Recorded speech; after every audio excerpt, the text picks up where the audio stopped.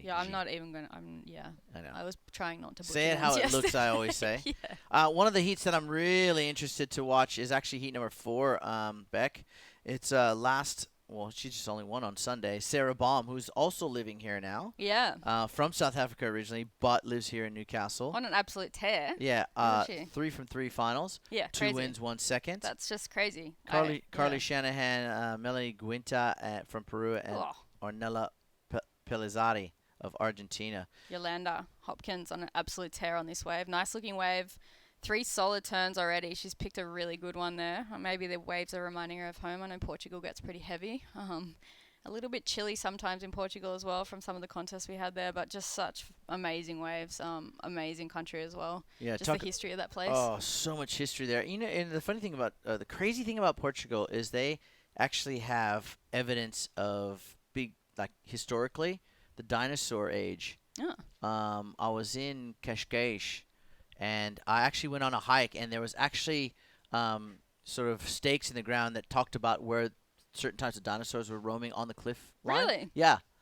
True story. That's quite interesting. I'm not making Do they have a T-Rex over there? Cause that thing. I'm not sure, but it was I'm not sure if it was one of the more known dinosaurs, but they actually roamed throughout Portugal, and there was actually these little stakes in the ground and plaques where it said this sort of dinosaur roamed History. in this. Yeah. And we just stumbled upon it actually, and scores coming in for Yolanda Hopkins. It's going to be a good one, a 6.23. Michaela Green as well. Beck locked in a 6, so now we're starting to see the scores creep up here in heat number 1 of the Doyle Partners Women's Pro 2020. Pacha goes down into 3rd. She only needs a 2.84, so there's definitely achievable for her. And Lucy Campbell from Great Britain, a 5.41 as we start the day here in some very different conditions to what they were yesterday. But again, that word comes to mind. It's fun out there. And when you have fun conditions, it's very conducive to good scores.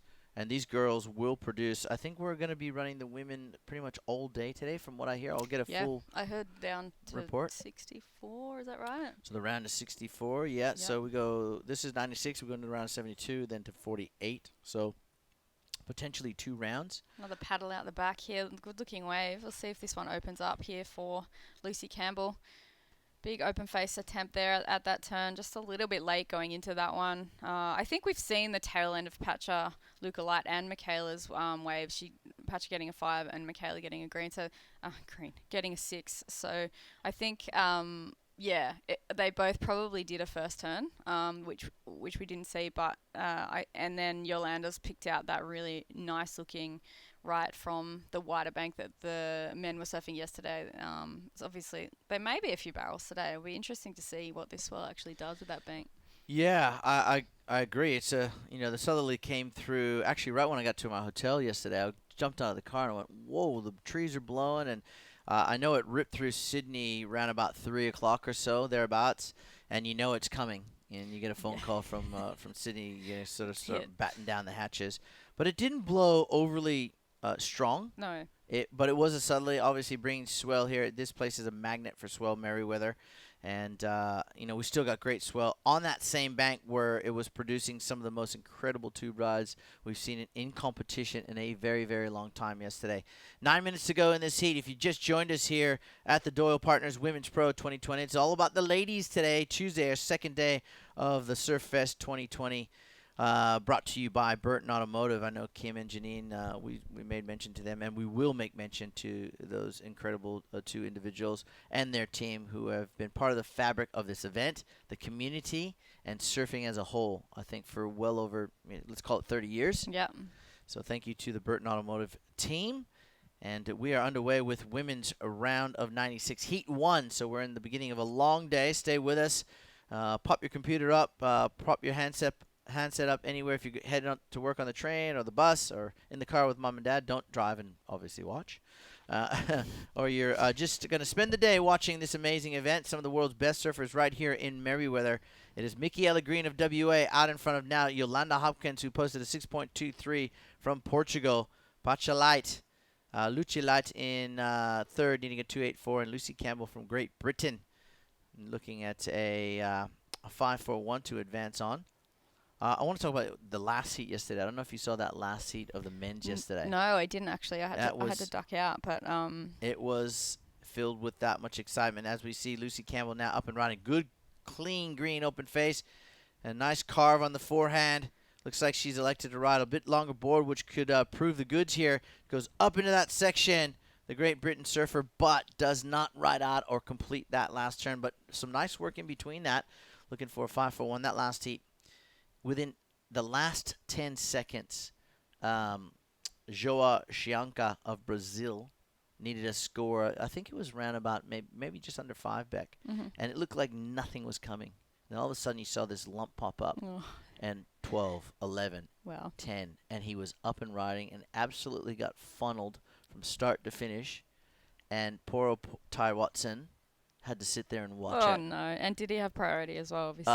Something. No, I think Joa had priority. But just the fact that, Ty did everything right in that heat and had to watch Joa get this wave. That ended up being an 8-point excellent ride. It was an absolute funnel. Yeah. So what a bookend way to end the day yesterday. We started off with amazing ways to start it, and then it was just so historical yesterday. It's still sort of so fresh in my memory as we see our heat leader up and riding, the Western Australian, Michaela Green. Oh, nice vertical attack there. Unfortunately, coming unstuck. Does look hard to kind of stomp those last turns today. You've got to really get your timing right. I dare say they will be looking in the judges' tower for just those big combo turns. Even maybe 2 big combo turns would give you a really big score. I think Michaela obviously has done that, possibly on her 6.0. Lucy Campbell has moved into 3rd. She only needs a 4.11, and Pacha Luca Light only needs a 2.84. So it's a very close heat, this one, coming down to the 5.5 minute range.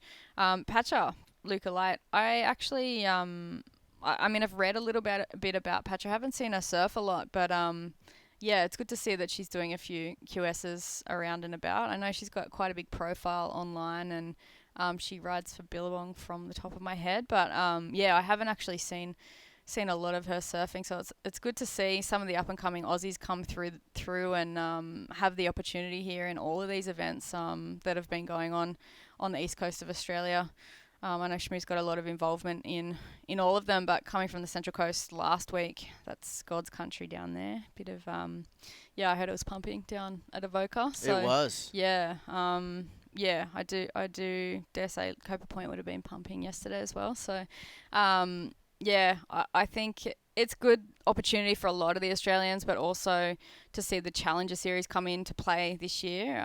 That will be really interesting to see how it mixes things up. I know a lot of these younger women are vying for, or these unseeded women are vying for a spot in that, the really exclusive club of the Challenger Series. And I think it's actually a really good idea to have a qualification process like that, because I guess you can get really like the better waves in the Challenger Series as well. It's more like it's the top 60, so you're not running through hundreds of heats. And I heard that there's one in Piha, which is great. I had one event in Piha and it was the most perfect waves. Again, everyone's like, this is really, Piha's usually huge and windy, but we rocked up and had an event there that day, and it just stayed glassy all day. And it was the most perfect beach break conditions. So, obviously Manly, such a fun event. Same thing, Shmoo. There's always something happening down in Manly. You've got to really stay on task until the contest is over, and then let your hair down. But great series and sequence of events here on the east coast of Australia. It's been a long, hot summer for a lot of us over here, but great to be exposed for. I think a lot of the women coming from overseas, it would be great to be exposed to some of the waves that we get. I know one of the American guys yesterday, Kay, I think, was saying that he decided to, instead of go and surf in the 5-star in Brazil, he just decided to come to Kira and surf that swell that was up on the Gold Coast, and said he got the best waves of his life. So that's a telltale sign of how good the waves have actually been. We've had cyclones and rain after the long drought, so it's been a really good summer, and we're here with waves again at Surfest. So met the Matt from Doyle Partners yesterday. Got his name drawn out in a group of, I think there was 96 or so. And he's been supporting for years the women's event and putting his name in with Sea Surfer in red straight off the top there. Nice looking turn and stomps that one down there for Yolanda. So she really needed to do that one. She had dropped down into third position. She only needed a 177. Interesting here, Shmoo, to see what they do with that score. That's kind of exactly what they're looking for. If you could do that twice on a wave, you'd be really high 8s to 9s, I think. So let's see what Yolanda drops there for that one huge turn. Yeah, well, she's got that 6.23, doesn't she? She's got 2 and a bit minutes to go here. It seems like the conditions seem to be smoothing up here a little bit, smoothing out, and the girls allowing the girls to open up their turns a little bit more, get a little bit more creative, put a little bit more punch or pizzazz into these turns. The winds are forecast not to be as strong. That might have changed overnight, but let's see. Here comes the scores. That was her 4th ride for Yolanda. She is looking for a 177. She'll get that easy. Probably a high 6 here when you average it out. There is a middle of the road 6, which is good enough to push Yolanda Hopkins to the lead with a 6.5 here with 1 minute and 40 seconds to go. Michaela Green from WA in 2nd place now and with priority. Although the girls are pretty, spread evenly across the bank here and giving each other a lot of space to move. Michaela still can utilize that priority card there. She does have first priority. Now Pacha in the blue needs a 4.51, and Lucy Campbell needs a 5.78 with just on 1 minute remaining. Yeah, that so one single turn there for Yolanda. So I think for a lot of the women who are watching, if you did see that turn, she got a 6.5. It was a solid turn. It was huge, and she stomped it. So 6.5 one turn. If she did that twice, she'd be really looking at a I reckon up into the 9s for sure. So yeah, I think power, flow, definitely 2 major factors today. Especially after seeing that, Michaela is in a little bit of that. I really don't like being in that 2nd position right now. It's like, okay, I've got priority, she actually just looked like she took off on a wave, so she hasn't got priority. Patcha Light's got priority now with 30 seconds to go. Only needing a 4.51. So again, one big turn, but it'll be interesting to see what she does here, whether she moves away from competitors. 20 seconds to go for Patcha. Get a bit nervous in these conditions. It brings back the old competitive spirit. But Shmoo, like, do you move away from your competitors? Do you try and get on the hunt here? Michaela maybe have made a mistake on that last wave with Patcha paddling into this wave right now. Well, Patcha's got a good green open face to work with. She needs to get another turn in here, and it's not going to happen. She was looking for a 4.51. The heat is officially over here, and this young lady, unfortunately, I don't think is going to obtain that 4.51, but a good way to start for Yolanda Hopkins of Portugal with a pretty decent scoreline, 12.73 out of a possible 20. Michaela Green of Western Australia, she did what she had to do and got by with a 9.50. And we've got plenty of women's surfing coming up here all day long at the Doyle Partners Women's Pro 2020. We're going to go to our first break of the day, come back, and we'll give you more.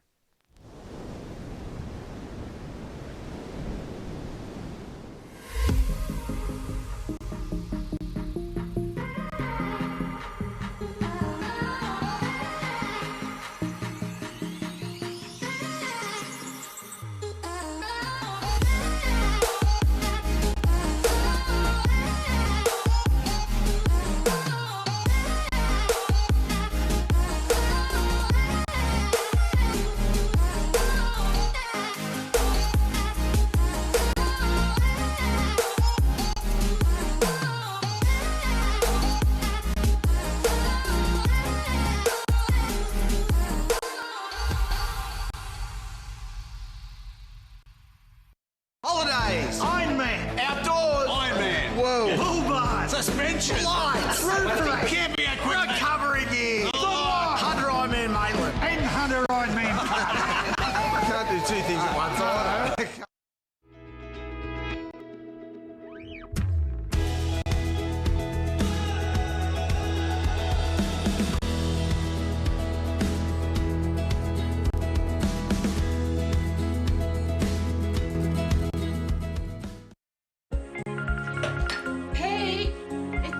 Telstra 4G delivers more speed in more places so you can connect to what matters most.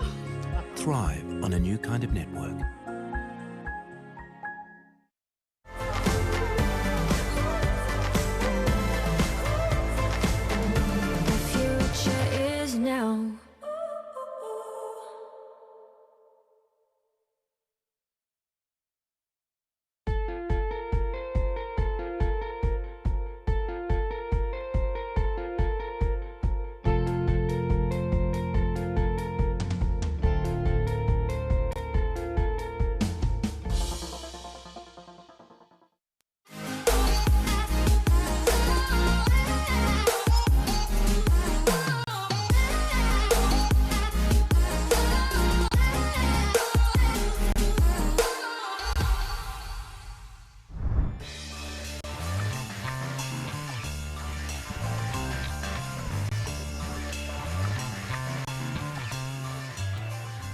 And welcome back to live surfing action here at the Doyle Partners Women's Pro 2020. Second heat underway already with Brianna Cope drawing first blood, and this young lady, Kailani Johnson of Indonesia.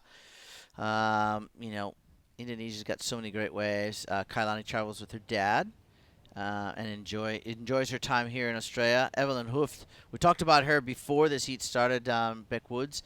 So Evelyn has only been surfing for, I think, less than a decade, and already producing results on the highest stages or the highest level of QS events in the world. She's an amazing athlete. She was talking to me saying her parents really love the webcast because I'm on it. No, just kidding.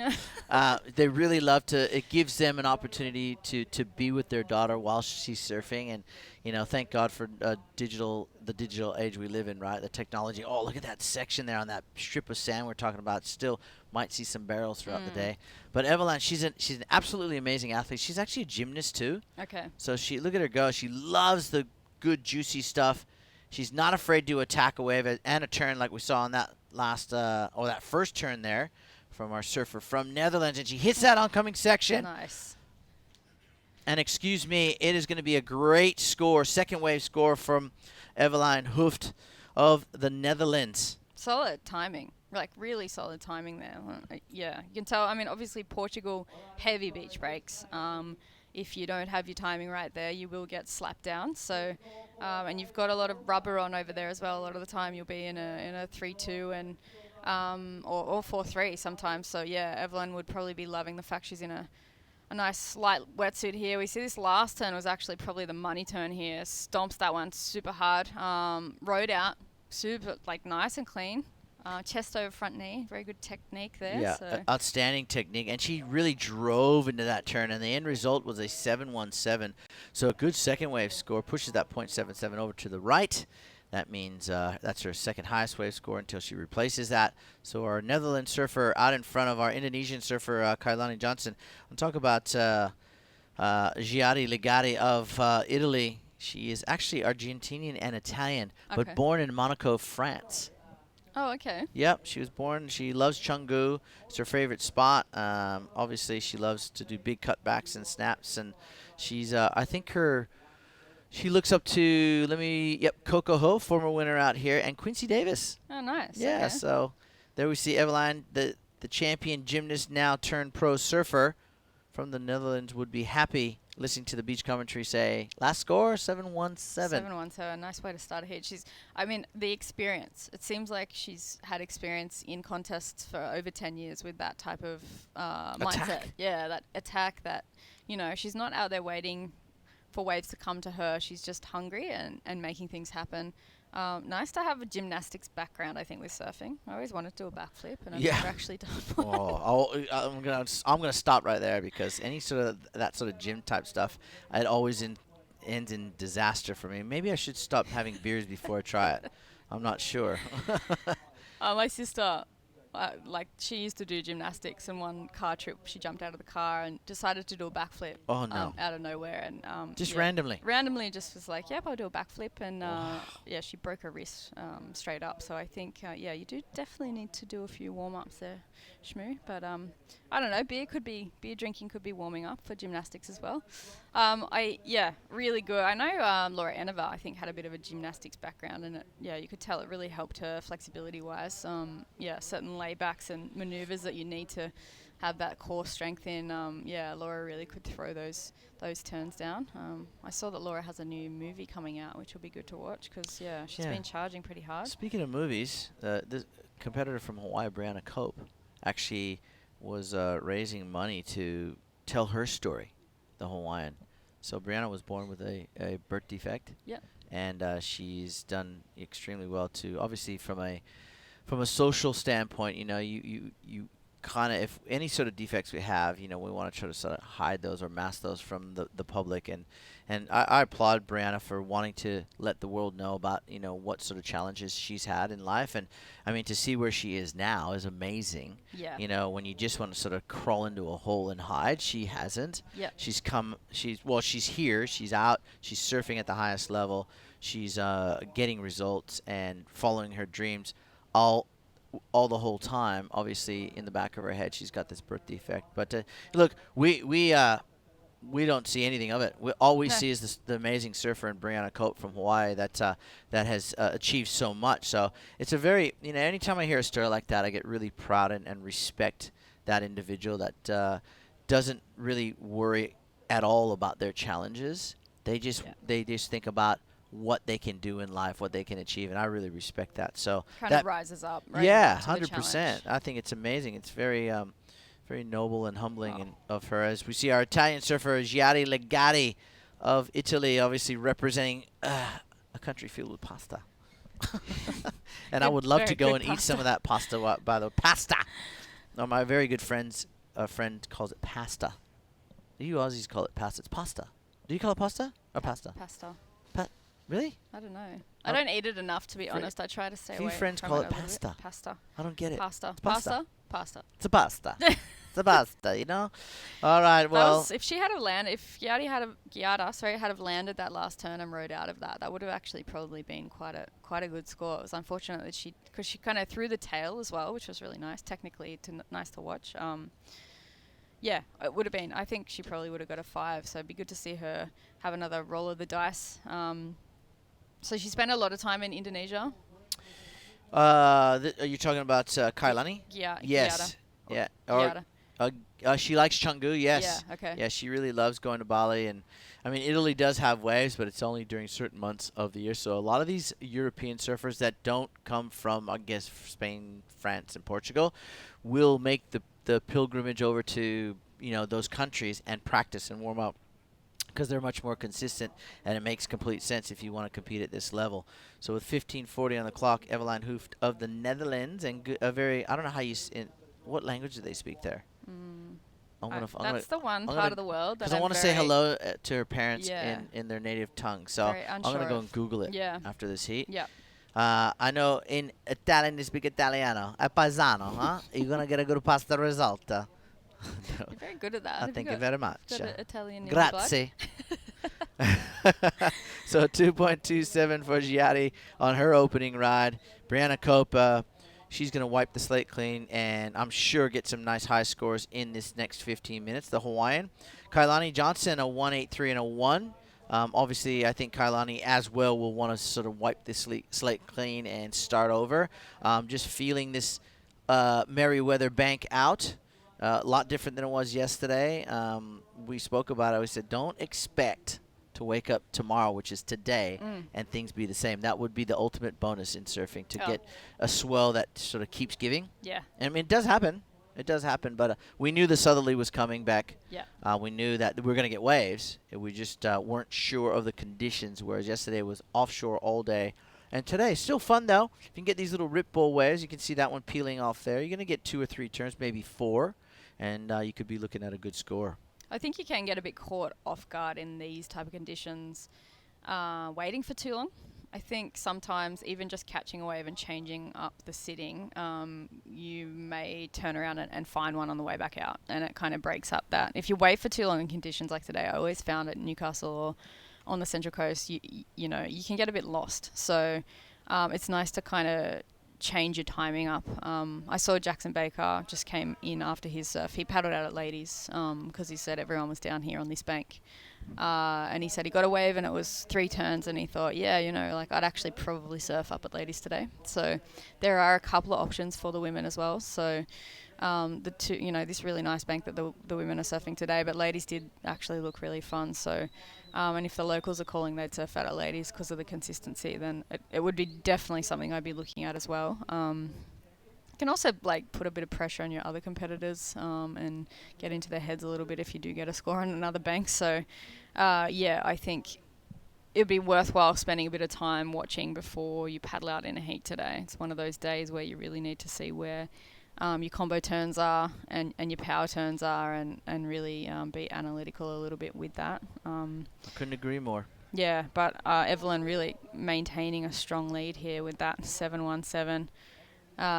yeah, just got busy at the start, didn't she? Just paddled straight into that one and super hungry. We see her there on screen. She's still on the hunt, moving around and trying to find a wave. We see the surfer down there and Blue having a bit of a sniff. Be good to see Brianna catch waves, more waves, I think. I've seen her over the years. She won an event in Mexico. I think it was a 6-star. Just totally blitzed the field. Nice small right-handers, and like she was just doing fin wafts all over the place. Yeah, and I've surfed a bit with her. There we go. Nice wave. She's opened her account there. So, yeah, she's had a couple of point fives, etc. So, be good to see what drops there for that wave. But yeah, Brianna, just like, yeah, she's got the ability to really technically throw fins, have good combo turns. She shreds in Hawaii. I paddled out at sunset with her one day, and she was showing me where she sits and that sort of thing because it's such a hard wave. All right. Well, yes, the Hawaiian can definitely produce a good. She's won on the stage before, so let's hope that Brianna can drop a pretty good-looking score here on that last ride. We'll wait for that. But while we do wait for that score, let's go down and talk with Shannon. She's got the winner of that last heat. Morning, guys. Yolanda, congratulations on being the Portuguese national champ for this year. And talk to us about the conditions out there this morning. First heat of the morning. You snapped a board halfway through and had to change it out? Yeah, it was definitely an eventful heat. I started over there in the shorey, right? And it wasn't really working for me. And then I saw all the other girls were going out back, and my coach just pointed out, and I paddled straight out, went to duck dive one big wave, and just snapped my board. I could feel it when I was paddling the rest out. I was like, oh, please don't break, please don't break. And then I caught, I think it was like a 5.5 or 6.5. And I still had like a 1 as a backup. So I had to run around and go straight out back and like make one turn. And I actually managed to do it, and really happy to just been able to put a couple scores down. And what have you been doing behind the scenes to prepare for this year's 2020 QS season? A lot of training, a lot of surfing, a lot of hours in the water. Been trying to change it up, surf at every kind of wave possible, like barrels, onshore, offshore, big, small, everything, just to be prepared for any competition that comes through. Awesome. And anything you'd like to say to your friends and family tuning in? Can I say em português? Obrigada por toda a gente tá-me a ver lá em Portugal e mandar beijinhos para toda a gente que me apoia. Obrigada. Well done. Back to you guys. Yeah, thanks. And, great interview there. She is Portuguese champion. She has a tinge of English accent in there as well. Totally. I had to look at the country again. I was like, wait, is... So I spent some free surf sessions with Yolanda in China, where she competed, and I didn't know much about who she was, and we were up at the point where there was a ton of free surfers down inside the bay at Ryu Bay, there, a beautiful part of China, in Hainan Island. So Yolanda and I, and Paige Harrop was out there as well, absolutely tearing it up. And I watched this. I was like looking from behind the wave, and I watching this young girl just go absolutely ham on these left-handers. And I'm like, who is that? And she paddled back out, and I introduced myself, and she said, oh, yeah, I'm from Portugal. And she is such a wonderful person to talk to, but really aggressive, loves to attack waves. She was absolutely ripping in China, and I think she's got a fair long future here on the World Qualifying Series and potentially on the WSL. She's got a lot of talent. She's very, very talented and tenacious to boot. So watch out for that young name, Yolanda Hopkins. But right now it's all about Evelyn Hooft of the Netherlands. So Europe's doing quite well globally these days in the contest scene, Beck. Brianna Cope now with that 6.5. That last score, Beck, we were wondering what she was going to score in that interview. Well, it was a 6.5, so the Hawaiian out in front of Kailani Johnson of Indonesia now, who needs a 5.38, and Giari Legari of Italy looking for a 4.94. So Brianna, with that beautiful-looking forehand top-turn combo, sees herself into second place. Yeah, it's good. I'm glad that she's sniffed out a wave. It's a bit like that today. I think you've got to go on the hunt a little bit and really find those those combo turns and get it happening. So and you know, Hawaiian, they're powerful. They're always strong. I think I was talking to actually just was in Fiji, and they were saying that they struggle a little bit over there because they surf a lot of reef breaks, and I think sometimes for Hawaiians, correct me if I'm wrong, Shmoo, but I used to know that sometimes in a lineup setting against some of the Hawaiians, if it was a beach break and it was a tricky rip bowl, you know, a lot going on, that some of the Hawaiians would get a little bit lost. So I think it's good that they can't, like a lot of Hawaiians come over and spend a lot of time on beach breaks because the waves are just so amazing in Hawaii. I know there are beach break conditions there, but they're definitely different to the conditions that we get in Australia. Yeah. So in Brazil, sometimes you'd get some of the Hawaiian surfers struggling a little bit. I'm not saying, like, I think maybe it was just maybe my own, like, trying to be confident as well, but yeah, some of the women didn't know as much, where to sit, go on the hunt, understand the sand bottom, understand the swell direction, that sort of thing. We see Brianna up and riding, proving me very wrong right now. Nice looking wave. Yeah, looking for the finish turn here, and hopefully she goes nice and vert there. So nice. See, there's that fin waft. Unfortunately, coming unstuck there. I think she needed to just really ride low out of that one. But, yeah, we'll see what the first turn was like for that. And we see Evelyn Hooft again. Nice open Just face attacking that section. I love it. Yeah. She's such a little dynamo. And, in Brianna's defense here, I actually thought she rode out of that wave before. She was standing as the wave exploded, and then it got her. I'm going to say it was completely turned. Okay. We'll find out in the score. Yeah. But going back to your comment about Hawaiians and not really having the luxury of beach break training areas or opportunities or locations, you're right. Totally Okay. right. However, there are reef break locations that are very similar to beach break locations. They're just the reef breaks that you'll never see anyone surfing. Right. So myself and guys like Sonny Garcia, we used to go to a few places. I know Keanu Singh has a few places as well. Yeah. And every Hawaiian competitor. It's not like you want to really go there because the waves are so perfect. Well, that's it. You everywhere actually have to else. force yourself to go Yeah. there and surf to actually be able to ride waves. And we're more concentrating on the power Yeah. of the beach break. And so we have a few locations there that have similarities Okay. to a beach break, although they're reef breaks. Okay. There is a few beach breaks there that we do. I know the one place I can say is a place called Sherwood Forest. It is possibly the worst beach break on the planet, but it's onshore. Yep. It produces waves that really don't have a lot of punch or push. Yep. Kailua Shore Break's another one. We used to Okay. go, and my friend lived right on the beach there, so we'd go to his house. Yeah, weekends 10 weekends in a row. Wow. Yeah. Okay. After surfing, perfect backdoor Yeah. pipeline and sunset, and go practice. Yeah. Because we knew we got events in California and then obviously over Australia. So Yeah. there are ways to find spots that can help you prepare for beach break like conditions Yeah. that they have here in Australia. Because of course, like the shoe goes on the other foot as soon as you're out at cloud break. Like I remember my first hit against Rochelle Ballard at cloud break, and she triple, quadruple comboed me. Just totally pulled into every barrel and knew exactly where to sit. Knew exactly how to ride the waves, and I was and like, read the reef properly. yeah, and I was like, where do I sit out here? I've never surfed this wave, and she just, so it was like, it definitely goes both ways. It's Obviously, tit for tat, isn't yeah, it, when really? you're on the tour, but it's just getting through these challenging conditions. I think sometimes where, I was talking to Hannah Bennett from Fiji because I just spent a week over there, and they go and train on the only beach break basically with Ian Portingale, who I hadn't seen since I was 17, so it's quite funny. But just to get that beach break training here. So Brianna's still in second position. Evelyn has bettered her lead there with that big open face turn again. She's up and riding. She's hungry, isn't she? Yeah. She's got a really go-for-it attitude, without a doubt. 4 minutes and 20 seconds to go. Giari now up into third. Needs a 6.76. And Kailani with priority. The Indonesian surfer looking for a 7.20 here in the second heat. Coming up next, another great heat. You can see on we can see on our screen there. Dominic Barona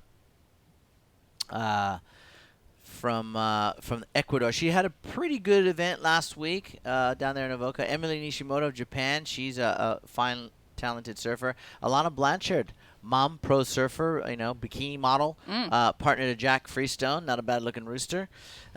She'll be coming up in that heat, as well as Safi Vet, who is really starting to come into her own from New Zealand. So I really like to hear these countries and these new names from all different parts of the world really starting to find their way into these types of events. Yeah, really international. Yeah, isn't it? Italy, New Zealand, Japan, Ecuador, Costa Rica, Barbados, Netherlands. Yeah. The list goes on. So it's great. 5-10 years ago, Beck, there was only a handful of countries that were competing on a regular basis. America, Hawaii, it is part of America, but we consider it our own. Yeah. Australia, Brazil, and then you had little bits of Japan. Yep. but now you don't have enough fingers to have the countries represented, and that just goes to show you. And you got Chile, you got Peru, Yeah. you got Ecuador, Yeah. So many good waves. Portugal. I mean, these European nations are really rising to the top here, and it's great to see because it really solidifies and validates surfing as a truly global and international sport. And now, especially going into the first ever Olympics year for our sport, it's really exciting. I know a lot of people are sitting on the fence here. Hoyo in particular yesterday, I said, if someone handed you an Olympic rash vest and said you're representing Australia, what would you do? So that question applies to you too. Do you back it or do you not back it? I back it to see how it goes. I think you've got to give things opportunities. I mean I have my reservations about only having one event to decide a gold medal winner for surfing because it is such a, that's why we have a world title race, I guess. And Japan is one beach break, so potentially you're the best in the world in those particular conditions on that day. But at the same time. Well, the format, I believe, 1 minute 45 seconds to go. Eveline Hooft still in front of Brianna Cope. Giada Ligati in third. Kailani Johnson in fourth. Still needing some pretty good significant scores. But going back to that comment there, I think the event format will be conducive to multiple events within an event. It is an Olympic event. Yep. But I think it's like a round robin. Oh, okay. So sort of, and I'll clarify that as the event goes on here at Surfest. So you need to have it like the event to run, to see how it runs, to see the opportunity, and then it'd be nice to make the decision afterwards. So I wish you could ask me afterwards. But interesting. So they're going to do a round robin. Yeah, from my understanding, yes. And of course, I think Glenn Best got the head judge as we see Giatti looking for a 6.76. I can hear cheers. 1 minute to go. She needed a 6.76, the Italian, to take that second place spot from Brianna Cope. And let's look at the score line here. That would be a major upset because Brianna has a 6.5. So it would have to be better than Brianna's 6.5. Obviously, 6.76 is what she needs. 35 seconds to go. She did do 2 turns, yeah? Yeah, she did. She did 2 very good turns. We'll leave that in the judges' hand. Yep. Olympics, though, history-making for our sport. Yeah. To have billions, not millions, billions of eyes on surfing does the world of good for all of surfing. I'm talking competition, competitors, history, and the industry. Yeah. So for me, I back it. I think it's going to be amazing atmosphere, and that score did come in with 10 seconds to go. It was not enough from the Italian, a 4.63. So Brianna Cope hangs on to second place, and Eveline Hooft of the Netherlands, the little pocket rocket, will move into the next round here at the Doyle Partners Women's Pro for 2020, all part of the Surfest 2020, of course, presented by our friends at Burton Automotive. So that heat is done and dusted here in Merriweather. And coming up next, we'll see Dominic Barona take on Emily Nishimoto, Alana Blanchard, and Safi Vet. You can see multiple colors of the same colors in the lineup. So, all right, we're going to go to a short break, and we'll be right back after this.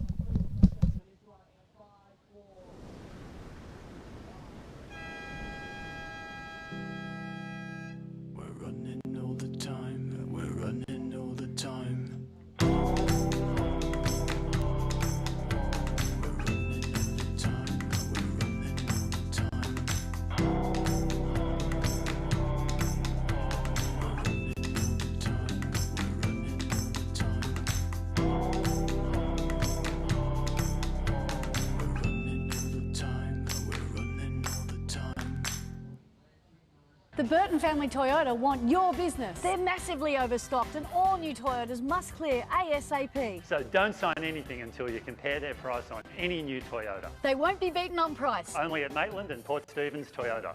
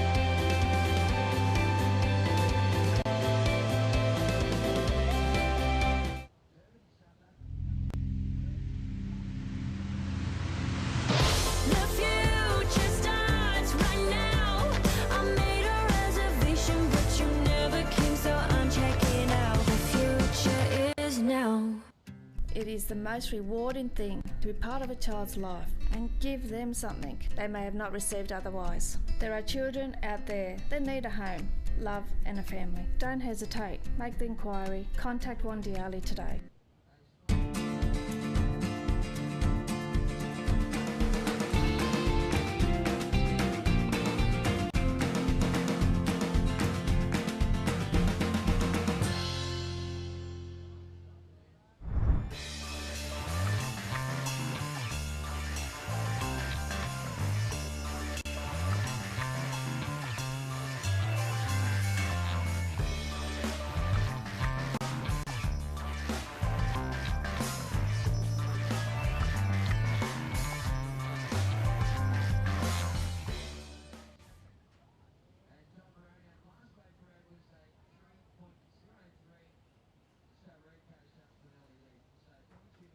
Oh, yeah, we're back. We're back. Sorry, Beck.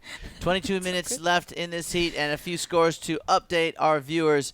They're not very big, but Dominic Barona of Ecuador, the 29-year-old Mimi, as she's known to her friends as, is out in front. Alana Blanchard, the Hawaiian from the island of Kauai, is in second place with a 3.17. Emily Nishimoto, our Japanese surfing champion, just a .67. And Safi Vet of New Zealand is sitting out there waiting for her first ride. Beck, it does look like the conditions have settled. I'm going to check our wind charts here because I got a funny feeling we're going to get some nice light winds throughout the day. It was just that sort of morning sickness, if you like. That's what we say in surfing, that will just sort of get things underway, and then the conditions will smooth themselves out. And could lend its hand to some tube rides today.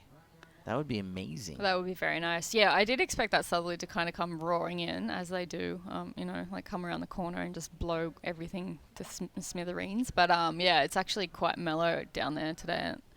It is actually a bit of a nice cool change. Yesterday, I think it was 35, 36 degrees, and one of the American girls up there was saying, do you know that it's 99 degrees? Fahrenheit, yeah, and I, because I am really bad with the change of that. I think Holly back in the day was like double it and add 30, but I still struggle with that. But yeah, it was a really hot day yesterday. We couldn't have asked for better conditions considering like the opening day of Surfest. It kind of came out of nowhere, that swell as well. I think the period was 17 seconds, so it was perfect. Yeah, it is a bit of a relief to not have that heat today because it was a long day down on the beach. But, a long day in saying that, there was probably about 28,000 barrels that were ridden. Really, really, it looked like pipe, actually. So it was beautiful to watch. And the men really stepped up. There was a lot of amazing technical barrel riding, and it was really nice to just to see how certain different techniques go in riding barrels as well. You don't really get to see that a lot, and there was a lot of barrels ridden yesterday. So as far as watching competition surfing goes, that was one of the best days I think I've ever seen, and I've definitely watched a few contests in my life. But we do have Mimi Barona in the red. Mimi's been around for a long time. She's had some really solid results on the QS.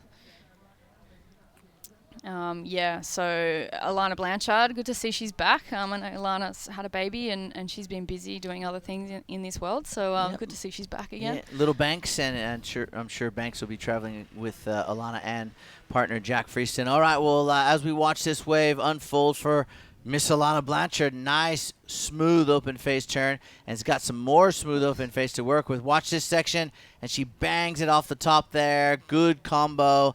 Well-surfed wave from the Hawaiian Alana Blanchard. Let's go down and talk to Shannon. I think she's with Evelyn Hooft.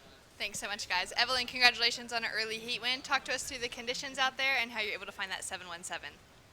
Well, it's pretty hard to find a good wave. I was watching the waves until from 6:10 in the morning, so I've been watching a lot. And yeah, I kind of knew where the good waves were, so I tried to find them, and I found one, so that's good, yeah. And massive congratulations on your quarterfinal finish in China, another QS 5000. Talk to us about your intentions for the rest of this year on the qualifying series with that good of a result to start off on. Yeah, well, that's definitely a good start of the year to have, I got more points than the whole last year in total in that one contest. So I think that's a pretty good start. And yeah, I'm just trying to do my best in every heat and then I think the results will come by itself. Yeah. And coming from the Netherlands, where do you spend most of your time training and preparation? Well, in Europe actually, and I go like earlier to the events, and I sometimes stay longer. So yeah, that's how I get my training in. Yeah. Awesome. And anything you'd like to say to your friends and family tuning in? Sorry? Anything you'd like to say to your friends and family tuning in at home? Well, thanks for watching, and dankjewel. En wel trusten zo. Congratulations. We'll see you in the next round. Back to you guys. All right, thank you. And we know, Eveline told me that her family does watch, so a big hello to them. A big g'day from Australia. And as she made mention, she goes to events early, and she's an interesting story. Yeah. Really, because when I spoke to Eveline, I said, we're talking about where she spends most of her time, and obviously it's good for commentary to know these things about these surfers, right? Yeah. But I was very intrigued about her dedication to wanting to be, because she could have went on and been an amazing gymnast and athlete. She's a true natural athlete, right? Yeah. And you can see her build too. Yeah. She's built like a gymnast. Yeah. But she obviously chose surfing, which is great, Yeah. and she loves it. But just her dedication to craft is what really, I find a lot of respect in that for her. Okay. Because it's not easy. No. Coming from a nation that, doesn't know pretty much anything about surfing other than they know they got waves there. Yeah. And then to want to, or she would have seen videos or been, sort of introduced to surfing in some way, shape, or form, to want to go out there and be the best in the world, which she does. She has all those intentions, just like every other surfer. Yep. To me, is such a fascinating story. Mm. And she's, like I said, she hasn't even been surfing for a decade. Yeah. And she's already getting points in 5,000. She was over there in China ripping. Yeah. Obviously, she's pretty fair, so you can imagine the sunscreen she would have been putting on. But no, she's a wonderful person, and I think she's got a future in this sport, 100%. Yeah. I would actually love to see what she surfs in the Netherlands. Like what adventures they go on. Can you even imagine? Like I know, when you go forest trekking in Australia and you find a little beach break, but imagine what the scenes would be like over in the Netherlands. They do speak Dutch. Dutch? Yeah, I was like, I just had a quick look, but How do you say hi in Dutch? I have no idea. Is it slightly got a German base or something to it? I don't know. That's the one part of the world, because I guess I coming from Australia, I never knew if there was waves over there. So there are waves. We're just looking at some of the images online, and it looks like an adventure, that's for sure. But cold. It looks freezing. They should put on that photo. It's very cold here. Enter on your own risk. Mind you, there's no one in the lineup, which is just the best. So there's good waves there. Yeah, but it's just very, very cold. Like it's pumping. Yeah, so it's not Merriweather, ladies and gentlemen, but there are waves there, and she does surf when she's at home, when it's good, obviously. Yep. So Eveline Hooft will be into the next round. Right now, the Hawaiian Alana Blanchard leads Dominic Barona and Emily Nishimoto, the Japanese. Nice backhand snap, throwing a lot of spray into another one, waiting for this wave to rebuild for the Japanese surfer, trying to get some inside connection. And the Japanese women's contingent, let's talk about them for a little second here. I mean, there is so many fine, young, talented surfers in that little rat pack. Yeah. And they all feed off each other just like the boys. Yeah, okay. It's really cool. Yeah. Look, they're winning ISA games. There is a strong contingent. I know back in the day I used to surf with Nao Amura, and you could never discount her from here. She'd always be on the best waves. So, yeah, you'd always at Mizuki Hagawara back in the day. They're lethal. They're dangerous. You don't want to give them anything. Not these days. No, and one of the women have actually qualified for the World Tour. Amuro Suzuki. Yeah, this year, which is going to be exciting. By way of Carissa, Carissa taking a year off, which is cool. No, again, I say it every time I'm in commentary, every event. Don't be surprised if Japan, male or female or both, are on the podium at the Olympics. Do not be surprised. Yeah. I'm telling you now. You've got Kanoa Igarashi for the men, and you've got Shun Murakami, who put on a great performance yesterday. He did surf and very well. He's already won in 2020, the goofy footer. So don't get caught slipping on these guys, because they'll make you sleep. They'll make you pay. Yeah. And the women as well. The women's still sort of open for who gets those slots there in the Olympics, and that'll come off the back of the ISA qualifying event in Ecuador in May. Okay. So that's the last official qualifier back. That's where it's at, is it? And then we'll have our Olympians for Yeah, right. surfing. So That's exciting. It is exciting. It's very exciting. And right now, speaking of Japan and the Olympics, Emily Nishimoto posted a 5.23, sees herself into second place. The Hawaiian still leading. Dominic Barona of Ecuador is in third, needing a 2.88, and Safi Vet of New Zealand with a 3.13 needs a 2.78 to move into second place. Coming up next, another amazing heat. We talked about Sarah Baum. She's 3 for 3 finals. Won 2 of them, got a runner-up in the other one. I can't remember the last person who's done that from memory. Yeah, like, you know, in the last few years. I mean, in the last 10, 12 years. So, yeah, Sarah's, like, really come out blazing. She's looking confident. Well, I mean, I watched every one of her heats down there at the Sister Revolution Pro in Avoca, and I got to be honest, she would have beaten a lot of guys. Yeah, right. The way she surfed. Okay. And that's both a compliment and no disrespect to the guys. Yeah. She was on fire. Yeah. She's just, like, it's like stars have aligned. I know she's training hard. She's got a really good team around her. And that's the thing. You just just nailed something right there, is the support that Sarah has. Now, we say this now, we're in Australia. She's in her backyard. She's, I guess the comfort of being in the country she resides in. Yeah. That helps. Yeah. She's still got to go out there and do the work, which she has done extremely well. Yep. And I talked about this with Matt Banting, or in post-heat interviews. Is like last year he was in top 10, top 5 of the QS rankings as they left Australia, and then all of a sudden he started to slide down. And it's, you know how it is, Beck. It's about getting out there and being consistent globally, not just in the country you're from. Yeah. Not in your backyard. Definitely. And that's a hard thing to do. It's easier said than done. That cliche definitely applies. Yeah. And I think Matt Banting, who went on to win the men's, is now realizing that, whereas in past he would have overlooked that. Oh, I've started off well. It's just going to continue to roll. Well, Yeah. I got news for you, champ. Yeah. You got to work at it. Yeah. And not to say that he hasn't. Yeah, certain countries, like, you're flying into, Brazil can be quite confronting, especially coming from Australia. I think you find your people overseas, and it does take a little while. Like, you find your support network in different countries and the people that you hang around, and they become like your second family, don't they, Shmoo? Where you're in different locations, and you tend to gravitate towards these people, and they create your home away from home, and then you're all of a sudden you're comfortable in that country, and everything starts aligning around the world, but it does take time. It's really hard, and you do get homesick. Alana on a tricky wave there, but she's looking pretty sharp, Alana, isn't she? Yeah, she is. She's atop the leaderboard of the Hawaiian 10 minutes and 20 seconds ago. Yes, all these things that we're talking about for our viewers is all part of being a professional athlete. Not just a professional surfer, but athlete. You have to sacrifice and be selfish. Yeah. And I use that very, I guess, that term selfishness very professionally. Yeah. Because it's not like you want to, isolate yourself from the rest of the world and your family and friends. No. Yeah, it's not the intentional choice, but yeah. You have to be focused on what you're doing. Otherwise, if you don't stay in that lane, people will come into your lane and overtake you. Yeah. And that's just sort of my analogy on it. Looking back at my career, and I'm sure you've looked back many times in your career, what we could have done right or better. Definitely. Yeah. And there's plenty. Yeah. But one thing is I could have been a little bit more focused on me. Yeah. That's what I take out of my career.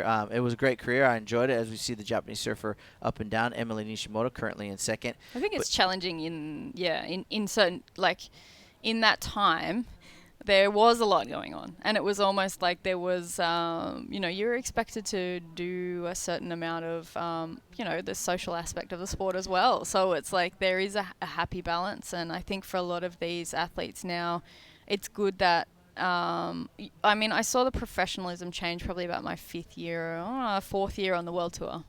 Before that was a big blur. Hey? It was. There was a lot going on before that, but I think you saw the newer generations coming up, and there was coaches starting to travel with people, and that was unheard of initially. Like, it wasn't ever like a funded kind of thing, and then people's parents would come, or their support networks would actually come around to certain events with them, and they'd pick and choose which events they'd go to, and Yeah, it did. It changed dramatically, didn't it? But yeah, I definitely look back and think, I could have done a few things differently. Yeah, I know. Hindsight's a crazy thing, isn't it? Yeah. Right now, we got looking back into this heat in particular. We've got 8 minutes and 20 seconds on the clock. The Hawaiian Alana Blanchard out there with a 4.83 and a 3.17. The highest single score is by our Japanese surfer Emily Nishimoto with that 5.23. It was a nice left, wasn't It it? was- Right, sorry. Yeah, it was a beautiful looking right-hander. Goofy foot. So the New Zealander and the Ecuadorian surfer still very within striking range of second place. And I mean, all 4 spots really with 8 minutes to go, Beck, are up for grabs, I'm going to say. Super open, yeah. As soon as Emily and Alana do better their second wave scores, that's when Dominic and Safi really have to pull their socks up because time will be unfavorable for them. And then their score lines have to reflect better waves than their competitors up in the 1 and 2 positions. So I saw Safi vet actually as we see the Emily catching another wave here. I did want to see her get another one. She's got a good technique, Emily here, the Japanese surfer. Be good to see her on a bigger wave. I think, it would be very nice to see that backhand attack because that first wave she went super vertical and she's got a really nice flow. But same for Safi. I saw Safi at Barumi a little bit last year. First time I'd seen her surf. Really nice technique. So she really, I'd love to see her get a quick succession of waves if she can. Just, get her feet in the wax, get it happening because at the moment she's sitting with a 3.13. She doesn't need much. She only needs a 2.78. And yeah, you were mentioning, I think New Zealand, the Olympic team's still quite open. I'm not sure where they're sitting. I don't know. I think there is some provisional qualifiers. Yeah. I think Ella Williams. Yeah. And Billy Stearman. Okay. Are provisional. Yeah. So that doesn't mean a guarantee. Right. I think Paige is in the mix as well. Yeah, I'm not sure if she's solidified that. I was talking to her it's going to come down ago. to this last ISA games in Ecuador. Yeah, okay. So that's a bit of pressure, but I Well, mean that's what surfing is, isn't it? Well, you got double duties. You got to qualify here on the QS as we see. This is Safi Vet. She'd love an Olympic berth as well. She hits that oncoming section looking for a 4.87. Do you see it? I'm going to say just shy of what she needs. And we got to factor in Emily has just increased her score line with a 3.33. So she is now our new heat leader with 6 minutes to go. Alana Blanchard out there in second now with priority. To go back to the lead, Alana will require a 3.74. But what we're going to be focusing in on is Safi's last ride here. These her last second 5 ride. minutes are going to be quite... it's really going to come down to the wire. We see the replay here of Safi's waves. Good to see her up. She's, technically, nice little fin throw there, attack the lip. Would have liked to have seen her connect a little bit harder with that end section there, but it did look like it was doubling up, so potentially that could have played into that. Well, as we watch the scores come in, it's going to reflect off the back of what your last comment was, and it's not going to be enough for Safi. It pushes her into third. She now only requires a 4.41, but not riding out of that second turn could have been the difference. If she does make the heat, or if she doesn't, more importantly, make the heat, that's gonna be one of the defining factors is that wave where I did not complete my second big turn. Because the first turn was really solid, as you say, technically sound. But that second turn, well, it was a bit to be desired on it, and I didn't think it was complete, and nor did the judges, and therefore 3.6 was the end result. Yeah, we saw that. It was one of the, might have been Yolanda who got us. Was it a 7.5 or was it Evelyn? It was one of them. Got a 7.5 for one turn, or was it 6.5? It was Yolanda. Yolanda, yeah. So I think tactically, I'd probably be almost looking to sneak one of those if I was in this third or fourth position at the moment, and just be going just really attacking. I think that's the key to today. If you're not attacking these waves, the waves will eat you alive. Newcastle will smack you down if you don't attack the lip. So I think just being on the hunt and being hungry and hi everyone. Hello. So I think I dressed up for you today. It's a lovely college shirt. Thank you so much. Yeah, so I mean I think attacking that at Newcastle, it's the thing that you have to do. There's other waves you can get away with, like more fluidity, and I think that can be the technicality of certain waves. But I think with Newcastle, and we see Safi on another wave here, so it's good. She's getting busy. She's changed it up a little bit. Huge open face turn there. Nice vertical attack there. So unfortunately just not riding out again, which is, yeah, it's frustrating, but we see Mimi up and riding in the red. Nice backhand swack there in the second turn. Better waves there. Better looking waves. I think Mimi needed to get busy there. It was time that she got a wave going. She can really surf well when she gets feet in the wax. So, Safi, I want to see her land that second turn. It's so vitally important because, obviously she's shredding. So, yeah, first turn was good. Second turn nice, and potentially just a bit vertical there. You look, I think she just paused there at the top, and she should have been focusing on just making sure she made that turn. Because the first one was magic. I thought it was one of the strongest turns of the heat. Yeah. And that's going to cost her, again, a potential top 2 spot in this heat with 2 minutes and 45 seconds to go. Here's Alana Blanchard. This is a replay. Nice tail slide snap, and then has to kick out. So for Alana, she just wants to make sure she starts working on that 3.17. She's gotten kind of lucky in the sense that Safi really hasn't completed her last 2 rides. Yeah. Because had Safi completed, Alana I would think would be sitting in third at the moment. Yeah, very true. Look at this score coming in. Well, she could be sitting in third because a big score is about to drop for Dominic Barona here as we see the Japanese surfer. Oh, big, deep bottom turn, Nice. under the hook snap. And again, she's going to go for it. Oh, and that was well done. Well done. I'm not sure, Beck, if the judges are going to say she made that or not, but, man, she went for it on that second turn. We'll see that in a sec on the replay. Yeah, she timed that, kind of picked the right turn. We see scores drop there for Dominic. 6.1 Oshmu, she's dropped straight into the lead. So, yeah. I think Mimi's got the technique, and she's very fast. We see a really nice, low, strong bottom turn there for Emily. Timing-wise, so well placed there. Unfortunately, I think the whitewash may have just eaten her alive, but I think she picked the right turn. That was a gutsy move there from the Japanese surfer, and I don't know. Well, Alana now with 120 needs a 408 to move back into second place. She's just out of position. You can see her on the middle of the top screen there. She's got it just over a minute.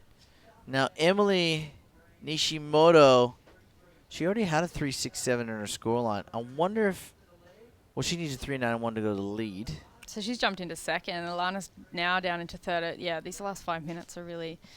I think everyone's just figured out where they're sitting in the last 5 minutes, which is nice, and they're really, going to town on these waves. So it'll be interesting to see with 45 seconds to go what happens here. Alana only needing a 4.08, and Alana been on and off tour a few times, surfing really well. We spent a few years together on tour, and you had to watch her because she really picks good waves. Alana, she knows where they're at, but.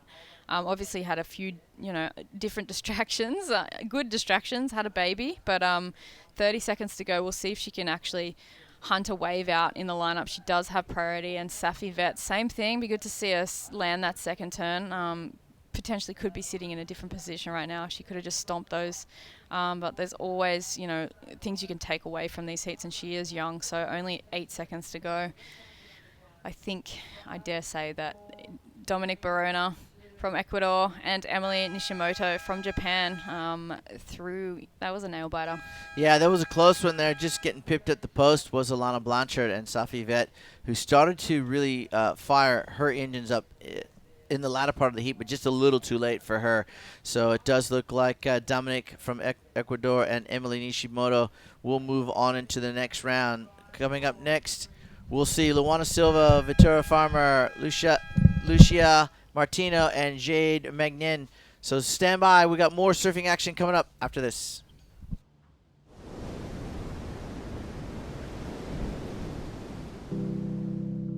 We're running all the time. We're running all the time. We're running all the time. We're running all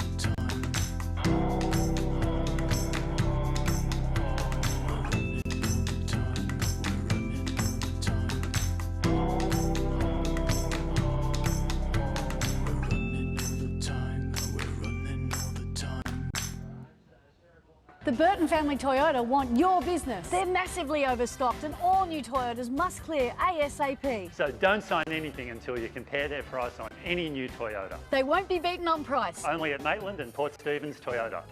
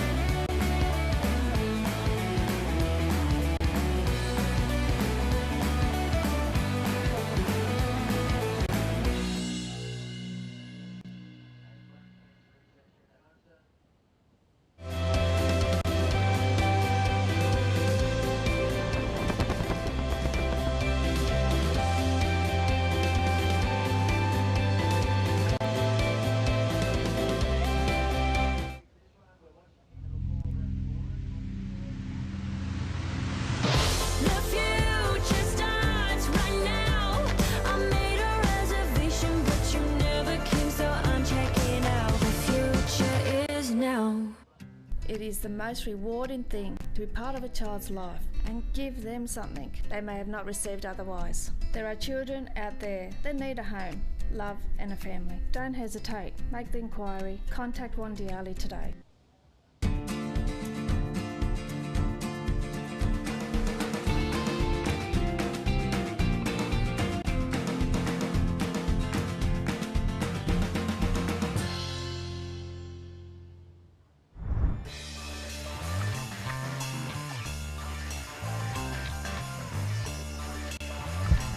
And welcome back to the action here at Surfest. We are live for the Doyle Partners Women's Pro. There is a few good waves coming through the lineup here in Newcastle. My name is Shannon Hughes, joined in the booth by Matt Hoy, as we see our surfer in red up and riding, Sarah Baum. Just Morning. came off. How Good are morning. you? I'm good, thanks. How are you? I'm very well, thank you. Big day yesterday. Oh, a massive day. Completely different. A lot of change in the water today, but yeah, still waves out there for sure. It just looks a lot harder. A lot harder to get out, and yeah, a bit more messy than yesterday. Yeah, Massive I mean, the day. conditions yesterday were absolutely all time. If you weren't able to tune in, be sure to go find some highlights all over the place. Oh, There's clips of the most insane barrels that were coming through throughout the day. I know, it was crazy. So hot, though, as we were talking, wasn't it? It was ridiculous. 35 degrees at 5 in the afternoon is in the start of, what is it, autumn? Yeah, I've got to get that right. I keep getting that mixed up, autumn and spring. Yeah, a little bit different out there today. We've got about a 10-degree weather drop, which is pretty welcome, at least from the staff that are working the contest and those having to hang around and doing the heavy lifting. But for the women in the lineup, thankfully, there is still some great swell on offer. We've got a little change in the wind direction. There's a little bit of a drizzle already, and we are expecting some heavier rains throughout today and the rest of the week. But out in the lineup, our current heat, Sarah Baum, Carly Shanahan, Melanie Gunta, and Ornella Pellizzari are out there ready to take this through. Sarah Baum finding a nice connection on her backhand. What do you think of that opening snap? Keeping busy, too. She's had 2 waves in a minute, really. Yeah. Ornella with a huge drop. Unfortunately, that wave just shuts down on her. They're still serving the same bank as yesterday, which I think is going to change as the tide comes in. It's not even, I think there's another hour till low, so it's going to get a bit more difficult to read. And it's still, like, pretty sucky down there too, so. And the name of this bank that they're surfing right now? Just the pipe. Out in front of because there's a stormwater pipe right on the beach there, which is pretty much, it's made the bank, really. We had a cyclone Nori swell for the last few weeks, and it wrecked all the banks. Were really good before that, and it just creates a gutter along the beach and a strip of sand at the back, which helped yesterday, of course. But as you see there, look, that one spat. That was a sick one no one got. Still maybe a few barrels on offer today, even though the conditions look pretty different than what we had yesterday. You just got to get in those insider double-ups. The same as yesterday, really. The good ones, there it is there. Beach is closed, obviously, because the comp's on and blustery conditions, but there's still definitely waves to be had out there. It's actually cleaned up since this morning. The wind's gone more from the south, like dead south. So there's these double-ups in here that look good fun if you get on them. I think as the tide comes in, Merriweather's going to get a bit better too. The wind's a bit better there too, up to the south. Yeah, the pipe right in the middles. You can call it whatever you want. A few waves on offer around the area. Yeah. So we're sitting with just about 19 minutes on the clock. We're in 25-minute heats this morning, Matt, and we'll be racing through round 1 and round 2 on our women's side of the draw for the Doyle Partners Women's Pro. Of course, we finished off our round 1 on the men's side of the Surfest Newcastle Pro presented by Burton Automotive yesterday. 24 heats. It was a very long day of surfing. It was and a we're long in day. for the same number of heats today. But we'll get in those 2 rounds on the women's side of the draw. And that extra 5 minutes is such a help when you're out there. You don't realise how much it feels like an extra 10. Like it feels a lot longer. A 25-minute heat compared to a 20-minute heat, it feels a lot longer than 5 minutes. Especially when the paddle's really intense. Yesterday we saw a lot of sweep coming across as well. Difficult for the guys to stay in the right position. Yeah, and today there's so much water moving because the water's coming. The swell's from the south, so it's just doing like a circle, it's coming in there and come in off the rocks at Merriweather, and the rip's going straight out through the middle of this bank. So there's a lot of water movement, as you can see there. non-stop paddling. Yeah, the women just trying to keep themselves in the right position, especially in these early heats, really still trying to I mean, we're already into heat 4 of the morning. We got off to a really early start, about 7:15 a.m. And so for these women to start kind of figuring out where the best spot is to be surfing. There wouldn't have been many free surfers in the lineup before competition started this morning. Sarah Baum already sitting out there with a 2.17 and a 1.1, so very small scores on the board at the moment. We are expecting some big stuff to come through, though, from our woman in red. Sarah has been on an absolute tear over the last month of competition here in Australia, as we see a strong paddle from our surfer in green. Doesn't get into it. Carly Shanahan has also had a great result already. Is she going to be able to pull out of that turn? Just doesn't ride out of that one. Just falls short. It's got a little bit stuck up the top. Well, Carly Shanahan came in second at the Carve Pro at Maroubra, which is a QS 1000, which was just a couple weeks ago. She came down second to the winner of that event, Sarah Baum. Sarah has made it to the finals of every event she's entered over the last 3 events. Really? As we see Ornella just smash that opening turn. Oh, I thought she was going to fit another one in there too. That was a good first turn though. Yeah, what do you think of that first turn? Yeah, that was good. I thought she could have maybe done a foam floater after that just to get 2 in to add to the score, but the first one was really good. She's just got to get a clean face and she'll be on fire. So she's made the final of all 3 comps. Did Sarah Baum. Did she win? She's won 2 of the 3. So wow. she came runner-up at one of them at the Great Lakes Pro at Boomerang Beach. Yep. And then the other 2, which was the Car Pro at Maroubra, which is a QS 1000, and then Boomerang was also just a 1000. So small points on offer, but something to kind of get that campaign started through the year. Exactly. And a bit of money too to help her finance the rest of the year. Exactly. And then Sarah just took out the win on Sunday afternoon 2 days ago at Avoca for the Central Coast Pro and put 3,000 points to her name, won 10 grand. It was equal prize money event. And just a really exciting moment for her to kind of capitalize on. As we see, our surfer in green with a big re-entry out the back from Ornella. She got a good score for that other one too, a 4.86. Oh no, 3.93, sorry. That was the total score. She's still waiting for a wave to come in too. So yeah, if she gets 2 turns, she's going to get a good score. Yeah, so she's had a good run. How much did you win for a 1,000? I'm not sure where the prize money would have been at that, but I'm assuming significantly lower than the 3,000s. Yeah. And then, of course, that prize money goes up as we go up in different events. 5 grand, though, probably, would it? Yeah, it could be. Yeah, We'll find that out. she's definitely off to a good start, and she's one of those surfers that has really been cracking away on the qualifying series for a number of years. She's 26 now, Sarah, our surfer in red, sitting out in the back with priority. In this current heat, the round of 96 for our Doyle Partners Women's Pro, she's sitting in second, chasing a 2.7. We will expect that whole situation to change up as our women really lock into some decent waves out the back. But yeah, she's got a great start to the year, and she's in for this event, and hopefully we'll get a spot, maybe some kind of wild card spot, into the QS 10,000s, the Challenger Series this year. She's not in at the moment for Manly or for Piha, the New Zealand event. But the great thing about the way the setup will work on the qualifying series is that getting those good results at the start of the year will put her in that qualification position on the second half of the year. Oh, okay. And there will be 2 women's Challenger Series events, 2 QS 10,000s, one in Huntington Beach, the U.S. Open, yep. And then the other one will be at Pantin in Galicia, Spain.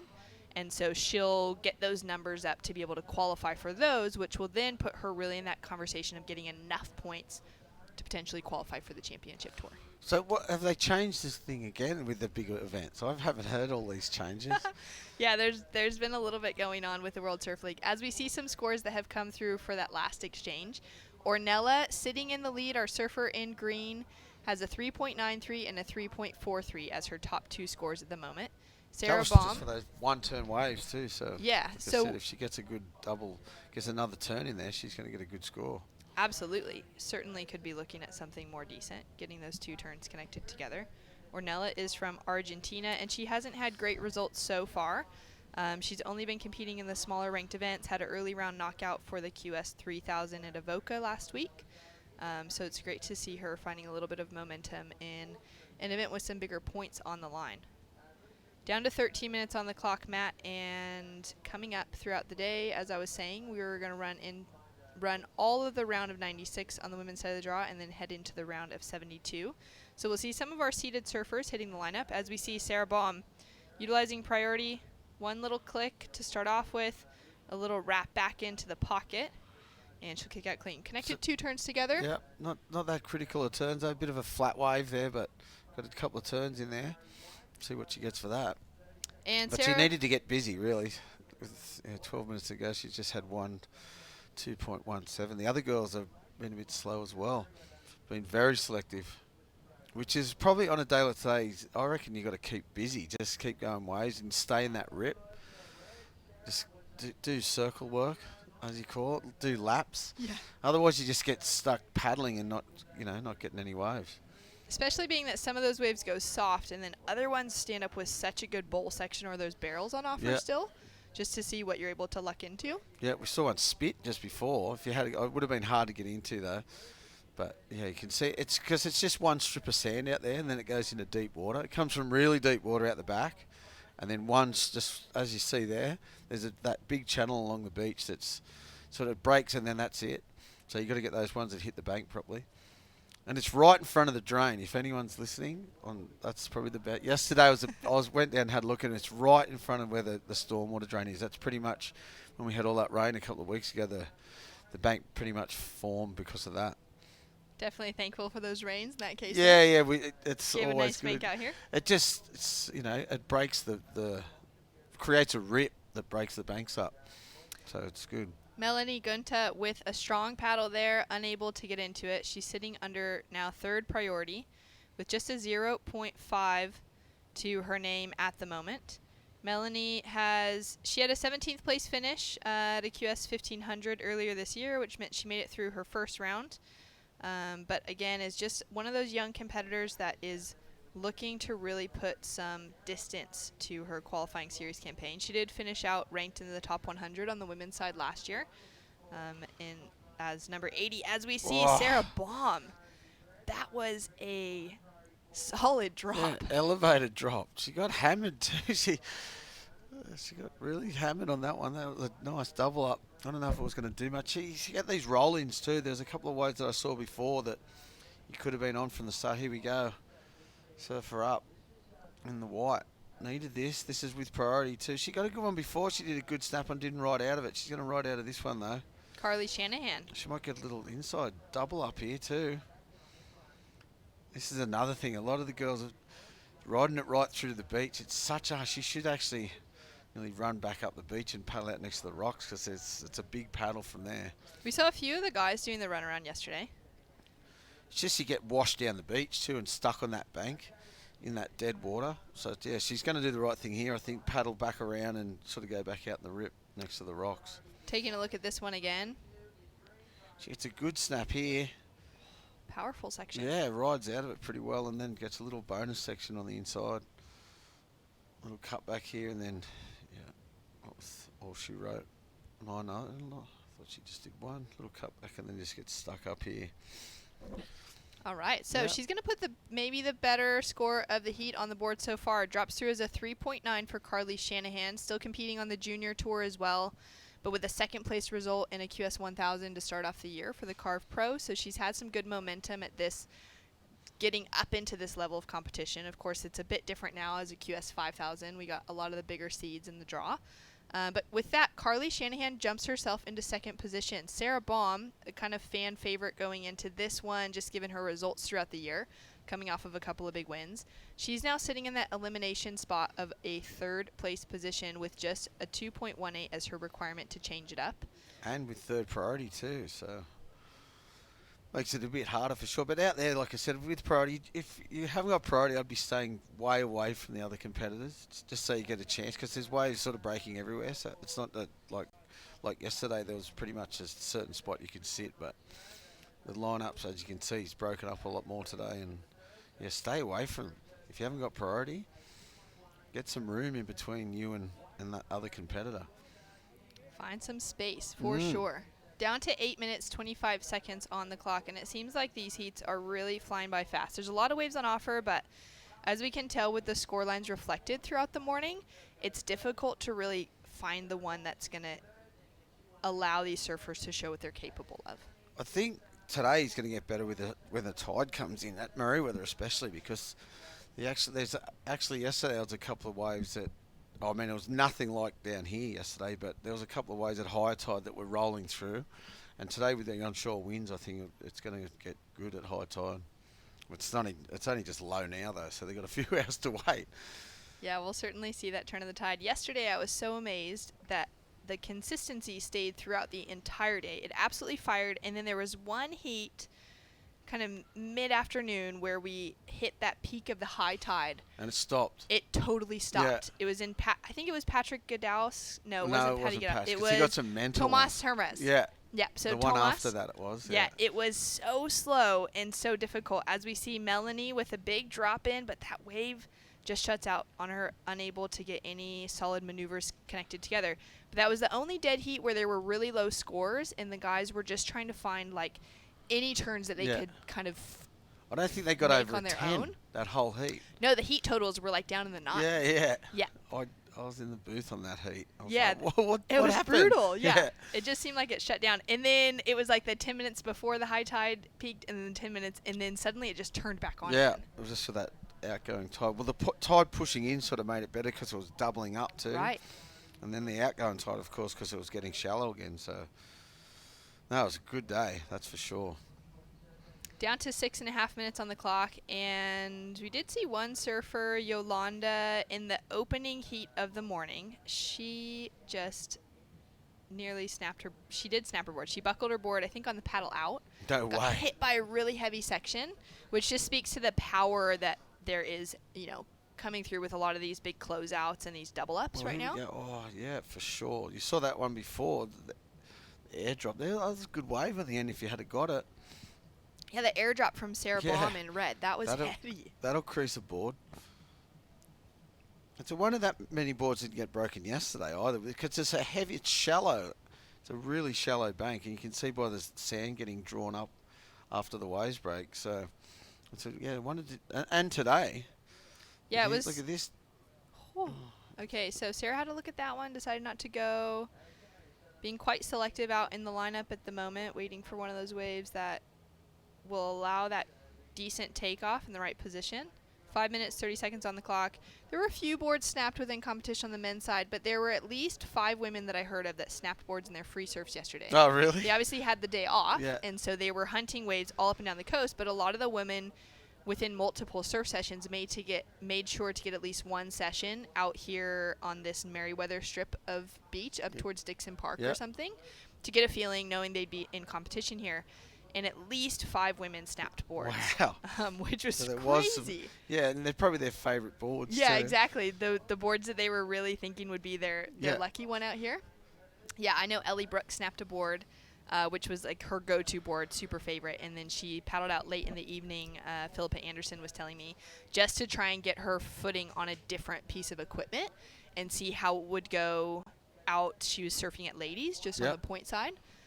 Thinking maybe that within competition where her heats would land today, she might be on that side of the bank. Look at this wave coming through. Yep. So using priority, our surfer in the lead, Ornella up and riding. Wave. Big snap there. She got another, just one turn again. She just got a bit stuck up on the first turn. Couldn't fit another one in. But she's getting the right scores for one turn. She's doing some big turns at the start. Sarah Baum linking in with some great flow. Can she put on the finishing touch? Unfortunately, just slips off the wax. Needing a score, too. Needing that 2.18. Well, she's got that one turn in, so fell on the second one. She might have and we didn't see what happened before because we actually picked her up as she was already coming into the screen, so she may have had another maneuver before. Ornella's opening turn, really powerful, but unable to gain that speed to get into a second one. Now up and riding again. She's going to get none in on that one. She's got one in on that. That was a good looking wave there too. She's picking the right wave. She's just getting a little bit hung up on them. All right, let's take a look from the back line. Talk us through this one, Matt. I think this must have been, this is the turn we saw. I think that was a first turn. Sprayed a competitor in the face there just to make sure. And just getting stuck again on that second one. Didn't get a board above the lip enough. Comes unstuck. Okay, so scores have come through. Ornella drops in a 4.37 for that one turn on her previous wave, not the last one that we saw. That's a good turn. Solid turn. Was unable to back it up to boost that score a little higher, but that puts her in a good position in the lead given the context of the heat. Sarah Baum has just dropped in a 3.4 for that open face carve, which jumps her into second, now chasing a 4.9 to advance. Carly Shanahan on screen, sitting with priority, 2 minutes 50 seconds on the clock. Carly's chasing a 2.4 to go from third into the lead. And Melanie Gunta is sitting in fourth position. She's got that 2.33 on the scoreboard, looking for a 3.97 to advance. And you can just feel that frustration in the lineup. These women have had some great results throughout the year, some final appearances already. Sarah Baum was dropping 9s in her final at Avoca on Sunday afternoon on these crazy big, heavy right-hander sections. Should really feel right just at home like then. it was amazing. Like, she was so in tune and in rhythm with that, and she'd obviously been competing for a few days to get to that finals day. But the conditions were kind of, it was cleaner than this, but it was that same size and that same power on offer. So I feel like for someone like her, and for someone like Carly Shanahan, who's already had that second place finish in the year, they would be feeling that frustration of not being able to just lock into a good wave to get those combination Here she goes. This surfing could in. be a good one. Nice and clean one anyway. That was a big turn there. That was She's got a so bit of good. connection here too. You can see why she's done so well in the last 3 comps. Yeah, It's she's just a good confidence booster too, right? If you're doing so well. totally. Look at this, it's linked to all the way to the beach. She's got a powerful style. Super powerful style. Yep. Great footed, great goofy footer. Come in, you're not going to get back out. All right. That's it. Call it a heat. Wave of the heat so out far. by a mile. Let's take a look at this again. Nice So clean wave at the start. Comes off the bottom, hits this perfectly. Throws a lot of spray. And That's then just gets so the good. speed through this flat bit in the middle. Ends up with another couple of turns on the inside here. She's got a good style, huh? And judging like the criticalness of those outside turns versus this on the inside. This is a good one though too. Little snap at the end. I thought it was a bit bigger at the end there, but that was fine. It's got a good connection. That's the best wave of the heat by far, by double nearly. 1.5. It's going to, by the look of it. All right, so the Central Coast champ, she checks her watch there at the finish of that last wave. We've got a score to come through. Ornella also with a score to drop in now. We didn't see that. We're going to take a look at it here. As we see a nice little cut back into the foam. This wave may double up for her on the inside, just sticking with it, trying to work her way through the bump and the chop. Unfortunately, it's not giving her that open face that she's hoping for. Yeah, and Sarah had the speed through that middle bit. Totally. She was able to keep that speed and that drive all the way through, and she's able to drop in the highest wave of the heat so far. A 5.83 jumps Sarah Baum up into the lead with a 3.4 to back her up. Ornella Pellizzari with a 4.37 for just that one turn out the back. Had Ornella been able to connect with a second turn, she would have been looking at a great score as well. Yeah, They're I thought advancing Sarah's might through. have been a bit higher than that, actually. So the doesn't matter now, does it? Yeah, great surfing from both of these women. Carly Shanahan and our surfer in white, Melanie Gunta, unfortunately knocked out of competition. And with that, as we see Sarah and Ornella walking up the beach, we're going to go to a quick break. We'll be right back with more action for the Doyle Partners Women's Pro right after this. Heat 5 coming up.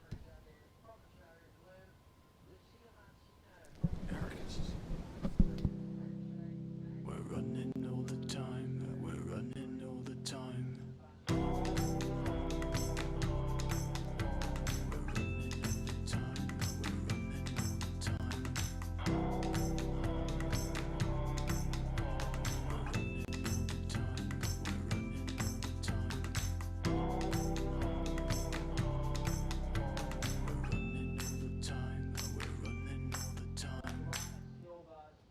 The Burton family Toyota want your business. They're massively overstocked and all new Toyotas must clear ASAP. So don't sign anything until you compare their price on any new Toyota. They won't be beaten on price. Only at Maitland and Port Stephens Toyota.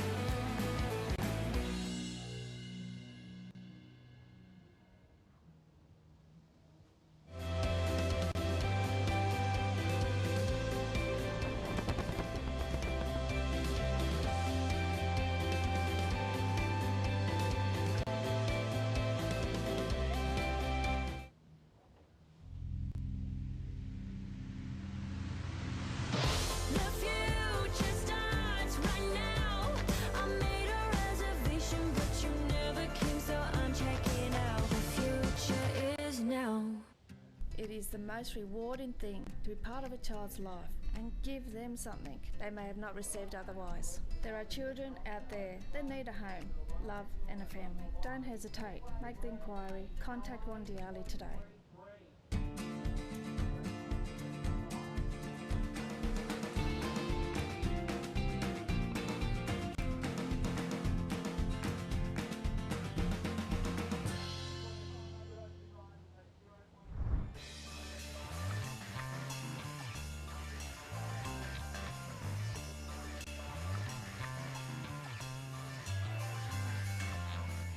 To the action here at the Doyle Partners Women's Pro. We just saw Sarah Baum take a last-minute jump and take the lead over Ornella Pellerazzi, those two advancing through into round 2, which will be coming up later today. My name is Shannon Hughes. I'm joined in the booth by Matt Hoya, and we have just seen a massive score dropped in for the opening ride of the young North Shore local, Luana Silva. Wow. A Huge score. 9.33. Let's see that. Have you got that, people? Oh, man, we have got to get that replay to come through for sure. But great to see someone lock into a wave of that kind of caliber out here early this morning. We've seen another 7 and a couple There it 6s on the is. board. All right, our first look, the 9.33 from the young Hawaiian coming out of the North Shore. Roll in. Good section ahead. Oh, big snap. Ooh. What's she got to finish? Another big carve there. No wonder she did so well in the last 3 comps. And to finish off, she's going to fit another one in. What? No wonder. Yep. There you go. What a start. Look, she knew solid. too. What an epic. Oh, man. Well, Luana Silva starting out her heat with an absolute explosion. She's already got a great start to the year. As you were saying, Matt, she had a win at the Mother Nest Great Lakes Pro. Right up there, Boomerang. At Boomerang, that's right. Beautiful. Yep, Best so that spot was... in the world. She took out the win over Sarah Baum. Sarah had won the Car Pro at Maroubra, and then Sarah won at Avoca, where Luana Silva, who just dropped that 9.33, she came with a quarterfinal finish. So she had a really good start to her year, some great consistency in heats. Were you up there for those comps? I was only there for Avoca.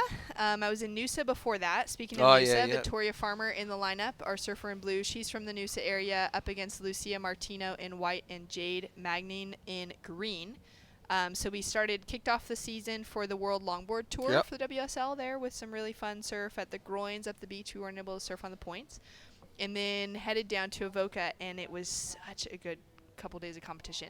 Almost different than yesterday. Yesterday was about as all-time as a surf spot gets. Yep. But we had some really unexpected swell show up there as well, where we were kind of expecting to run in maybe like shoulder to waist-high waves towards the tail end of the waiting period, and we ended up with just these pulses coming through day after day that were overhead pretty much all the way through. Oh, perfect. Such a beautiful spot too, Avoca, so good spot to have a combo. What a good little leg that is too for everyone. And then this combo, then Manly. For the QS, that's a good, there's not many other spots in the world you can travel and do 5 competitions in a row and make some money and make it worth your while being here. Yeah, it's amazing what Destination New South Wales has been able to put in that support. Of course, they're one of our supporting sponsors here for Surfest, but they've done a great job of helping to facilitate some of those events, and Surfing New South Wales as well, to get that link of events where surfers from here in Australia are able to connect the dots, traveling, visiting some friends, staying maybe even surfing at home. For a lot of them, having a contest in at their home beach. But for so many of these surfers that are spending so much money to compete on the qualifying series, to be able to get one plane ticket somewhere and then maybe rent a van, connect the dots with some friends, rent a few places, and just put a whole string of events together for points and for prize money without all that excess travel involved is pretty incredible. As we see Jade open up with her first big swooping carve, staying in that top third of the wave, then drops down for a big bottom turn re-entry. Gets out good ejection. Get All out right. early, so it's an easy paddle too. So Jade already has a 3.0 on the scoreboard, now with a second score to drop in. She's going to better that. Jade from France, from Cabreton, which is near the Hossegor zone there. Yep, beautiful part of the world as well. She'd be feeling comfortable in beach breaks then. Yep, this would be exactly like, it looks a lot like, yesterday looked a lot like that as well. Just a bit, a bit different today. But this is onshore Cabreton for sure. Senyos, for wherever you are in that spot of the part of the world, it looks exactly like this. Just all beach breaks, which is what we're doing with today. And great to see when you're able to find a beach break that actually has that power to it as well. Yeah, and there's a and lot match here, that's that. for sure, yeah. Take a look at this replay. She gets a little snap, little carve there at the start, and then the second turn she gets up and over the lip. It's a better turn there and just rides out of it perfectly. Yep, there it is. She got a point better than the first one. 4-point ride for that one. Not bad. It's all right. We got through on that. Is that 9.33 is the one you're looking at now. You could probably get through on that one wave maybe. You know what happens there with it, if you actually score a wave that high in your first wave, you're always looking for that wave again. Yeah, totally. You get a bit picky. So, yeah, hopefully she backs that one up. Well, 17 minutes on the clock. Luana Silva already sitting with a 9.33 on the scoreboard. Jade Magnin sitting with a 4 and a 3.0 in that advancing position, and waiting for Victoria Farmer and Lucia Martino from Spain to both get their accounts really unlocked and opened. And as we wait for the next line to roll through, down on the beach, we're going to catch up with Sarah Baum. She's the winner of that last heat, and she has been on an absolute tear over the last couple of weeks. She's down with Beck. But I appreciate the compliment. I wish I was backwoods. But yeah, no, she has been on a tear. Sarah's been killing it. We're claiming her as a Novocastrian, absolutely, from South Africa, but she's been living in Newey. How have you been liking settling into Newcastle? Oh, I love it. I've been competing in this event since I was 14 years old, so it's like a second home, and I got a really good group of people here, pretty much like an adopted family, and yeah, I just love it. And you, as I said, you've been killing it. You've made 3 finals in a row. Now we're into an even bigger, higher-rated event. Are you feeling that momentum? Are you feeling that push? Yeah, it feels like I've been in the same contest for about 3 weeks now, so just keep on going with that momentum, and hopefully we should get some fun waves this week.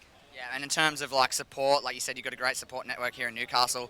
Financial support can be really hard in surfing, and I know you've been making a few finals, winning some prize money. Does it feel good to feel some of that safety net? Oh, 100%. Like the 1,000s, like it's a bit of prize money, just a bit of pocket change, but from the 3,000 the other day, it's like a really, really nice big paycheck, and it's nice coming into this event knowing that that financial stress isn't on my shoulders this time. So I'm excited to see what the week will hold. Yeah, so hopefully you can win even more cash and do the whole year and qualify for the World Tour. That's the goal? 100%. Awesome. We're cheering her on here in Newcastle, and we're sure you are too at home. Back to you guys in the booth. Thanks so much. Great to hear from Sarah. And yeah, so cool that just that little bit of extra pressure relieved, and she can now focus on competition. She got some good prize money backing her. She got those good results to pull from in those hard moments, and know that she has what it takes to get some big wins. She can do it, yeah. And like we said before, that it takes the financial pressure on. She said it too. We said it before as we're commentating, but yeah, it's so much easier when you're not thinking about having to win money to get to the next event. If you've got it all set before you even do it. And Victoria Farmer found a wave while we were in that interview. Huge blast out the back, finds the double up. Yeah, she wasn't even looking at the double up there, and then it just appeared. If it's another one in, then ejects. All right, so the Noosa local, she's been on the move as well, competing in a couple of these events. Oh, flurry of waves. Cool. Jade, great opening snap, finds another connection to the inside. I feel like with the rhythm that they're on so far, they're finding that right kind of section to get a start on. They're sitting in the right position that we could see some other really big scores unleashed. And look at those that have dropped in. Jade's dropped in a 5.0 for her last wave, and then Victoria's dropped in a 5.83. So this heat could kind of go any way. Obviously, Luana's in that driving seat and just needs to get a backup score to her 9.33. And Lucia needs to find a wave. She's just got 2 0.7s on the scoreboard. But there's going to be a really good battle that unfolds throughout the rest of this with 13 and a half minutes still on the clock. Definitely. They're going to have a good paddle ahead of them too, these two. They're paddling sort of back up into the rip there. So, yeah, it's a hard one. You don't want to get stuck down on that bank. That's for sure, because you end up at Dixon Park real quick. But, yeah, that's good. It's good to see those other events. I'm stoked that Events New South Wales and Surfing New South Wales will put them on, so you get a little lead up into a bigger event, 2 bigger events too. You get a bit of confidence, a bit of a confidence boost, and get your heat strategies right, and yeah, he can see the benefits now. And our surfer in white, Lucia from Guillón in Spain, with just kind of a quick wave there. Where's Guillaume?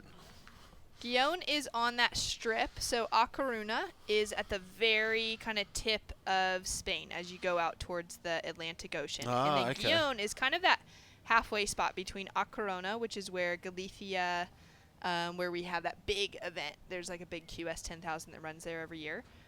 Great beach break, beautiful kind of zone of the world. And then Guillaume's about halfway between there and getting all the way back to France in kind of that Basque country zone. Yep. As we take a look at Luana Silva, she's from the North Shore, and she's strung together some really good events. Luana has had 2 QS wins so far. She's still competing on the junior side of the tour. Her 2 QS wins have come from events here in Australia. So she won at Phillip Island towards the end of last year, QS 1000, went home, came back to Australia, and then won the event at at Boomerang, the Great Lakes Pro. And just has felt so comfortable traveling here in Australia, which is so cool to kind of find that little bit of a love for a country at such a young age. Yeah, for Get sure. some of those results. Yeah. And you'll never forget it either. So scores to come through. Luana with just Island a 2.3. life. Yeah, the island life on the North Shore. And this island, the big island. The biggest island we're on right now. Such a big island. Lucia's dropped in a 2.43 for her second, kind of third wave there, so she's really still looking to get things started. She is sitting with priority out the back, though, at 6.57 on the scoreboard. And those beach breaks she's done well at all have power, too. Like Boomerang especially, and Phillip Island, they're all sort of raw power waves, so she'd be used to that coming from the North Shore. Especially surfing the beach breaks that go like between Pipeline and Rockies. Yep. Frunskis, we call that. We used to live right there. Every time we went to Hawaii, right in front of Pupukea there. So yeah, such a powerful beach break setup. As we see a strong paddle from Victoria. Beautiful face opening up in front of her. Races through that first section. And then finds a nice pocket to connect into. Oh, she just got she's going to get a nice ending to that. The judges will like that too because she did it all with speed, racing down the line and fit some really good turns in there. She's going to have a really good paddle from down there though. I'd paddle straight back out from down there and hopefully get one on the end. See this one, a nice clean wave. You can see what that bank does. It's a little bit behind here. I thought after this turn it was over, and then it doubled back up for her right here. And finishes with a good snap at the end. Throws a lot of spray there too. I think they'll like that. Oh, man. All right. So, scores to come through. She's chasing just a 3.17. She's got it. To take the advancing position. Certainly has it. I reckon that's her best wave. I reckon it's better than the 5.83. In that case, she could jump herself up into the lead because Luana Silva's heat total is just that 11.63. This is the kind of position we saw a few of the men in yesterday with that one big score but unable to find a solid backup score. Yeah. Where we saw a couple of we saw a lot of guys get 2 really good waves or like a 9 and maybe a 5 or something. But some of those guys that were sitting with those lower ones and the score is in a 6.1, you nailed it. Highest score for her draw of the heat jumps her up into first position over Luana Silva, a 6.1 for that last one. And if you get that big score, you're always looking for that same sort of wave again, and they're not out there, obviously. And yesterday, exactly, you get one of those big bombs yesterday, and then you're still looking for that same wave, so you get stuck in a bit of a rut trying to find that perfect wave again. But you just got to back it up, just try and get some just a above average score instead of just looking for that actual bomb. Just have a backup. Have a backup plan. Well, 8 minutes, 30 seconds on the clock. Victoria Farmer from Noosa, Australia, has jumped into the lead over Luana Silva, down into second, chasing a small score, just a 2.6 to put herself into the lead again. Jade, our surfer in green, sitting with a 5 and a 4.0, chasing that 6.64 to get the advancing position. So with Victoria dropping in that 6.0, it's really changed up the position on that second spot. Yeah, for sure. Still need a big score though, green and white to advance. Here's green though. Oh, this That was a good big turn there, and she got stuck. That would look like a good wave too. That could be a big mistake. That was a solid opening turn. She just got hung up, didn't she? The tail release, and she got stuck on the lip there. Let's have a look at that again. So this is a good-looking wave, a bit further down the beach. Good. She went for it though, which is just got stuck on the lip. That wave looked like it ran off too. She could have got another big turn in there by the look, and yeah, she needed a 6.64. She's not going to get on that one, but that first turn, she went for it, that's for sure. Yeah, super solid frontside attack. Love that she just put all of her power into it, although like just mistimed that kind of finish. And getting that little maybe lip line down or getting in front of the section. I think like a she tail just release and she got into it. Yeah, got stuck up there a bit. Yeah, and cool to see that she went for that variety too of letting that tail Well, look at this double out up. just a little bit. Luana Silva stuck behind the section. Oh, she's stuck in that rut looking for that. Another 9.3. All right. Having a look now, Lucia, can she pull it together? She's chasing a big score. She's got to put 2 fresh ones on the board. A nice takeoff, but again, just stuck behind that section. That second section kind of closed out into her as well. It looked like a double up. If you pan back a bit with the screen, you can see that those waves, that one looked like it was a bowling one if she had got down a bit quicker. So down to 6.5 minutes on the clock. Lucia has put in some strong effort, but she hasn't been able to lock into a wave that allows her that open face. She has that 2.43 on the scoreboard, just a 0.77. Can see Vittoria out the back, waving to our beach announcers who are doing a fantastic job. Teza McKenna and Blanchie up there in the booth, shouting scores to the surfers all day, every day. You'd have to be today with the wind blowing like that. You wouldn't hear anything out there. Yeah, it's a little difficult for that audio to get all the way out to the crew. But they are doing such a good job at just training the voices and making sure that these women know exactly what's going on. So down to under 6 minutes to go. We've got some great names coming up in competition today, Matt. We've got Bethany Hamilton. She's in the draw for the final heat for the opening round, heat number 12 of round 1. She'll be in. So if you're tuning in, make sure to tune in there. She is super hungry to qualify for the championship tour. So she showed up at Avoca, competed there for the QS 3000, had an early knockout, was really unfortunate. One of those heats that just the waves weren't really happening. And yeah, she's like right in the mix and wants to get that opportunity on the championship tour. She's absolutely one of the best female surfers in the world. And it's going to be exciting to see her paddle out in the lineup later today. And she's just so good when it comes to surfing powerful stuff. Yeah, yep. This will suit her for sure. Yeah, it's going to be amazing. We've got Claire Bevilacqua, of course, representing Italy, but from WA. She'll be coming out in the lineup in heat number 8 for this opening round. And, yeah, a couple of those women. Shino Matsuda from Japan. Shino is going to be coming up in heat number 11 for this round. She is provisionally qualified for the Olympics for Team Japan. Oh, yeah. She's the only woman on the Japan team so far that has gotten that qualification. So they'll be looking to maybe put a second surfer in the mix. I thought everyone was already done their qualifications for the Olympics. Not quite. Not quite. Yeah, so there's still a couple spots open. There's actually 5 spots open on the men's side, and there's 7 spots still open on the women's side, which will be determined this year at the ISA World Surfing Games in El Salvador. Which means a couple of these women could have that opportunity.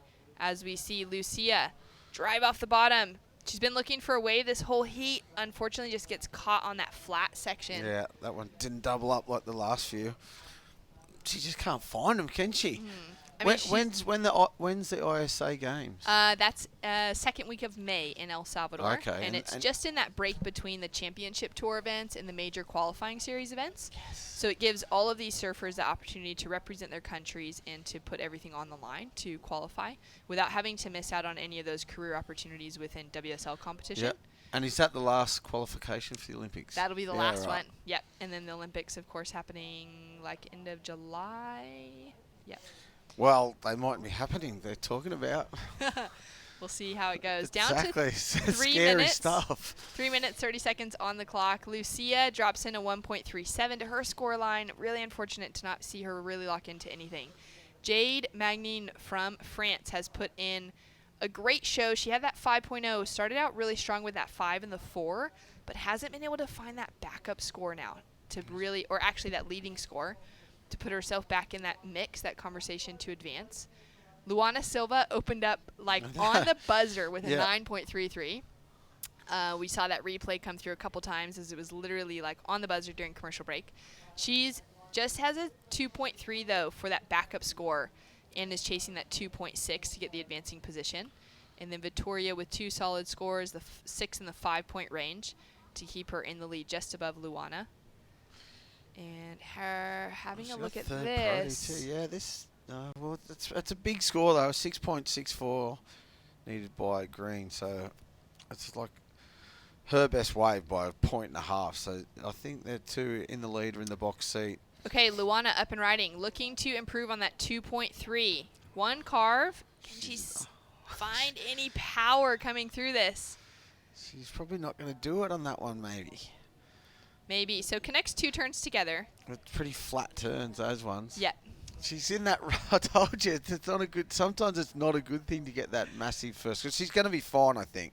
And you can see how strong she is in that powerful wave. Of Yeah. course, coming from the North Shore, like we were saying, surfing those beach breaks out of Pupakea, which are so powerful, suck really well. So for her to launch into that first opening wave, which had that power, that juice to it in those hollow sections, and now she's struggling to find that backup score in that softer stuff, where some of these other women maybe would be more used to surfing softer waves, able to facilitate and manufacture a score. Yep, as you saw. But would struggle in those more powerful conditions. Yeah, as you saw.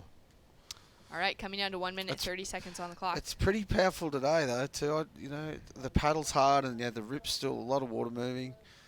We've already seen at least 1 broken board in competition this morning, which was quite unfortunate for Yolanda Hopkins from Portugal, but she managed to come in, get a second board, and then still get out the back line and take a win in her heat. I think the tide's probably just about bottomed out, too, right now, so hopefully the conditions get a little better. Yeah. Definitely Merriweather's going to get better. Well, with 50 seconds on the clock, and a paddle here from our surfer in green, Jade. Locks into this one. She's chasing a 6.91. Little check turn to start off with. Connects with a great finishing section. Is she going to be able to race around this and get to the open face again? Oh, I don't know if it's going to be enough. That's probably not a... It's better. Oh, it's going to better a 4, that's for sure. Is it going to be enough? A 6 point... She now needs a 6.91, so I don't think that's going to be enough there.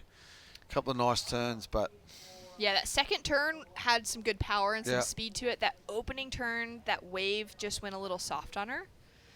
As we see Luana Silva connect through onto the shoreline. Wow, we didn't see the start of that. That could be the one she got at the end. It took a first wave and a last wave. Just right on the buzzer. First yeah, 10 right. seconds, last 10 exactly. seconds. Yeah. Get the job done. You just need those 2 waves to advance. That's right. And coming down to it, we do have some scores to drop in for last of Luana Silva, last of Jade Magnine. Jade chasing a 6.93 to get an advancing position, as Luana Silva has dropped in a 2.67 and has taken the lead once again. Victoria Farmer in second, waiting for a score to come through for last of Jade to see if it will get her that advancing position, and it falls short. We're going to be right back with more action here for heat number 6, round of 96 of the Women's Doyle Partners Pro right after this.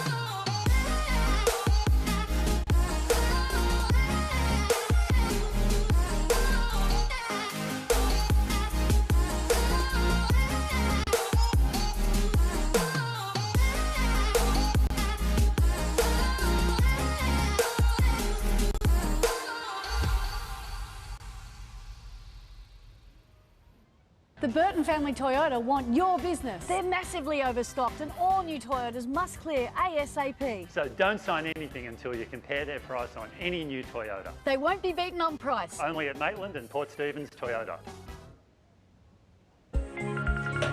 Hey, it's Jody. Telstra 4G delivers more speed in more places so you can connect to what matters most. Thrive on a new kind of network.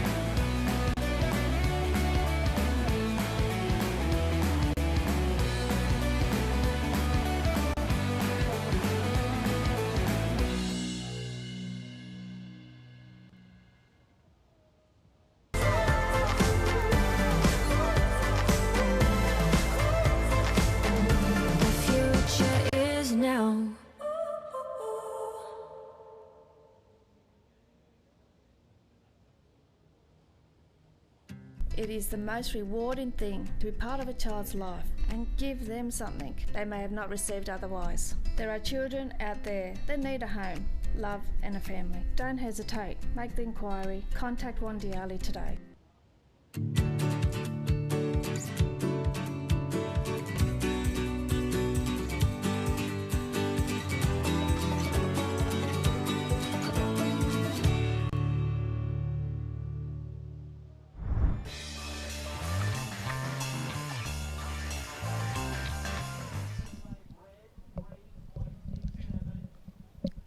And welcome back to, of course, the Doyle Partners Women's Pro 2020, all part of the 35 years running of Surfest 2020, presented by our good friends at Burton Automotive. John Shamoka alongside Beck Woods, multiple winner here at this event. Beck, it's been a great day so far. We've seen some good scores. I mean, obviously quite different from yesterday, but still super fun out there. I was walking around the event site. The girls are buzzing.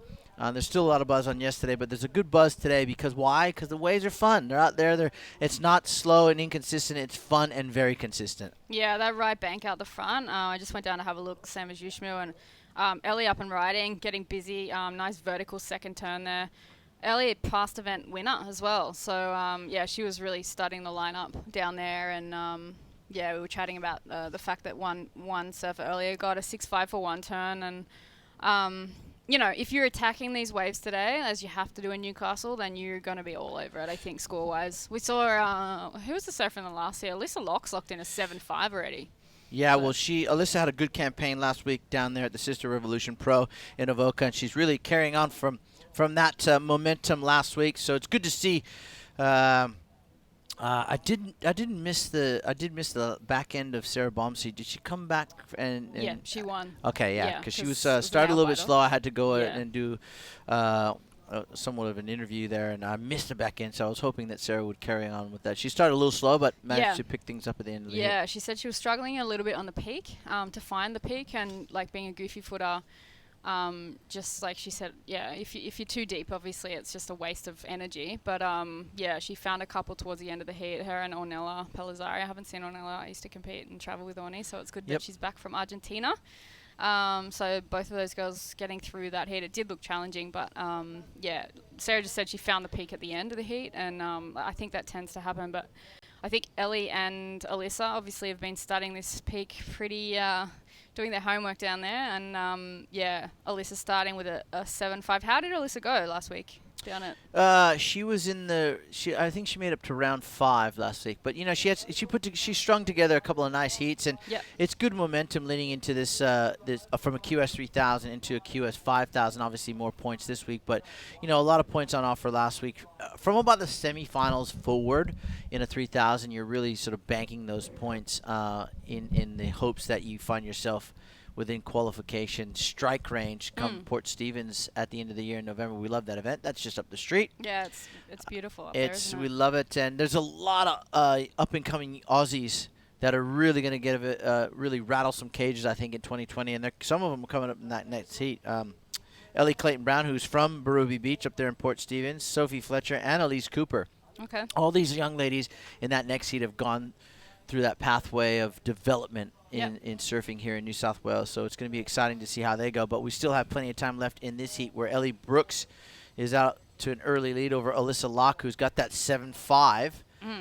Leila Rikubueno of Hawaii also made it through a few heats last week, the young Hawaiian. She's been on a bit of a tear the last few years. She's done a few of the QSs. She certainly has, and certainly making her name known over here. I've watched, her solid, rise. So there's a whole. I was just having a chat to Felicity Palmatier actually, and I was just saying like round of 96 now is like. It's hard. It's really challenging. Like you don't want to be. You want to seed because you're coming up against these young competitors. They're hungry and they don't care who you are. No, they don't care. They don't care if you're Stephanie Gilmore or Sally Fitzgibbons or Coco. But let's talk a little bit about Ellie Brooks. She won here in 2015. Yep. So she knows this wave. She surfed all up and down this Meriwether bank. So she's got to be your favorite on paper. Yep. Defending or not defending, but a former winner out here. Alyssa Locke would have spent, her junior career up here. Grom career up here surfing in certain contests. Layla, obviously, being from Hawaii, she's got to find those places that can. Oh, Aukai Beach Break, North Beach. There's a few places there that do have, like we spoke about before, sandbars, and there is Layla up and riding, the young goofy footer.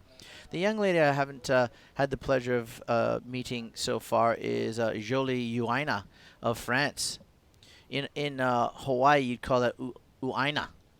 Uaina. Yes, That sounds better than the Australian accent, but yeah, she. I haven't actually seen her surf either, so it'll be nice to see her get a few waves. And yeah, the good thing being, and I think for some of the Hawaiians as well, the good thing about Newcastle is there is always waves here.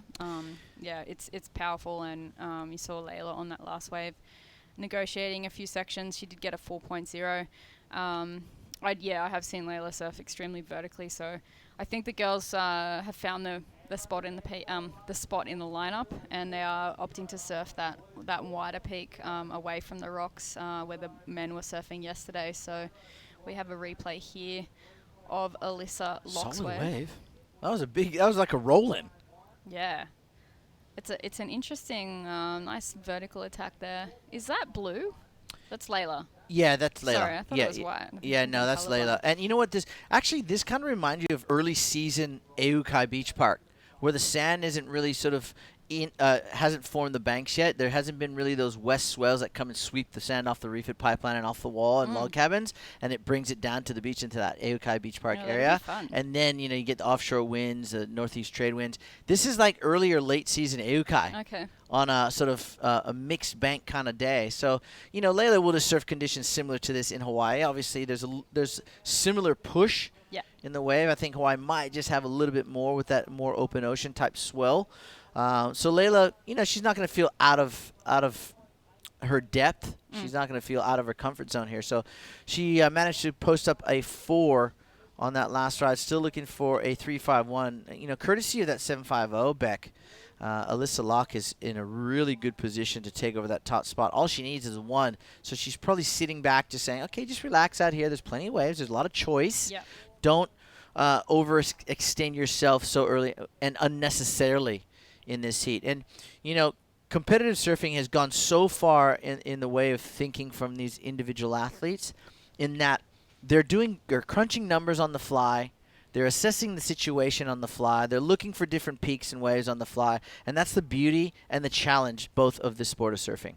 Definitely. I think, it's the reason why you keep coming back for more, because every hit you learn, or you make a mistake and then you end up coming back and rectifying that mistake. And there's nothing sweeter than actually learning from those opportunities. And I think that's where experience does come in, and you start competing against the more experienced competitors, and you see they do make less mistakes. Yeah. They do have a polished performance, and going through these early rounds now, it's kind of like it's where you learn everything before you step up against the best in the world.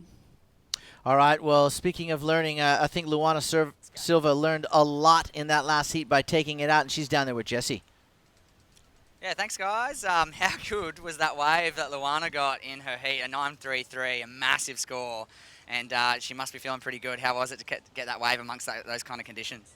Yeah, I think I was just in the right spot, the right time to get that wave, so I'm really happy to get that 9.33. And maybe a little bit of ripping too, probably, just a little bit. But looks pretty excited about it. Stark contrast from yesterday, as you know, like spitting barrels yesterday, 40 degrees, nearly like really hot and sweaty. We're freezing down here, super cold, kind of messy conditions. How is it to adjust from a day like yesterday to today? I just do the same thing every day. I keep on doing my same routine every day, and yeah, having fun. Well, it seems to be working. She's coming off a win down in Boomerang earlier in the year. Good form here today. I think she's going to be doing good for the rest of the event. Thanks for. Thank you. Back to you guys in the booth. Yeah, thanks, Jesse. Yeah, already fresh off a win in 2020, so the youngster looking the goods. 9.33. Wow, it's 0.63 or 6.2 off perfection, being 10 a perfect ride here. So well done to the youngster. Big things to come from her. Yeah, that was like I actually to see that in replay and have that footage there. That was like. Technically, that combo of turns, that was World Tour standard. like almost like top 3 finished World Tour standard there. That was crazy. Well, you just made a point there before we went to that interview, Beck, about you want to have a seed.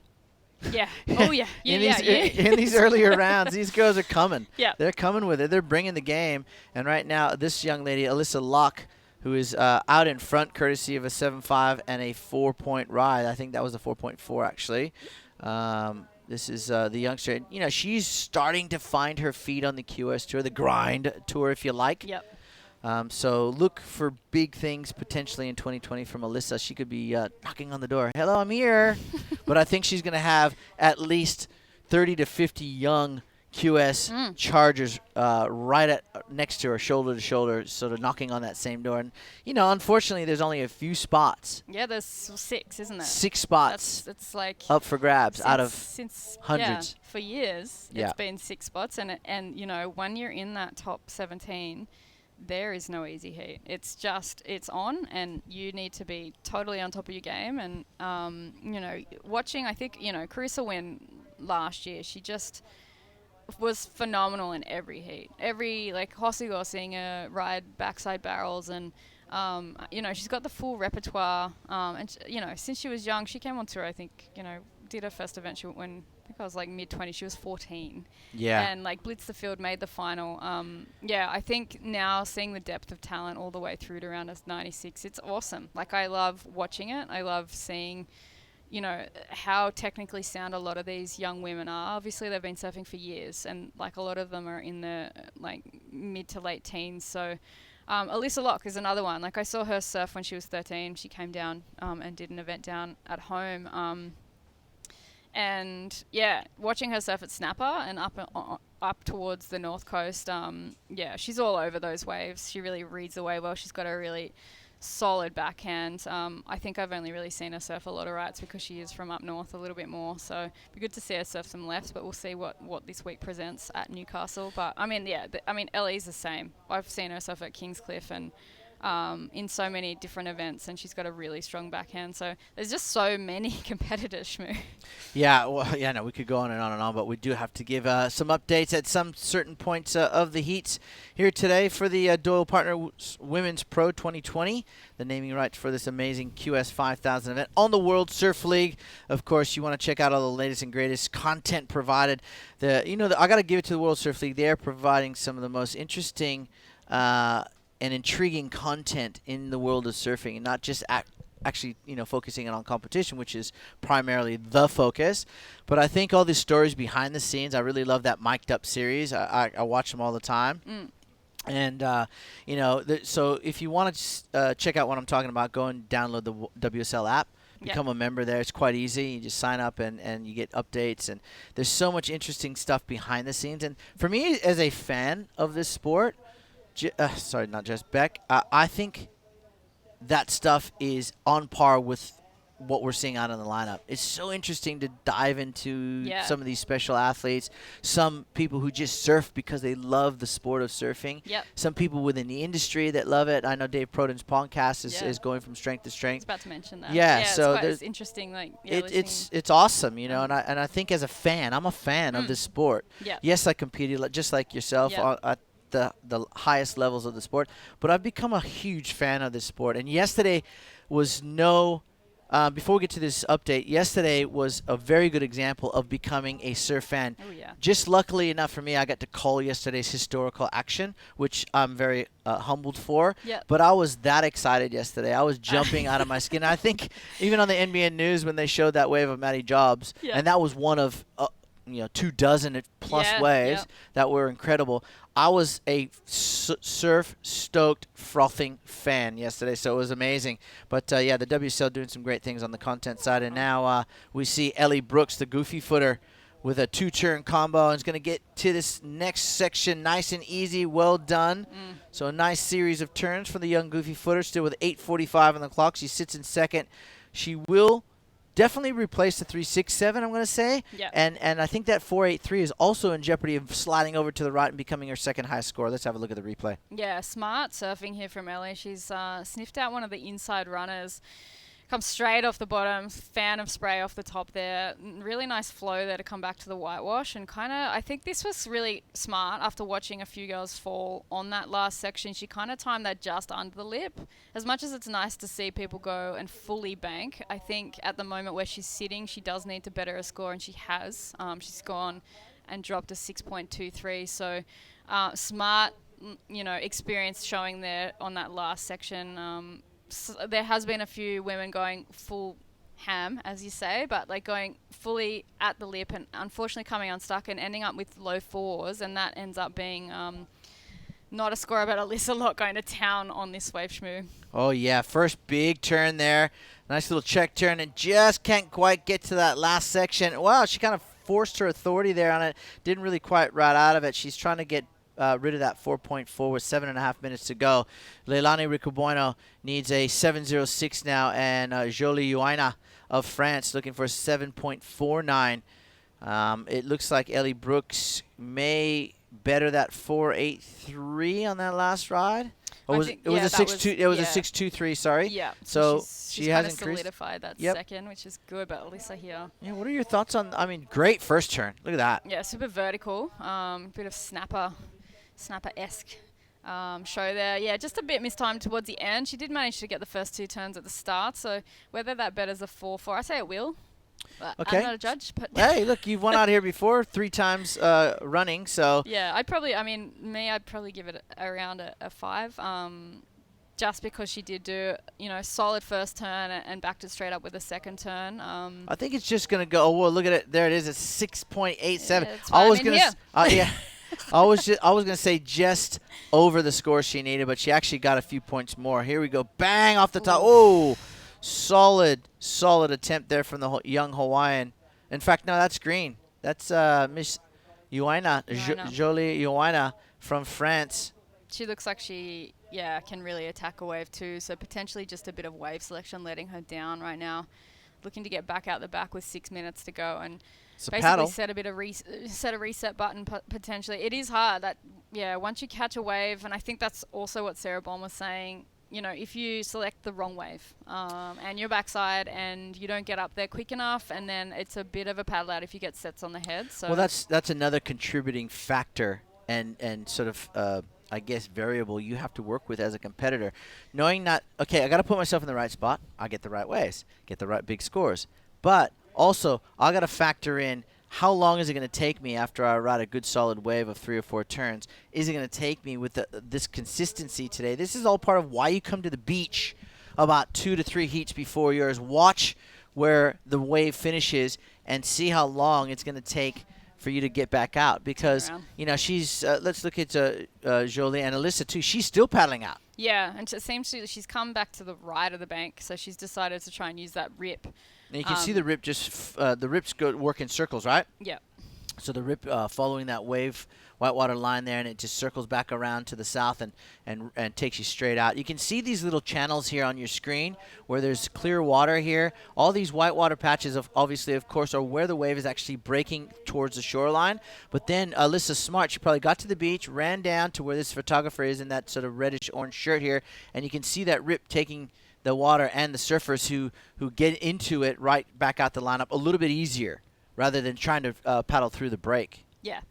Yeah, so it's, a little bit of a sneaky way to get back out the back. But, it is, as you can see, it looks a bit challenging there with that wide shot. And then you focus right back in again, and it looks like it's, like, epic, perfect right-handers. So the girls really, Ellie and Alyssa and Layla only catching 3 waves, but Alyssa's selected just selected the eyes out of it, basically. She's really, she's found 2 really solid scorers. She's managed to get her vertical backhand surfing on full display, and it's actually a pleasure to watch. I haven't seen Alyssa for a while surfing live, so her and Ellie both, I guess, a little bit more experienced than the other 2 competitors in this heat. There is still time, though, with about 4 minutes on the clock. Layla, the difference of 7.06 she needs there to get back into second place. A little bit hard, but as we've seen Layla in the last few events, particularly towards the back end of the year, she can definitely put it up there and go super vertical, and she is very young. So let's see what she can do here to answer back to the more experienced competitors in this heat. Yes, definitely. Still, I mean, today's you're not really worried about catching waves as such with lack of consistency. It's more about it's going to be about catching those waves that have that little bit of a shoulder, not so much of a wall on it. We talked about this a lot yesterday, where some guys were picking these big set waves back that just had this big wall to it and it didn't have a corner. Yeah. And what do you expect when a big 6-footer looms up in front of you and you're looking down the line going, wow, this wave is insane, it's solid, I want the solid wave, but not looking at to see what it's actually going to down the line? Like, is it cornering off for you? Does it have a little bit of a wall with a corner? And the big scores came by way of the guys. You could actually see the wave sort of decrease in size, and that's what we call a corner. And the guys who were getting these deep, long funnels were getting those corners yesterday. It's just no different today because we're at the same bank. So you got to look for those waves that have that little bit more shoulder rather than being so straight on the bank. Yeah, it was crazy watching just from up because we were doing beach interviews and watching the way that the double ups would actually hit this particular piece of sand that the women are on right now. And some of them, they looked like you said, like Shmoo, giant closeouts basically. But every now and then they would have that tapered corner on them, and it was just like phenomenal to see them paddling in. Here we go. We've got Ellie Brooks up and running. That was a huge backhand blast. She's kind of come to life right now, and a third schwack there for Ellie. So that was, she's showing us why she has won this event. Yeah, that was a great 3-turn combo. That is going to really impress the judges. An 8.14 what she needed to go to first. I wouldn't be surprised if she actually gets that score. 3 big turns on the backhand for Ellie Brooks with 1.5 minutes to go in this heat here at Doyle Partners Women's Pro 2020. Let's look at the replay. From start to finish, very strong. Drives off the bottom, big square vertical reentry, straight into another one, mind you. Yeah, good flow. And then she hits this oncoming section and snaps that tail around. Really good execution. Kind of casual. Casual as you like, right? She's having fun out there.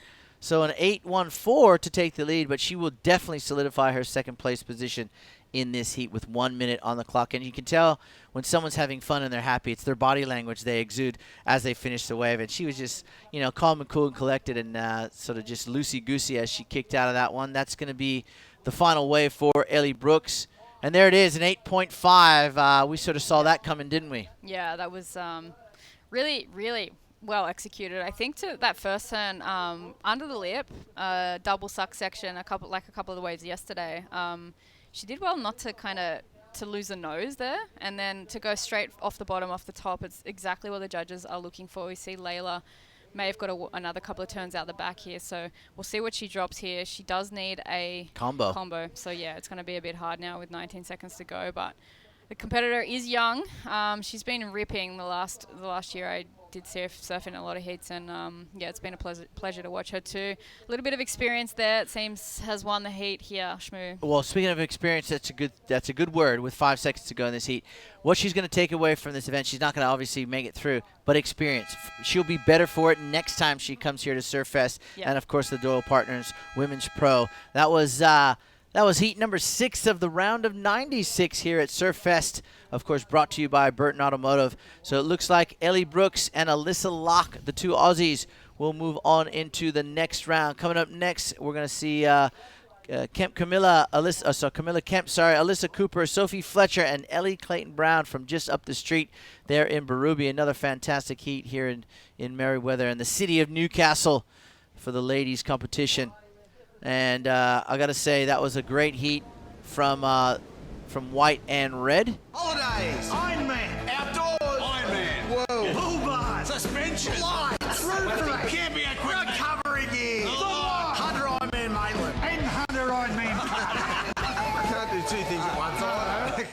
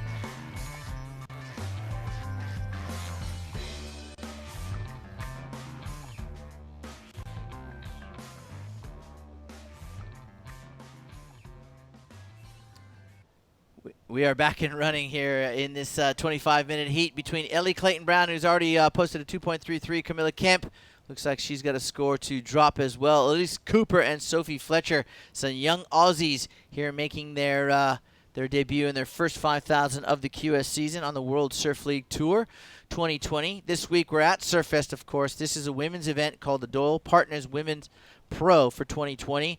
Next week we'll be down the street, or down about an hour and a half, 2 hours down the coast in the Big Smoke and the city of Manly Beach for the world's first ever Challenger Series on the WSL Challenger Series campaign. It's basically a 10,000 rebooted and revamped with a lot more oomph in everything. Prize money, points, of course, which are ultimately hugely important if you want to qualify. And, of course, the broadcast will be, I believe the WSL has just done a deal with Channel 7, so it's going free to air on 7 Plus. I'll get that. I'll make sure I get that confirmed. So if you want to watch here in Australia in particular, of course, you can watch the live webcast. Yep. I know Fresh Air broadcast team is doing the live webcast for that event. So, and we've got an amazing crew of the WCL commentators. I think Joe Trappell's going to make an appearance, as he has done so in the last couple of years. Ronnie Blakey's on the panel. Nice. Richie Lovett, myself, and a few others. So it's going to be a fun time in Manly next week. We look forward to it. Yep. And make sure you join all the live action. Of course, on Channel 7, there will be broadcasting live, free to air. And we'll get those details to you. But it's been a great, it's always a great, I love the Aussie leg, Beck, of the tour. Yeah. It's what starts the campaigns for these surfers. It's what starts the focus in on the world title campaigns and obviously the highs and lows of it. So I'm interested to see in a few weeks' time how and what and why and who has done the best off-season preparation. Obviously, we're going to be missing on the women's side Carissa Moore. Yep. That leaves the door open for Omura Suzuki, first time ever qualifying for a Japanese female surfer, which is historical for that country. So that's exciting. Yeah, but ultimately, girls like Tyler Wright's back. Yeah. She was very ill throughout the majority of last year. Yeah. This all started in South Africa. Yep. And then she goes on to an amazing results in Maui. You know? Makes the final, Yeah, makes the final. And so she looks in great form. It was great to see her back, actually. Yeah, and it is. She's a true champion. Yeah, we kind of like watching events and yeah, you missed her presence especially in solid waves, and it was great to see her back out at Maui. Just the power and the combination of turns, and I was really stoked to see her back. Obviously, we have some solid well-toured surfers from Australia, as we have 3 Australians in this heat as well. We've got Elisa Cooper up and riding right now. Elise, sorry.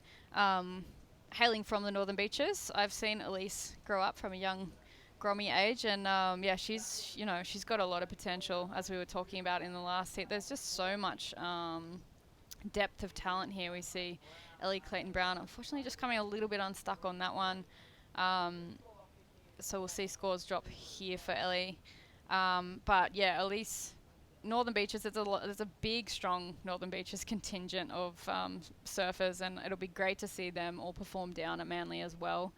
I think the exciting thing is as well with the Challenger Series to see where and how that plays out this year. I think it's a really great concept. I think, just to have that many points available and to have kind of the cream of the crop 60 in one event is good. So exciting. Yeah, so let's go talk about exciting with the winner of that last heat, Ellie Brooks.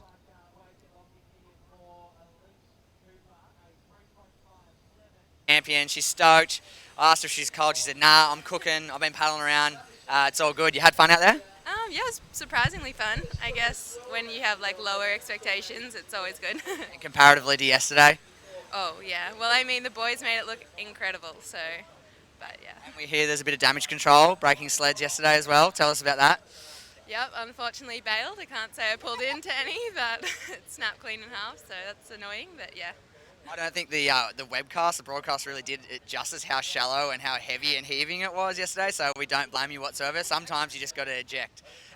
What's the plan? We've got a bit of swell on the horizons. That was your only step up. Were you going to bring in some more heavy artillery? I mean, that would be handy, but this ball goes pretty good, so I'll just roll with whatever comes, I guess. So I think the whole world watching can agree that that board definitely works for you. So stick with it, and good luck in the next round. thank you so much. Back to you guys.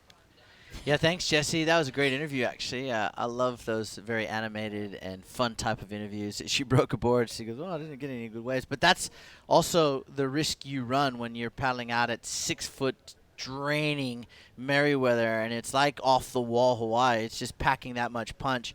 It doesn't matter if you're riding the wave or if you're under it getting cleaned up. Yeah. It can clean snap your board right in half, and it did that for Ellie. So she's got a good one. That replay during that interview showcased just how good that board looks and works. Yeah, considering that, she the one she snapped was one apparently that was quite new, and she was liking it, and I think she was a little bit rattled by the fact that she just snapped her board the day before the comp starts, which is always interesting. It can be a bit of a battle of the mind sometimes. But yeah, she did really well to go out there today. And yeah, I mean, it's obviously surfing very well on that board. Yeah, let's have a look at some of yesterday's action while we wait. Look at this one. This is early in the morning here, and this is where it just started to turn on. I tell you what, the whole day I was gobsmacked. I know Merriweather gets good, but just have a look at some of these tube rides here. And this is only the beginning of what was to become an historical day here at Surfest. This day will go down in history as one of the best days of this event. And I get that from Matt Hoy, who has surfed this wave on a number of days just like this. And he rated this day a 7 out of 10. Oh, wow. Yeah. So it gets better than this. And have a look at this one here. Late, steep, just under the curtain. And some of the best rides I've seen in competition in a long, long time. And it gets better. It gets better back. That was Keo Kobayashi's 917.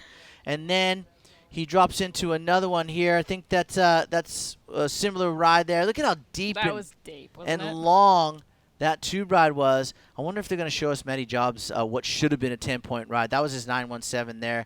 Have a look at this one. Grabbing the wall, stalling, perfect position, driving into this next section. That was Vasco Ribeiro. That was really a nice Marco wave. Giorgio there. Beautiful. Just so clean. All day long it was like this, Beck. How many barrels, would have there been? Probably like 40-something. Oh, if not more. And here we go. Look at this from another angle here. Just stalling under the lip. Perfectly positioned.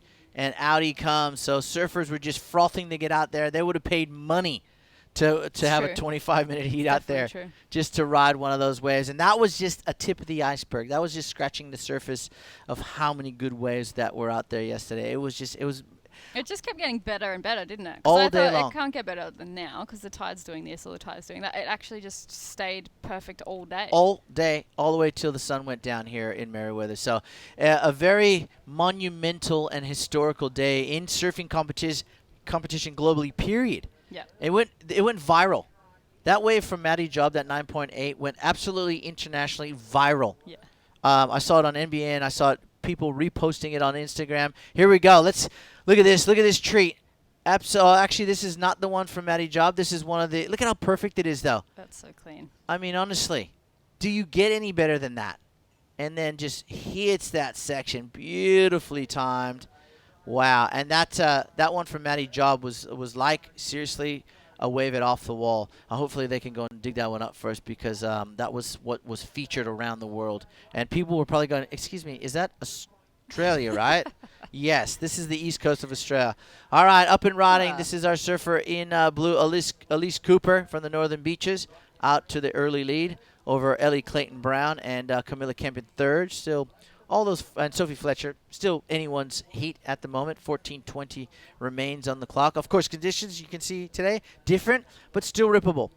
In the context of the QS Tour, where unfortunately there's a lot of days where you got to grind out scores and you got to grind out results. This is still a very good day of competition surf. Yeah, I mean, if I was competing today and I came down and looked and I thought, oh yeah, there's definitely the fact there's waves and it's not like half a foot. I think it's always a struggle when there's 4 of you on one peak and it's tiny. There is a consistent bank.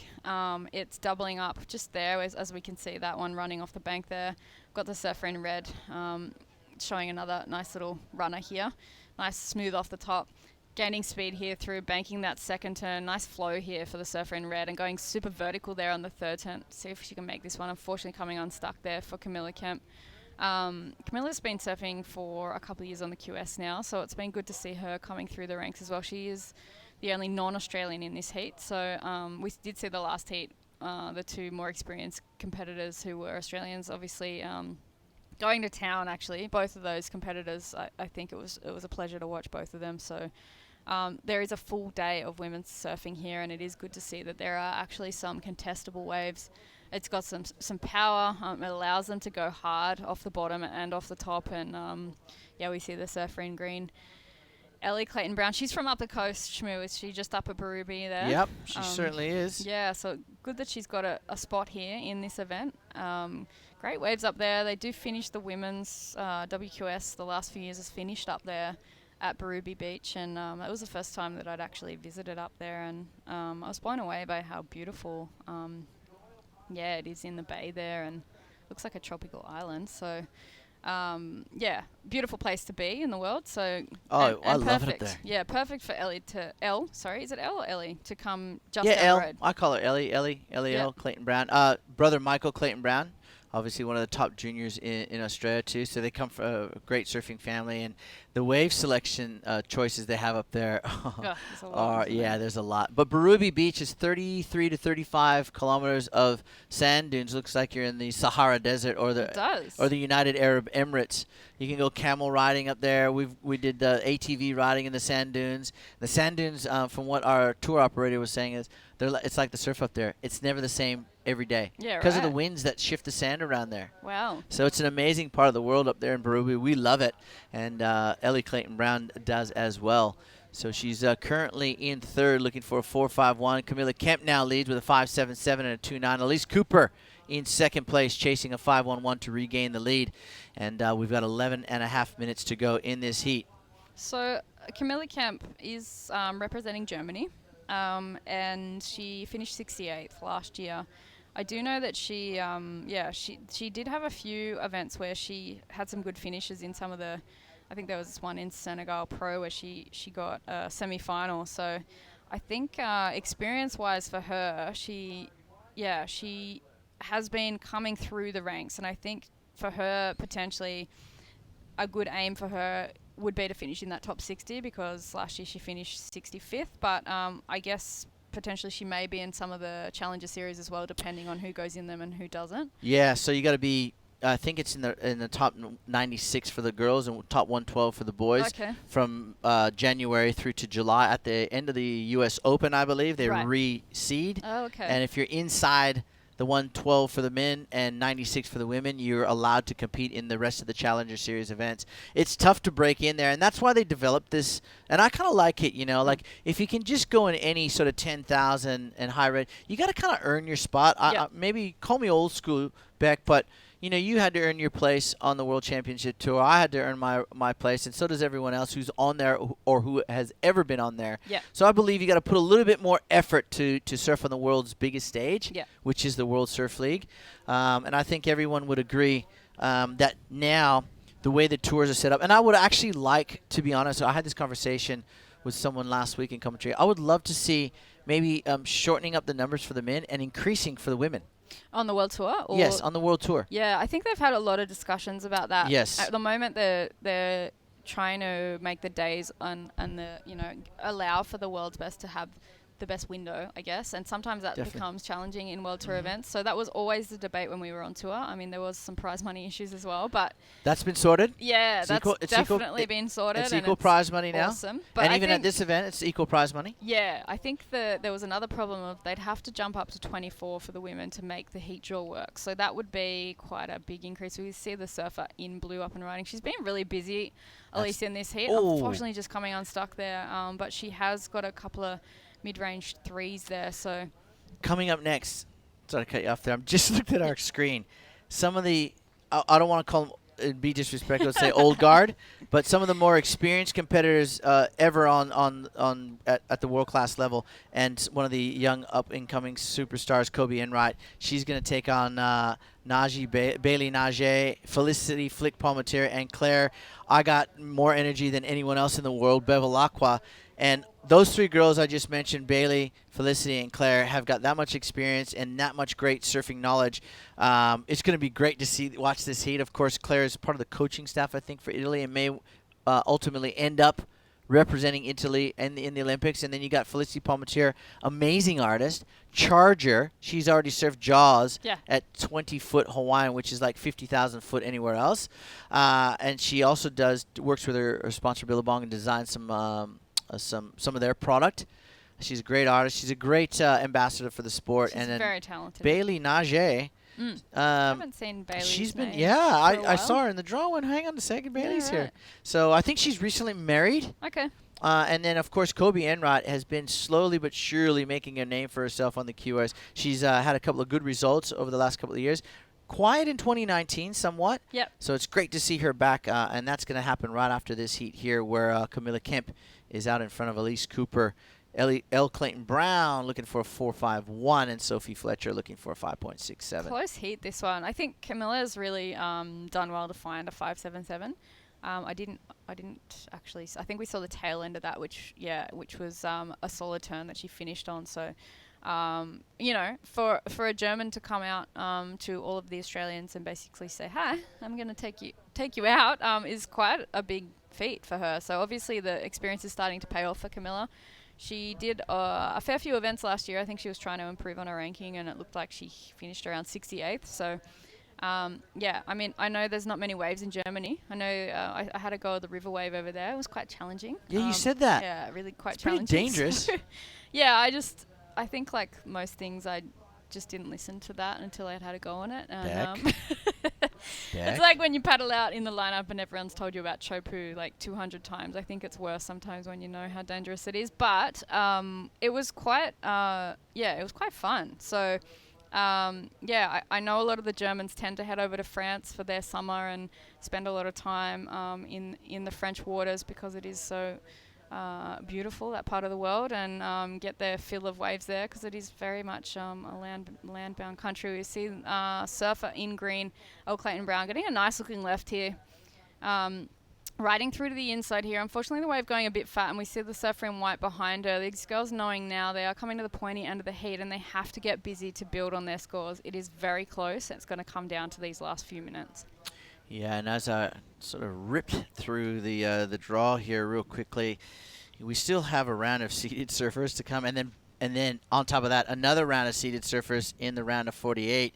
Former champions are here to partake in the Doyle Partners Women's Pro 2020, all part of 35 years of Surfest. Of course, brought to you by our friends at Burton Automotive, Kim and Janine, and their entire crew, part of the fabric of the sport, but more in particular, this event.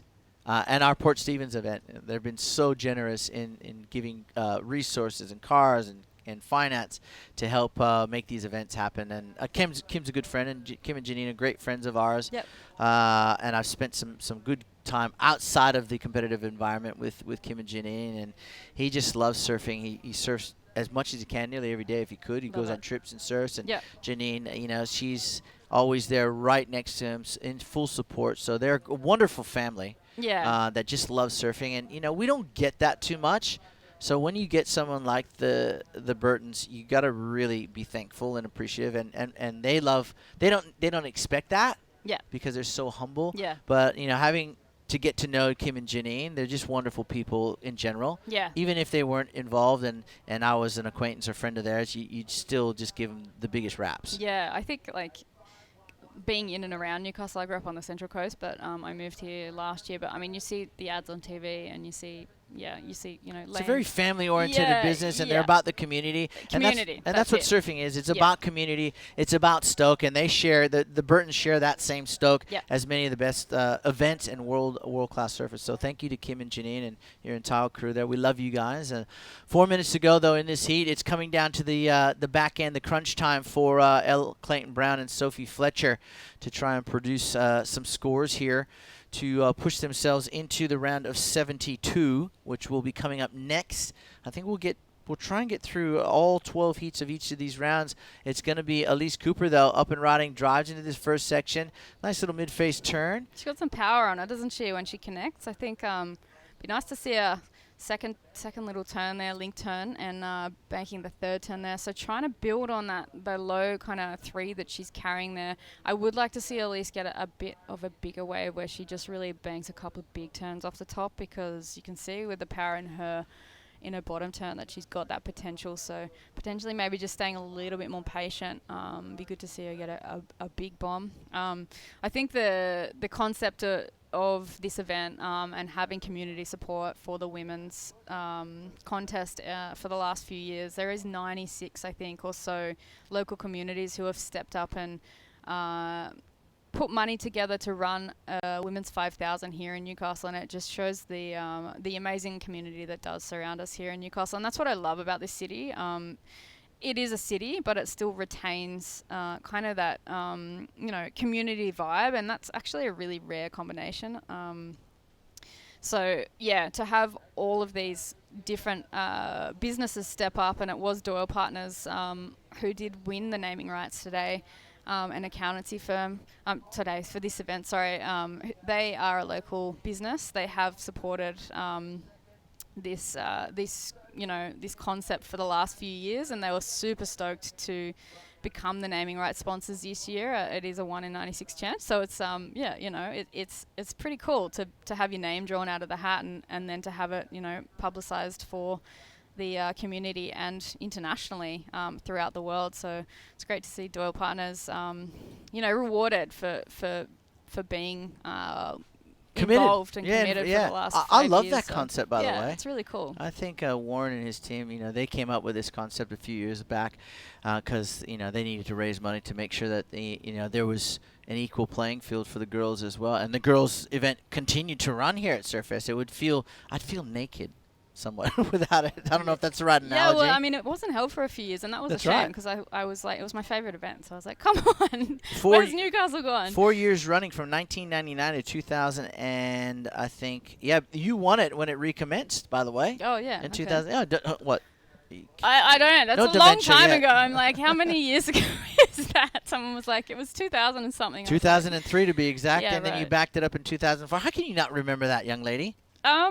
12 to 15 years, I think, of doing contests. I do remember my first win. It was excellent. I remember because I think it was about 18. We see the surfer in green up and riding here. She doesn't need much. 483 for Elle Clayton Brown with 1 minute to go, though. I don't think she's going to make it out the back, so she's going to have to rely on that score. But yeah, I would think when you go back to back, Beck Woods. Yeah, the second one, girl. it was. This place is awesome. The waves are great. We see Elise Cooper has retained that second position. She's gone a little bit higher with a 3-3. I think, like I said, Shmuel, I'd love to see Elise go out the back, be patient in the next round if she does get through with 30 seconds to go, and just bank some big scores. There may be... Ellie's dropped a 3.37, so she has moved into third and now only needs a 4.03 with 20 seconds to go. Really tricky heat, this one. I think that the women have really struggled to find a little bit of those waves that we did see Ellie Brooks and Elise Locke unfortunately coming unstuck there for Camilla Kemp from that last heat. But yeah, I guess they'll learn from these waves right now. Definitely. Well, Camilla and Elise look like they will hang on to their first and second place positions here at the Doyle Partners Women's Pro Heat number 7 in the round of 96. Unfortunately, we're going to say goodbye to Ellie Clayton Brown and Sophie Fletcher, but we've got plenty of the world's best coming up here at Surfest right on the backside of this break. Stay with us.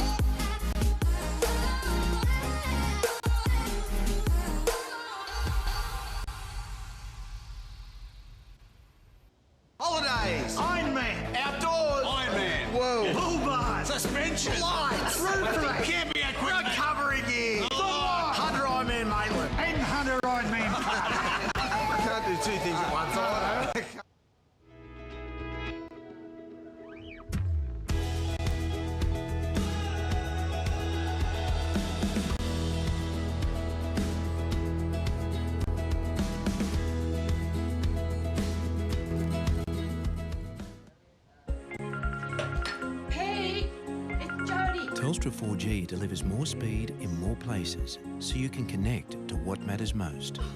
Thrive on a new kind of network.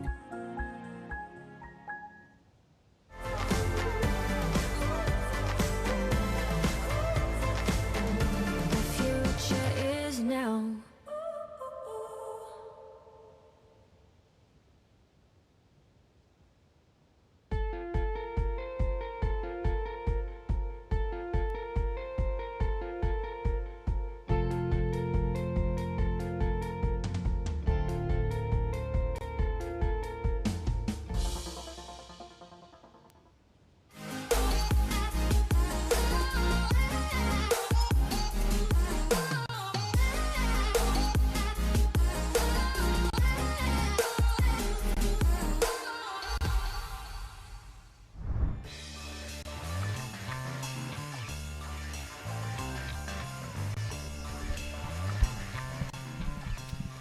Welcome back to the action here at Surfest. We are live with the Doyle Partners Women's Pro. We've been smashing through the morning. We're in round 1, the round of 96 on the women's side of the draw. We'll be running round 2 this afternoon as well.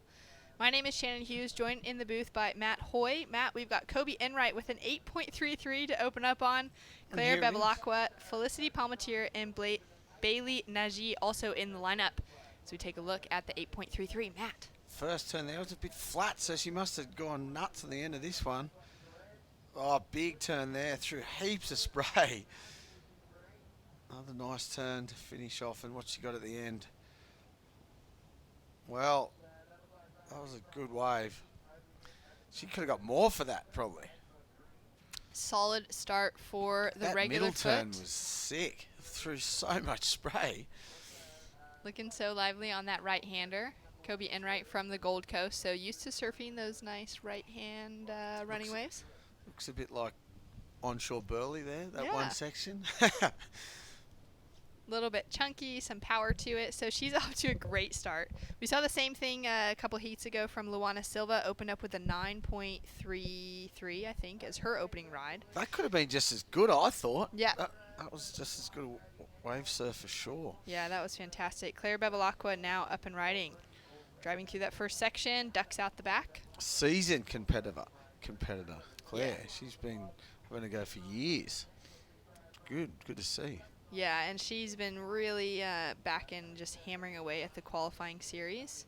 Super hungry. She's now representing Team Italy. Is she in the Olympics? She's not qualified. She's not in. so She's not quite there, but there is still those spots Yeah, available, yeah. and she could be. She'll no doubt be competing in May, as we were talking about before, at the ISA World Surfing Games in El Salvador. She'll be hunting that spot, for one of those spots Yep. for sure. And basically, it kind of requires getting into the finals, maybe. They run 4 surfer finals, so 4 men and 4 women in the finals. Maybe the semifinals could get that kind of result, even down to the quarters, depending on who What advances, country, yeah, if yeah. surfers that are already qualified are in those top spots. But yeah, there's a lot of work to do on that side of the draw, but she's so capable of getting those kind of points to her name. And great to see her back in the mix, just hammering away. She looked super focused this morning. She was warming up early, put on the full suit because it's a bit colder today, rather than the spring suits that everyone was wearing, or even just board shorts or bathing suits yesterday as it was so hot out. The water's still really warm though for this time. Oh, well, it's always warm this time of year, but yeah, you could still in a heat, you could get away with board shorts easily, swimmers easily. Especially with all the paddling done. Yeah, exactly, and it's only 25 minutes, so and you're not non-stop paddling, and you got your adrenaline going too in a heat, more than free surfing for sure. Well, Claire had a great start to the season. She got a quarterfinal finish at the Corona Open in China, which was at QS 5000. A lot of points to her name. Kobe Enright locking into a second solid-sized wave. Races around that first section and now starts to unleash. Digs that rail in just a little too much on her opening turn. That could have been another good wave for her to start the heat. Was it the Corona Pro in China? It was. Oh, my goodness. Yes, that is the joke of the season. I didn't even for know the that. qualifying series. Was that the start? That was the start, yeah. So that happened. That started out, I think, on maybe January 5th, which was a great start to the year. I mean, straight away. Men's and women's QS 5000, so equal qualifying event series then, points. Really big event.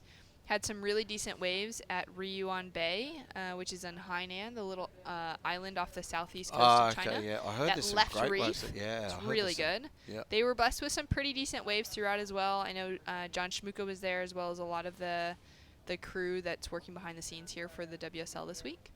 And yeah, they really had some solid surf coming through. A lot of the competitors started out with some really good results.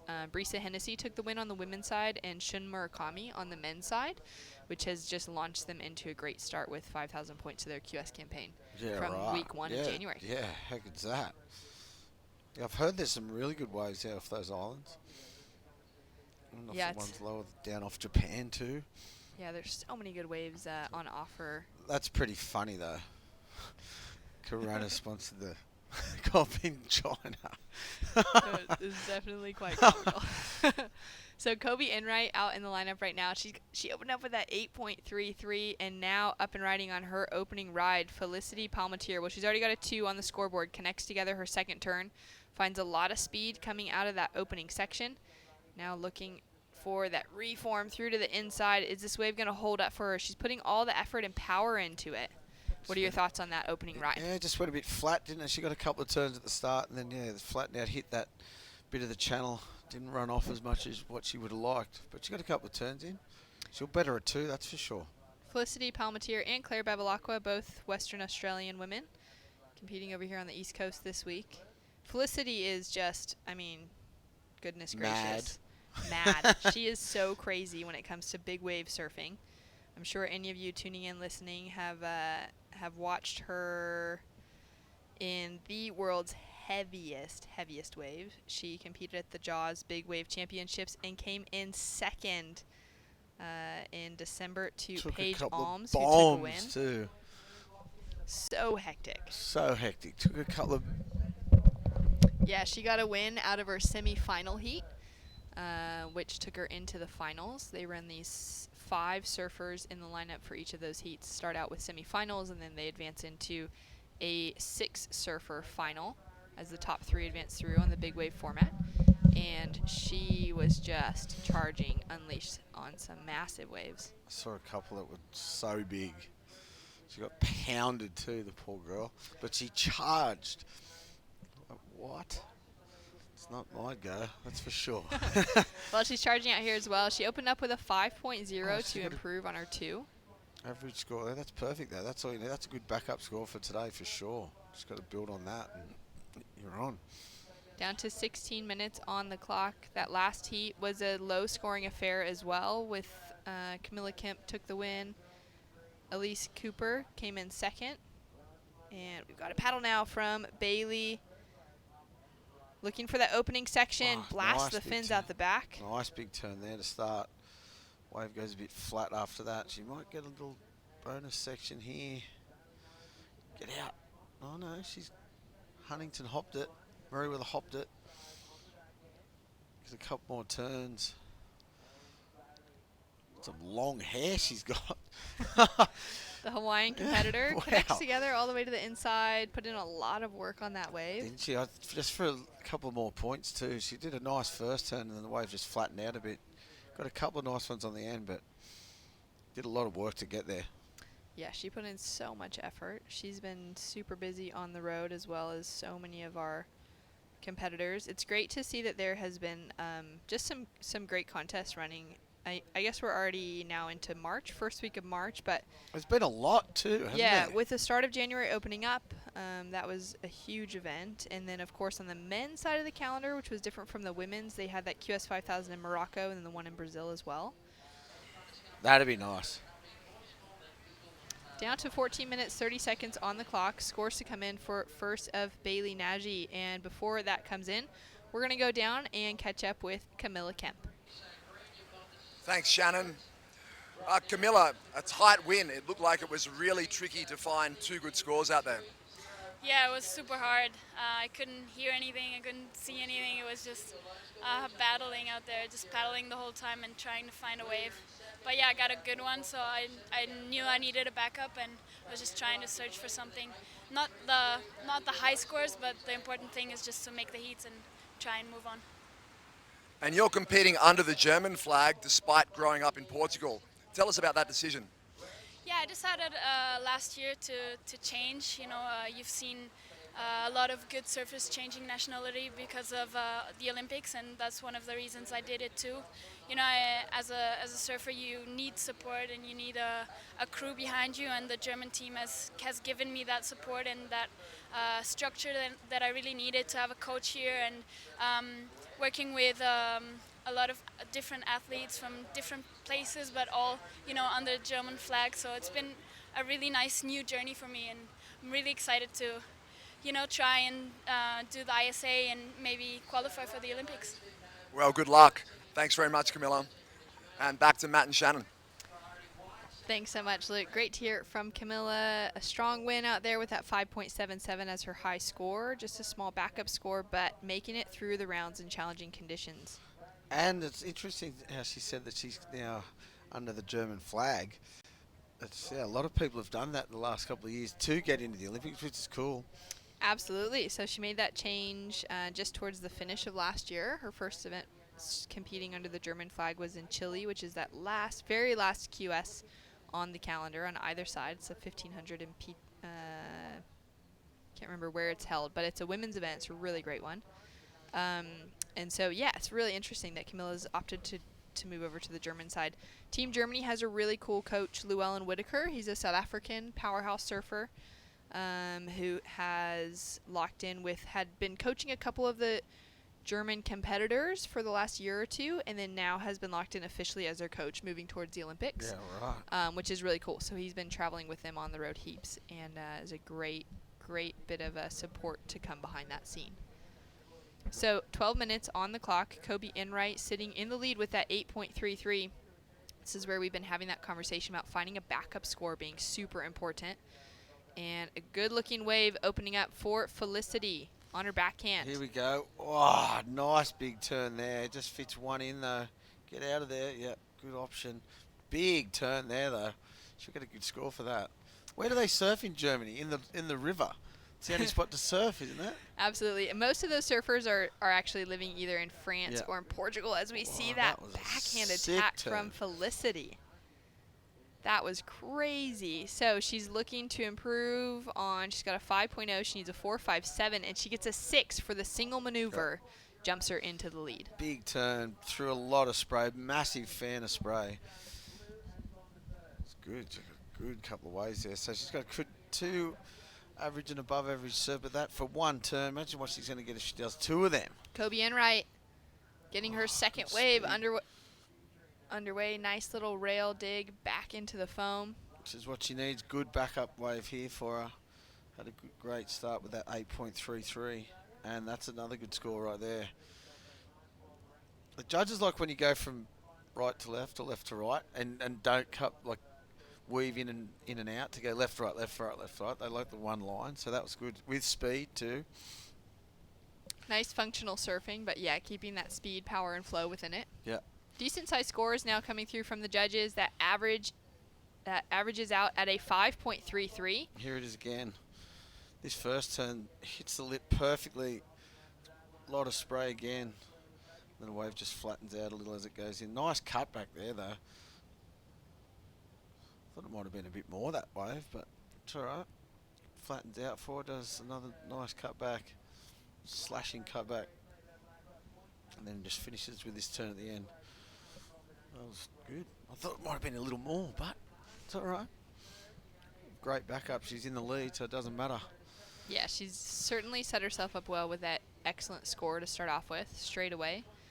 I remember the Germans coming down to the contest in France back in the day. Mate, they were mad. They were the ones partying more than anyone. Well, I'm sure they still do. A great team of surfers that they've got behind them now. So they're not guaranteed though to get in, right? That's what I thought with everyone changing countries. Oh, well, not changing countries. Just going under a different flag because their parents are obviously German or whatever they are, whatever nationality they are. I thought maybe two surfers from every man and women got in, no matter what. But it's not like that. You got to be high rated and do well in the ISA games, and Exactly. So for the 2020, for the opening year for surfing in the Olympics, which is still kind of technically a test run. Okay. Yeah, for a couple of years. So I do believe that France for the 2024 Olympics has already opted to have surfing included in the Olympics. So they've got 2 years in a row. But there's only going to be 20 competitors on the men's side and 20 competitors on the women's side. Okay. So it's a limited field. And then there is a maximum of 2 surfers per gender per nation. So 2 men and 2 women, which is why we've already got Team USA sorted with John Florence, Kolohe Andino, Carissa Moore, and Caroline Marks. We can't get another female competitor in. Yep. They've earned those spots through the WSL's Championship Tour rankings out of 2019 as the top surfers from the U.S. But there is still Australia's done too. Yep, Australia's filled out. We've got Jordy Smith on the South African side as well as Bianca Batendag. Bianca would have qualified through the ISA World Surfing Games. So there's a lot of technical things behind the scenes.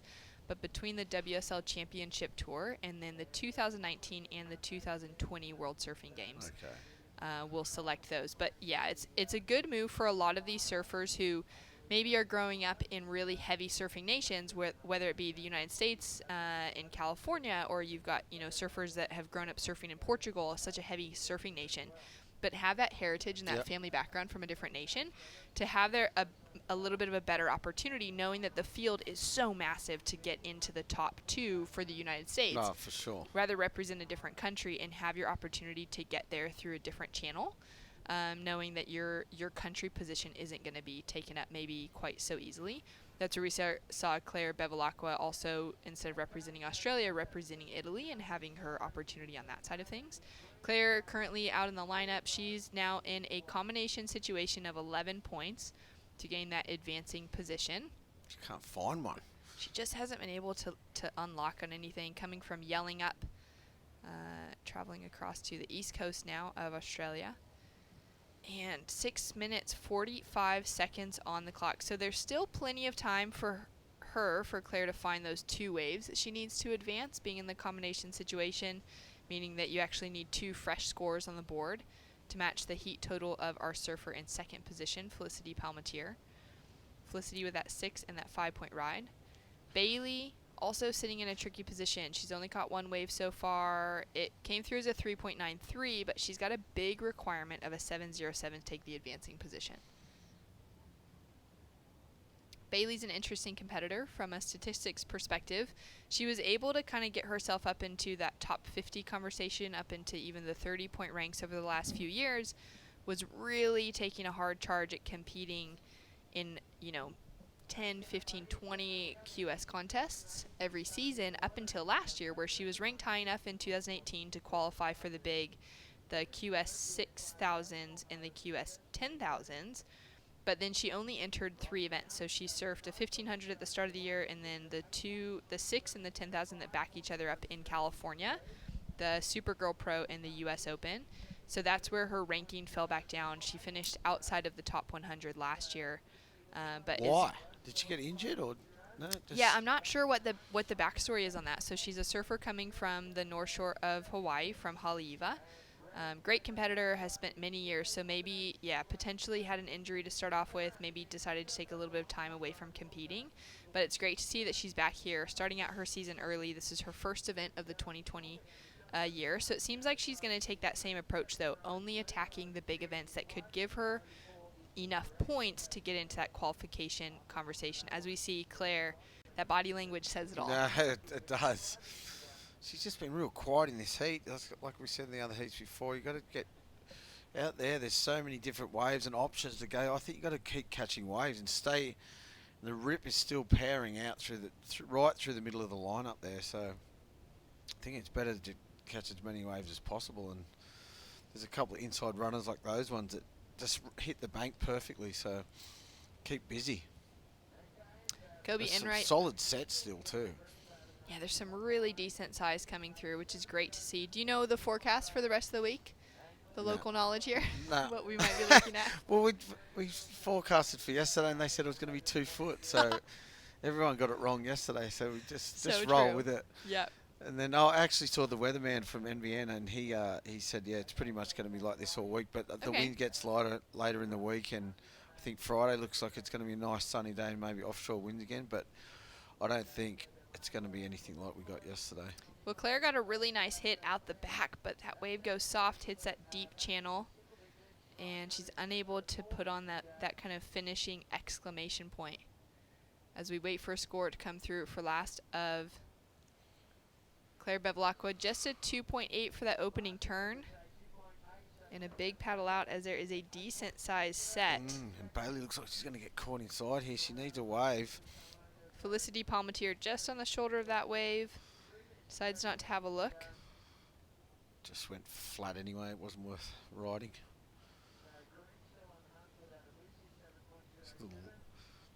Yeah, I saw a set before when I was out there. It was a solid 6 foot set. Looks like, I think the Sudley, it's not a real howling Sudley either. I don't think there's a low behind it. We're going to get a rain band coming from the middle of Australia. Felicity Here we go. Palmatier. Yeah, she might get 2 on this wave. 2 nice big turns there, and a third to finish. Well, she needed a better 5. I reckon that's going to do it. Yeah, really strong surfing from the Aussie. Nice clean double up here. She got a bit foamy at the start, but still pretty clean. Nice snap there. And another one. She throws a lot of spray.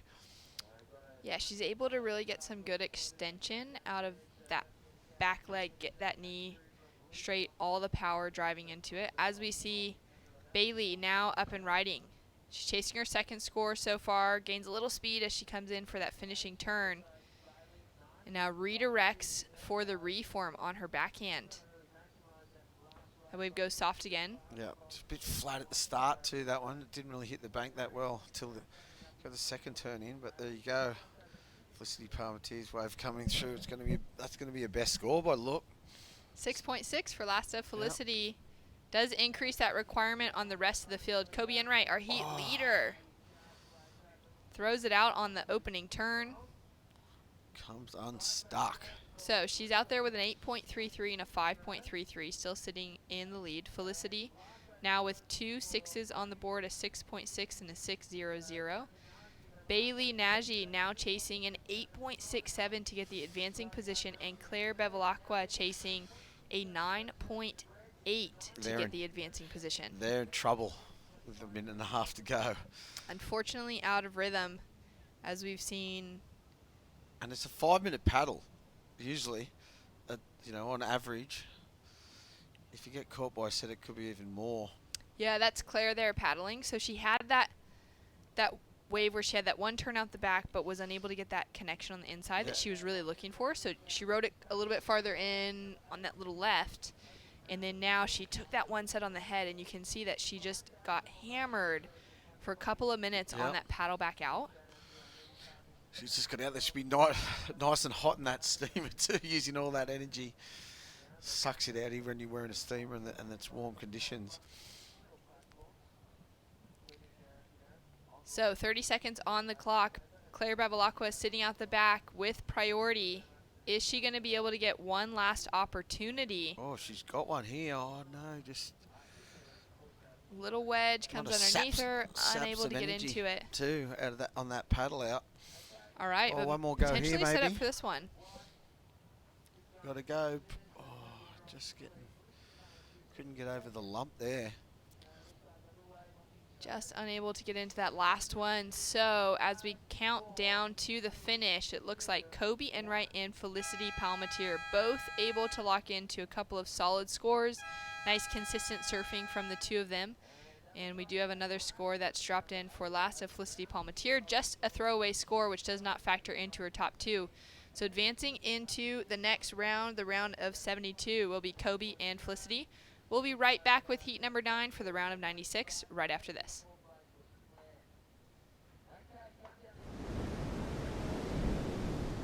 We're running all the time, we're running all the time.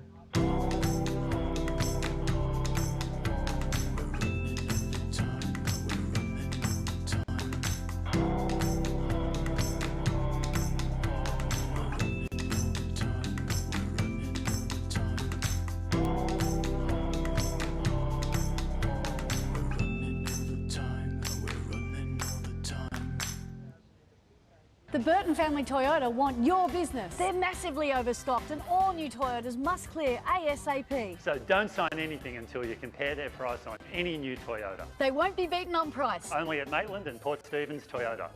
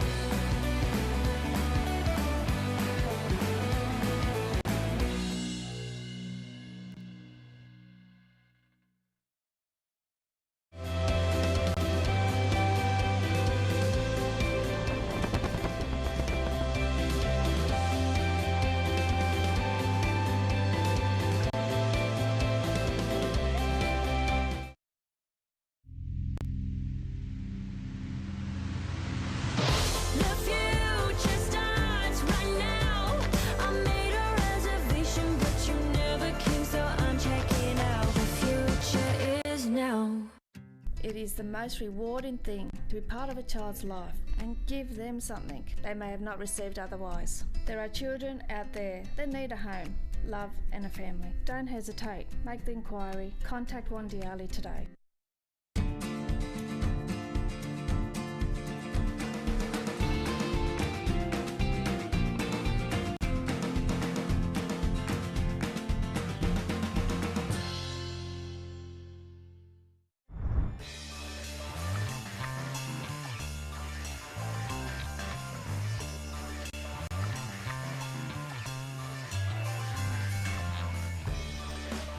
And welcome back to heat number 9 for the Doyle Partners Women's Pro. We are running a QS 5000 here at Merriweather Beach in Newcastle, New South Wales, Australia. It's a beautiful part of the world.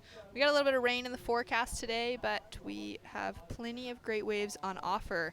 Out in the lineup at the moment, Freya Prum, our surfer in red, Juliette Lacombe in blue, Ellie Turner in white, and Garazi Sanchez in green, getting ready to kick off their heats. My name is Shannon Hughes, joined in the booth by Matt Hoy.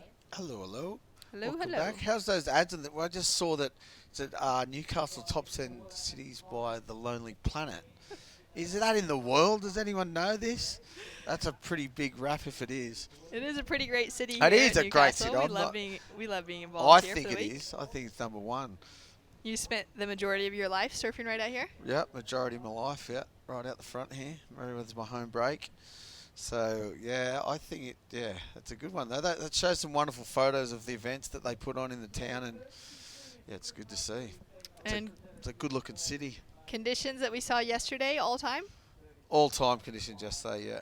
I said in the middle of the day, like before, the whole day ran, it was like a 7.5, but I reckon it was sort of an 8.5. It does get better than that. But that was pretty damn good. It was an amazing Just day a of competition. different spot on the beach. Okay. Yeah, a different spot might light up a little more. Yeah.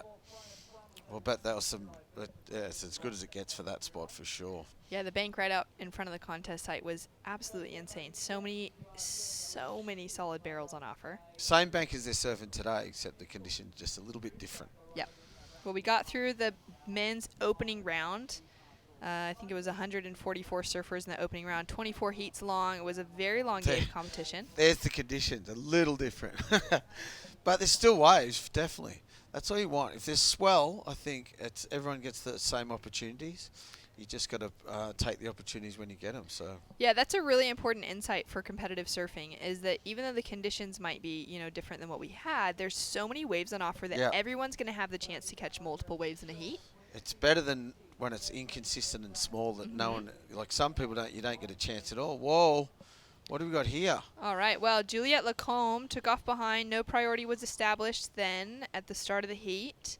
And she gets one little snap out the back. She's going to kick out. Garazi Sanchez did drop out on her, but got the kick out as quickly as she recognized Juliette was behind her. You can see her there just pull off. Well, that's interference though, isn't it? I will just definitely have to leave that one in the hand of the judges. Let's take a look at this first wave, though. Yeah, she gets a nice big turn at the end here, throws some spray. So, yeah, it was no priority because it's the start of the heat. So, I don't know either. They're going to judge both scores, so... Wow, that was interesting. She didn't even look behind her. Yeah, that was definitely an interesting takeoff decision for Garazi. She'll certainly have to learn from that one, but she kicked out so quickly that it seems like it's okay on the judges' side of things. We'll let you know, viewers, if we see anything different come through on our scoreboard. First scores coming through for Juliette Lacombe. Looks like it's going to set her up with something to build from. Yep, and definitely. just very small throwaway scores across the board under that. Yeah, in normal circumstances, that would be a interference. And as we wait for that first wave of Juliet to come in, 18 minutes on the clock. We just watched a very informed Kobe Enright take out a big heat win. We're going to catch up with her down at the beach. Maybe not. Came out of the gates really quickly with an 8.33. Were you aware that that was the score in the excellent range? I actually had no idea. It's super hard to hear out there. I mean, we're pretty far out and it's pretty windy, so no, I was stoked. It took me a while to hear it, but yeah, it keeps you going when you start the heat off well, so yeah, I was stoked. And you've had a taste of the WCT as a wild card. Do you have your eyes firmly set on qualifying this year? I definitely do. I mean, I know that's the end goal for everyone here at all the events, but I had a pretty shocking year last year, so I guess it's pretty mentally draining when you don't make any heats and you put in so much effort to get there. So this year I'm just going to take it heat by heat and see how I go. But yeah, that's the end goal for everyone. So yeah. Have you changed your tactics or your training for this year? I have a little. If I'm honest, I haven't been training that much. I've kind of just been trying to enjoy surfing again. Like I said, like it's not very enjoyable when you lose so much. So yeah, I was stoked to have waves. We don't always get comps with waves. So yeah, it's kind of like at home out there, D-bar on a windy day. So yeah, stoked. Well, good luck in the rest of the event. Thanks, Kobe. Thank you. And back to you in the box. Thanks so much. Great to hear from Kobe and getting that good score unleashed early on. Kobe's had a couple of wild cards to the event at Bells Beach, the Rip Curl, as the Rip Curl wild card. She's had a couple ninth place finishes in that as well, which means she's made it through a couple of heats. Yep. Just some great consistency, looking really sharp on those right-handers. Yep, that's what she said. It's a little bit like home D-bar. Messy D-bar. Well, with 17 minutes on the clock, scores in for first of Juliette Lacombe, a 4.17, but unfortunately we have seen that an interference has been called against Garazi Sanchez. I know, it sort of had to be. She didn't, like, if we have a replay of that, she didn't really even look behind her. She just went. And then Juliet got that wave behind her, got just a bit below average score, but yeah, that was a weird one. So maybe she thought there was priority already. Potentially, yeah. I feel like in a setup like this where everyone's a bit spread out, there's so many peaks coming up, she easily could have thought that Juliet had already taken off on a wave, yep, and that she was maybe the only surfer left in the lineup who hadn't, with that kind of start of things. But yeah, that's unfortunate. So she's going to end up with a on 0. On a first wave, too. Yeah, on her first wave. So no score. She's only going to end up with a 1 score. Yeah, here it is again. Counts. She just looked. She didn't even look. And she looks after the fact. So I don't know, yeah, if she snaked her or didn't look like it though. She just looked like they were both paddling together. Yeah, she was just in that zone, you know. Sometimes I think as competitors, you see a surfer just lock so intensely into that focus that they forget those moments that are really important within competition surfing and something goes wrong. Well, here you go. She just got a 4.53. She's in the lead. So she just, and that's all she's going to count though, one wave, right? So exactly, yeah. So she'll just have, for Garazi Sanchez, she'll just have 1 scoring wave on the board. That 4.53 at the moment keeps her in the lead, but she's not going to be able to put a backup score. So she's going to be looking to improve and find the excellent scores that we've already seen a couple of the women lock into this morning. Gets a 9. She's got a good chance. Yeah, given the context of today, a lot of that kind of second surfer has been looking at maybe cracking into the 10-point range for their heat total, but it certainly is possible. There's been a few heats that it has been that low, for sure. The last couple of heats, there was a couple of good scores, but so it makes it a lot harder. Here's the replay of this last wave, the 4.53.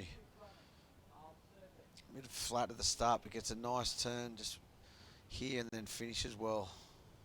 Yeah, nice really slash. Nice style in that opening turn.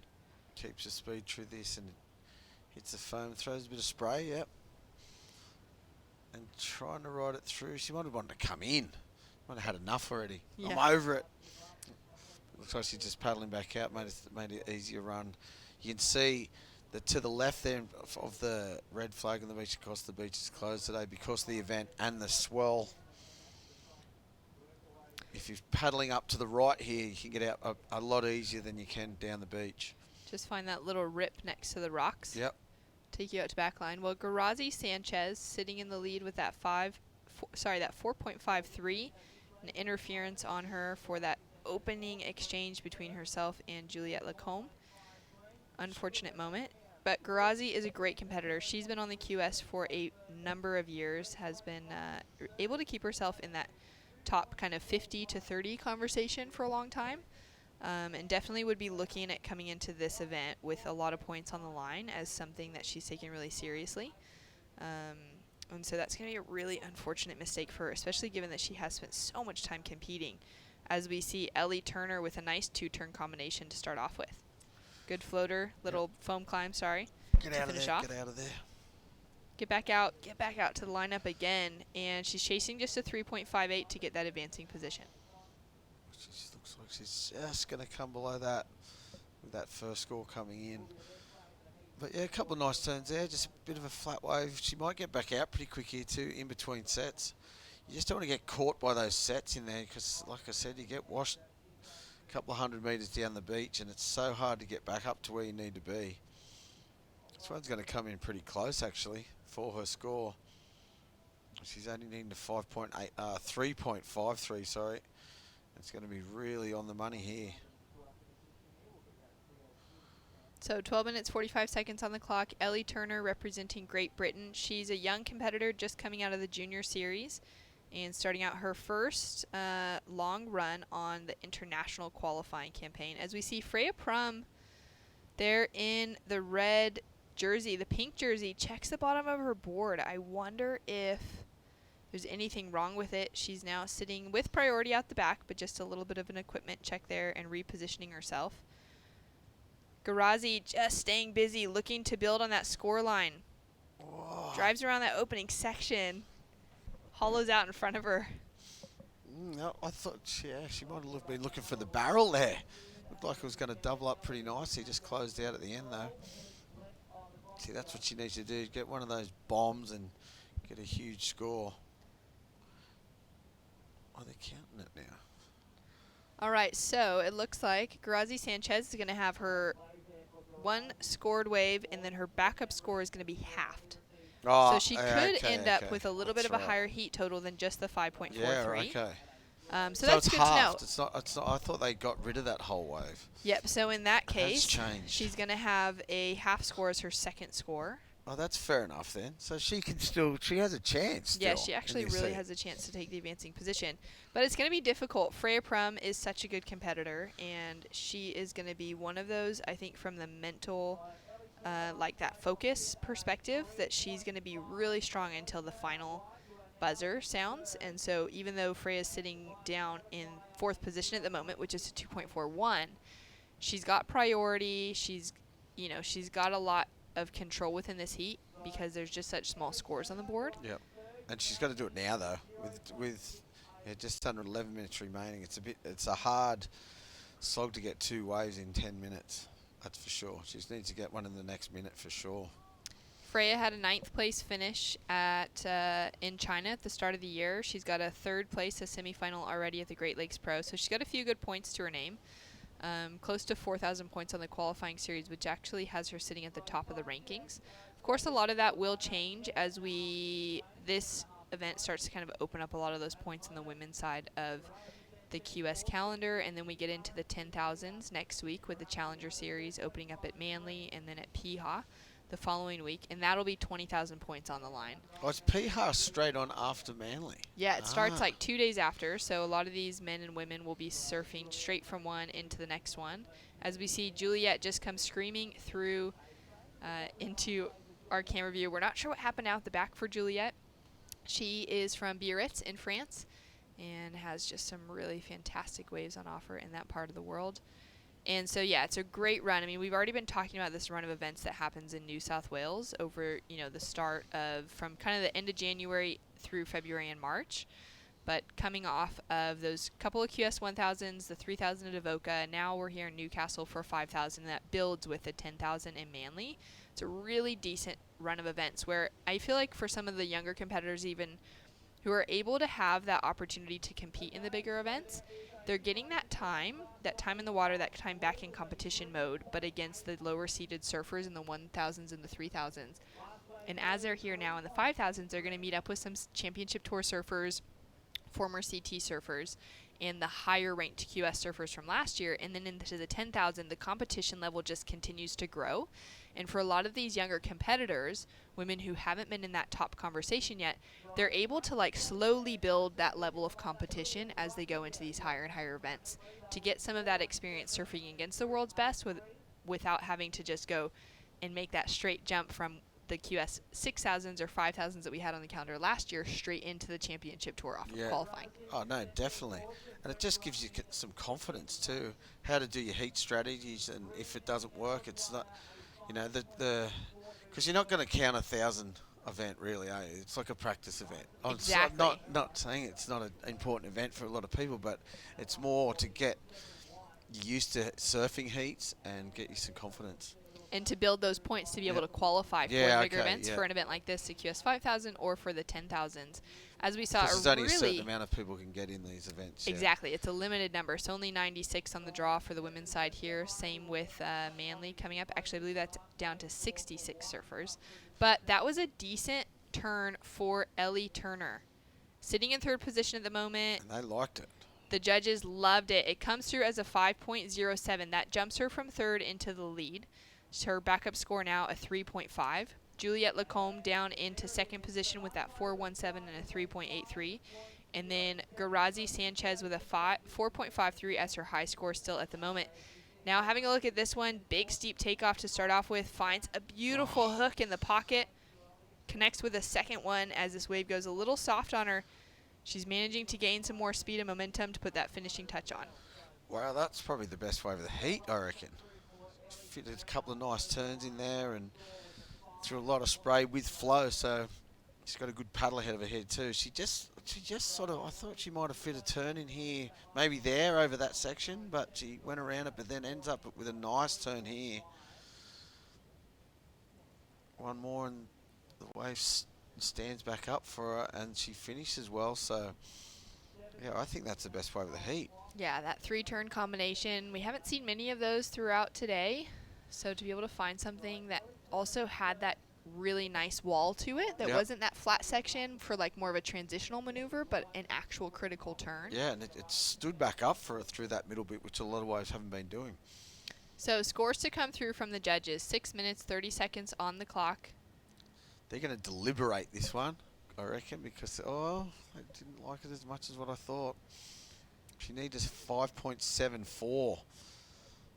She did not get it.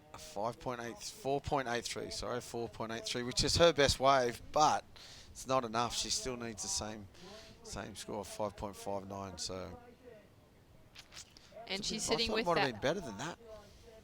Yeah, so that 4.83 now on the scoreboard for our surfer in green. Sitting with that interference, though, means that her second score is going to be half. So she's got, that second score was in the 4-point range, but it's down half to a 2.27. And we're going to take another look at the last of Ellie Turner. That 5.07 for that one critical maneuver. Nice, big, threw a lot of spray too, hit the lip perfectly there. We saw Felicity Palmetier get a great score for one turn wave in that last heat, so that was worth it again there. And then taking a look at last of Freya Prum. Oh, what? Nice and vertical snap to start off with. I think she's just going to get one there too. Okay, this is going to be an interesting, what do you think between that one turn from Ellie Turner, the 5.07? We don't have a score yet for Freya Prum. I think Freya's was better. Okay. More critical off the lip, threw a lot more spray, but we'll see. That was pretty close though, but a little better maybe. Well, she's chasing that 6.23. She's just got a couple of ones on the scoreboard at the moment. So the scores are starting to drift through. Regardless of what it comes in as, it's going to help her situation. So a 4.9 for Freya Prum, just shy of Ellie Turner's wave.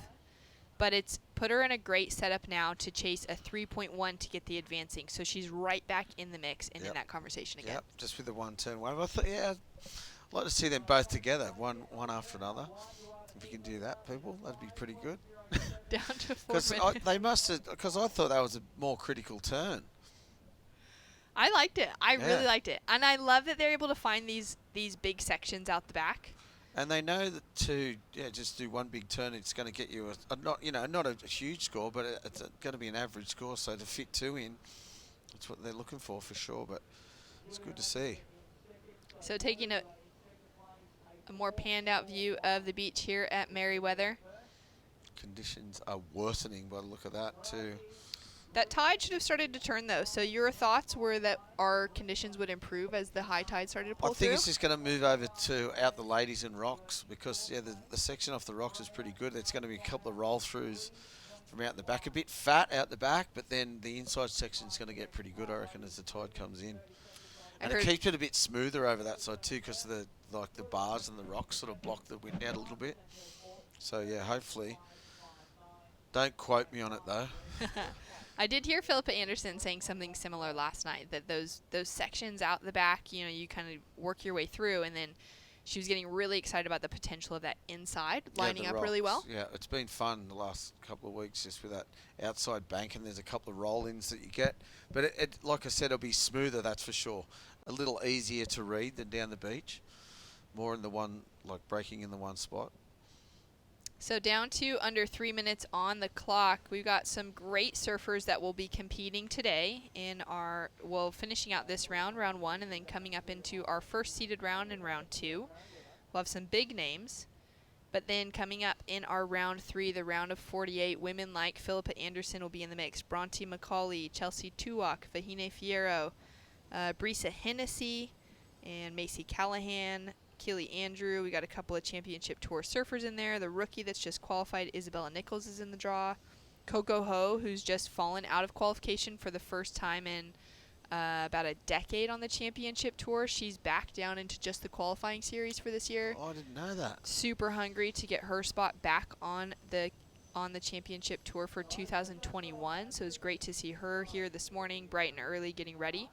Coco seems to get beaten in heats, like the highest scoring heat of the day, and every time, on the wrong end of that. And check out that two-turn combination for Garazi. Love that check back to the judges. Well, that body language says it. Doesn't it? This is interesting. She still needs that 5.59. That was 2 big turns. Good looking wave here. Nice little snap there. Sort of a check turn, but this last turn attacks the lip. No, it lands perfectly. Good balance to land that in a hard. She likes it. I reckon she's going to be up there. That was a good turn. Well, this is interesting. Scores are dropping in. Her family tuning in back in Sopelena on the Basque Country of Spain is going to be just on the edge of their seats. With a minute to go. She's got it with the interference. She's still moved into the lead. A 6.17 as the biggest wave of the heat so far. Just a 2.2 for that backup score. But she's done enough. Ellie Turner's now down into 3rd position with a 5.07 and a 3.5. Juliette Lacombe with a 4.17 and a 3.83. Juliette's now chasing a 4.41, and Freya Prum's chasing just a 3.68. So really small requirements for 3rd and 4th position. But let's take one last look at Garazi Sanchez. She attacked it. This is the first turn was a bit of a. She ended up getting a nice turn here. A lot of check turn, looking at the lip for the next one, looking down the line, and attacks this section, and just lands perfectly. That's a hard section to land. That is a great comeback for her to be able to keep her mind in the mix after that opening little fail against here with Juliette Lacombe. Nice 2-turn combination as well. She's chasing that 4.41. I'd like to see the start of that wave. She gets another turn in at the start there. This could be it too. Yeah, she could be looking at it to take that 2nd position away from Ellie Turner. So clock has counted down. Garazi Sanchez also has another score, but it's just going to be a throwaway. So the question is, can Juliette Lacombe get the score that she needed? With the interference. Killed it. Yep, Garazi Sanchez all the way through with a 6.17 as her high score, a halved second score because of an interference call, but still managing to take the win. Juliette Lacombe, though, with a score to drop through. This is going to be the interesting one from the judges. She's chasing a 4.41 to get that advancing position, which will be her best score of the heat so far. And we're going to go to a quick commercial break here at the Doyle Partners Women's Pro. Shmoo and Beck will be back in the booth. They're going to let you know what happens. Will Juliette Lacombe from Biarritz make it through into the next round? We'll be right back with more after this.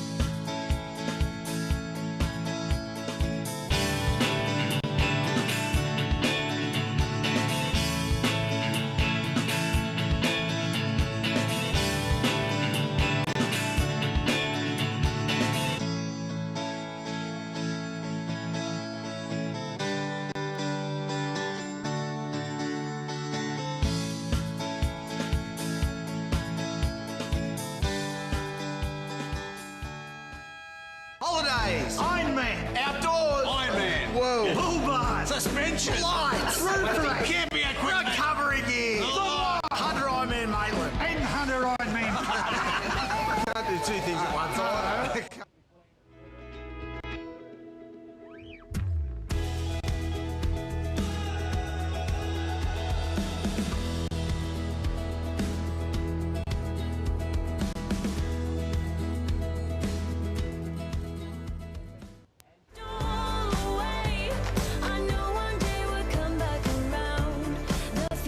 Is now. The future is now.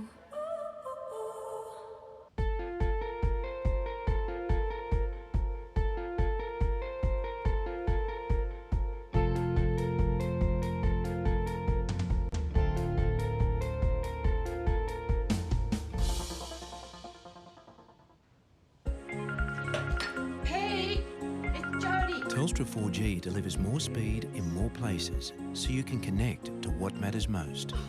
Thrive on a new kind of network.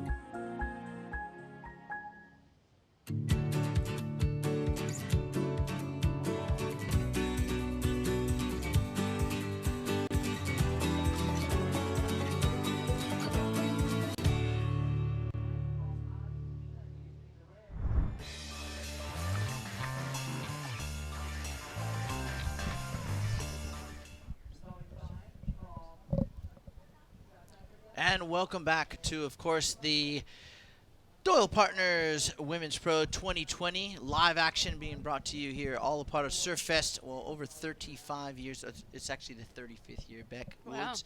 Of course, presented by our friends at Burton Automotive. Another fantastic heat in the lineup.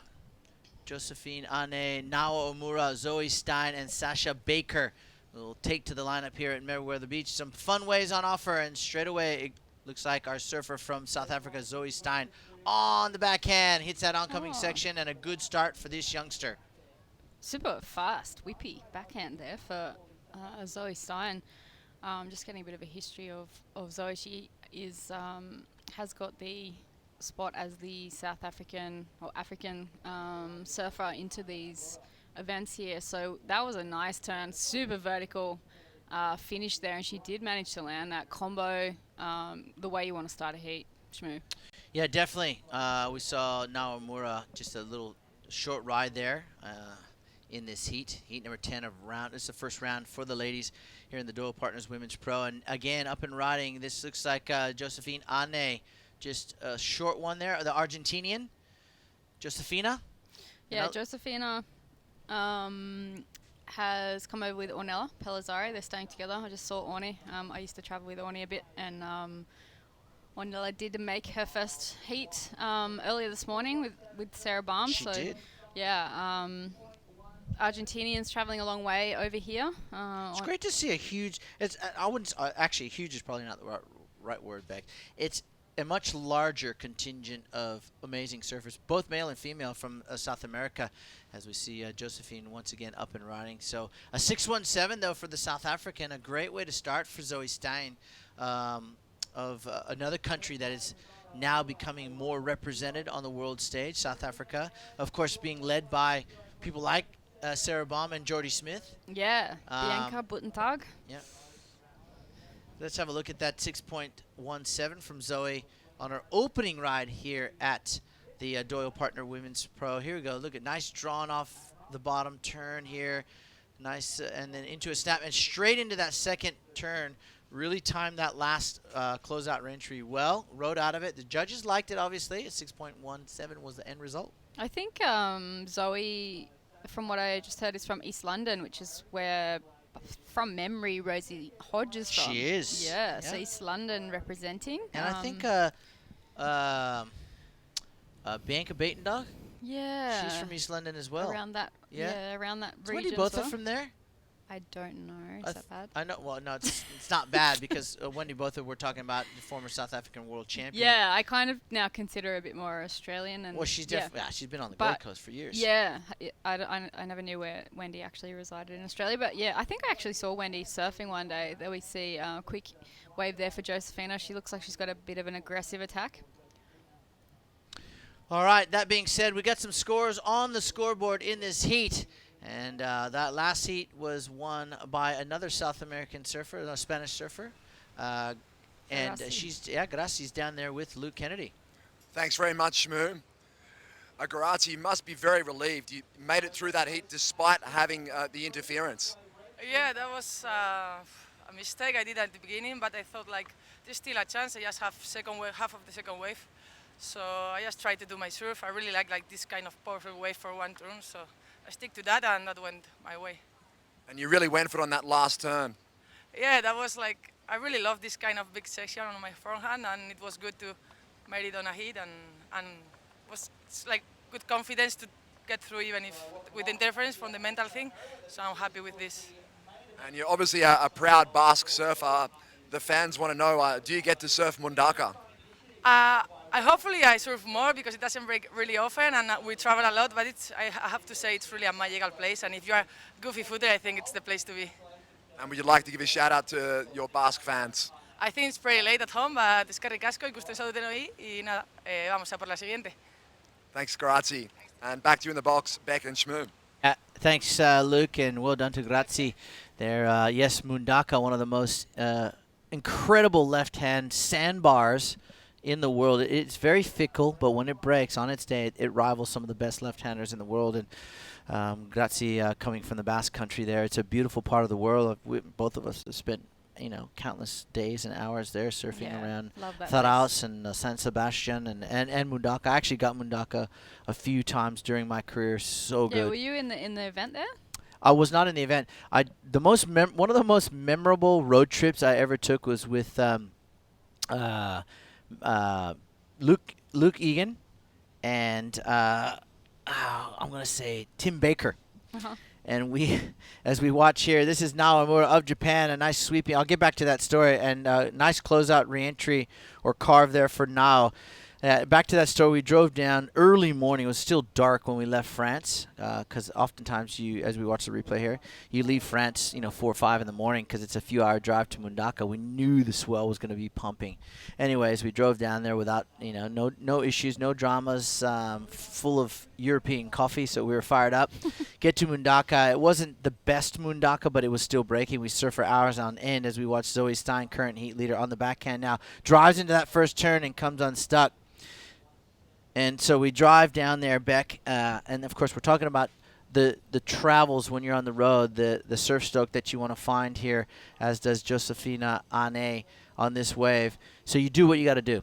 We were in this little little like old Puget car. The thing was rickety rackety. The boards on the roof. Anyways, we surfed for about 3 hours. Luke absolutely tore the session apart. We got some really good waves down there. But coming back, we didn't realize that we didn't fill up with any petrol, any gas. Oh, no. And it was like a siesta. So everyone goes to sleep there. And here we are, surfed out. We're just hungry, want to get back to France to get some food. And we're in the middle of a siesta or fiesta. It was a some sort of carnival there. Anyways, no petrol. We're going to this little town, just pushing the car into this little petrol station. I don't know if it's just popped up there. Don't ask me how we found the one petrol station in this little town. Mm-hmm. We get there, and it's closed because it's fiesta time. And we managed to convince the owners to come out there, to which we had to – the pump didn't work. There was still petrol in the tanks down below, but we had to siphon it out with our mouths. So siphoning out, swallowing I've seen petrol. it on TV, but there you go. And so long story short there, we had an amazing trip down there, had an amazing surf, but nearly got stuck in the middle of a fiesta, and all we wanted to do was get home. But we managed to get enough petrol into the car and rickety-racketed our way all the way back to France. It was one of the most memorable trips. What can you do, though? You got to make fun of it. Yeah. You're on the road. You're living the dream. It's funny, like, going over to that part of Europe, and they do have the afternoon siesta period, and all you want to do is eat lunch at that time because you've been surfing, and then you go everywhere, and it's closed. It's closed. So you're like... But you think after about 2 or 3 years of traveling to Get France, used to it. you get used to it, but you No, never do. It's still, I'd go there, and even like I'd be there for a couple of months, and I'd still always be on like lunchtime, and everything's closed, and I'm like, what? I And mean, you're starving. mind you, I feel like we need to have more siesta time in Australia now that I'm with ya. working. I'm like, okay, let's just have one of those. Can you every put day. that into the roster for the rest of the week, please? All right. So as we live the dream, relive our dreams of being pro surfers on tour. Some of the best moments of my life were when you were actually, in a spot of bother, and it was how you were resilient enough to make things happen so that you got to the location you needed to get to. And Very true. we had to grind it out, man. You got to grind it out, baby. You want to be on the world stage, I Back tell in you. the day, hey? And I know Matt Hoy can attest to that because he's done a few grounding. And, oh, yes. Speaking of which, I mean, we're talking about, stories. And let's talk a little bit about you, Miss 3-time winner of the Surfest here. Rebecca, what was your most memorable win? Oh, and there's here we go. We're footage. going to watch some footage of you. Oh, God. This is 2003, I think. Your first win, is it? Oh, my Look at ya. gosh. I was like 18. Oh, there's Jesse. And See Jesse in the back. Commissioner Jesse Miley Dyer, 2004 victory. Talk us through it. Yeah, there you go. That's awesome that there's footage there. Newcastle Beach. There's Serena Brooke, competitor back in the day as well. So yeah. what the most memorable win for you? The first one, for sure. I think I was a junior, and really, it was the first time being exposed to a lot of the older competitors. I guess there's a lot of these women in these early rounds would also be going through right now. So you got to fight tooth and nail for everything. And I think surfing at Newcastle Main Beach was great for me because it was a left. So I grew up at Copacabana, which is a left, and I just loved it. Like you'd never come up here, and the surf would be flat. And back in the day, as you know, Shmoo, like you're scrapping. So you've got 3 other women. There was no priority, so you've got 3 other women basically sitting on top of you, not letting you get a wave. And at Newcastle, you could move around, same as Merriweather. You can move around away from people, and get your own waves, get your own bank. I think that was what I love most about this place. And there's always push in the waves too. So I think it's funny seeing old footage. It's that feels like a lifetime ago. I think it is. I'm double my age now in that footage, so it's quite funny. Good maths. That's great maths, Rebecca Woods, I tell ya. So, and of course, it's great to have your knowledge and your championship-winning experience here on the lounge, bringing all the viewers the live action of surfers like this from South Africa who would love to do exactly what you've done, is win this event 3 times. Well, she's got to get through a few heats, Zoe Stein, and with surfing like that, opened up with a 617. I think that will be at least her second highest scoring ride. Really putting together some nice sequences of turns and combination of maneuvers, and that's what is going to impress the judges here with 12 minutes and 15 seconds on the clock. Another great heat coming up as we watch this replay of Zoe Stein of South Africa, who is currently leading. Shino Matsuda, Mia McCarthy, Peony Knight from Great Britain, and Leonor Fragoso will hit the lineup next. Oh, look at that one. the vertical finish there for Zoe, that's going to be another high score there for Zoe. I think she's really going to basically put the rest of the field into combo land with that. And she's only 18. I just got told she's only 18. So experience-wise, 2 like mid to high range sixes straight up in a heat for an 18-year-old. She's apparently also vying for, she's got a 6.73 there. So she's also vying for a position into that Olympic team as well. Okay. And it's Awesome. You've got Sarah Baum, you've got Bianca Buttentag, and now you've got Zoe Stein. So South Africa, as always, they've got they've always got a strong contingent of surfers coming out of that country. And I think it continues to grow. We talk so much more, not so much about the the dominating countries or the countries that have dominated this sport for decades. Brazil, USA, and Hawaii, Australia. You got a huge Brazilian push now. They are one of the most hungriest. I think Japan's. To me, I'm gonna say between Brazil and Japan, I can't I kind of split them down the middle. I can't decide on which country, which nation is more hungry to succeed in this sport, because they are dominating on many levels, many aspects of surfing. And this young lady from Argentina, the South. Oh, jeez, be careful now. You don't take the photographer out. The South Americans are really coming on strong. The Aussies, and I'm going to be very cynical and sort of. And you got to watch what you say. I don't have to watch what I say because I won't. And I'm going to be very honest and transparent here. Yep. I think the Australians have a lot of work to do to get back to being one of the most dominant surfing nations in the world. Yep. And that just comes by way of pure hunger and dedication, because we know the talent is there. Yeah. We absolutely know. We got a hotbed of talent around this country. I think, for me, I had this conversation. It was a very detailed, in-depth conversation with one of our fellow commentators the other day, and it got to the point where I just said, look at the results. Yeah. Look at where we are, and I consider myself an Aussie now. Mhm. Okay, I know I'm a Hawaiian guy too, but I live here. I've been here for 21 years. Yeah. So I think I'm a little bit entitled to, and I always will say it how it is. Yep. Yes, we got a lot of work to do. Yeah. I think our Olympic team this year, Beck, is amazing. Yeah. But let's already. Other nations, other host nations, like even China, are looking at 2024 and 2028 now. Yeah, right.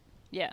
I think it's like, for me, all I can draw on is my own experiences. We see Surfer and Green really tagging that last section well. Really nice fluency here for Surfer and Green. Be good to see her get a couple more waves. But yeah, I think I grew up, me and Silvana Lima are born in the same year. Didn't hear of Silvana until she did her first QS event.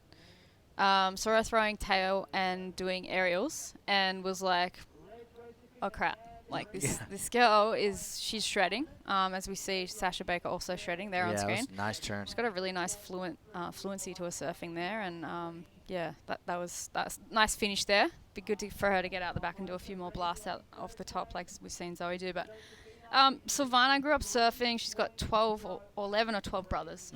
She grew up surfing. Hang on, stop. Did you say 11 brothers? Yeah, like it's ridiculous. What are they don't have a TV in their house or something? No. No electricity? Yeah. What's the deal? Yeah, none of that. She grew up surfing on a tree. Like, wow. In Australia, we are exposed to, there is a little bit of privilege in Australia. We've got everything that you need right at your fingertips, and it's a great country to live in, but they do it. They do it. Silvana did it tough. And we would have a heat, and she would fight tooth and nail to the death, and she still is. She's still on tour. Do you think, that being said, and again, we've got a lot of talent here, don't get me wrong. Yeah. We're going to still be a dominant nation, but we're not as dominant as we were. Do you think that there's a sense of entitlement with some of the generations that have come behind us? I think that it's kind of part and parcel of our society a little bit now, to be honest, and you don't even know it until you travel. Yeah, and I think, being afforded those resources let's just give a quick synopsis of this heat here. 7:31 to go. Zoe Stein from South Africa well and truly in front. Now a small score line, but it holds on a second. A 3.08 is needed by Josefina Ane, and Sasha Baker needs a 2.4 now. After that, that was a 3.6, and we just saw Nara Moore won't increase her score line. But, it really is. We've got a lot of work to do. Yeah. I think, the talent's there. You're right. The talent's there. 100%. It's just that, And look, it's. I don't want to say it's completely our fault or the actual athletes here in this country that feel a little bit of entitlement. But when you see other nations that are so hungry and they'll do just about anything, and even when they get like Italo, Gabriel, Felipe, Adriana de Souza, they don't forget how they got there and what they have. Yeah. And I really respect that. They're not my some of those guys I just mentioned aren't my most famous surfers, but some of them are. Yeah. But I will say this is up to the coaches of these athletes. This is up to the national bodies. This is up to the state bodies to really drive into these athletes. Like, don't take things for granted. Yeah. Because things like what are happening now in our sport, where we've been overtaken by the Brazilians, we've been overtaken in some ISA events by the Japanese. Yeah. Whereas in those two areas, on the CT and the juniors levels and the ISA games, Australia was dominant for decades. Oh, yeah. And now we're not. That's what all I'm saying is it's like we got a lot of work in front of us. Yep. Let's go and grind it out, Yeah. and let's get back to where this country should be at the top, at least in the top 3. Yeah. When you start seeing Australia drop down into 5 and 6, Yeah, yeah. there's a bit of It's cause for concern. uncomfortable. It is a unfamiliar territory. Yeah, it is. And I'm being very critical here because I can. Yeah. You know, No, and yeah. I want to. It's only because I'm passionate about this new crop of boys and girls coming up. Yeah. Let's look at 2024 and 2028. Yeah. Because our team is set for 2020, and it's a damn fine team. Yeah. And I think we'll be on the podium. But we have to look for the future. And this is the future right here. Naomura in this heat with 5:22. Drives into that last turn, Beck Woods, and she will ride out of it. Knowing she needs to better her score line. She's only got a 3.43 and a 2.57. I think that it will slide the 3.43 over to the wave number 2. Yeah. And she'll increase her second place position. Which is great for now. I think I've seen now surf in so many heats in the last, I think I even may have competed against now. This is going back a few years. But she is capable of this type of surfing here where she takes off, nearly loses a little bit at the start there, but she can attack, and that's what she does. And this is a bigger wave. She's got a good technique. She comes off the bottom here on it's a tricky section, attacks it again, comes down and manages to ride straight out of that. In tricky surf, good to see. And they are, Shmoo, they are always, the Japanese, they're always the ones that you want to be looking over your shoulder for, because they're capable of doing that under pressure. And now did get a 5 for that. I think watching now surf, it would be good for her to throw a little bit more risk into her surfing. And watching her over the years, I think she's capable of it. I've seen her do it in free surfs. She throws fins. She's got good leg strength. I think it would be good to see a little bit more from her because she's capable of it. And I'm only saying that because I've seen it, through the years and seen her surfing through various heats. And she's got the potential to really, kick it on and come through some of these rounds and head on into those quarterfinal finishes. But I think I've seen her kind of up and down a little bit in these earlier rounds for a few years now. So, I think she will solidify that second place and make it harder for Josephina, who is also, and Sasha, both of them very capable surfers right now. Yeah, well, she has now Omura. A 5 actually increases her score line. So that means Josephina Ane, well, she's already ridden 8 waves, the Argentinian, and nothing over a 2.93. She's looking for a 5.5 here with 3:20 on the clock. Sasha Baker out there looking for a 4.84. Sasha's best wave score to date is at 3.60, so she'd love to find one of those green open faces here, Yeah. Jess, and go to work. It's somewhat of a low-scoring heat here as we push through into this round of 96. Heat 10, there's 12 in this round. Then we go straight into the following round, which will feature some very talented surfers such as Mia Collins, Molly Picklum, the superstar from the Central Coast, Hinako Kudakawa of Japan. Summer Macedo had a great performance last week. Ella Williams, who's provisionally qualified for the Olympics to represent New Zealand. Keala Tomato Bannert, who finished in the quarters last week down there at the Sister Revolution Pro, as well as Leilani McGonigal from Costa Rica. Pauline Odo is going to make an appearance in that round as well. So some very talented surfers are going to butt up against the surfers who have already competed once already in this round today, so they've got somewhat of an advantage as they've been able to surf the contest bank and at least one heat. So they'll start with a slight advantage over the next group of seeded surfers here at the Doyle's Partners Women's 2020 Pro. 2 minutes on the clock. Beck Woods, what are you thinking if you're Josephina or Sasha Baker right now? You got 2 minutes. Yeah, well, Josephina, I think needs, looking at the wave count, needs just to be a little bit more patient. I think, yeah, obviously we've seen that she has the ability. She's got good board placement. Wave selection is everything. It looks like a little bit more of an easterly wind has come up. Looking at the screen, don't quote me on that. But Sasha also, we did see her get that really nice fluent kind of off the top combo there. We see Josephina now. Nice looking wave, good turn. She connects well. She does need a 5-5 here. So again, not sure, I mean, if she's going to get it on this wave, but she probably will better possibly that 2.27 that she's carrying there. But see, yeah, just there, Shmoo, like she needs to really look at the wave selection now.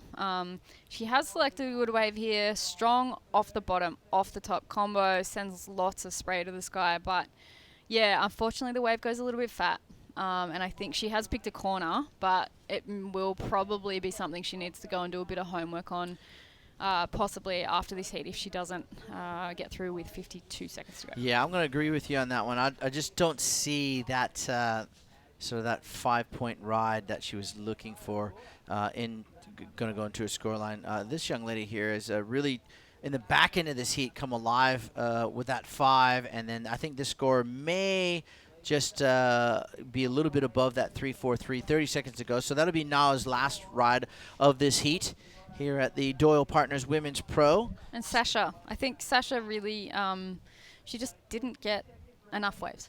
So it's the opposite end of the spectrum. Yeah, that's right. There was one surfer with 9 waves, and there was another surfer with just 2 rides. Obviously, those 2 rides will go into her scoreline, and it's not going to be enough for Sasha Baker to push on in through to the next round. So we're done and dusted with this heat. The South African and the Japanese surfer will move on into the round of 72 here at the Doyle Partners Women's Pro 2020. Of course, this is just one event of many that are and make up the Surfest 2020 presented by our friends at Automotive, Burton Automotive, sorry. We're going to go to a short break.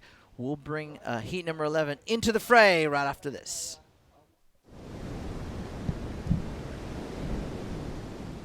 The Burton family Toyota want your business. They're massively overstocked and all new Toyotas must clear ASAP. So don't sign anything until you compare their price on any new Toyota. They won't be beaten on price. Only at Maitland and Port Stephens Toyota.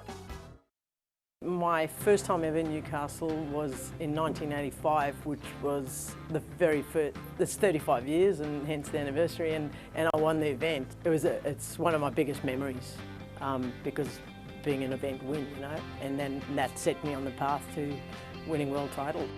I just fell in love with it straight away because the people embraced me. I was this young kid from South Africa, but I'd never been here, and people just took me in, and I'm assuming that's why I won the event, because I was so comfortable, you know. It was like all of a sudden I was hanging out in surf shops, and the crowd at the beach for me was just mind-blowing. In fact, I'm thinking of coming back just to go surfing with less people and fun waves and heaps of stuff to do, you know.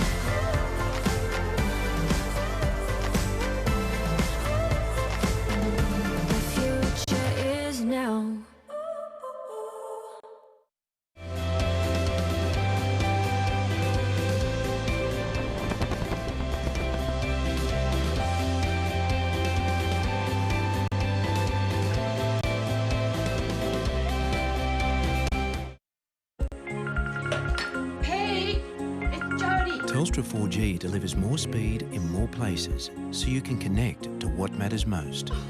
Thrive on a new kind of network. It is the most rewarding thing to be part of a child's life and give them something they may have not received otherwise. There are children out there that need a home, love and a family. Don't hesitate. Make the inquiry. Contact Wandiali today. We're running all the time, we're running all the time.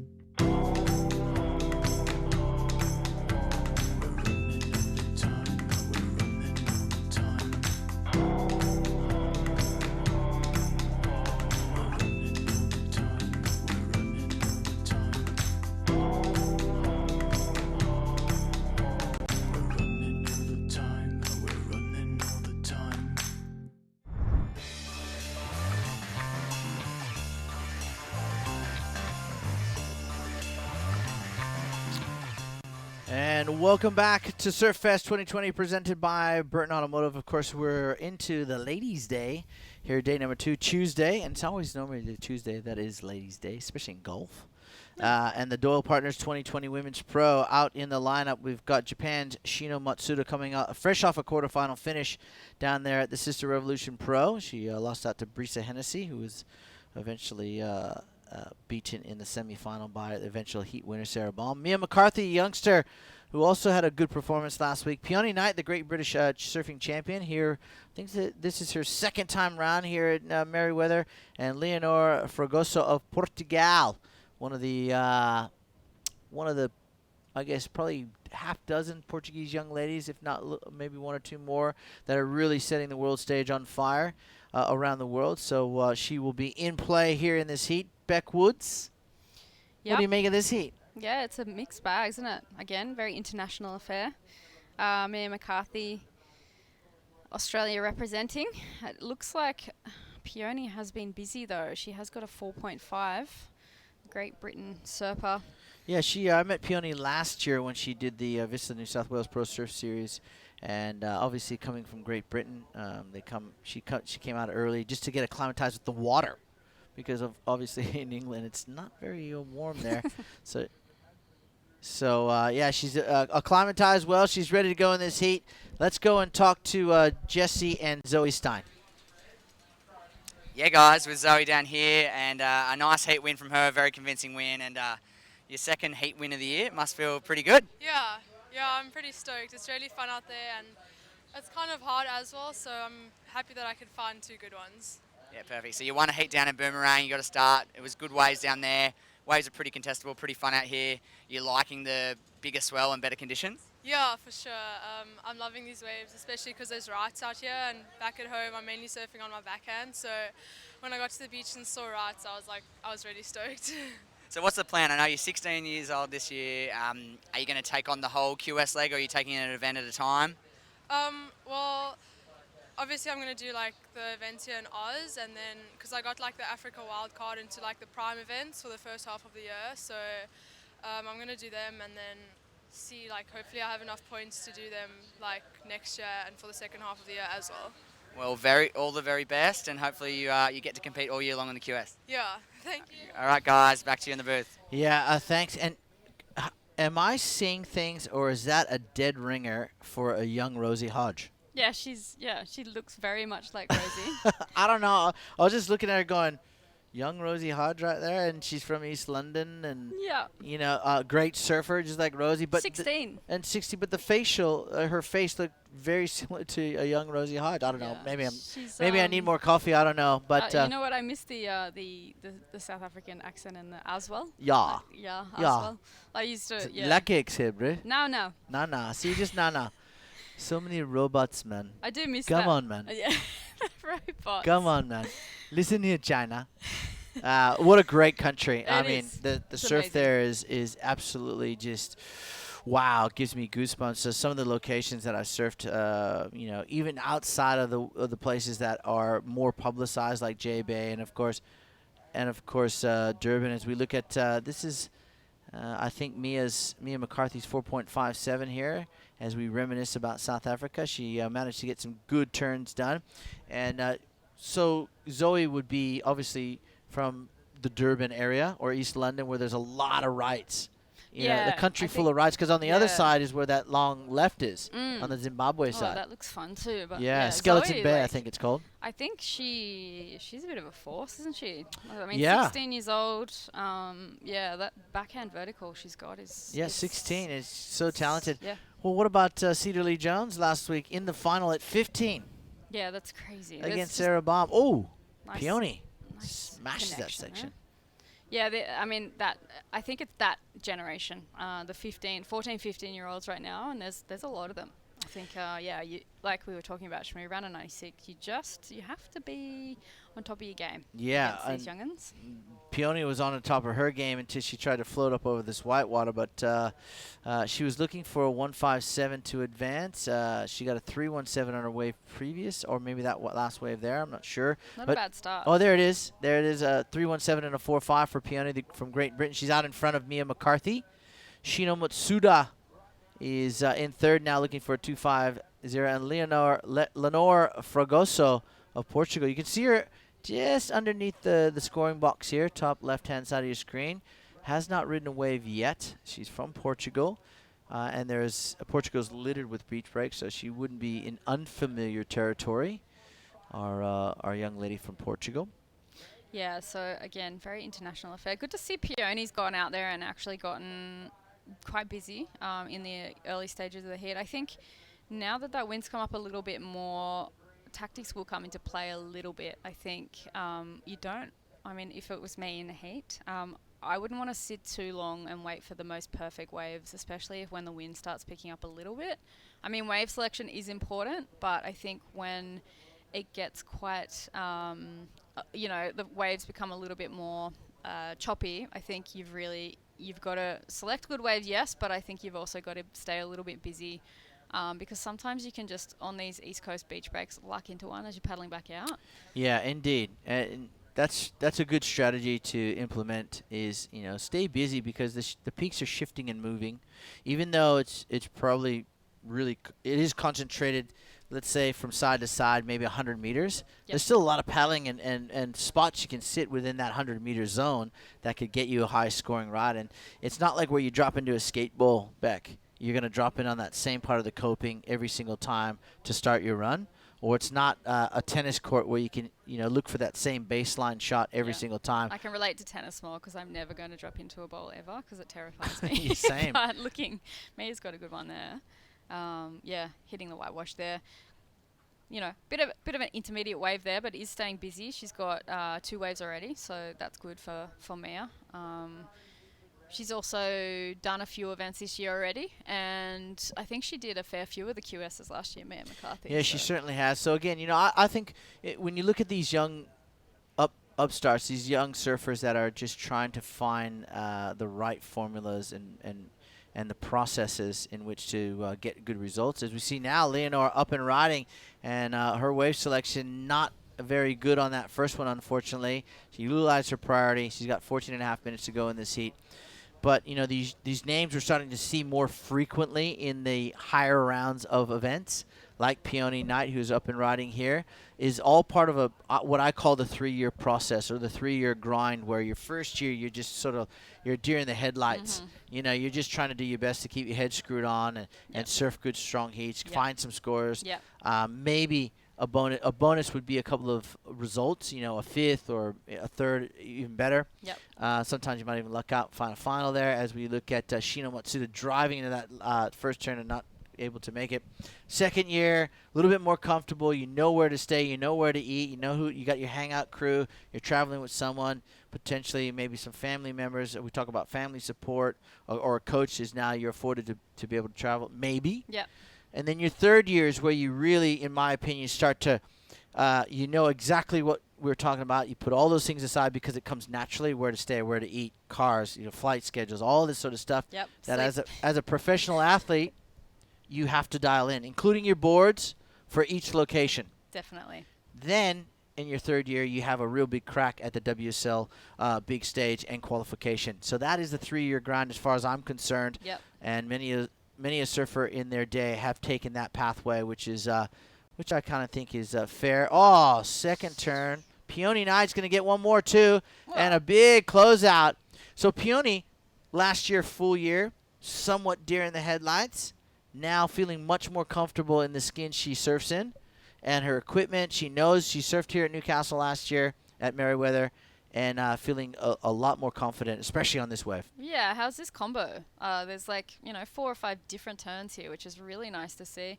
But it's like a hip snap there. She's really gone and drawn that out and thrown the tail around a little bit and then manages to get this one nice and vertical, throws a bit of fins on the inside and rides out super smooth. So she's got, a really nice technical style there where she's also like down the line, arms are out in front, they're ready all the time. So I think Great Britain represent. Yeah, look, 6.83 was the result. I actually thought it could have gone higher, to be honest, than a 6.83. I really liked the way Peony utilized every scoring opportunity or section, if you like, to her advantage. I mean, especially that I guess it's the third and fourth turn, yeah, or actually the second and fourth turn, where she really had that nice tail slide snap, super in control, and then the last turn where she really belted the lip, which is really nice. And here we go. This is our Shino Matsuda in third, drives off the bottom, nice top turn on the backhand, a little bit of soup to work with, and she makes that inside connection. Is she going to get another turn? You betcha. And bangs off that oncoming section for the Japanese surfer, looking for a 4.08, and still giving. Bonus shorey there. Yeah. So Shino is still in the juniors. She is. Okay, and She's she's young. She's just had a bit of a strong result down at Central Coast as well. Quarterfinal finish, yeah. Lost to Brisa Hennessy, who is in great form in 2020. Brisa, of course, winning the Corona China Open in Ryu Bay. That was a nice turn. Yeah, that was a good turn. Nice and vertical. Fluent. She's got a real nice fluency to her surfing as well. So telling you, these Japanese girls, man, they are no joke. Yeah. They absolutely rip, and they feed off each other's energy. They're very quietly spoken. And to me, the Japanese surfers, and again, I don't mean any disrespect, it's just how it was. Back in the day, the Japanese surfers were a little bit timid when they came up against international competition. Let me tell you right now, after posting a 5.07 and knowing what the Japanese surfers are capable of these days in competition, they could give a rat's what about who you are, how much money you make, where you come from, that you come from surfing. They don't care. And they used to care a little bit too much about that when surfing in contests a few decades ago. You've been on the tour, and you got a Japanese surfer in your heat, and you go, okay, well, that's all I got to do is sort of put a little bit of pressure on that person, and they fold. And that's what happened. Yeah. Now, good luck. Yeah. Good luck. I think they we had Mizuki Hagawara, which was back in my day. Say it again. Mizuki Hagawara. Oh, I love it. She'd come at you. If you put a bit of pressure on her, she'd come and sit on you. So I think they definitely have learnt the tactics, and I think Shino is actually, from what I've just heard of, Shannon is on the Olympic team. Oh, she's qualified provisionally. Provisionally qualified. Okay, awesome. Breaking news. Well, not breaking news, but good news to report. And which is huge. There's as you said, there seems to be 10 plus of the Japanese women coming through. So I mean, she's still in juniors. She's already provisionally qualified. We see surfer in green, Leonor, getting busy here, which is good. Attempt there at a second turn. The wave, unfortunately, going a bit flat on her. She'll get straight back out the back and get another one. That's pretty good. I mean, junior surfer already provisionally qualified. To already know that, I think, would be quite relieving in some ways. I don't understand 100% with the ISA qualifications as well as it's a process. It's been interesting trying to wrap my head around it, and we see a big bomber wave out the back here for Mia McCarthy. She's paddled into this one and a nice swooping cut back there, Shmoo. Oh, hit it, yes, girl. Oh, right out of it. Oh, wow, that was amazing attempt. That was a big section coming at her, and she did really well. Because when you're coming into those big sections, you're like, okay, time it right. Put my board in the right spot here. Don't mess this up, because if I do, I'm going to get beat down. And Mia did a great job all the way up until that vortex come together. And, it doesn't matter how big you are. There's a lot of push. It just goes oosh, like a broom, like a big sweeping broom, and knocks you off your board. But it was a great attempt there from Mia McCarthy, who was looking for a 4.01 here. 8 minutes and 15 seconds to go. Oh, this has gone quickly this Yeah, year. it has. It does when you're in the water. It's And like you literally blink and all of a sudden you're like, oh, great, I've got 4 minutes left. But I think Peony has done really well. I'm really, it's been great to watch her surf. We see a replay here. Big paddling here from Mia. She did win at Mandurah last year from memory in the 1,000 event She there. certainly so did. Got her first QS win, which is, I mean, it's always hard. It's like Look at that. difficult. So Oh, wow. yeah, she timed it well, but just unfortunately the angle of that second lip coming back at her was difficult. She does need to get back out the back. We'll wait and see what scores come through for Mia there. She doesn't need much. She only needs a 4.01, so essentially I'm going to say a 4, but when I say that, it's like heartbreaking when you get a 4 and then it's not enough. So a 4.01 for Mia. She does have time. There's still 7.5 minutes remaining. Yeah, look, in the old scale of scoring, 4 is you kind of go, oh, man, I did all that work, got a 4. Now, a 4 is kind of like a 5.5 or 6 in the new scale because it leaves more room to, if you work hard and do all the right things on a wave, getting an 8 or a 9, even a high 7 is really good scores, and you want to bank those, right? So yeah. Yesterday watching, I was like, yeah, with the barrels, like you said, that one particular 10 that wasn't a 10. The 10 the 10 that was never was. Yeah, I think you got to earn it, don't you? It's like I like it. Yeah. I'm not bagging on the scoring system now. I quite like it. I think, let's call it. I guess the sport was a little too friendly with the old scoring scale, and now the WSL's realized that let's make these boys and girls work a little bit harder, and rightly so. Yeah. For these scores, Definitely and so pushes when you get a 7 and above, for me, I'm jacked up. Yeah. Oh yeah. I'm going, hey man, that's awesome. They recognize I did all that hard work and I got it. And even like yesterday's 7s and 8s, where you see waves in old school scale, you'd be going, that was a 9.5, that was a 9.75, that was a 9.5, that was a 9.75. But now the judging panels are so onto it, and they scale it up and down as they should. Yeah. Based on level of criticalness. The takeoff, how deep, how steep, how late it was, how long the tube ride was, how you come out, how the exit was. The clean yes. exit. And they have replay. Yeah, which is something we never had before. So the consistency of scores for the WSL International Judging Panel has been excellent. Yeah. Over the last few years. Up and riding, Sephra in white, big blast off the top. Peony's really going to town now. Nice open face carve. She comes around again. Hip snap there. She's really selected the eyes out of the waves today, and it is tricky out there, so she's done well. I have surfed a little bit in England. It's hard. Newquay is a hard place to surf. I'm not sure if Peony is actually from there or where she spends most of her time, but we see a replay here. Good looking wave, strong off the bottom, off the top combo there for Peony.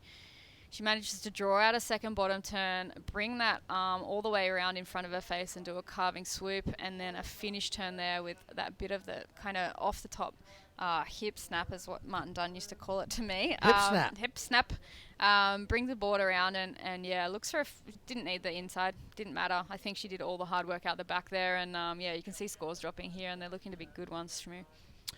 Yeah, she's her last 2 rides here for Peony. She's ridden. That was her 7th ride, 4.5 minutes ago. So, like you said, she's been very busy. A few small scores in between her 2nd and her 6th ride, which are our 2 scoring rides right now. I think their 7th ride will be one of her top 2 now, just by the indications we're getting on our scoring screen with just on 4 minutes to go. Peony will increase her lead here and be very happy with how she's performed thus far in this heat. There it is. It's a 6.6 for the surfer from Great Britain, the British surfing champion, the regular footer, full year on tour. And she will definitely want to make a few more heats because there's plenty of points on offer this week, as there are a little bit of dollars and cents.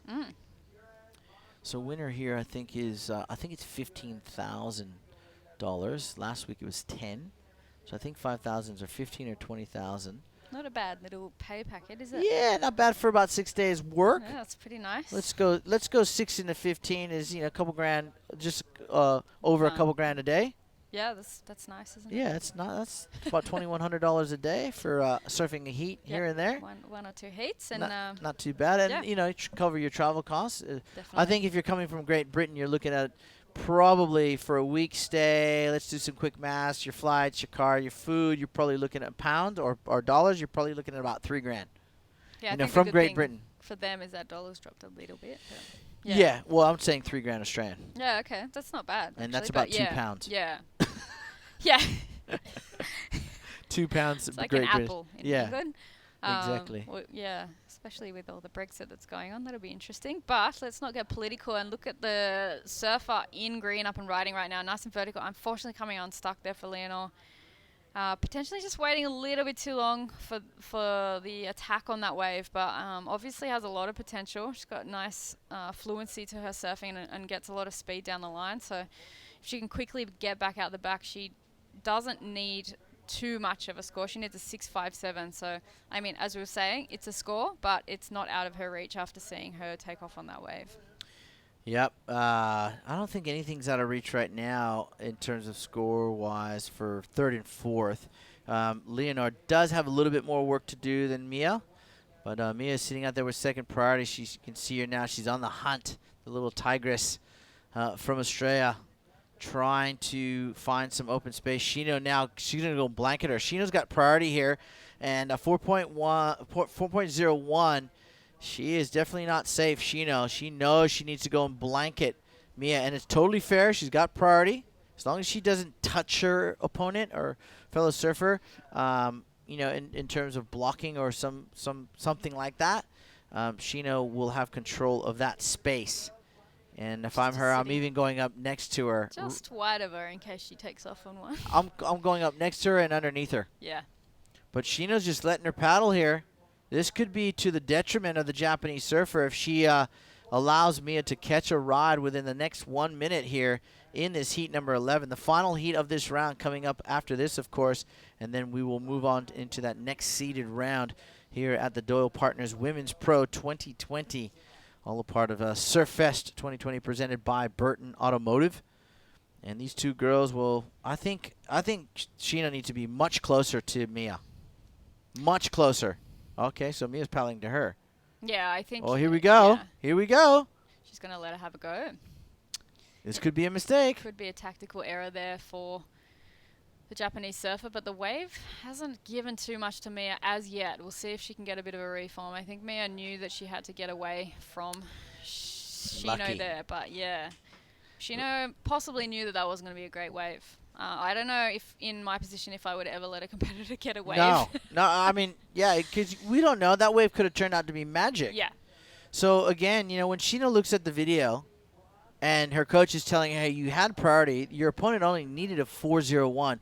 You should have been on the inside and inside and next to her, not side by side. Yeah. And let her get away another 20 meters away from you. So, luckily for Shino Matsuda, she hangs on to second place. Peony Knight from Great Britain will take the heat win here in heat number 11, round of 96 of the Doyle Partners Women's Pro 2020, a part of Surfest, of course. We've got that final heat coming up, Beck Woods, and it's going to be a great one to finish off this round between and Bethany Hamilton of Hawaii will be featured in that heat.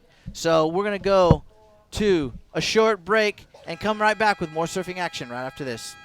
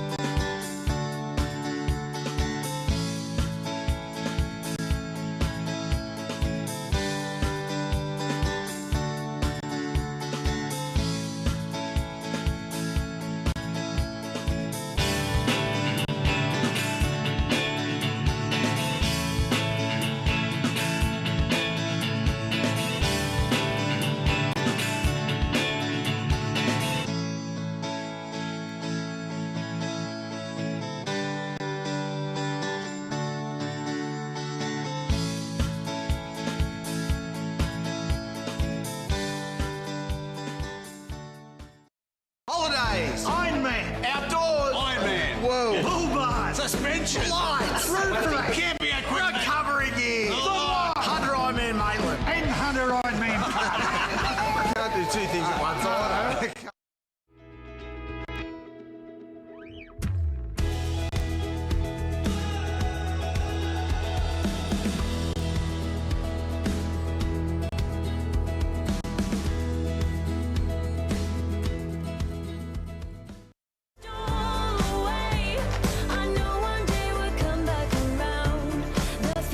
Is now.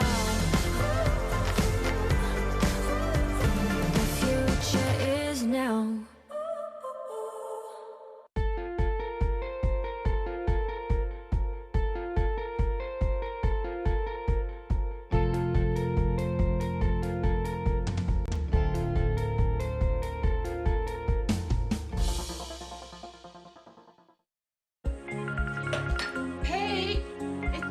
Telstra 4G delivers more speed in more places so you can connect to what matters most. Thrive on a new kind of network.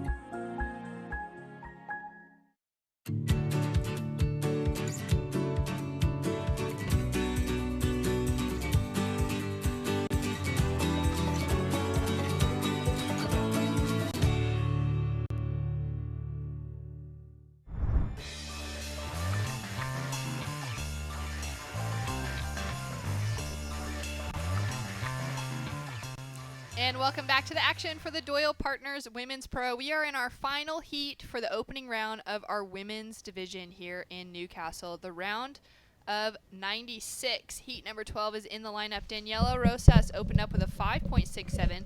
Bethany Hamilton opened up with a 5.17. Ariana Ochoco and Ann Dos Santos also in the lineup. But we're going to take a look at first of Daniela Rosas. My name is Shannon Hughes, joined in the booth by Matt Hoy, and look at this wave start to stand up on the inside. We know there's something good coming because she's already put a decent... Oh, that would be the wrong wave. That would be her next wave coming through for Daniela. It but certainly she did wasn't open that up. one. Certainly wasn't that one. We know that much. That's we got a great broadcast team here from 180, and they're doing a fantastic job behind the scenes. 21 minutes on the clock, and a good exchange to start off between Daniela and Bethany.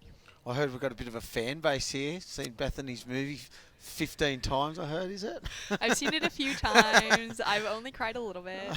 I'm so excited to watch her surf. And just to be able to see that she's already locked in a decent score. And she's such a good surfer in powerful waves. So I think if she's able to unleash and really lock herself into the right one, we're going to see some really good scores drop through. 20 minutes on the clock, and waiting for that next little line to roll through. Bethany Hamilton up against Daniela Rosas, Ariane Ochoa, and Ann Dos Santos. Another stacked heat to wrap up our opening round on the women's side of the draw. Very international heat, this one too. People from all around the world. Ariane from the Basque Country, and Dos Santos from Brazil. We've got Peru in the lineup with Daniela Rosas, and of course Hawaii. Island of Kauai represented with Bethany Hamilton. You can see Daniela raise her hands there. She wants to know what happened in that very first exchange with that opening ride. Maybe she was unable to hear the score. Yeah, a lot of the ladies have been saying that it's really hard to hear with the wind blowing and, of course, the messy swell. It's hard to hear out there, and there's only a couple of speakers on the beach. It's even hard to hear on the beach, let alone being 200 metres out and, yeah, howling subtly. Well, Ariane has already dropped in a 4.67 for her opening ride. She's now got that throwaway score from the last one, just a 0.77 on the scoreboard. So fairly evenly matched between our top three competitors, waiting for our surfer in white to get her opening ride. And it's been a great day of surfing so far. We've seen a few excellent scores dropped in across the board. A couple of heats where we've seen, like a previous one with Peony Knight, those couple of sixes in the kind of solid score range, nice and consistent. And then we did see Luana Silva got that 9-point ride earlier on, struggled to find a good backup score. So just, able to lock into something really decent. We've seen another 8 or 7 on the scoreboard as well throughout today. So some decent scoring potential on the line. That's all you need. As long as there's potential to score, that's what you want. Just a lot of waves to be ridden. It's much better to have some sort of swell than no swell, and everyone's going to get an opportunity. It's just whether you pick the right waves and get the ones that run on the bank there. So much better to have swell. Daniela Rosa sitting in the lead with that 5.67. She had a great run at Avoca for the Sister Evolution Central Coast Pro, made it into the quarterfinals. She went to lose in the quarterfinals to Cedar Lee Jones, who is a 15-year-old from Avalon Beach in Sydney, who went on to the finals, went down to Sarah Baum in that heat. 15 years old. Yeah, it was really incredible. It was her first huge result on the qualifying series for a QS 3000, and it totally changed her shift in her ideas of competition for this year, still obviously competing in the juniors, as we see Ando Santos, the powerful Brazilian, great backhand attack. Oh, that was a good turn there too. Just didn't get another one in. We see today there's been a lot of good one-turn waves getting some big scores. Nice turn there through a lot of spray. Hit it perfectly. 15. So is she now she wants to qualify? Is there a thing with the women's tour that you have to be a certain age to qualify? Oh, I don't think there's an age requirement. Because I know they changed it back in the day in the men's that you had to be over a certain age. Yeah, as far as I'm aware, the age doesn't matter. So for Cedar Lee Jones, it was a great result for her getting into the finals, getting some decent points behind her name at a QS 3000, and that will also maybe set her up to qualify for these bigger events, because she wasn't actually qualified even for this QS 5000 here at Surfest. As we see a big score drop in for last of Ando Santos for one turn, Wow. a 6.6 to open up on. That's a huge score for that wave. One big turn, I know, but like that's been the biggest one-turn wave of the day that I've seen. Yeah, they've been kind of going into that 4-point range for maybe one turn, Yep. maybe a 5. As we see Ariane connect her second turn together under the lip. Great looking wave. Oh, it just got stuck on that high line. Should have maybe stayed low. Finds that weird double up on the inside section, so maybe a little bit of a misread there as we take a second look at this Thought wave. she might have hit that section there, but it sort of doubled up as well. It's just waited for the wave to bowl out a little bit. Nice little turn there. And then this high, she went the high line to the lip. Maybe should have stayed low and did a floater at the end. And taking a look at last of Daniela Rosa, score to drop in. Nice driving cutback to start off with. Races around that big section. Good option probably there. She was a bit late, so just decided to dive over the back. Just gets a big kick out. So current situation in the lineup, we're just over 15 minutes on the clock. Ariane sitting in the lead, our surfer in red, with a 4.67 and a 3.67. Daniela Rosas with that 5.67 to open up on, with just a 2.27 as her backup score. Ando Santos just dropped in a 6.6 for her opening ride, one big backhand attack. And then Bethany Hamilton opened up early on with a 5.17 and has been sitting with priority for a while out in the lineup. Bethany had a free surf, a really fun free surf somewhere to the south of here. We weren't able to get the name of a little right-hand point. She said it was a bit of a mission to get to. She kind of scouted it out, had to go on Google, do a little bit of research of how to actually get down to the beach, had to go through a camp kind of area. Oh, really? And a bit of a hike, but said she scored some really, really decent waves in a warm-up session for today's competition. I know exactly where she's talking about. Oh, yeah? We'll keep it under wraps. Well, it doesn't matter. It's just around the corner. So great to know that there's so many good waves on offer. And Bethany, of course, she just competed at Avoca, opening up her QS campaign with a 3000. Had an early round knockout, just wasn't able to find the right waves in that heat, and just came away with a very small heat total. But now she's back out here and ready to attack. She's got that big score on the board so far. And she is really hungry to qualify for the championship tour this year. That'd be amazing, wouldn't it? What a story. Yeah, I mean, she's such an incredible surfer, so well-rounded, and, you know, she's been charging jaws as of late. If you have not had the opportunity to see her newest film, Unstoppable, I know they're doing a tour around Australia now. They're going to hit New Zealand when they go down for the event that's running there as well. So it may be in your local theaters if you're here in the area.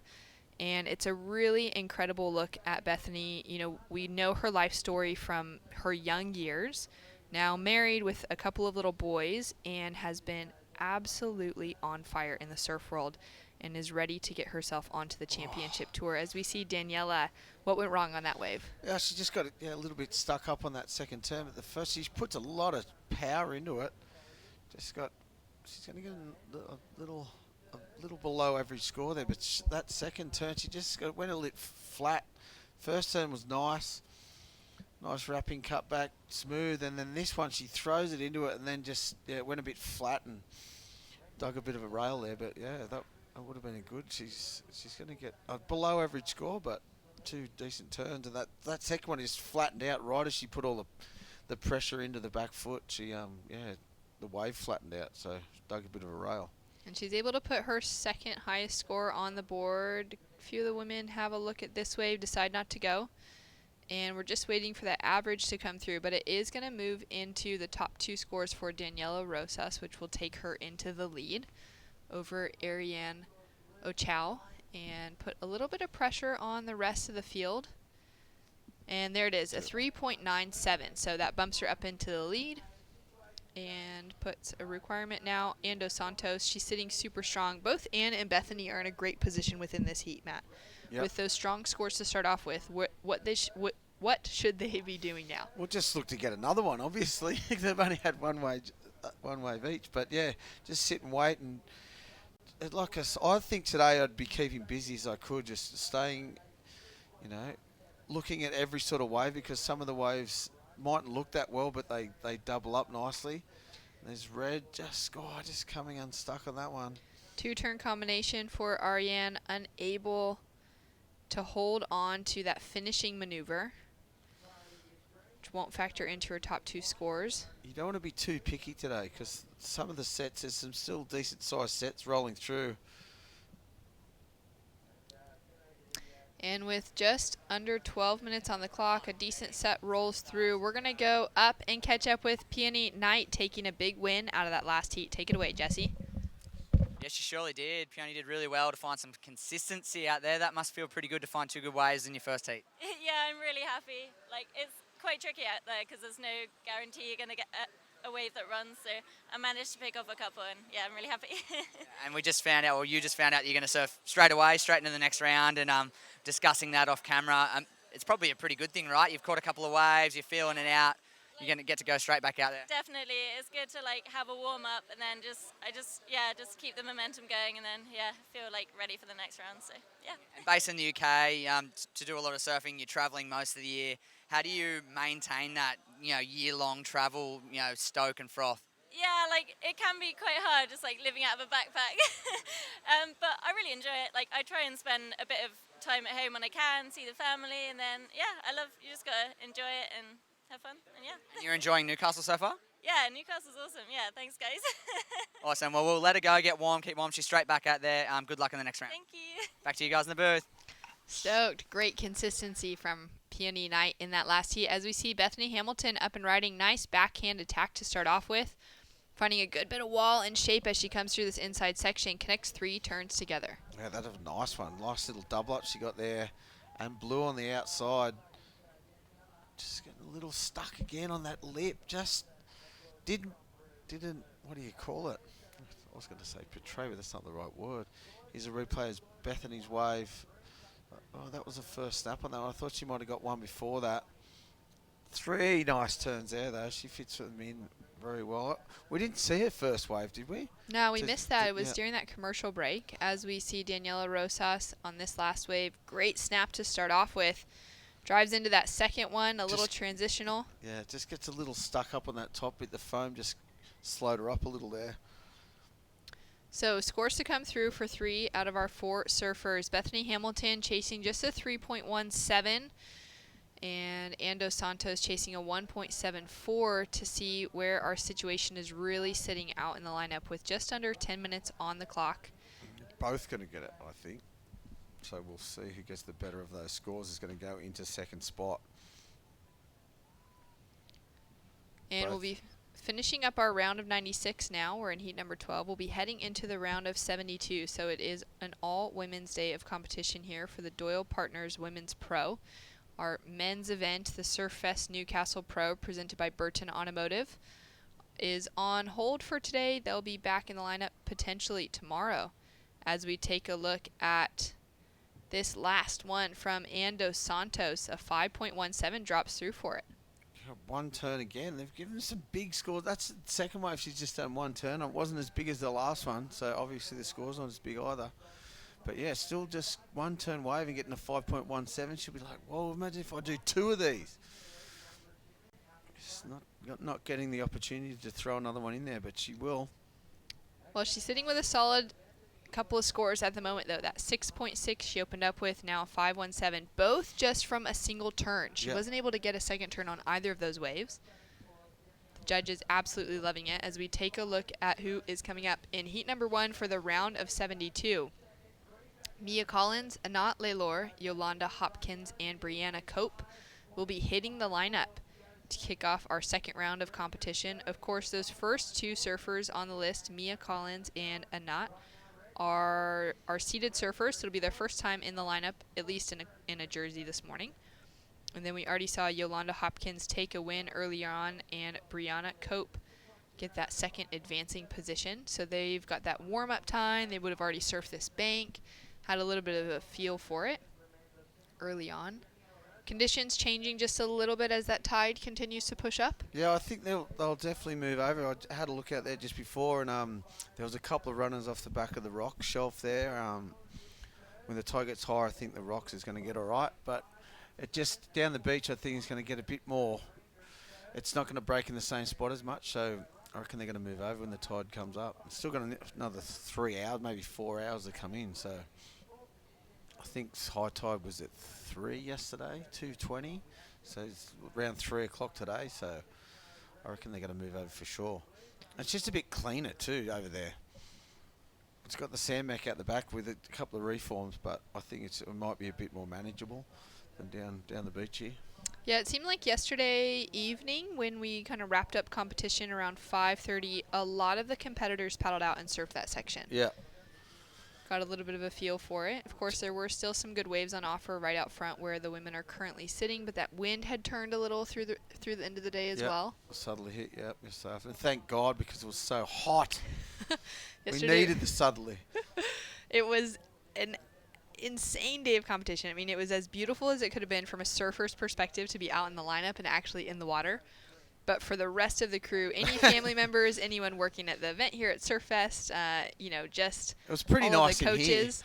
In here. Yeah, it was nice as long on. as you were inside aircon. But it was about 34-ish degrees, Yeah, I more, think high so, in Celsius, 35, and then about 99 to 100 degrees Fahrenheit for the Americans tuning in, cheering on the American competitor in the lineup, Bethany Hamilton. It was an extremely hot day yesterday, and we're feeling so thankful for the temperature to have decreased by a significant amount today. A little bit of rain has come through. It's more than 10 degrees cooler today. 10 degrees on the Celsius side, about 20 degrees on the Fahrenheit side, so a big relief. And for these women now But out the in waves the aren't lineup, as good. the waves are not as good. It not a was relief so for Warren. good yesterday. It was crazy.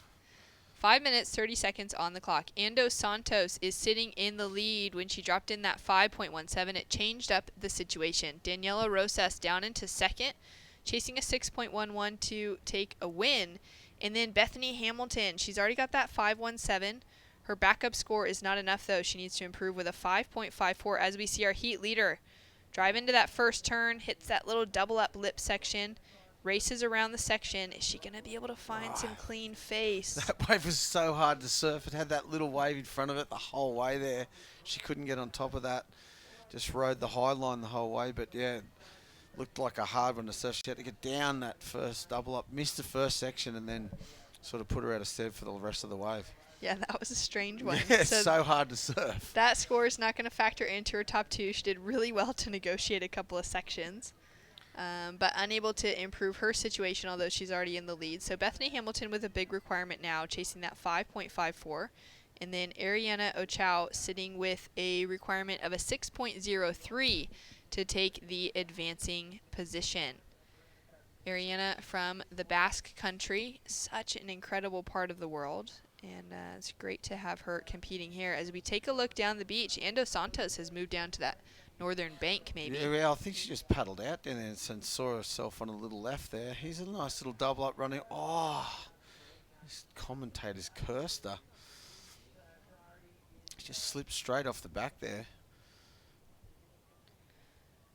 And and has a long paddle to get back out. 3 minutes, 45 seconds on the clock. Ariane has already made it into the finals. She did at the Las Americas Pro earlier this year, which is just a QS 1500. So it wouldn't have been a massive amount of points for her for the rest of the year, but it was a great weight to start. She came in second underneath Pauline Ado. Pauline is also in the draw here. She'll be coming up in heat number 4 for the following round. And some more really big names are in this run of heats for the Doyle Partners Women's Pro. It's great to see a lot of the bigger names on the women's side showing up to compete here in Newcastle this week and ready for kind of any conditions that we might have on offer. It was really quite cool to show up on the beach yesterday morning expecting to see really small surf and to show up to it being all time and just firing and pumping. Exactly. 6 foot barrels everywhere. Yep. So a nice surprise for everyone. I heard a couple of the women this morning as they were kind of getting ready. They'd all been free surfing yesterday. I know we had about 5 surfboards at least snapped from the female competitors just during their free surfs all around town yesterday. Shouldn't have ridden that good board. Yeah. Save it for the comp. A couple of them did only take out kind of their backup boards. Good idea, I reckon. To save the good ones. I do know 1 or 2 that pulled out their favorite ones, though. Unfortunately, you won't be able to surf that ever again. But yeah, it's pretty exciting for them to be able to show up and have such good surf on offer, even just for a free surfing day. It's not that often that you really get to score a place as well as it was yesterday. Well, and a lot of the other spots up and down the coast weren't that big as it was here. So Merriweather picks up a lot of that south swell. Apparently Sydney was only 3 foot, and then up the coast wasn't that big either. So we got really lucky there. It was just that long period swell. I didn't even know where it was coming from. There was not even a sign of it down south. So I think just this area, and the wind stayed offshore all day too, which was until the last couple of heats. So that's another thing. That's the Hunter Valley factor, that it just funnels in from inland. So stays offshore a lot longer in Newcastle than it does, even just at Redhead, which is just a 10-minute drive down the coast. So you can go down there and be onshore, but in town it's still offshore. Now this is an interesting situation to see unfolding. 1 minute, 20 seconds on the clock. Daniela Rosas is sitting in second position with priority. She knows that Ariane doesn't need a massive score. She needs that 6.03, our surfer in red, to get an advancing position, and she is staying so tight on top of her. But then where is Bethany Hamilton in the lineup? She's our surfer in green. There she is. She is. She's sitting under second priority. She takes off on a nice-looking right-hander, nice snap to start off with. Oh, two Drives nice into that second turn. Working her way to the inside section. Is that wave going to stand up for her? Will she get some more power on offer? She's going to stay with it. Those couple of turns connected together, what are your thoughts? She's chasing that 5.54 to get that advancing position. Is it better than... We didn't see her first wave, so we can't compare it to that. But she did a couple of nice turns on the outside. Nice little double up here. That's a good turn. And then this one throws a bit of spray. Then the wave flattens out a bit, so it's going to be really close. Gets a couple more sort of flat turns after that. Ariane attacking on her backhand. She's also chasing a score of a 6.03 to get the advancing position. 10 seconds on the clock. Daniela Rosas finally uses priority. Drives into that first cutback. The wave standing up. She's gaining some speed and momentum coming into that nice little wedging section. Wow. And puts on a finish. She's got a couple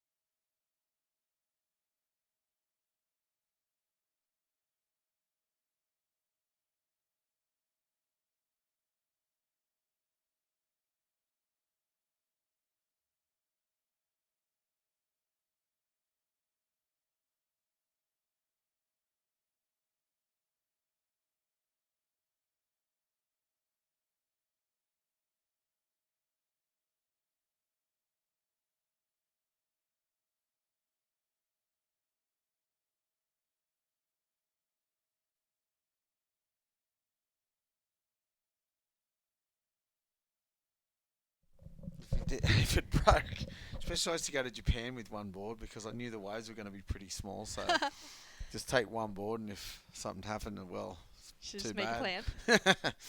Unlucky. Yeah, these days surfers travel with so many boards all around the world. Their board bags can hold like 6, maybe more boards sometimes. And they're so lightweight that they're able to keep it underneath what the airline requirements are. So I'm sure most of these women traveling with a decent quiver and ready to take on some of the great waves that we have on offer here as we take a look at powerful Big blast. first turn. Gets another one. Oh, just a bit late on that second one, but that first turn, big blast in it. We've seen in those last couple of heats, people getting a big score, the women getting big scores for one big manoeuvre. That first turn was huge. Super powerful start off for Yolanda, representing Portugal, and she had a great run last year. She's the national champion, the Portuguese national champ, and She going to the Olympics. She's not going to the Olympics.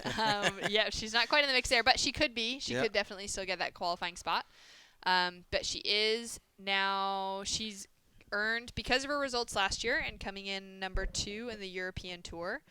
On the WSL side of things, she has earned herself the international wild card into our Challenger Series, the start of the Challenger Series for Manly and for New Zealand. So she's super hungry to qualify this year. She definitely is in a space with her own surfing where she believes she has what it takes, which I think is half the battle. As we see Anat driving into that first turn, nice little wrap back into the pocket and looking for this section to open up for her. Puts on a powerful backhand hit and kicks out behind that. As we wait for scores to come through, we're going to go down to the beach and catch up with the winner of that last heat, Ando Santos. Yes, that's right, guys. And what a win it was. It was a big heat, and she come out on top, surfed really well, super consistent. And hailing from the northern beaches of Sydney, Narrabeen to DY stretch, I mean, you must get similar conditions to this on the regular. Yeah, I get to train in these conditions all the time, so it's really good experience for when coming to these events. I'm able to get Like a lot of practice in, right? Yeah, a lot of practice. Yeah. So, I mean, one of the bigger events of the year so far for you. You're going to, juice up a lot of points now. You've made another round. You've got another heat today. You must be feeling pretty confident with, getting a little boost coming into the Challenger Series event on the Northern Beaches next week. You get a spot in the trials. How big is this year for you? Well, it's a pretty big year. It's my second year on the QS. I'm just really stoked to be here. And last year I didn't make it into this event by a few spots. So just to be in here and giving it a try is awesome for me. Well, I can see you shivering, and you've got another heat to surf. So go get warm, get ready. Good luck in the next round. Thank you. Oh, and actually, I know you got a lot of support at home. Did you want to say anything to your friends and family and fans at home? Please. I just wanted to say thank you to my sponsors, my Shaper, my board riding fraternity, and Wix, Amazon Power, everyone that's behind the scenes, doing all the work, and my auntie, my mom, my dad, and there's a lot of people to thank. So. Yeah, awesome. Thanks for watching, guys. Back to you in the booth. Oh, stoked. Love seeing that from a young woman who's just finally gotten her name in the draw here. I remember seeing Ando Santos on the alternates list last year. As we see Mia Collins, powerful surfer, come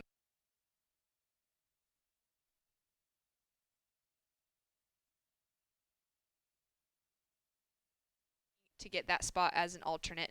That peace of mind coming into competition this year, already in the draw. As we take a look at last from Brianna Cope, talk us through this one. Yeah, a couple of nice turns at the start, and well, this is going to be a good wave. 3 big turns. You get a finisher here and finish as well. It's going to be a good one. Just waiting. Is that her score? Is that the replay? That was the 5.27? Or has she got another one to come in? Then that was the replay. Yep. So that's that 5.27 to improve on her 3.17 for her opening ride. Current situation, we are waiting for scores to come through for our surfer in blue. Anat, she's already got that 3.93 as her high score, just a 1.37 to back it up. Now a score to drop in for Mia Collins, daughter of Richie Collins, coming out of Newport Beach, California. I used to stay with Richie back in the day. Great to see Mia.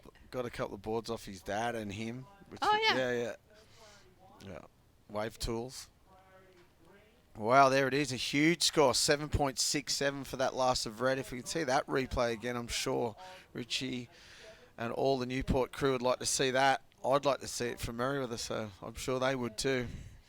So knocking herself nearly to the excellent range with a 7.67. Here it is. No, this is the blue. And Replay taking blue. a look. Yeah. Last of blue. Wow, driving good off looking bottom. wave.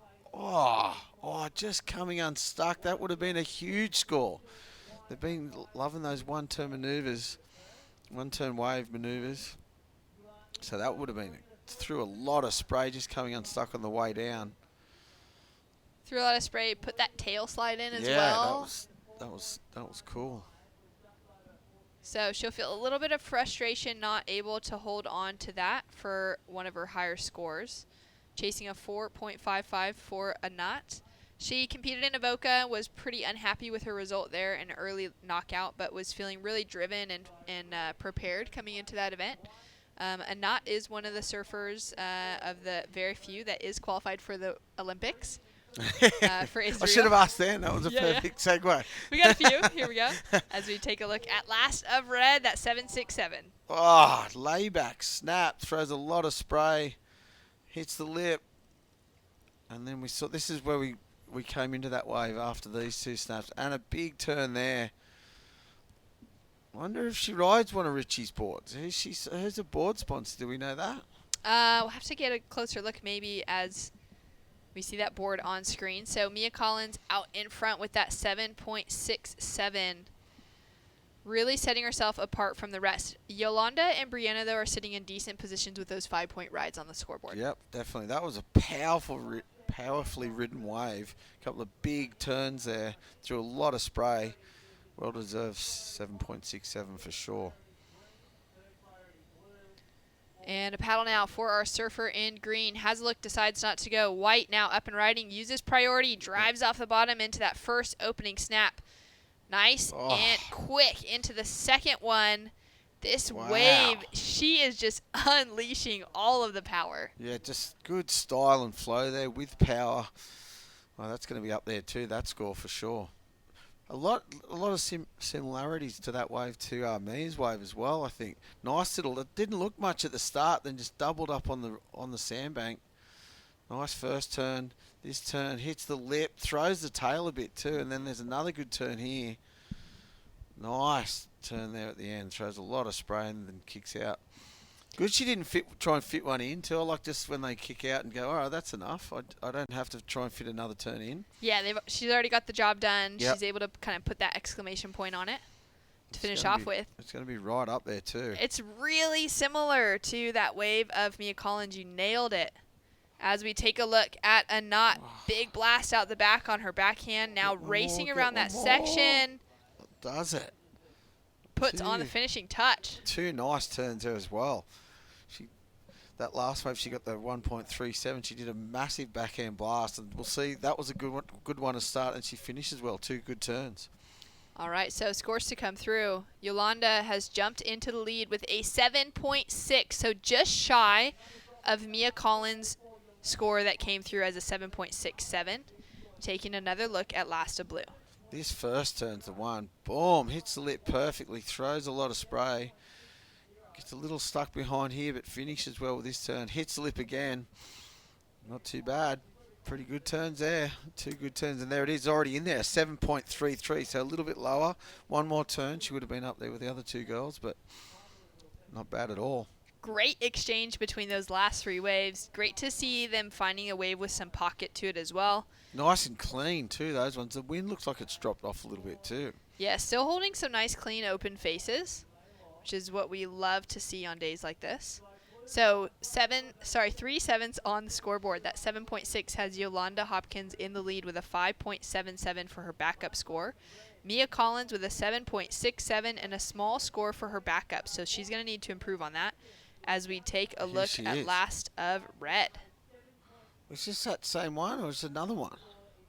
This is now a score to come through. So great starting turn. And that's her 3.77 on the scoreboard. So that's the replay. That must have been written the same time, eh? Yeah, just one big turn there and just getting unstuck at the end. But see, on the back end, they've been getting better scores than the forehand on the one big turn, which is interesting. The judges really rewarding it. Brianna Cope from Hawaii gets a little bit caught up on that second section after her first opening snap. And then Yolanda putting so much power into this.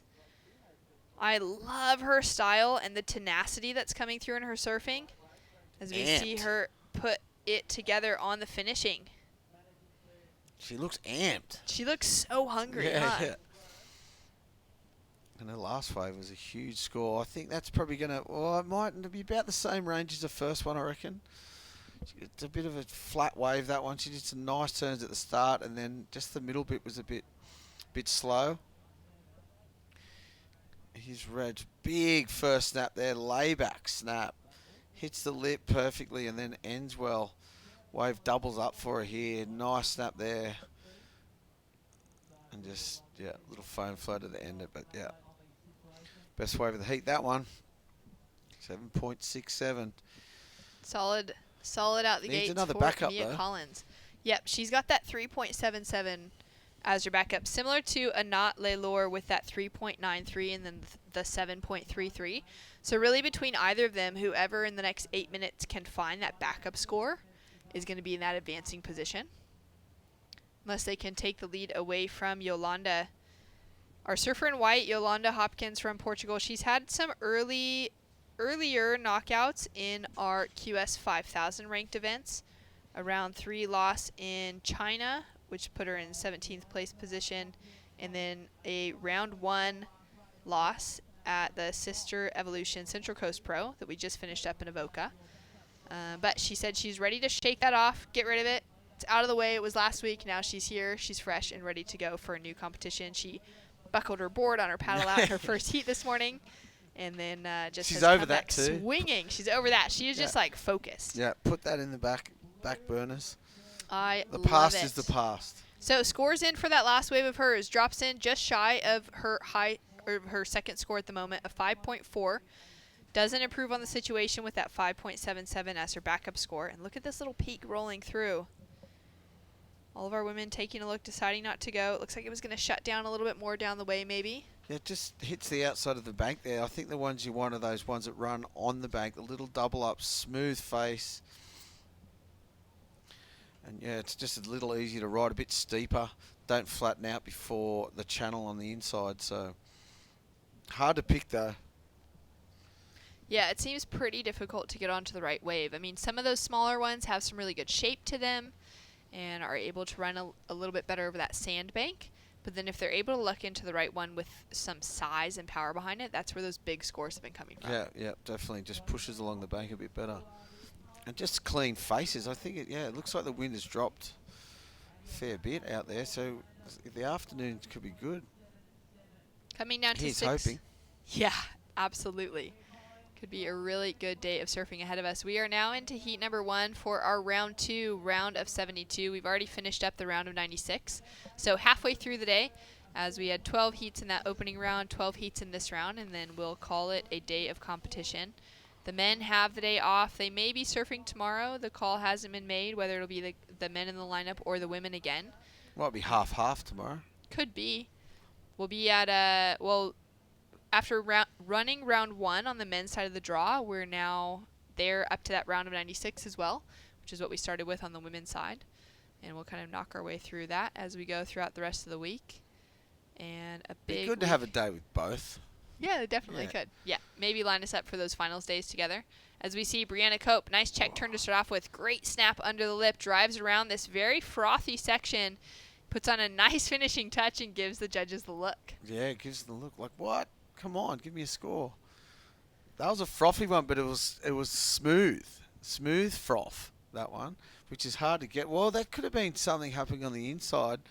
Did she have priority for this wave? Because if she did, there was someone on the inside that went to take it, but she went, nope, this is mine. Some nice turns to finish there. Yeah, and she's just such a good competitor. She's been on the QS for so many years at this stage, nearly 10 years.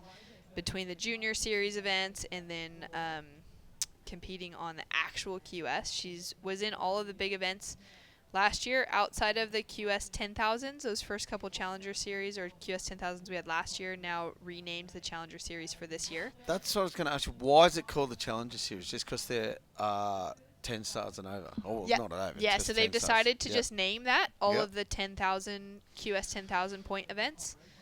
give it a different title. So You've got to be up on this, don't you? Because they're changing every year. It's like, what? there is so much going on with the World Surf League. It's been great to see them put their support in, especially behind women's surfing over the last year. Of course, last year we was the first year that we saw equal pay for men's and women's events on the championship tour. First time in sport, right? Yeah, first time for an international sports association.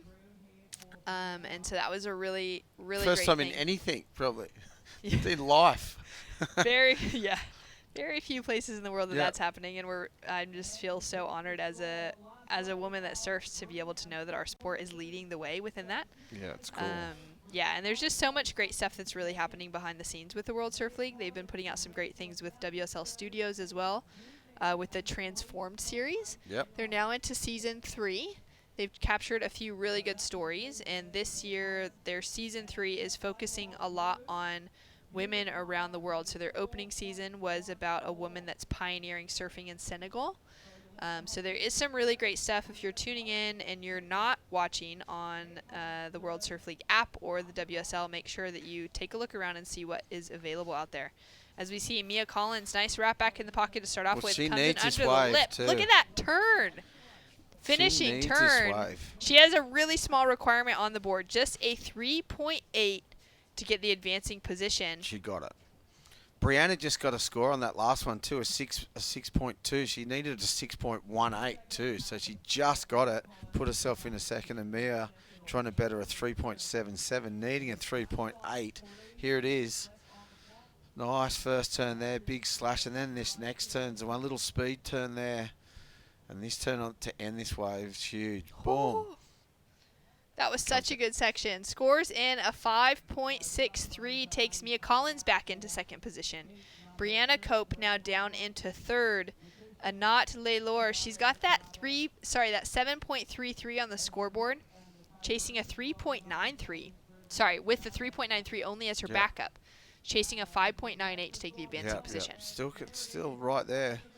She's got a good score, her first wave of 7.33. So you know she can do it. Here she goes with priority. Nice little clean double up. Good first turn. The wave wall, good second turn. This is a good looking wave. Third turn, and she's going to finish here into the flats. Nice cut back. I reckon she's got it. Solid backhand surfing. Wow. She could go into second place with this. This is a really exciting heat.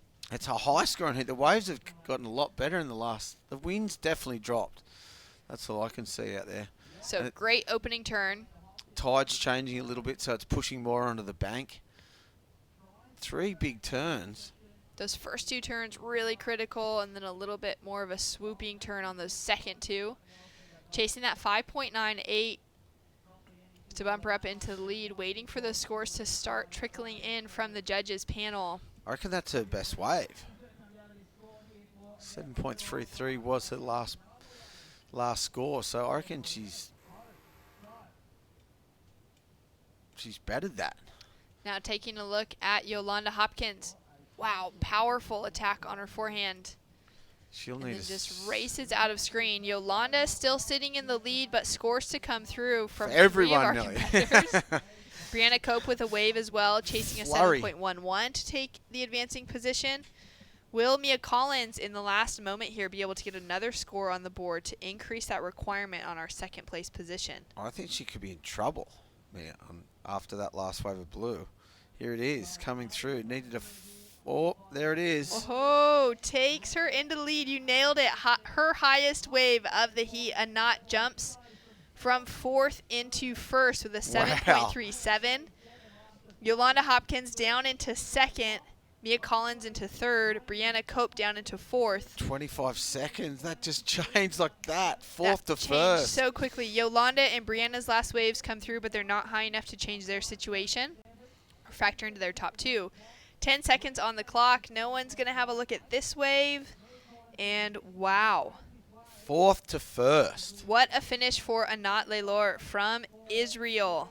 Here we go, Putting it though. all on the line. Mia Collins. Wonder what she did before that. If she did a big turn before that, she needed Good foam climb a to finish off with. 5.7. Did she like it? Did she fist pump? She gave a little look back. That was a Yeah. really powerful one turn, but like you said, we need to see what happened before that moment. Anat also has another score to drop in, but that's going to be a throwaway score.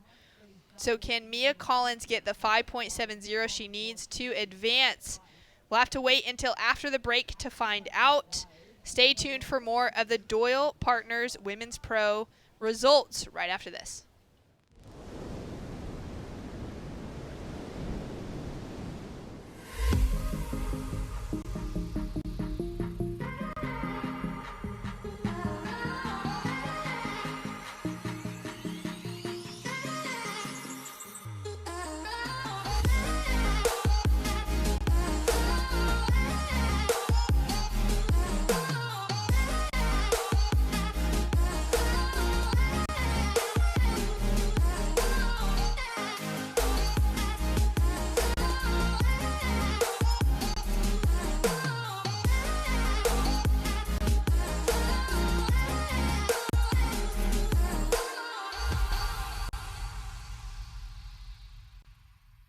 Holidays. Ironman. Outdoors. Ironman. Whoa. Bull bars. Suspension. Lights. Roof rack. Camping equipment. Recovery gear. Hunter Ironman Maitland. And Hunter Ironman. I can't do two things at one time.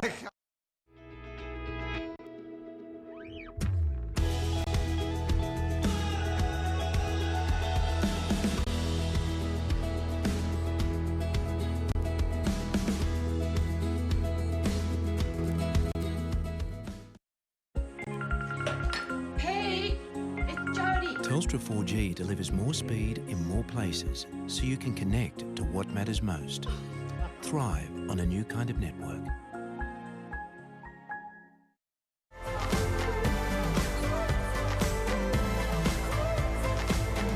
The future is now.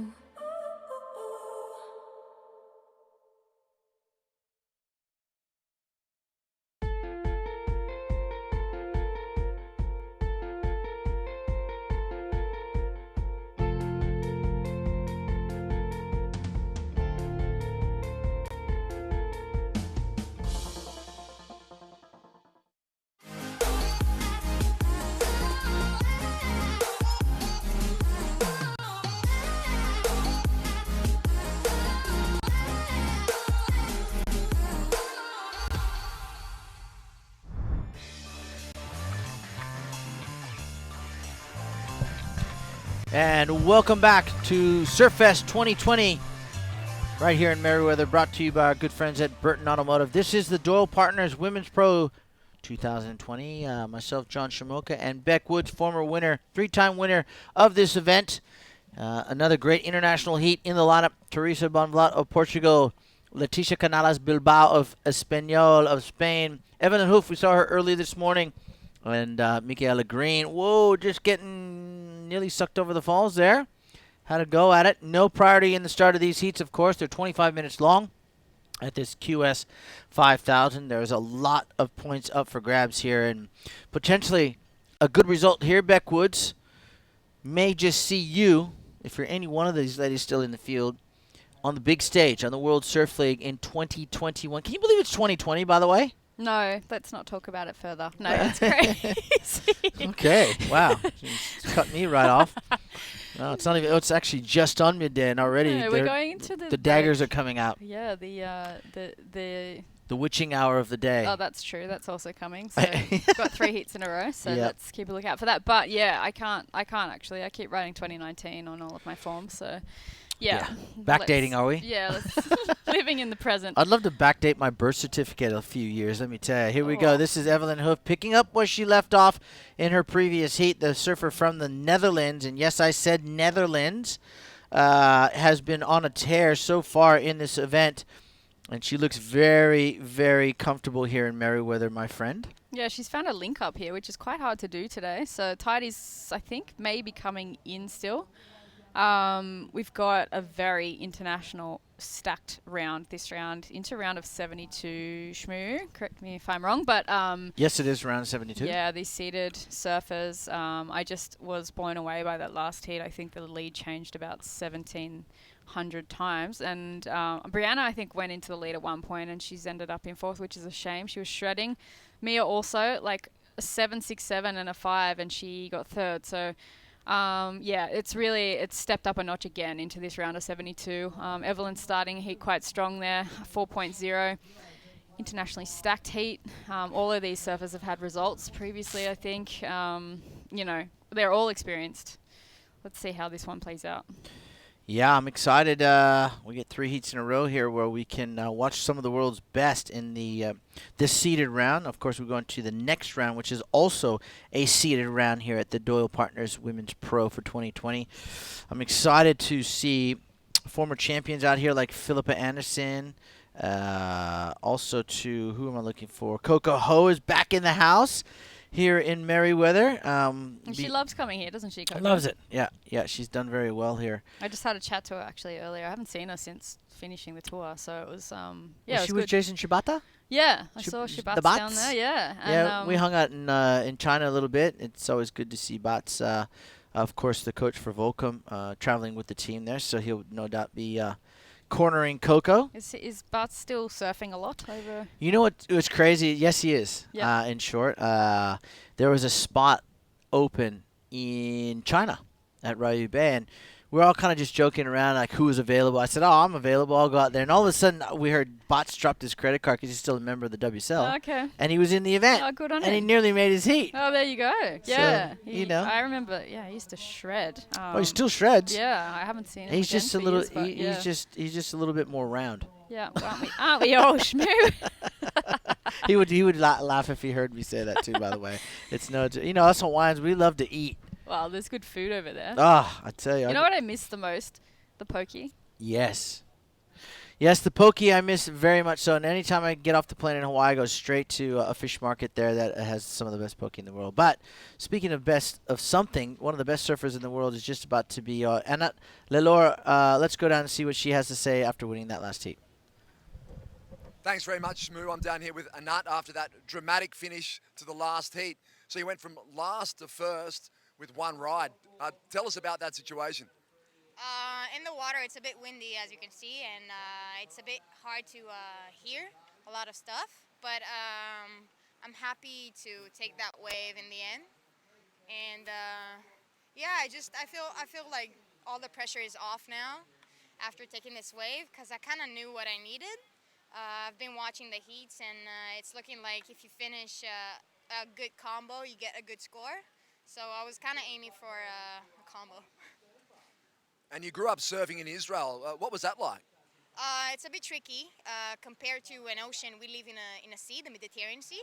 So we usually rely on wind swells, and it comes and goes. So you really can't know. It's kind of like the Netherlands, but it's hotter. Definitely hotter, and yeah, I travel a lot, and I really love the ocean, so I just try to explore as much as I can. And you've already secured your spot for the Olympics representing Israel.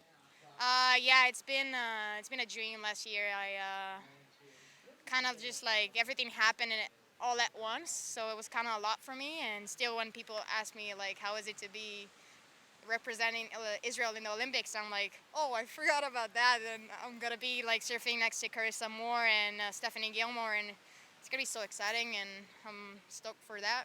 Yeah. And would you like to do a shout out to your fans at home in Hebrew? It's night time, so I'll just say good night.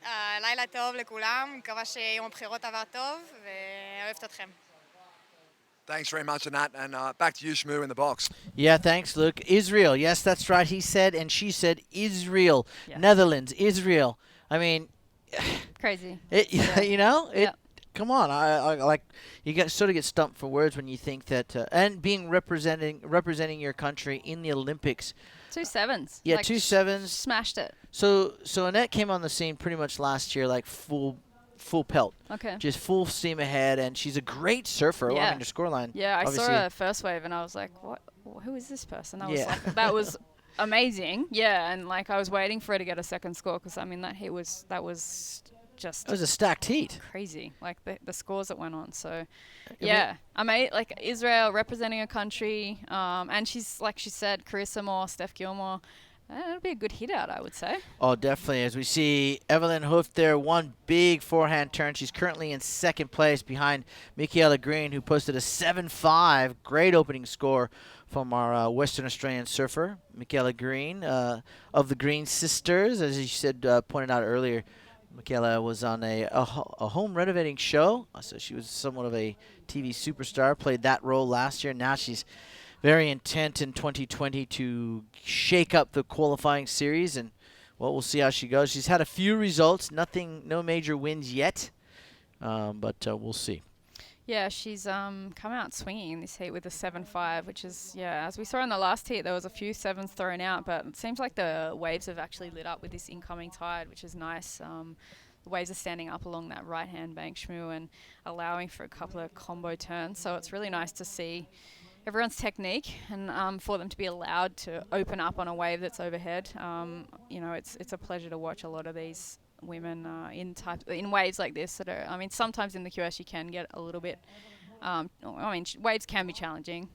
Sometimes they're small, but it's great to see this type of bank set up here as we see Michaela paddling into this one, which is a replay of her 7-5. A nice green, smooth open face. You can see that green surfboard sticks out for the judges to pay attention to that second turn, and that was I think that was her first wave, that 7-5. Yeah, the money turn really. Both turns super strong. Makes it easier that she is in the green in this heat. Everything's green about Michaela Green. She's in a green, not a purple patch, but a green patch. On fire in the green. But yeah, 7-5. Showing a bit of experience. She has done the QS for a few years now, and I remember Michaela over in WA. You got to watch the WA Groms, because when you're over in WA at Margaret River and you're sitting out the back and you're like, where the hell is this wave going to break? Michaela and Felicity Palmateer and Claire Bevilacqua, they would be on the boil. They'd be on the right boards and they'd be paddling in a lot earlier than you and throwing themselves over ledges. So we've seen Michaela starting the heat nicely there. Unfortunately, Teresa coming unstuck there. Teresa has a lot of amazing ability. I've seen Teresa's backhand develop over the last 2 or 3 years, and it's really, you can see when she does connect with that lip, the fins come, all 3 fins come out, and I think there is a bit of a point of difference in her backhand. It is really nice to watch. She came here a few years ago, I think, and dropped a 9. Nearly in a few of her earlier heats straight up. So I dare say she's going to come back strong in this heat. She has got a 4.83. I think she surfed her first wild card at Carcavelos. And she was 14 against, the pros over there. And I think that might have been my last event, actually. But she stepped up. She was really ready for it as a 14-year-old, and she's been kind of kicking goals ever since. I've seen her traveling the world and, doing great things. So 13 minutes to go. This heat again has gone quickly. Evelyn Hooft is in the lead, a 4 and a 3. For saying her name right. Yeah, probably not. My Dutch is particularly poor. It's no fault. How often do you have to speak Dutch? Yeah, that's never. That's true.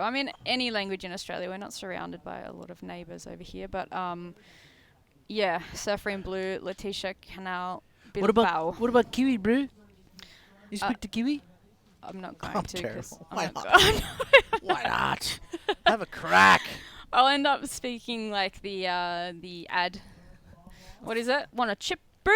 Yeah, there you go. That's it. What's wrong with that? Oh, look at that. One big backhand smash. Except it's bro, and now I'm getting mixed up okay, with bro. it. Yeah. It's full of sake. I'm not sure if it's as good as your South African shmoo, but it's pretty. It's okay. All right. It's a bit of a mix. I'm like a chameleon, man. I can speak all kinds of languages, just not that good.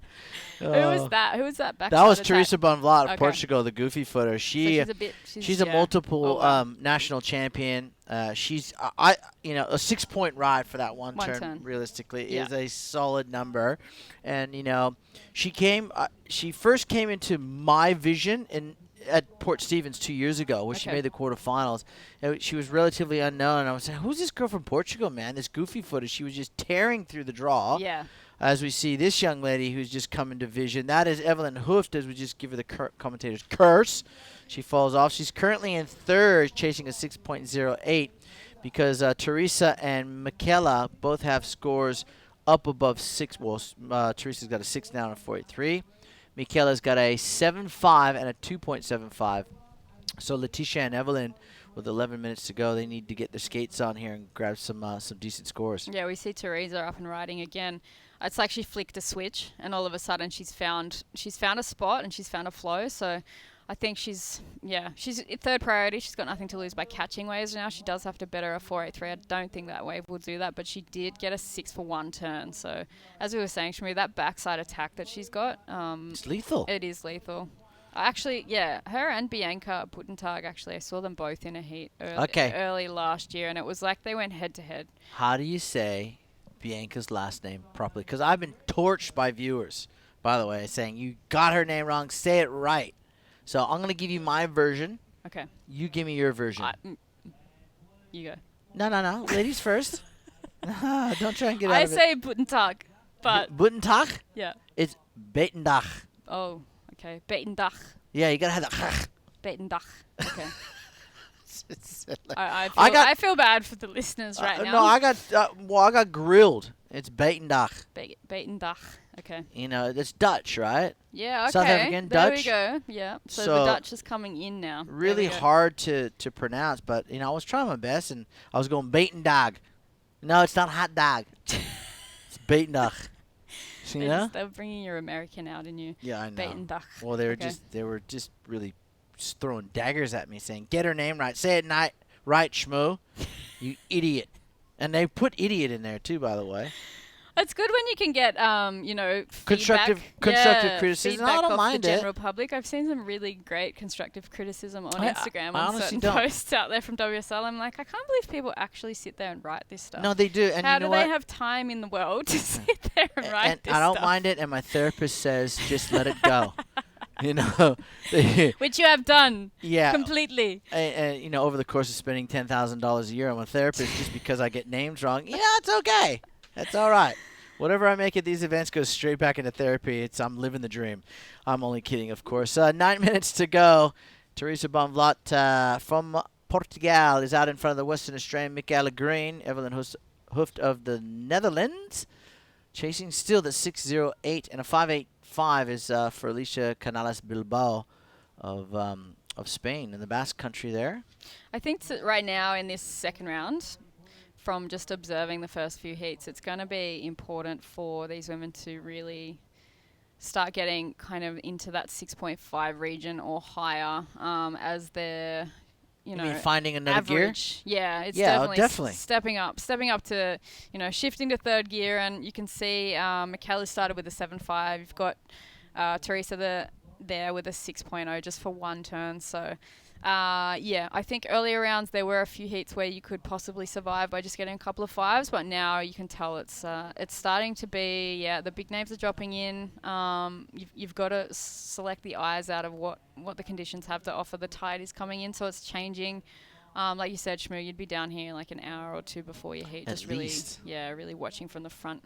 Yesterday it was kind of hard because it's so hot, but the waves are so amazing. So you kind of made room to be down here, or made exceptions. There was an exception to the rule yesterday of sweating it out on the beach to watch some historical waves being ridden here at Merriweather. But, now it's a little bit cooler. You can hang out in the competitors' areas and watch these waves. And, I agree with you, Beck. You really need to start becoming mistake-free more and more every round. Last week we saw in the event some of the semifinalists were making uncharacteristic mistakes, and it cost them. Yeah. Because when you get to that quarters, semis, and finals, the surfers that remain in the draw aren't there by fluke. No. They're actually there because they were pretty much mistake-free through the earlier rounds, right? So when you start to see, fatigue comes into it. You've been at a venue a week already.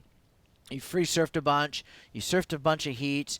When you're when your mind, the mental capacity is on full, it's going 100 miles an hour for days on end. Yeah. The moment you sort of let the foot off the gas and start to not focus in and zone in on staying in your lane is when the fatigue kicks in, physically and mentally. True. That's what I've seen over the last probably decade and throughout my career too. When I wasn't focused in the back end of the event, as we watch Evelyn on this ride here, she's really busy. She's looking for that 608. What I found, Beck, is that I started to get real tired. And I needed to find ways to stimulate, and I did that by going surfing a lot, just getting out there, doing mock heats with myself, going through the scenarios at the venue, at the break. Yeah. And that's what kept my, I guess, focus on, especially when you're going into the back end of the event, because you have surfed your brains out. It's sunny. You've had to think a lot before you went out to your heat, during your heat, post-heat, and get ready for the next round. So it's taxing on the body and the mind. Oh, yeah. So these girls, like you're saying, I totally agree that with every round that they go higher into the event is your focus has to become more laser sharp. Your selfishness in a sense that you really have to start isolating yourself from people. Do what you have to do from an event side of things. You got to do your interviews and things like that, your media. However, you need to start focusing in on, less mistakes, more productivity, and producing big scores. That's kind of in simple terms how you probably want to look at winning these big events. Yeah, maintaining any energy that you can towards the end of the end of the day. See, we're already tired. Look, we're there's a couple of mistakes creeping in. Just like that. But I think you're looking at someone like Evelyn. We see Teresa. This is a second left she's taken off on. So really nice layback attack there. Nice to see the old school coming in a little bit with the new school. So. Interesting that two of the women have opted to surf the left all of a sudden. Obviously, there is changing conditions right now. But I think for someone like Evelyn, she's come through the first round, and sometimes that's advantageous because you've already been in the lineup. But as we see a replay here, really nice little drop wallet. That was nice. Bit of flair there. But yeah, for someone like Evelyn now in this particular position, she's got 4 minutes 20 remaining. She's got a lot, she's got 6 waves, so too has Teresa. And she was busy in her earlier rounds. Do you tactically start reevaluating and being like, okay, I need to be more selective right now? And that is something I think Evelyn might need to work on right now. Nice backhand attack there from Letitia. That's a good point. Earlier rounds, your tactics might be to catch more waves. You need scores. You need to get through. And then as you go through, you are coming up against people who possibly have a little bit more experience.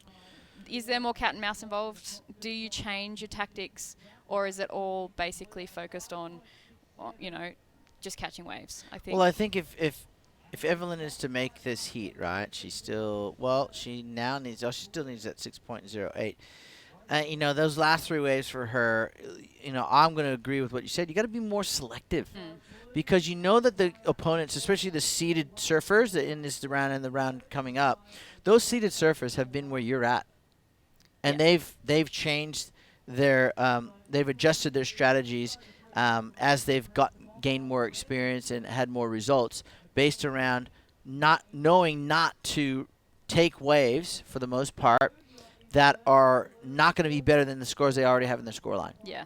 I'm going to give it an 8 out of 10 times.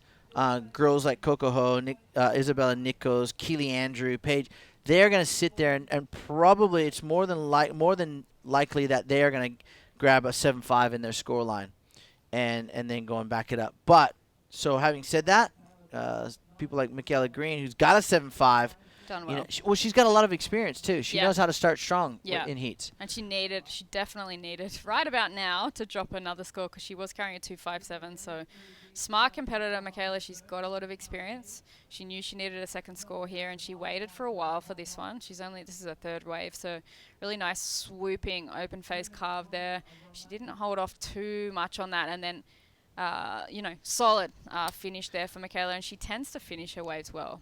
Yeah, she's very strong. I kind of almost feel like I don't give enough credit to Michaela in terms of her power and her finesse in her surfing. She is such a really good surfer that sometimes. Oh, here we go. Speaking of good surfers, our Netherlands surfer is trying to post up that 6.08, but I think she's going to need more because Michaela's going to better her scoreline. She's definitely going to wipe that 2.57 out of the top 2 for the Western Australian. Yeah, and I've seen Michaela surf that many times. I should give more credit where credit is due. She's very tenacious. Yeah. She loves to attack sections, and there was an evident right there on that last wave. Let's have a look at Evelyn Hooft's wave. Yeah, Evelyn off the bottom, nice open face snap there. She's drawn out a second turn here again. Another snap off the top. She's thrown a bit of a fin there, which is nice. So wave selection wise improved. Managed to ride out of that. That was tricky. Kind of a little bit late on that, and the wave not offering too much more. But I dare say, will definitely drop that 383, and she may require less. But also the situation probably will still change with Michaela jumping up. I dare say Michaela may jump into the lead. She will. And definitely. Yeah, Teresa. There it will be is. a second, but it might be quite close. Let's see what Evelyn drops for that last wave. Evelyn will definitely narrow the margin. It's not going to be a 6.83 she needs with 40 seconds to go. That's where she's going to have struggles, the time side of it. Michaela did a great job on that last ride to push herself into first. Teresa back into second. Leticia Canales Bilbao into third. I'm going to be interested to see what that score is for Evelyn Hooft. Oh, big backhand gouge from our Portuguese surfer. 20 seconds to go. Yeah. Was it a Teresa 6.83 for Evelyn? For Evelyn? I don't see it. Yeah, I am never going to comment on judging again, but I think Teresa's wave.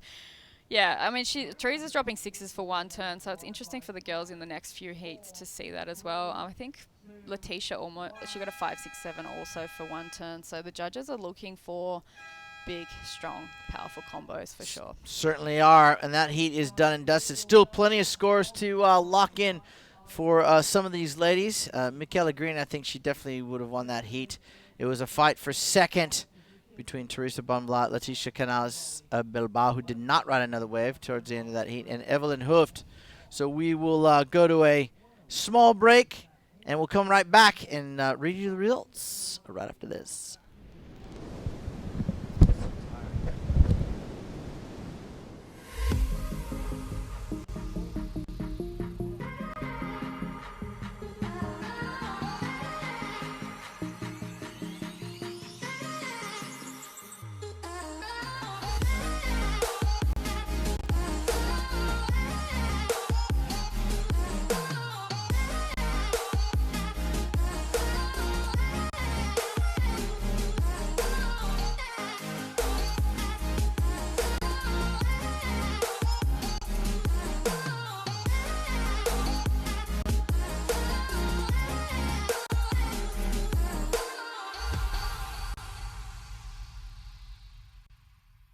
Holidays. Ironman. Outdoors. Ironman. Whoa. Pool bars. Suspension. Lights. Roofing. Camping equipment. Recovery gear. Hunter Ironman Maitland. And Hunter Ironman.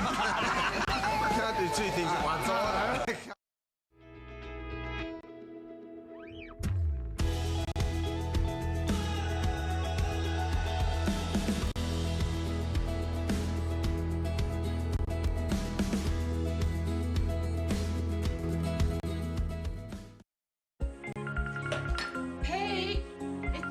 Telstra 4G delivers more speed in more places so you can connect to what matters most.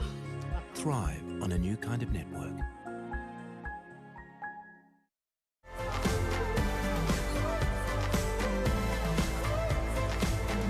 The future is now.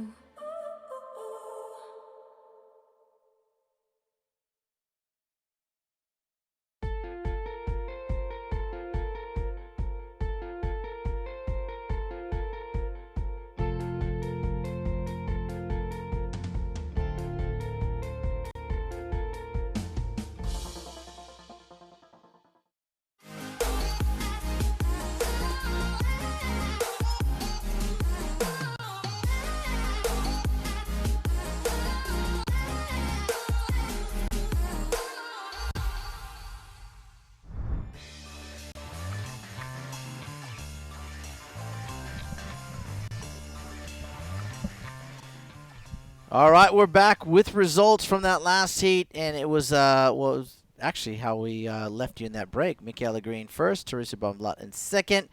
That'll spell the end to this event for Evelyn Hooft and Leticia Canales Bilbao. A great run, but they will be going no further in the Doyle Partners 2020 Women's Pro.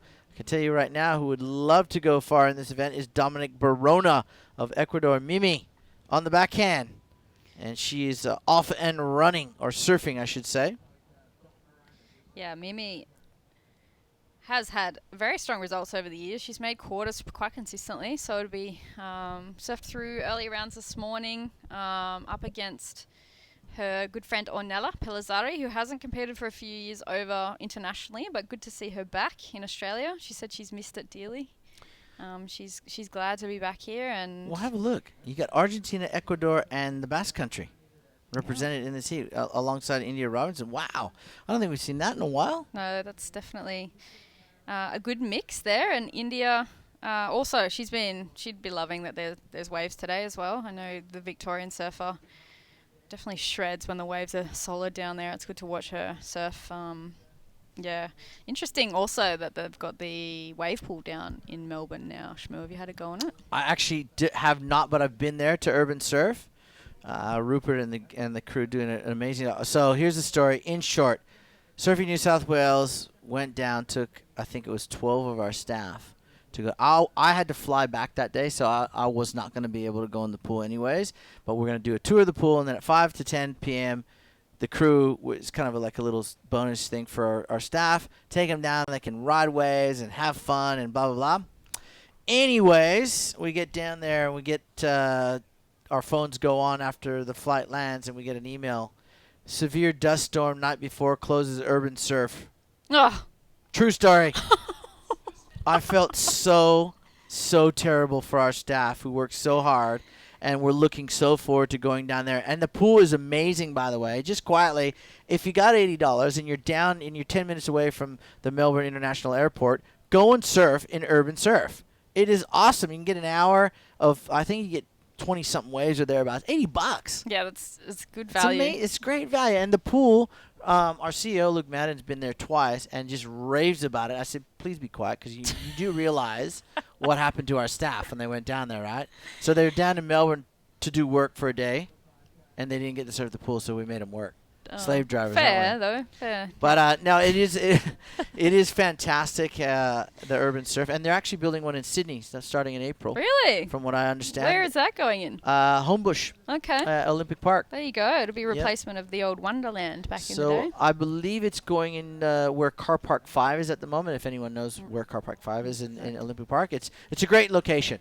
It's in the middle of Sydney, and it's going to be, I think it goes up rather than more wide. Like Melbourne uses up a lot of space, whereas the Sydney pool, from what I understand, is going up more so than wide. So, but hey, trust me, is someplace I've ridden wave pools, a ton of them, a bunch of them around the world. Yeah, they're fun. Yeah, I'm excited. I'm going in May. It's Pauline Mentz's 50th birthday, so. All right, you guys renting out the pool? It's full rent out of all the old surf crew, so it may get a little bit loose, wild, but I think it'll be lots of fun. There'll be lots of dropping in going on, so. Perfect. Yeah, I'm excited. Yeah, excited for that. India did get an opening wave. We see the surfer in red, Nadia, up and riding on a little bit of a flatter wave here. She's not going to get over that section there, but India did get a 3-5.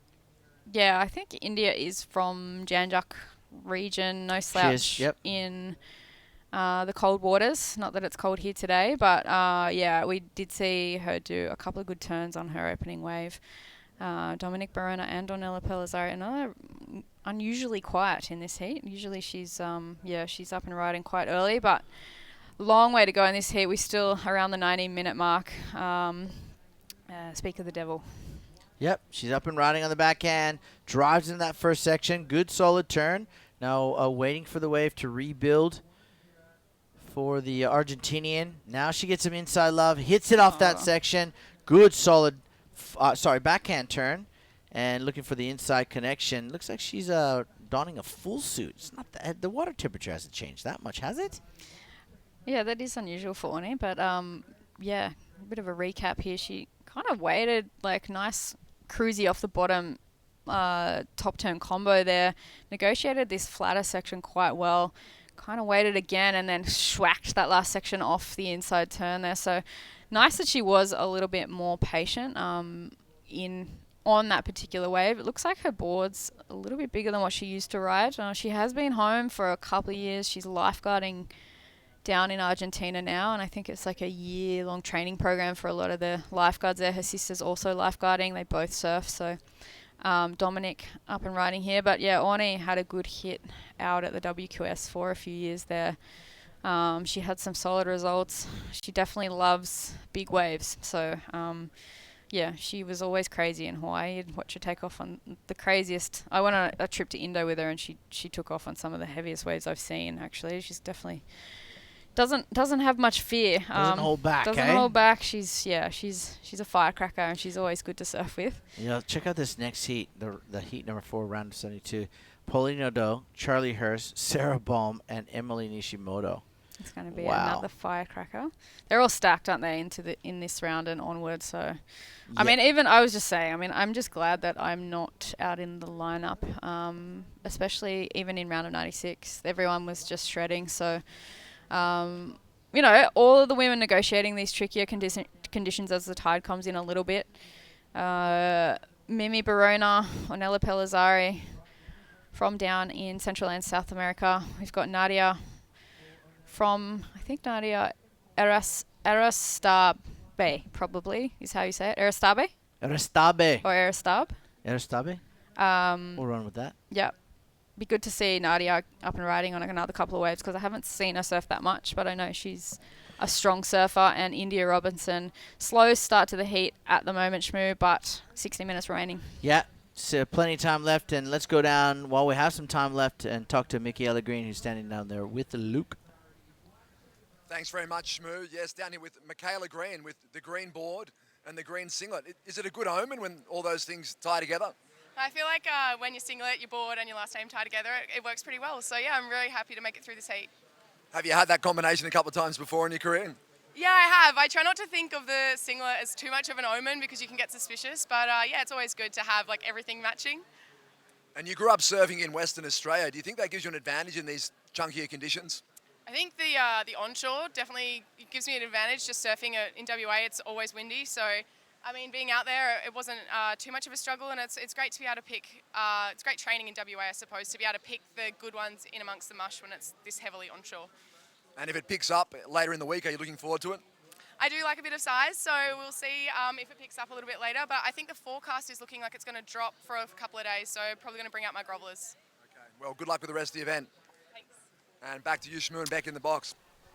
Yeah, thank you very much. Some good words there from Michaela. She's ready for all sorts of conditions.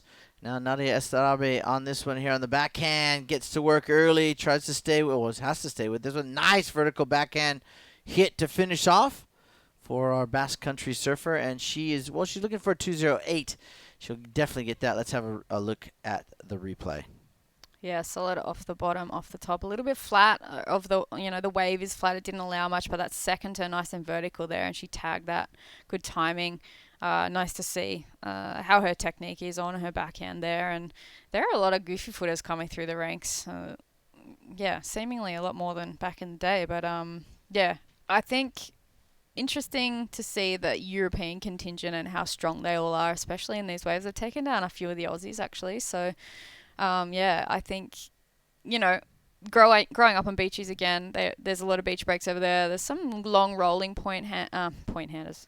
It's the end of the day, Shmoo. It's not even halfway through the day, and I'm saying those things. But yeah, I think that they tend to pick the eyes out of conditions like this, and you've really got to be on your game, no matter what country you're from. But Nadia really jumping into the lead there with a 4.83. Not a bad score, actually. Highest wave score of the heat so far. Yeah, it is a bit slow. I'm going to agree with you, Beck Woods. 13 minutes, 40 seconds on the clock. And the highest score, single wave score to date is that 4.83. The next one behind that would be India Robinson's 3.5. I think she opened with that one. She did. So the girls being very selective here as we look at India up and riding the regular footer from Victoria. Nice drive into that first, and oh no, didn't have enough speed to complete that carve. So down she went. Yeah. Wipe out. Unfortunately. I've coined that word now. Wipe Yeah, out. it's very quite. I mean, is it off a movie or it's your own? It's just my version of how Mr. Chow would say it from The Okay. Hangover. I like it.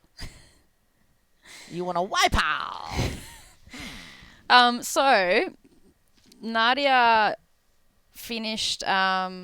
I mean, she has already had a third this year in a 1500, so she's made a semi-final. Hello, everyone again. Yeah, she's done well. That was I can't say it, but Las Americas 1500 WQS event. So she's had a result this year already. Yep. So she'd be looking to solidify that result.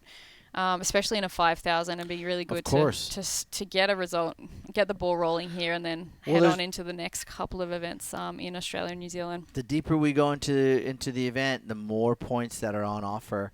And like you said, it's a 5,000. So you're going to say the round before the quarters onwards would be a keeper, because there's probably 1,000+ points in it. In fact, it's over 1,000 points if you go into, those sorts of rounds. And, of course, 5,000 points for the winner. Yep. 4,500 for second. Okay. I know that only because in China that's what the breakdown was, and that was a 5,000. Right.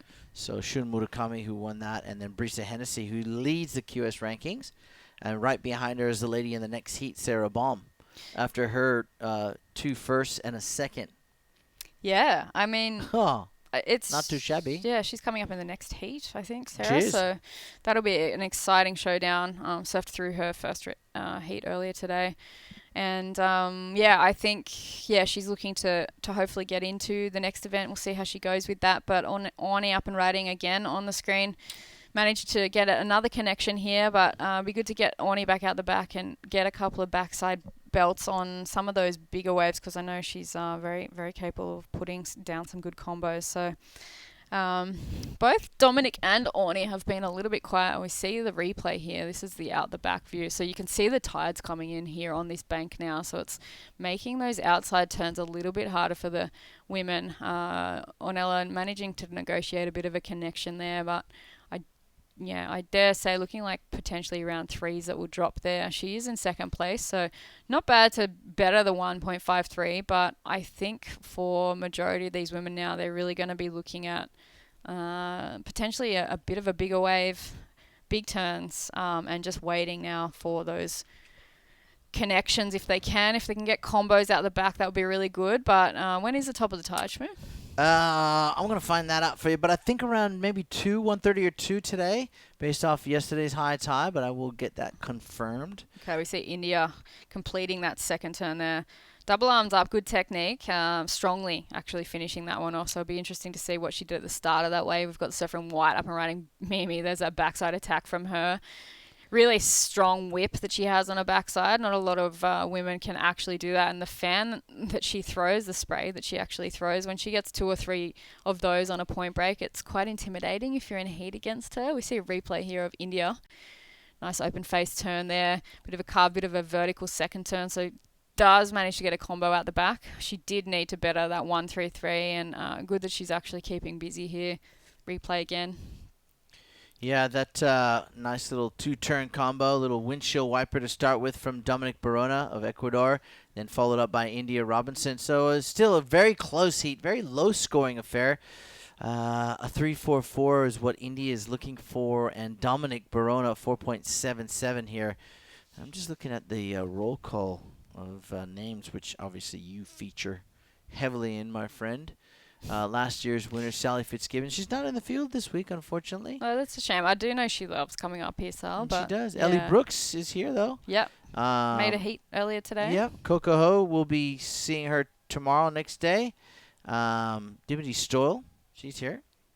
Philippa Anderson, she won in 2008 as a wild card. Yeah, she knocked me out in the quarters. Oh, sorry. Yeah, it was a sore point. She got a 10, I think, in the heat and went into the lead. She got barreled in front of me and then surfed through the inside. And I was like, oh, great.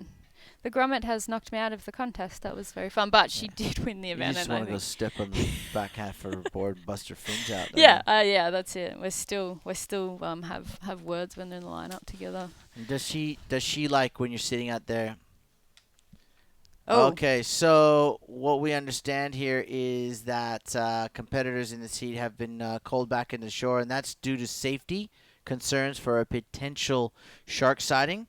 We have a protocol in place, and is a full force protocol. That means if there's a sighting within a certain meterage of the competition zone, the surfers will get onto the jet ski. They will make their way back to shore. As you can see right now, that is, of course, Ornella Pilarazzi, and she's not worried about a surfboard. She's just worried about her. Yeah, I'm glad she's on the ski. I was like, yeah, get it on. But trust me, it's a good safety protocol plan. The water safety is tip-top, some of the best in the world. So what they have done, one of the lifeguards or one of the spotters has spotted something in the lineup. The lifeguards will now go and check that location to make sure all is safe, and then from there, we will call the contest back on when the area is deemed safe to compete, of which now you'll see the jet ski turn and head straight for that location. Oh, she's right on the inside here. Good. So I'm glad that she's catching a shark because I'm like, okay, yeah. Oh, she doesn't look two-faced, does she? No. So the heat Just has throw been down a called 10. off, and 8 minutes and 50 seconds to go. All right, so while we go and check out the location, let's just look at the previous winners from this Surfest Invitational here in Merriweather.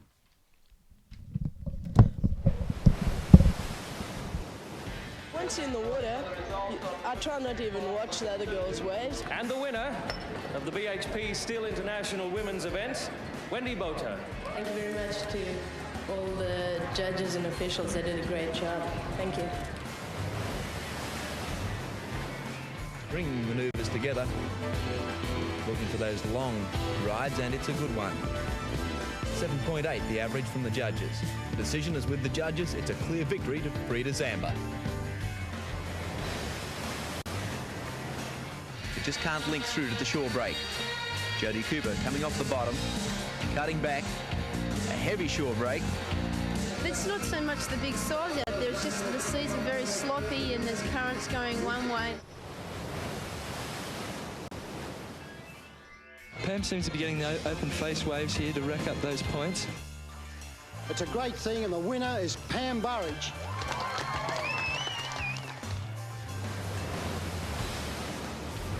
Well, it was breaking more consistent at the beginning of the heat, and there was long lulls the whole time, but a few waves came through that we could get to the beach. Pauline Mensa. Congratulations, Pauline. Out $8,000.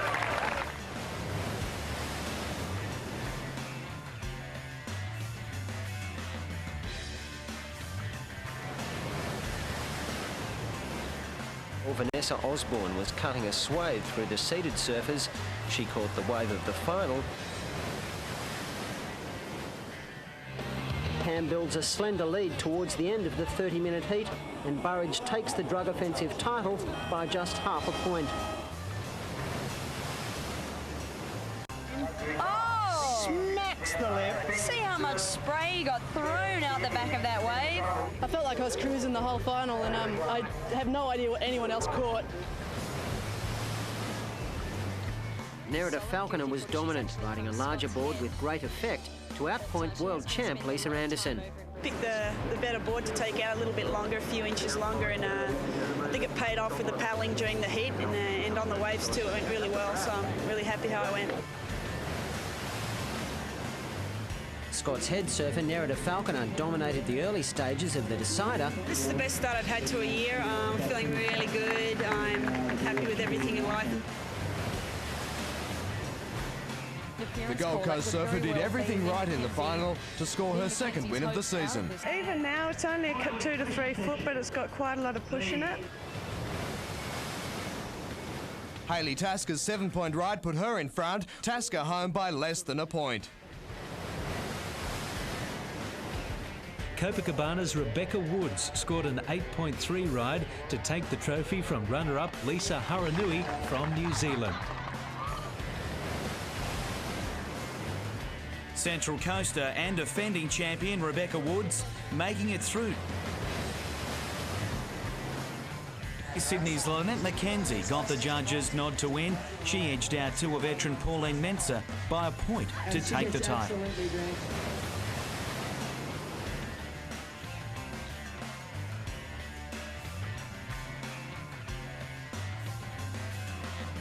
It was quite surprising actually, but yeah, there's some good fun little waves out there.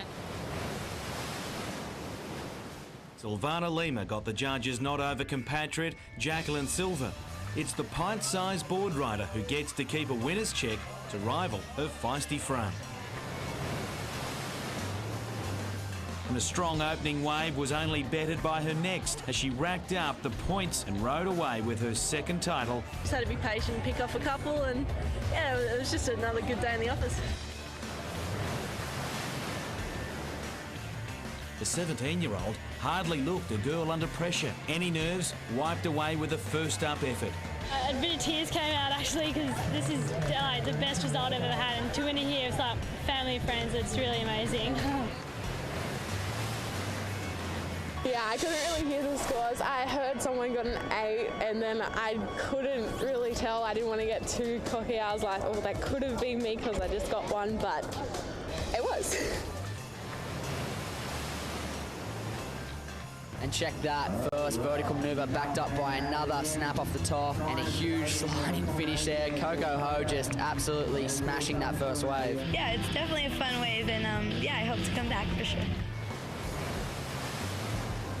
She is getting better with every wave that she rides. She's getting stronger, more confident. There she is. That's it. You're number one, Sally. Today is your day. It's great to be competing back here in Merriweather, and I think I won one of my very first pro junior events on Merriweather Beach, so it has a special place in my heart. Dimity Doyle waited patiently for her first wave and definitely made it count. No, it was so good having Sally and that chair me up the beach because that was my first chair. It was awesome. As Manuel claimed the women's crown with a 7.8 and a 7.1. And a dream result in the 6-star event here at Merriweather. And wow, it's a great wave choice. Ellie Brooks, can she fit another manoeuvre in? But she does finish the wave off this time around, and that's probably going to be her best scoring ride. Put your hands together, ladies and gentlemen, for Ellie Brooks. She is the champion for 2015. Sally Fitzgibbons, 2016 Surfest champion. You're working towards that winning feeling, and just to have a little taste of that now in you know, the QS 6000 and up against Steph as well. We will obviously be having some great battles this year. And DeFay posted a near perfect 9.2. The final was effectively over. I was trying to keep calm and be okay, just stay like that and be intelligent with the priority and stuff, and it's worked out. The win, DeFay's first ever WQS title. Hold that trophy high.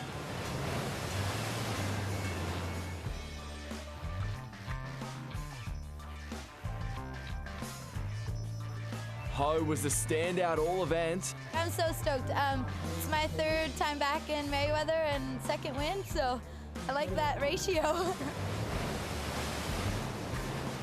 Sally Fitzgibbon letting her emotions show to claim her third Surfest title.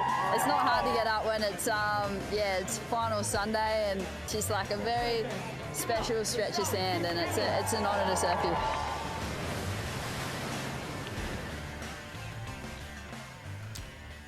Wow, wasn't that a great piece on celebrating the champions of this event? 35 years in the running, Surfest 2020, brought to you by our partners at Burton Automotive. As you can see there, this shot is indication of what's going on, and on your screen there you can see the event is on hold, of course, due to a sighting, and as per WSL protocol, it's on hold for an hour. We then will come back, assess the conditions, and hopefully recommence the Doyle Partners Women's Pro for 2020 round of 72 action. Of course, we still have 9 minutes remaining in this heat number 3 of that round of 72. So we've got a bunch of amazing moments here at Surfest. And in the meantime, before we get back to the live surfing action, we'd love for you to stick around and watch some of the more rememberable moments here at Surfest. 35 years in the making. Let's have a look and enjoy. We'll see you back here soon.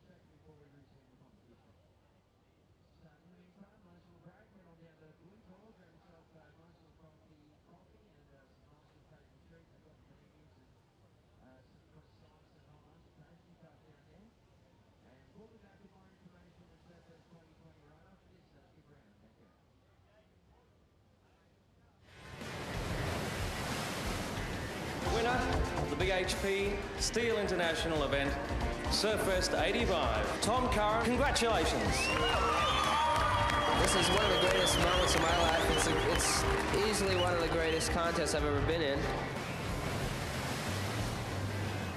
Off the bottom on this backhand wave, slashing off the top. Off the bottom again, another slash off the lip. Of the 1986 BHP Steel International, Mark Okalupo.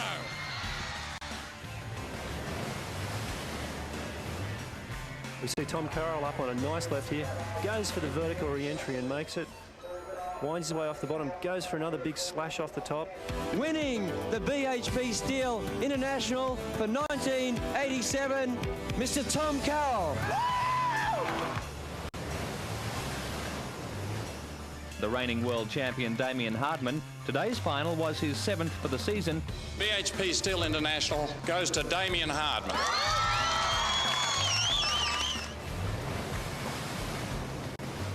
Carroll went on to claim the title, including a $15,000 winner's cheque. Of the BHP International, it is Tom Curran. Yes! I knew today I had a good chance. The surf was real fickle, so it just came down to whoever got the better waves, and I'm just the happiest person in the world at this stage. Damien Hardman was patient and professional, picking the better waves and punctuating them with heavy manoeuvres. Was Burton went off on a great looking wave. This could be one of the best waves that has come through the final. Nice off the top, Burton carves off the bottom, whacks it off the top again. And that has to be the good thing about the WQS for a person like myself, is that you get to get that winning feeling again, you know. Bottom turn to get around that white water, smashes it off the lip. Powell began his campaign for a world title with an emphatic win. Michael Ramelsi had been in devastating form all week, and he carried that through to the decider. 3 or 4 good solid manoeuvres on this one, Matt. And I can't believe it. I can't really think straight right now. Gentlemen, the winner of the Mark Richards Newcastle City Pro for 1995, Mike Ramelsi.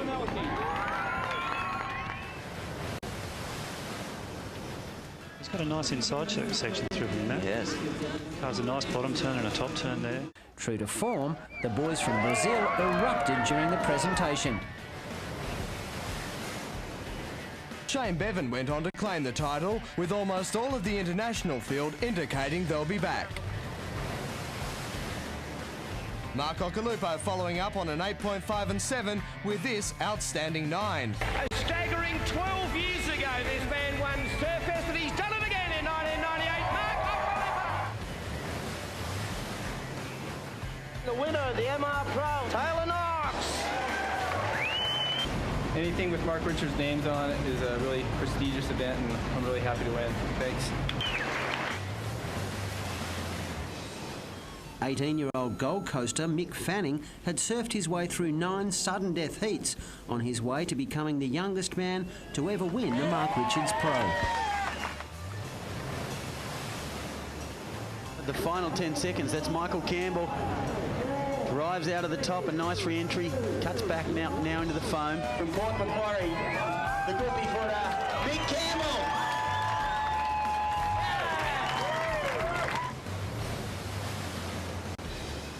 Oh, I'm stoked. Yeah, I'm just so stoked. He hails from the Tweed. He won it in 2000. The 2002 champion, Michael Fanning.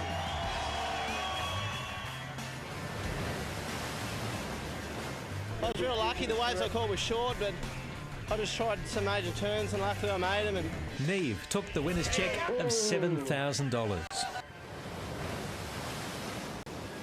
What a show. 6-time world champion Kelly Slater didn't take long to ease into the Newcastle break, taking just minutes to post this perfect ride. He's the winner for 2004. Fanning stole the show with a 9.6 ride that sealed him a 3rd title, a record for the Newcastle event.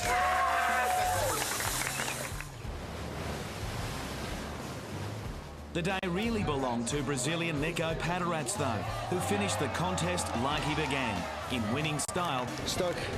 I'm just so happy inside and can't even have words in here.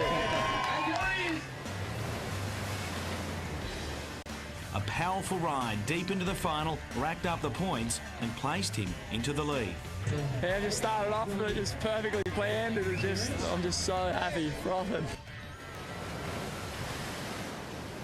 What a way to round out the contest, with a turn he'd never completed in competition before, to etch his name on a trophy full of greats. It's the best feelings, you know, like awesome to me, like first time coming to Newcastle.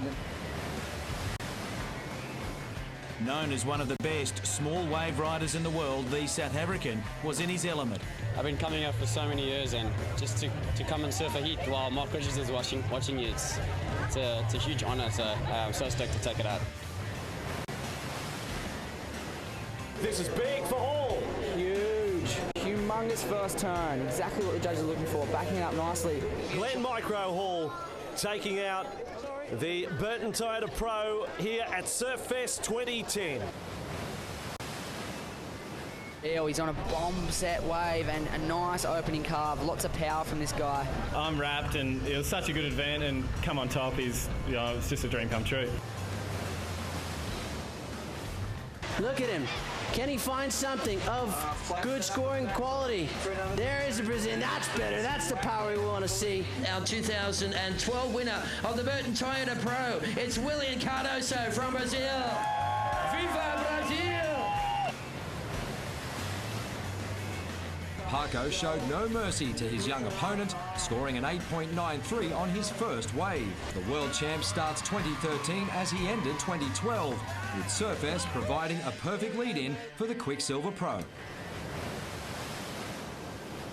Banting used the full array of tricks to post his second 9-point ride of the final, going on to claim the $25,000 winner's check. It was great to get a couple of decent waves and shove it in the surf, and I'm happy, so happy. Have a look at the commitment on that first turn. He just tagged that thing. This thing was under the lip, and he flared the tail. Watch this, layback, boom, just kick the tail out. Yep, no problemo. What a year to get your name on the trophy. Let's give it up for the boy from Brazil. Alejo Menezes is the 2015 champion. And have a look at that for a trophy. Already with 2 8-point rides to his name, this wave, a 9 in the final minutes, capped it off. Yeah, I'm frothing. And I just picked up that big trophy and looked at some of the names, and it's unreal, so I'm stoked to have my name on that thing. And everything Jago Dora did just seemed to stick, including a perfect 10-point ride. I don't feel like it's real. I've been competing for a long time and never got even close from winning, so winning feels insane. But Wright made it look easy, racing out of the blocks in the final, effectively winning it within minutes. Just make every wave count, and just always try and look for them instead of just sitting there and waiting. This afternoon it was all Ribeiro, the goofy footer claiming the prized Mark Richards trophy. It's still so good. I don't have words to say for what I'm feeling now.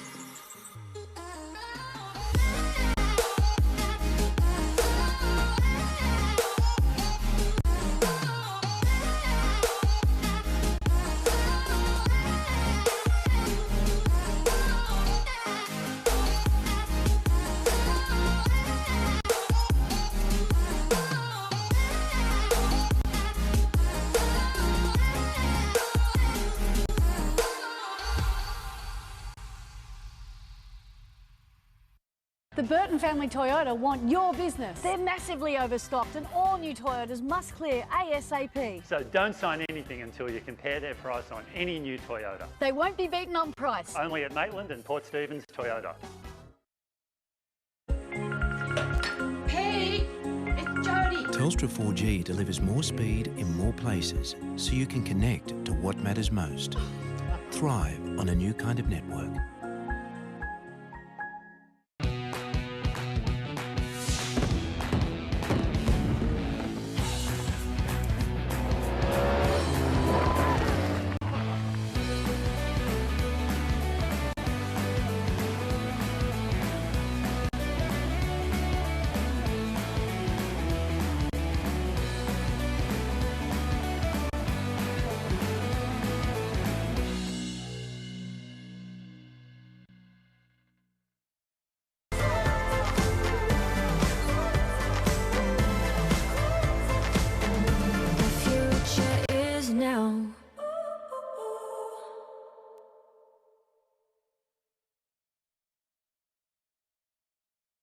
It is the most rewarding thing to be part of a child's life and give them something they may have not received otherwise. There are children out there that need a home, love and a family. Don't hesitate. Make the inquiry. Contact Wandiali today.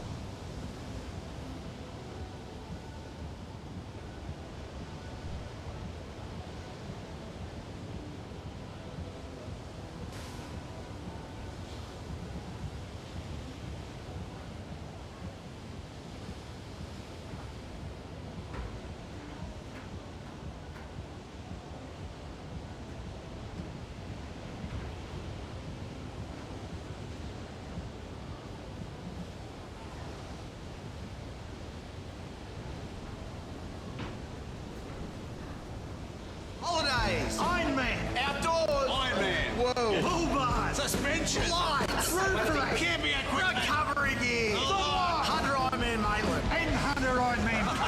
I can't do two things at once, I know.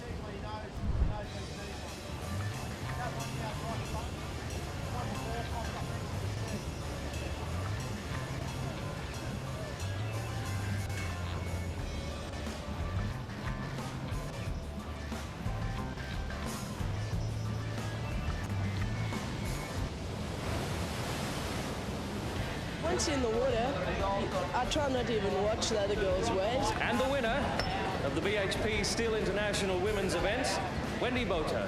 Thank you very much to all the judges and officials. They did a great job. Thank you.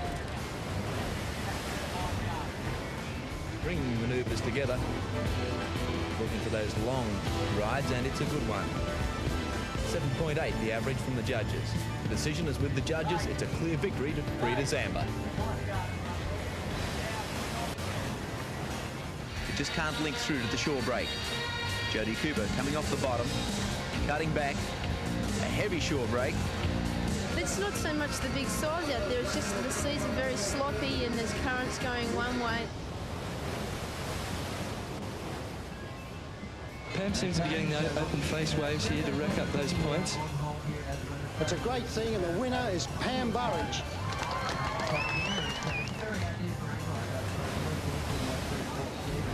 I was breaking more consistent at the beginning of the heat, and there was long lulls the whole time, but a few waves came through that we could get to the beach. Pauline Mensa. Congratulations, Pauline. Out $8,000.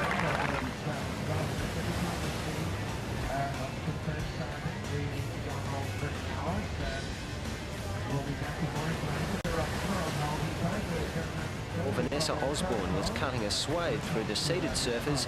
She caught the wave of the final.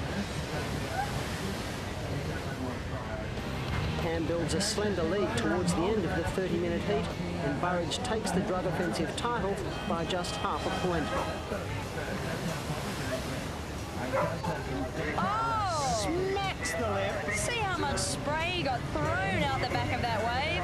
I felt like I was cruising the whole final, and I have no idea what anyone else caught. Nerida Falconer was dominant, riding a larger board with great effect to outpoint world champ Lisa Anderson. Picked the better board to take out a little bit longer, a few inches longer, and I think it paid off with the paddling during the heat and on the waves too. It went really well, so I'm really happy how it went. Scott's head surfer Nerida Falconer dominated the early stages of the decider. This is the best start I've had to a year. I'm feeling really good. I'm happy with everything in life. The Gold Coast surfer did everything right in the final to score her second win of the season. Even now, it's only 2 to 3 foot, but it's got quite a lot of push in it. Hayley Tasker's 7-point ride put her in front, Tasker home by less than a point. Copacabana's Rebecca Woods scored an 8.3 ride to take the trophy from runner-up Lisa Haranui from New Zealand. Central Coaster and defending champion Rebecca Woods making it through. Sydney's Lynette McKenzie got the judges' nod to win. She edged out to a veteran Pauline Mensa by a point to take the title.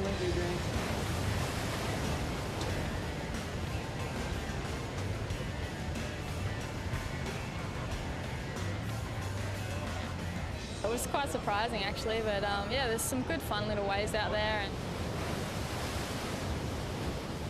Silvana Lima got the judges' nod over compatriot Jacqueline Silver. It's the pint-sized board rider who gets to keep a winner's check to rival her feisty frame. And a strong opening wave was only bettered by her next as she racked up the points and rode away with her second title. Just had to be patient and pick off a couple, and yeah, it was just another good day in the office.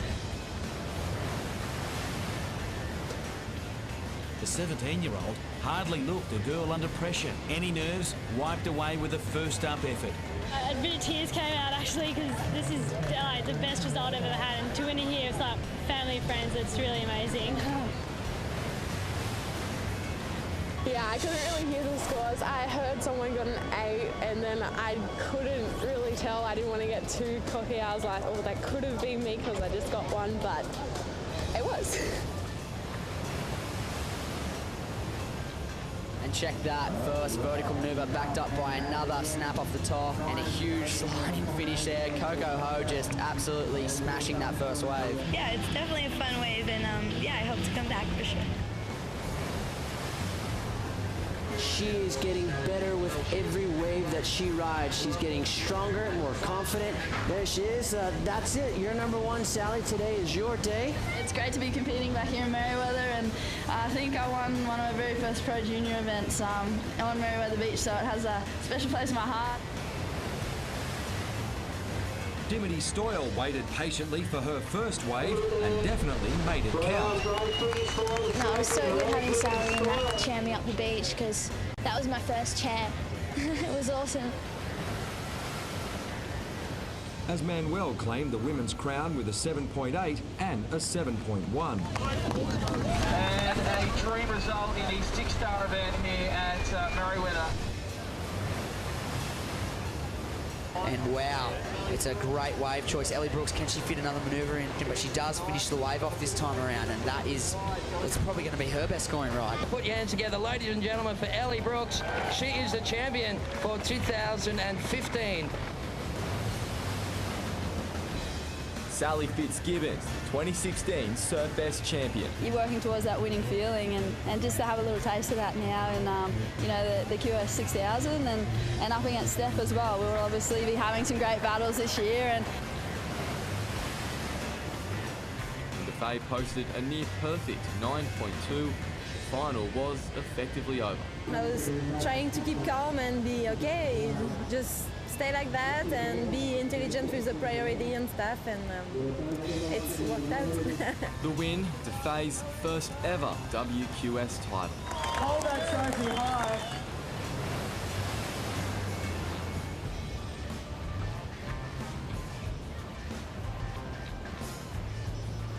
Ho was the standout all event. I'm so stoked.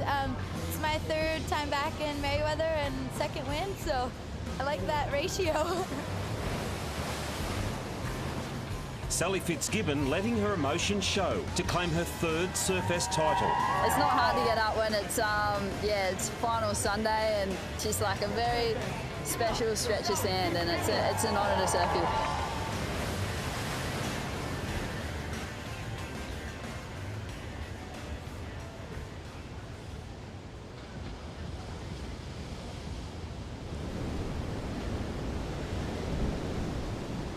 The Burton family Toyota want your business. They're massively overstocked and all new Toyotas must clear ASAP. So don't sign anything until you compare their price on any new Toyota. They won't be beaten on price. Only at Maitland and Port Stephens Toyota. My first time ever in Newcastle was in 1985, which was the very first, it's 35 years and hence the anniversary, and I won the event. It's one of my biggest memories because being an event win, you know, and then that set me on the path to winning world title. I just fell in love with it straight away because the people embraced me. I was this young kid from South Africa, but I'd never been here, and people just took me in, and I'm assuming that's why I won the event, because I was so comfortable, you know. It was like all of a sudden I was hanging out in surf shops, and the crowd at the beach for me was just mind-blowing. In fact, I'm thinking of coming back just to go surfing with less people and fun waves and heaps of stuff to do, you know.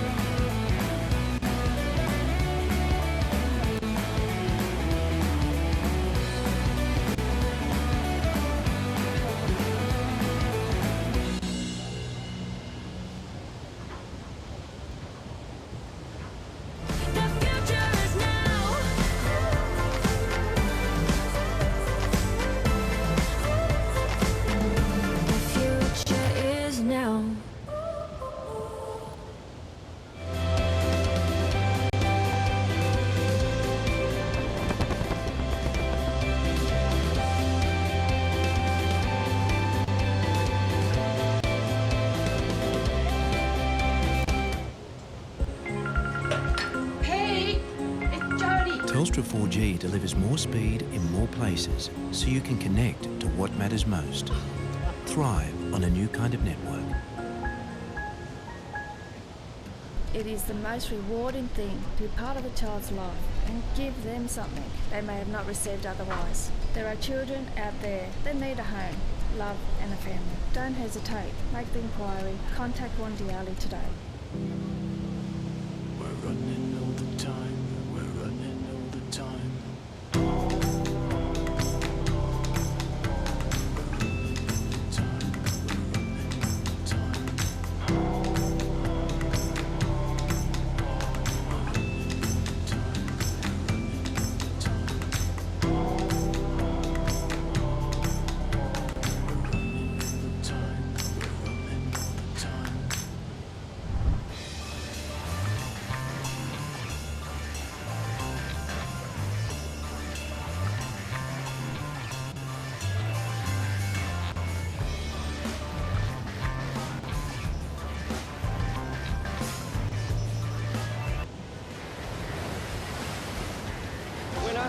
BHP Steel International event, Surfest 85. Tom Curran, congratulations.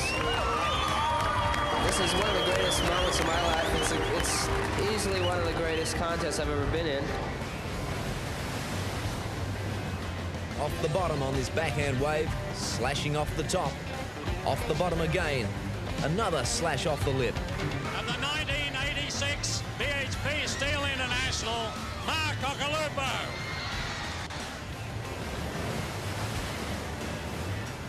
We see Tom Carroll up on a nice left here, goes for the vertical re-entry and makes it. Winds his way off the bottom, goes for another big slash off the top. Winning the BHP Steel International for 1987, Mr. Tom Carroll.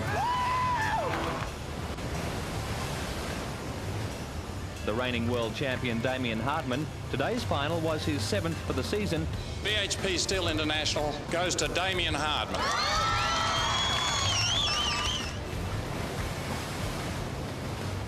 Carroll went on to claim the title, including a $15,000 winner's cheque. Of the BHP International, it is Tom Carroll. Woo! Yes! I knew today I had a good chance. The surf was real fickle, so it just came down to whoever got the better waves, and I'm just the happiest person in the world at this stage. Damien Hartman was patient and professional, picking the better waves and punctuating them with heavy manoeuvres. Was Burton Windshop on a great looking wave. This could be one of the best waves that has come through for the final. Nice off the top, Burton carves off the bottom, whacks it off the top again. And that has to be the good thing about the WQS for a person like myself, is that you get to get that winning feeling again, you know. Bottom turn to get around that white water, smashes it off the lip. Powell began his campaign for a world title with an emphatic win. Michael Ramelsi had been in devastating form all week, and he carried that through to the decider. 3 or 4 good solid manoeuvres on this one, Matt. And I can't believe it. I can't really think straight right now. Gentlemen, the winner of the Mark Richards Newcastle City Pro for 1995, Mike Ramelsi.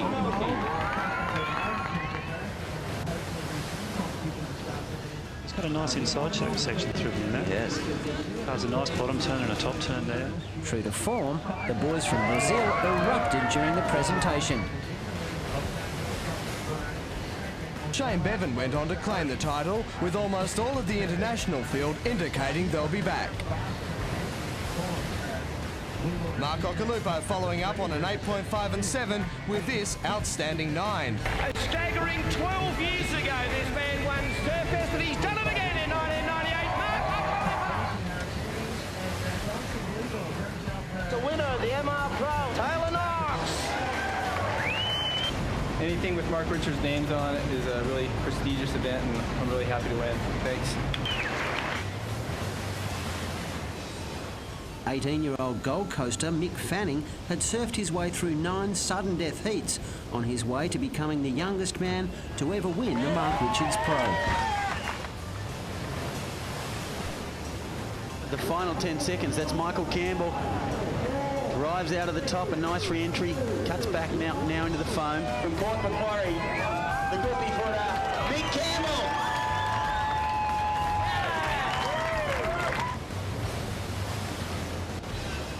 Oh, I'm stoked.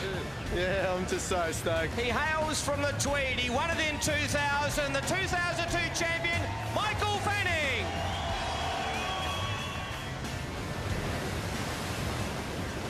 I was real lucky. The waves I caught were short, but I just tried some major turns and luckily I made them. And Neve took the winner's check of $7,000. What a show. Six-time world champion Kelly Slater didn't take long to ease into the Newcastle break, taking just minutes to post this perfect ride. He's the winner for 2004. Fanning stole the show with a 9.6 ride that sealed him a third title, a record for the Newcastle event.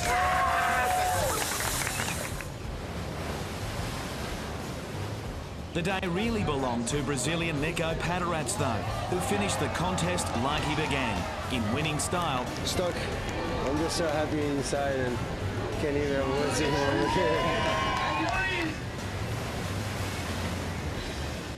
A powerful ride deep into the final racked up the points and placed him into the lead. Yeah, just started off and it just perfectly planned. It was just, I'm just so happy, frothing. What a way to round out the contest, with a turn he'd never completed in competition before, to etch his name on a trophy full of greats. It's the best feelings, you know, like, awesome to me, like, first time coming to Newcastle. Known as one of the best small wave riders in the world, the South African was in his element.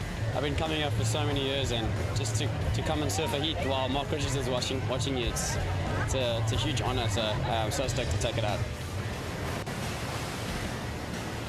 This is big for all. Huge, humongous first turn, exactly what the judges are looking for, backing it up nicely. Glenn Micro Hall taking out the Burton Toyota Pro here at Surfest 2010. Yeah, he's on a bomb set wave and a nice opening carve. Lots of power from this guy.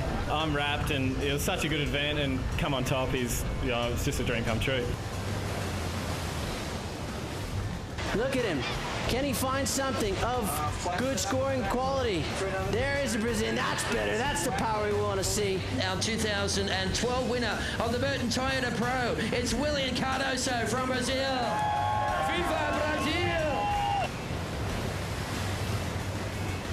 Paco showed no mercy to his young opponent, scoring an 8.93 on his first wave. The world champ starts 2013 as he ended 2012, with Surfest providing a perfect lead-in for the Quicksilver Pro.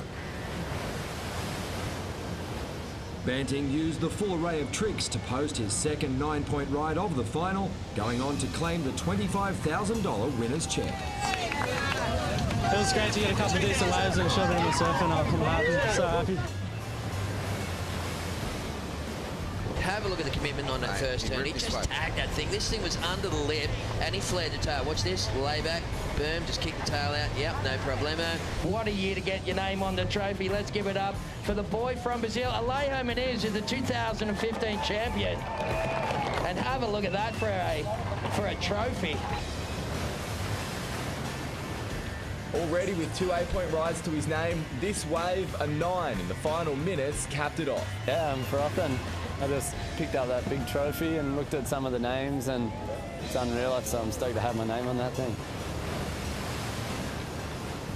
And everything Jago Dora did just seemed to stick, including a perfect 10-point ride. I don't feel like it's real. I've been competing for a long time and never got even close from winning, so winning feels insane. Wright made it look easy, racing out of the blocks in the final, effectively winning it within minutes. Just make every wave count, and you know, just always try and look for him instead of, you know, just sitting there and waiting. This afternoon it was all Ribeiro, the goofy footer claiming the prized Mark Richards trophy. It feels so good. I don't have words to say for what I'm feeling now.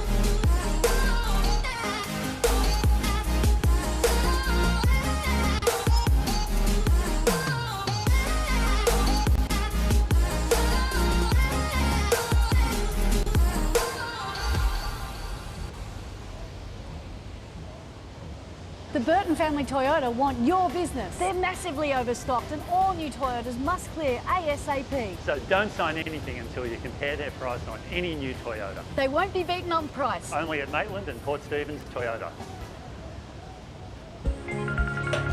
Hey, it's Jody. Telstra 4G delivers more speed in more places so you can connect to what matters most. Thrive on a new kind of network.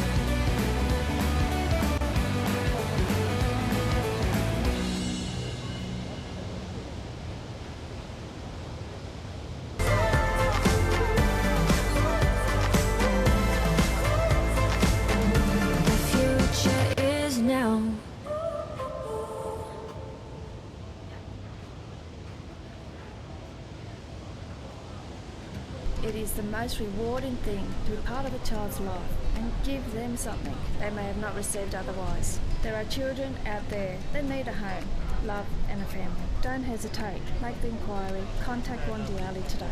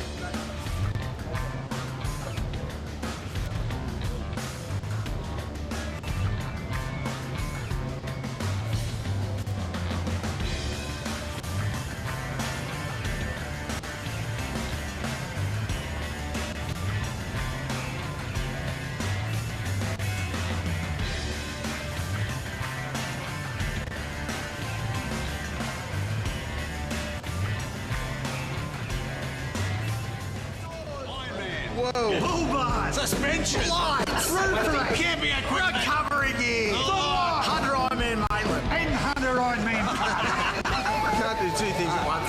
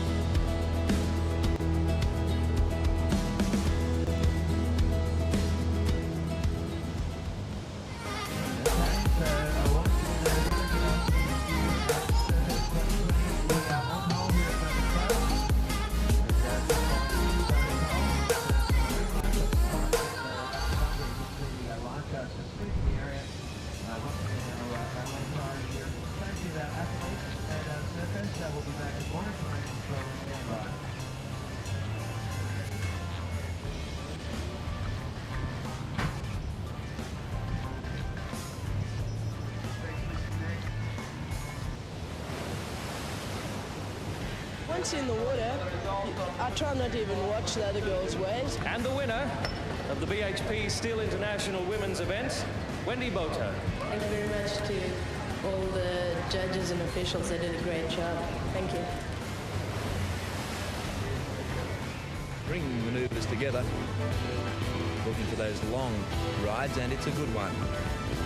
7.8 the average from the judges. The decision is with the judges. It's a clear victory to Frida Zamba.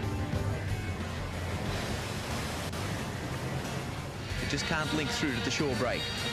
Jodie Cooper coming off the bottom, cutting back, a heavy shore break. It's not so much the big size out there, it's just the seas are very sloppy and there's currents going one way. Pam seems to be getting the open face waves here to rack up those points. It's a great thing, and the winner is Pam Burridge.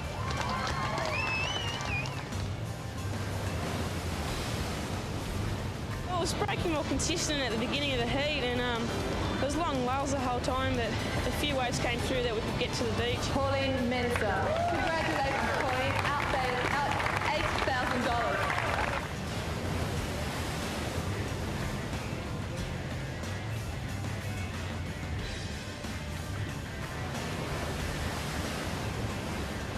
Vanessa Osborne was cutting a swathe through the seated surfers. She caught the wave of the final. Pam builds a slender lead towards the end of the 30-minute heat, and Burridge takes the drug offensive title by just half a point. Oh! Smacks the lip. See how much spray got thrown out the back of that wave? I felt like I was cruising the whole final, and I have no idea what anyone else caught. Nerida Falconer was dominant, riding a larger board with great effect to outpoint world champ Lisa Anderson. Picked the better board to take out a little bit longer, a few inches longer, and I think it paid off with the paddling during the heat and on the waves too. It went really well, so I'm really happy how it went. Scott's head surfer Nerida Falconer dominated the early stages of the decider. This is the best start I've had to a year. I'm feeling really good. I'm happy with everything in life. That'll get rid of it. The Gold Coast surfer did everything right in the final to score her second win of the season. Even now, it's only 2 to 3 foot, but it's got quite a lot of push in it. Look, if you need to get rid of it, we'll just get Emma. Hayley Tasker's 7-point ride put her in front. Tasker home by less than a point. Copacabana's Rebecca Woods scored an 8.3 ride to take the trophy from runner-up Lisa Haranui from New Zealand. Central Coaster and defending champion Rebecca Woods making it through. Sydney's Lynette McKenzie got the judges' nod to win. She edged out to a veteran Pauline Mensa by a point to take the title.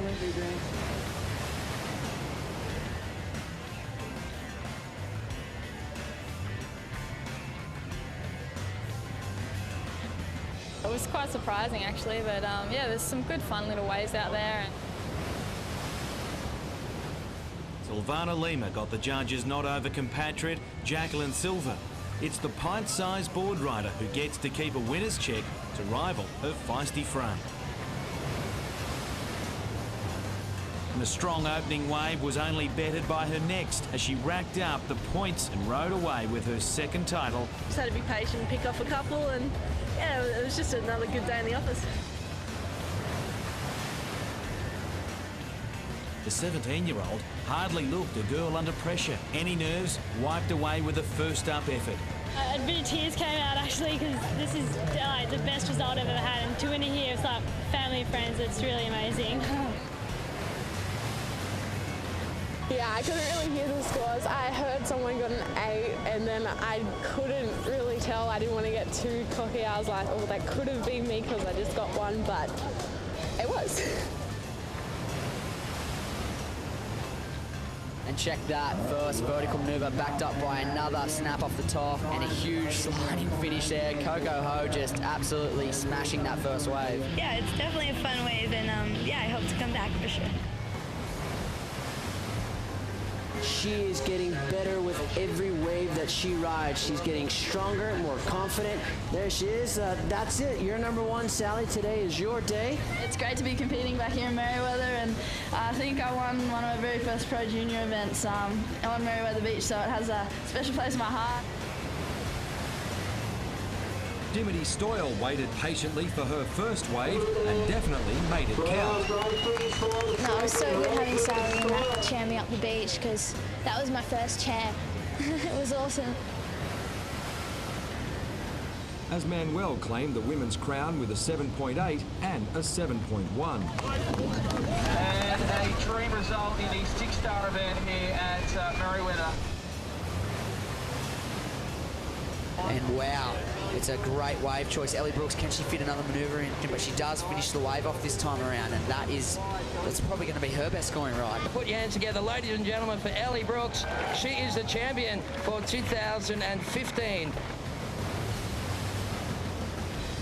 Sally Fitzgibbons, 2016 Surfest champion. You're working towards that winning feeling, and just to have a little taste of that now in you know, the QS 6000 and up against Steph as well. We will obviously be having some great battles this year. And They posted a near perfect 9.2. Final was effectively over. I was trying to keep calm and be okay, just stay like that and be intelligent with the priority and stuff, and it's worked out. The win to Faye's first ever WQS title. Hold that trophy high.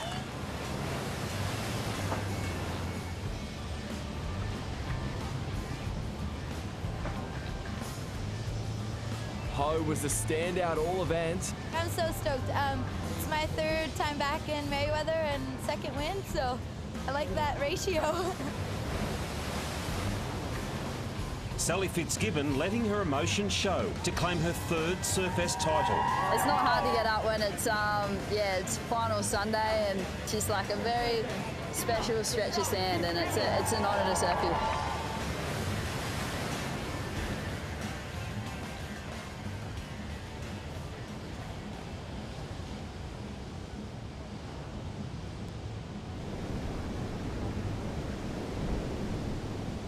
The Burton family Toyota want your business. They're massively overstocked and all new Toyotas must clear ASAP. So don't sign anything until you compare their price on any new Toyota. They won't be beaten on price. Only at Maitland and Port Stephens Toyota. My first time ever in Newcastle was in 1985, which was the very first, it's 35 years and hence the anniversary, and I won the event. It's one of my biggest memories because being an event win, you know, and then that set me on the path to winning world title. I just fell in love with it straight away because the people embraced me. I was this young kid from South Africa, but I'd never been here, and people just took me in, and I'm assuming that's why I won the event, because I was so comfortable, you know. It was like all of a sudden I was hanging out in surf shops, and the crowd at the beach for me was just mind-blowing. In fact, I'm thinking of coming back just to go surfing with less people and fun waves and heaps of stuff to do, you know.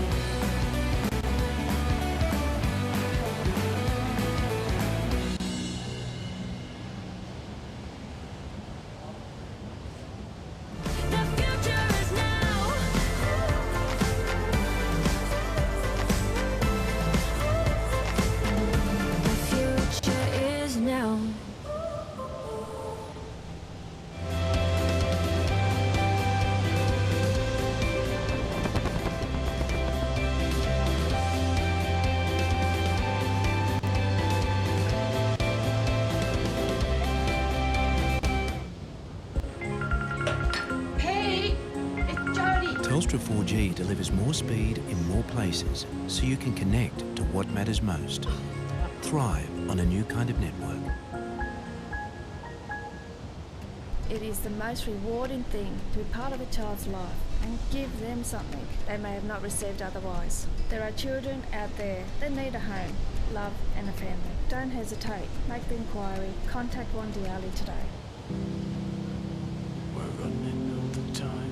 We're running all the time.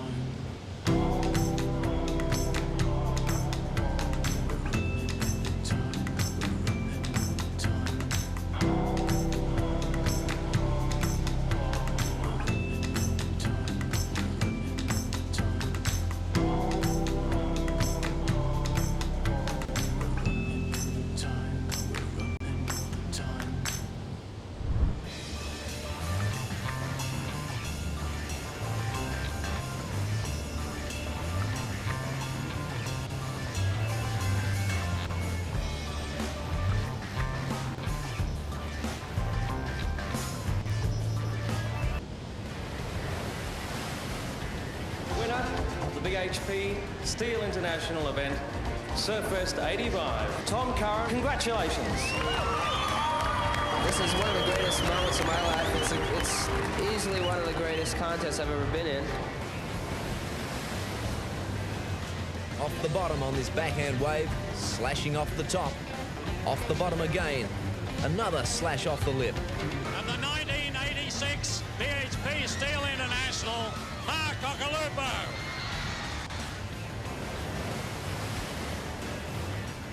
We see Tom Carroll up on a nice left here, goes for the vertical re-entry and makes it, winds his way off the bottom, goes for another big slash off the top.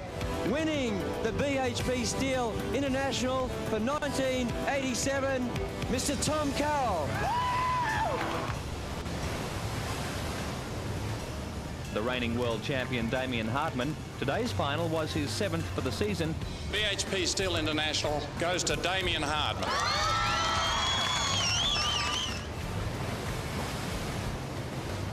Carroll went on to claim the title, including a $15,000 winner's cheque. Of the BHP International, it is Tom Carroll. Woo! Yes! I knew today I had a good chance. The surf was real fickle, so it just came down to whoever got the better waves, and I'm just the happiest person in the world at this stage. Damien Hartman was patient and professional, picking the better waves and punctuating them with heavy manoeuvres. Was Burton Winchop on a great looking wave. This could be one of the best waves that has come through for the final. Nice off the top, Burton carves off the bottom, whacks it off the top again. And that has to be the good thing about the WQS for a person like myself, is that you get to get that winning feeling again, you know. Bottom turn to get around that white water, smashes it off the lip. Powell began his campaign for a world title with an emphatic win. Michael Ramelsi had been in devastating form all week, and he carried that through to the decider. 3 or 4 good solid manoeuvres on this one, Matt. And I can't believe it. I can't really think straight right now. Gentlemen, the winner of the Mark Richards Newcastle City Pro for 1995, Mike Ramelsi.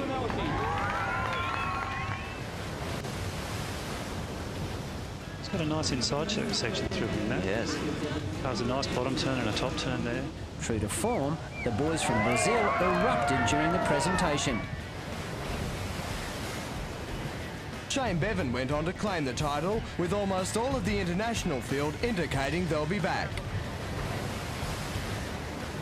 Mark Okalupo following up on an 8.5 and 7 with this outstanding 9. A staggering 12 years ago, this man won Surfest, and he's done it again in 1998. Mark Okalupo. The winner, the MR Pro, Taylor Knox. Anything with Mark Richards' names on it is a really prestigious event, and I'm really happy to win. Thanks. 18-year-old Gold Coaster Mick Fanning had surfed his way through 9 sudden death heats on his way to becoming the youngest man to ever win the Mark Richards Pro. the final 10 seconds. That's Michael Campbell. Drives out of the top, a nice re-entry. Cuts back now into the foam. From Port Macquarie, the goofy footer, Big Campbell.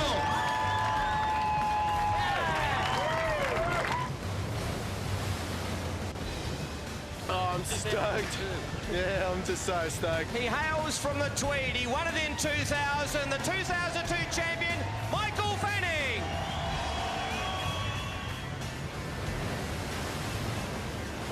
I was real lucky. The waves I caught were short, but I just tried some major turns and luckily I made them. And Neve took the winner's check of $7,000. What a show. Six-time world champion Kelly Slater didn't take long to ease into the Newcastle break, taking just minutes to post this perfect ride. He's the winner for 2004. Fanning stole the show with a 9.6 ride that sealed him a third title, a record for the Newcastle event.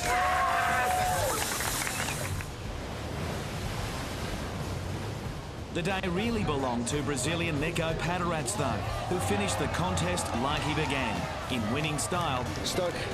I'm just so happy inside and can't even words in here. A powerful ride deep into the final racked up the points and placed him into the lead. Yeah, I just started off and it just perfectly planned and I'm just so happy, frothing. What a way to round out the contest, with a turn he'd never completed in competition before, to etch his name on a trophy full of greats. It's the best feelings, you know, like awesome to me, like first time coming to Newcastle. Known as one of the best small wave riders in the world, the South African was in his element. I've been coming up for so many years and just to come and surf a heat while Mark Richards is watching you, it's a huge honour, so I'm so stoked to take it out. This is big for all. Huge, humongous first turn. Exactly what the judges are looking for, backing it up nicely. Glenn Micro Hall taking out the Burton Toyota Pro here at Surfest 2010. Yeah, he's on a bomb set wave and a nice opening carve. Lots of power from this guy. I'm wrapped and it was such a good event and come on top, it's just a dream come true. Look at him. Can he find something of good scoring quality? There is a Brazilian. That's better. That's the power we want to see. Our 2012 winner of the Burton Toyota Pro, it's William Cardoso from Brazil. Viva Brazil! Paco showed no mercy to his young opponent, scoring an 8.93 on his first wave. The world champ starts 2013 as he ended 2012, with Surfest providing a perfect lead-in for the Quicksilver Pro. Banting used the full array of tricks to post his second 9-point ride of the final, going on to claim the $25,000 winner's check.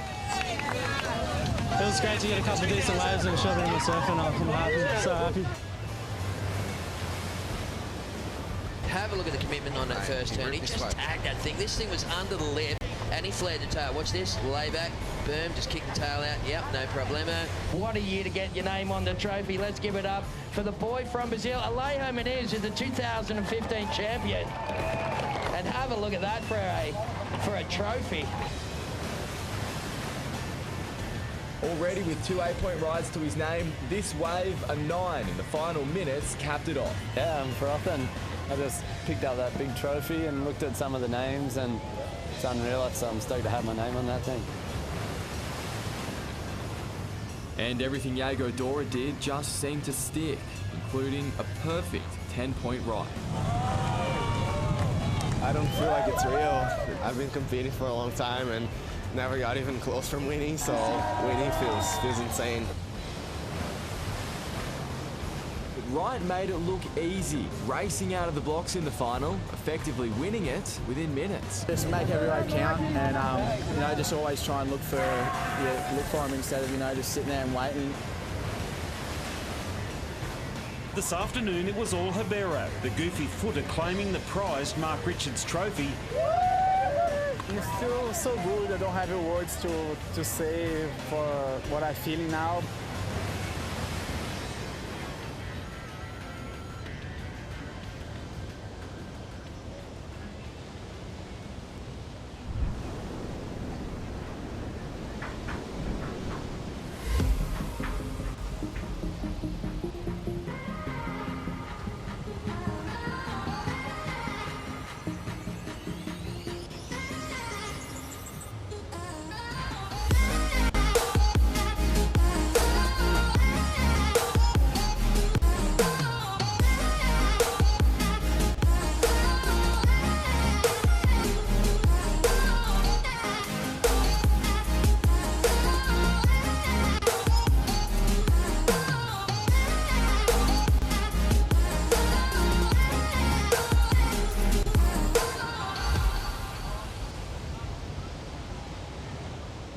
The Burton family Toyota want your business. They're massively overstocked and all new Toyotas must clear ASAP. So don't sign anything until you compare their price on any new Toyota. They won't be beaten on price. Only at Maitland and Port Stephens Toyota.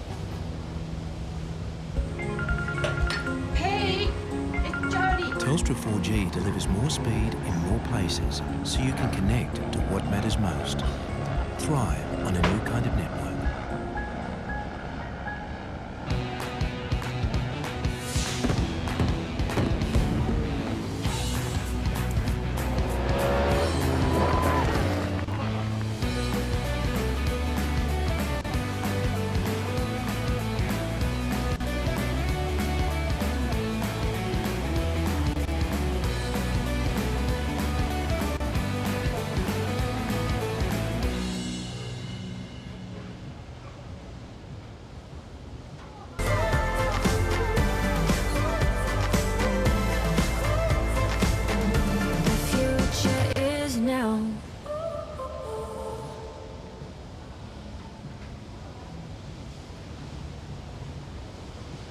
It is the most rewarding thing to be part of a child's life and give them something they may have not received otherwise. There are children out there that need a home, love and a family.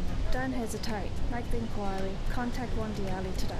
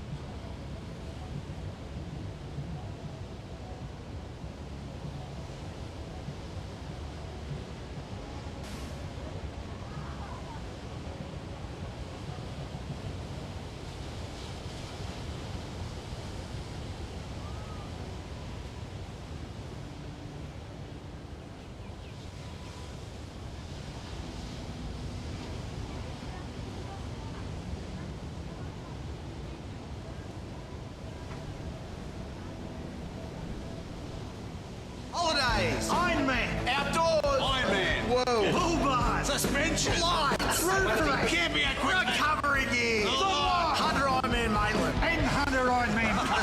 I can't do two things at once. I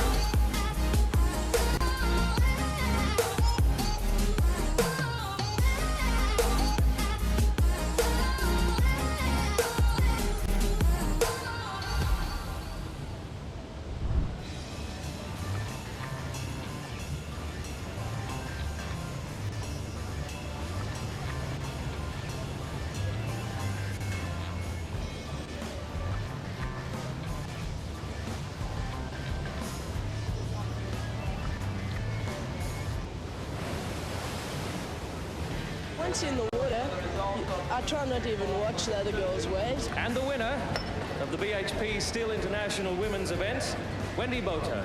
Thank you very much to all the judges and officials. They did a great job. Thank you.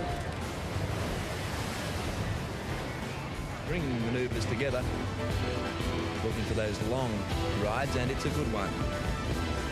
7.8 the average from the judges. The decision is with the judges. It's a clear victory to Frida Zamba. It just can't link through to the shore break. Jodie Cooper coming off the bottom, cutting back, a heavy shore break. It's not so much the big size out there, it's just the seas are very sloppy and there's currents going one way. Pam seems to be getting the open face waves here to rack up those points. It's a great thing, and the winner is Pam Burridge.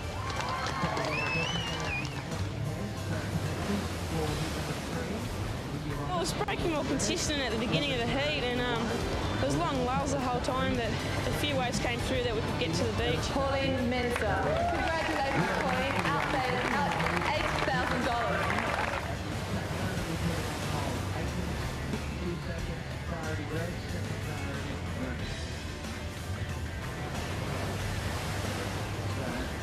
Well, Vanessa Osborne was cutting a swathe through the seated surfers. She caught the wave of the final. Pam builds a slender lead towards the end of the 30-minute heat, and Burridge takes the drug offensive title by just half a point. Oh! Smacks the lip. See how much spray got thrown out the back of that wave? I felt like I was cruising the whole final, and I have no idea what anyone else caught. Nerida Falconer was dominant, riding a larger board with great effect to outpoint world champ Lisa Anderson. Picked the better board to take out a little bit longer, a few inches longer, and I think it paid off with the paddling during the heat and on the waves too. It went really well, so I'm really happy how it went. Scots head surfer Nerida Falconer dominated the early stages of the decider. This is the best start I've had to a year. I'm feeling really good. I'm happy with everything in life. The Gold Coast surfer did everything right in the final to score her second win of the season. Even now, it's only 2 to 3 foot, but it's got quite a lot of push in it. Hayley Tasker's 7-point ride put her in front. Tasker home by less than a point. Copacabana's Rebecca Woods scored an 8.3 ride to take the trophy from runner-up Lisa Haranui from New Zealand. Central Coaster and defending champion Rebecca Woods making it through. Sydney's Lynette McKenzie got the judges' nod to win. She edged out to a veteran Pauline Mensa by a point to take the title.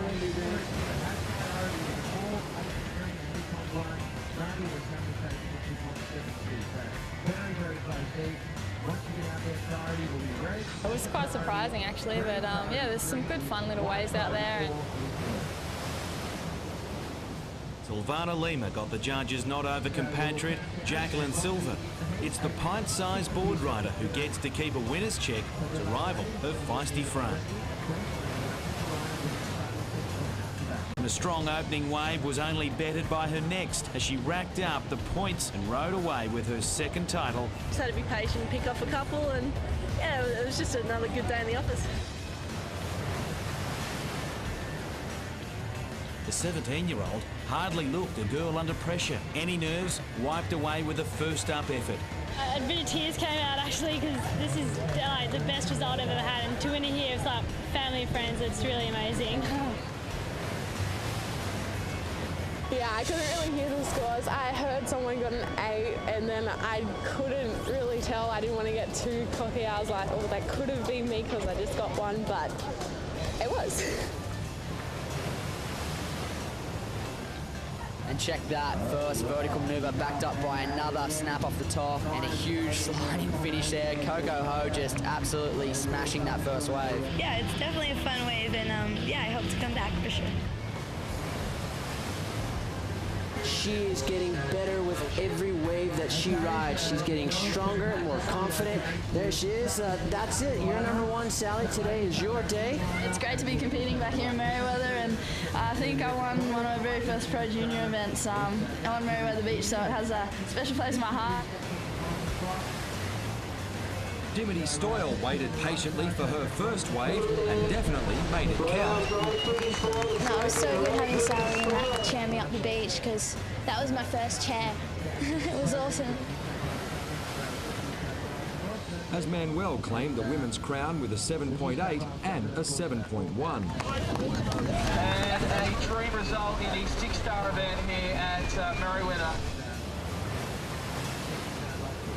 And wow, it's a great wave choice. Ellie Brooks, can she fit another manoeuvre in? But she does finish the wave off this time around, and that's probably going to be her best scoring ride. Put your hands together, ladies and gentlemen, for Ellie Brooks.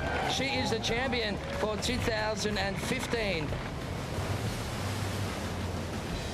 Sally Fitzgibbons, 2016 Surfest champion. You're working towards that winning feeling, and just to have a little taste of that now in you know, the QS 6000 and up against Steph as well. We will obviously be having some great battles this year. And The Faye posted a near perfect 9.2. Final was effectively over.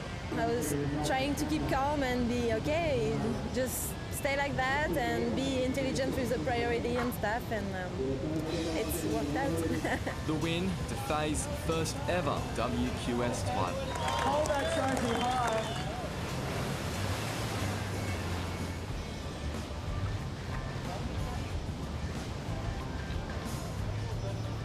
Ho was the standout all event. I'm so stoked. It's my third time back in Merewether and second win, so I like that ratio. Sally Fitzgibbon letting her emotions show to claim her third Surfest title. it's not hard to get up when it's it's final Sunday, and just like a very special stretch of sand, and it's an honour to surf here.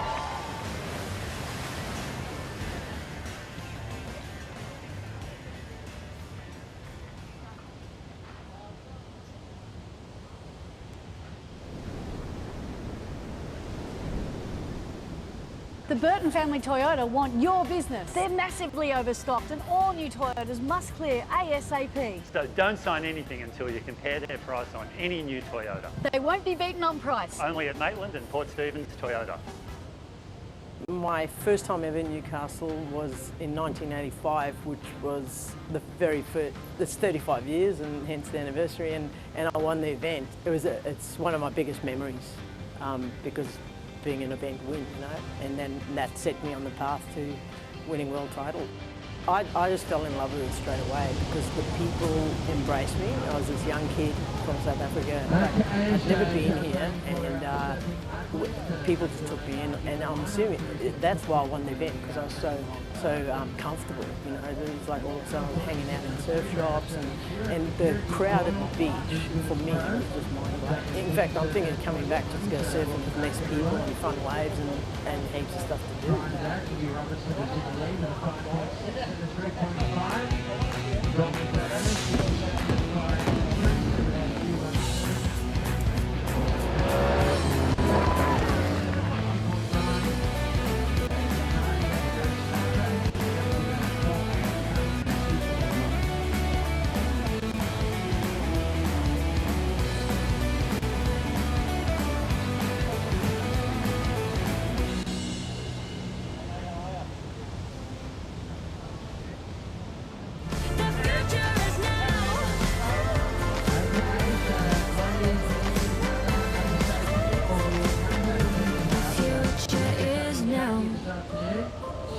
Telstra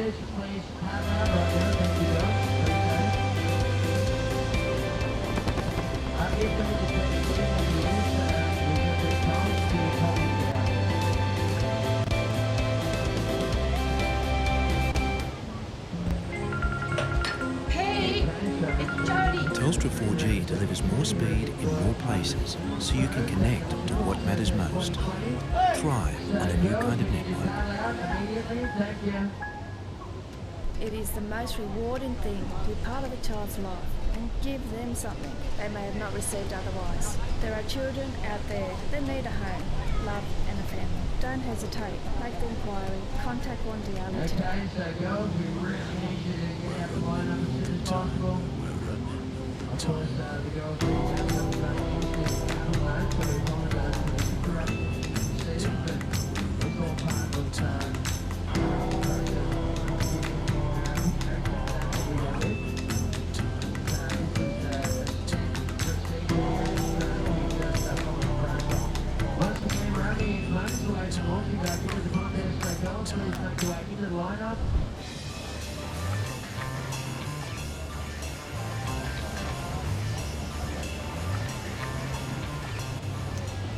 And welcome back to the action here for the Doyle Partners Women's Pro 2020 here in Newcastle. We had to go on a momentary hold here at the beach at Merriweather for about an hour, but we are going to be back underway in just a moment.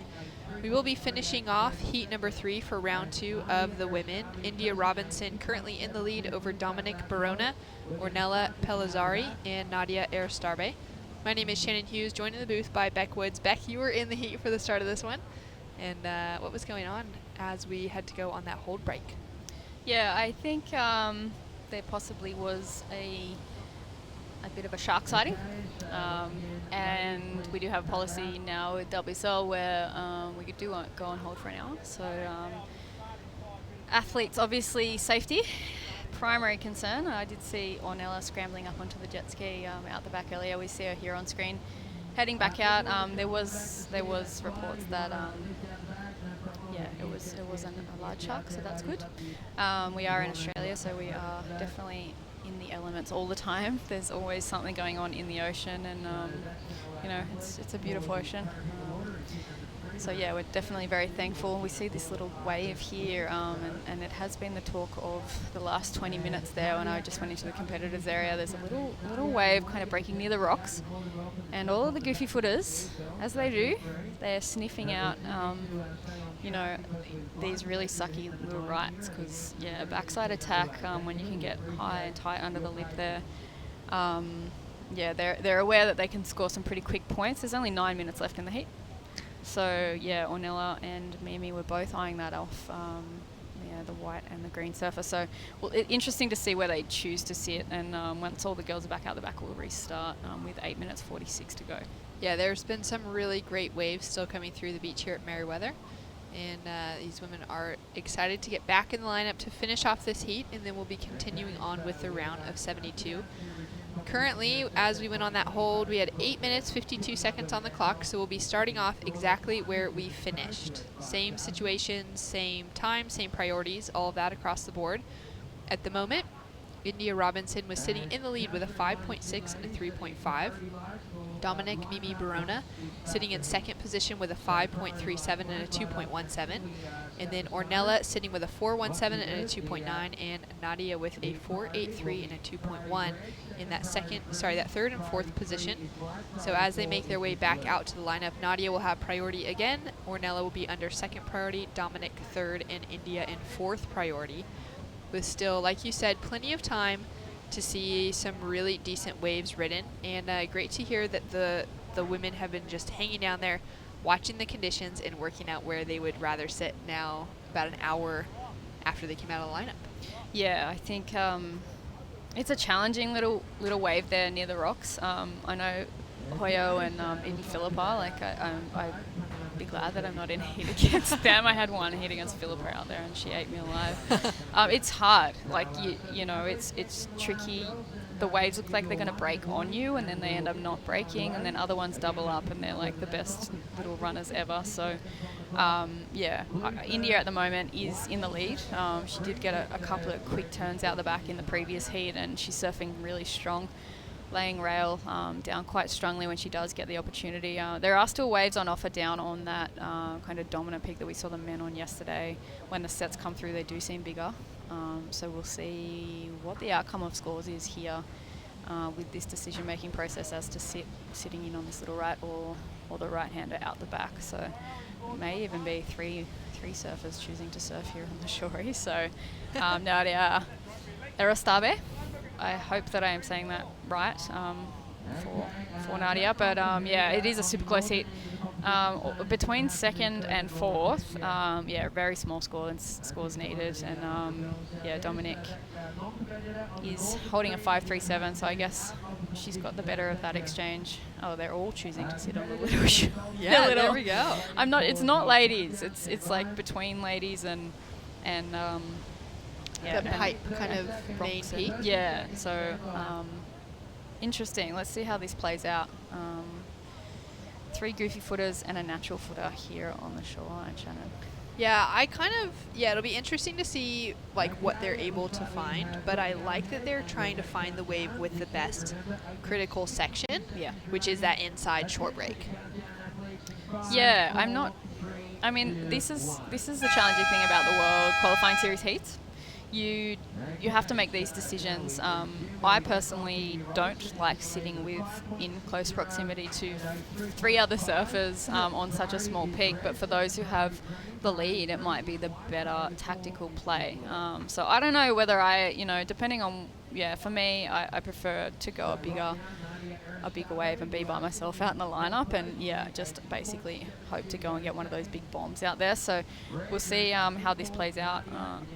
Right now, I think possibly if I was India, just being a natural footer, I may just go off on my own.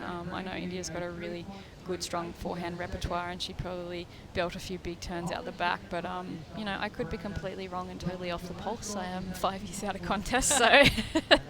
You had such an amazing run, though, in your career, and especially here in Newcastle. But, you had such a fantastic run that it would be a lucky draw for any one of these women to be able to surf in the lineup with you, just to be able to pick your brain, I think. To be able to ask you questions on what to do in these kind of competition situations. Yeah, it was funny. I just went down because me and Ornella used to travel together, and she's like, Beck, do you think I should sit on the shorey in here? And I was like, oh, God, I don't know if I can do this right now. Coach Beck. Well, here we go. Up and riding. 7 minutes, 30 seconds on the clock. So we had that just over 8 minutes to go. We've now underway, and we'll be finishing up heat number 3. India Robinson was just with that quick in and out. And just watching to see where these women position themselves in the water. Nadia utilizing priority on an inside section. She did opt to go that one. Ornella left that, and it looks like it's got a nice inside section. Huge belt there, Shannon, for Nadia. That was nice, super clean. Under the lip, timed it well.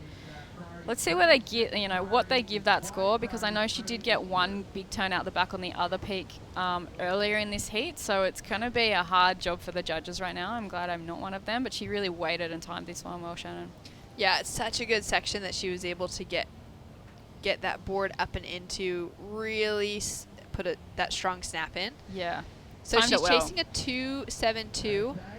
And then Ornella, now up and riding, finds that first snap to start off with, races down the line, puts that connection little floater together, and rides out smooth, manages 3 turns on the inside section.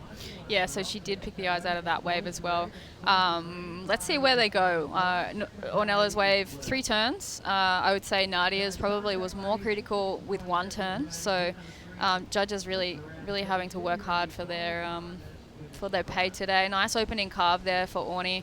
She opts to float the second section, which gives her the speed and fluency to bank that last turn. So it was nice and critical, threw a bit of fins out as well.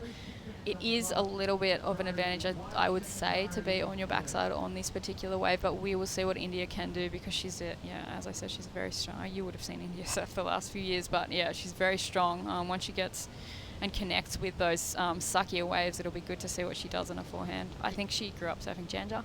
So yeah, there's lots super impressive. Yeah, challenging beach break down at Janjak, great training ground. I used to just go and surf there all the time when I was at Bells because Bells was always so crowded.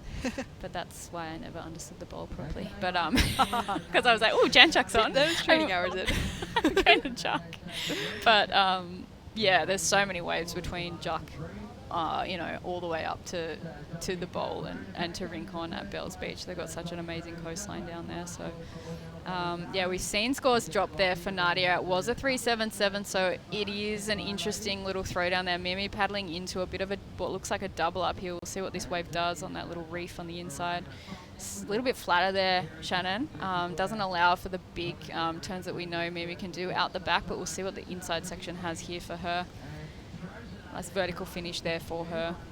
Yeah, definitely an interesting one. You can see that wave kind of trying to even work out where it wanted to go as we see India Robinson answering back. So a bit of backwash coming through that inside section. That tide has filled in or was filling in throughout the afternoon. It's probably peaking around now. As we're down to 4 minutes, 30 seconds on the clock, we're still waiting for that last score to come through for Ornella, right? Yeah, that's what I was wondering. Okay. I'm wondering if that 2.9 was her score or whether it's still coming through. So I think we will see, because it was 3 turns. But yeah, I think that the hard thing about that inside section and what I noticed earlier from judging today, they do want to see those real big critical turns, and I'm not sure if this wave allows for that real big open face criticalness. You can still get quite critical backside because you're going really vert on those smaller ones, but yeah, I'm just not sure right now.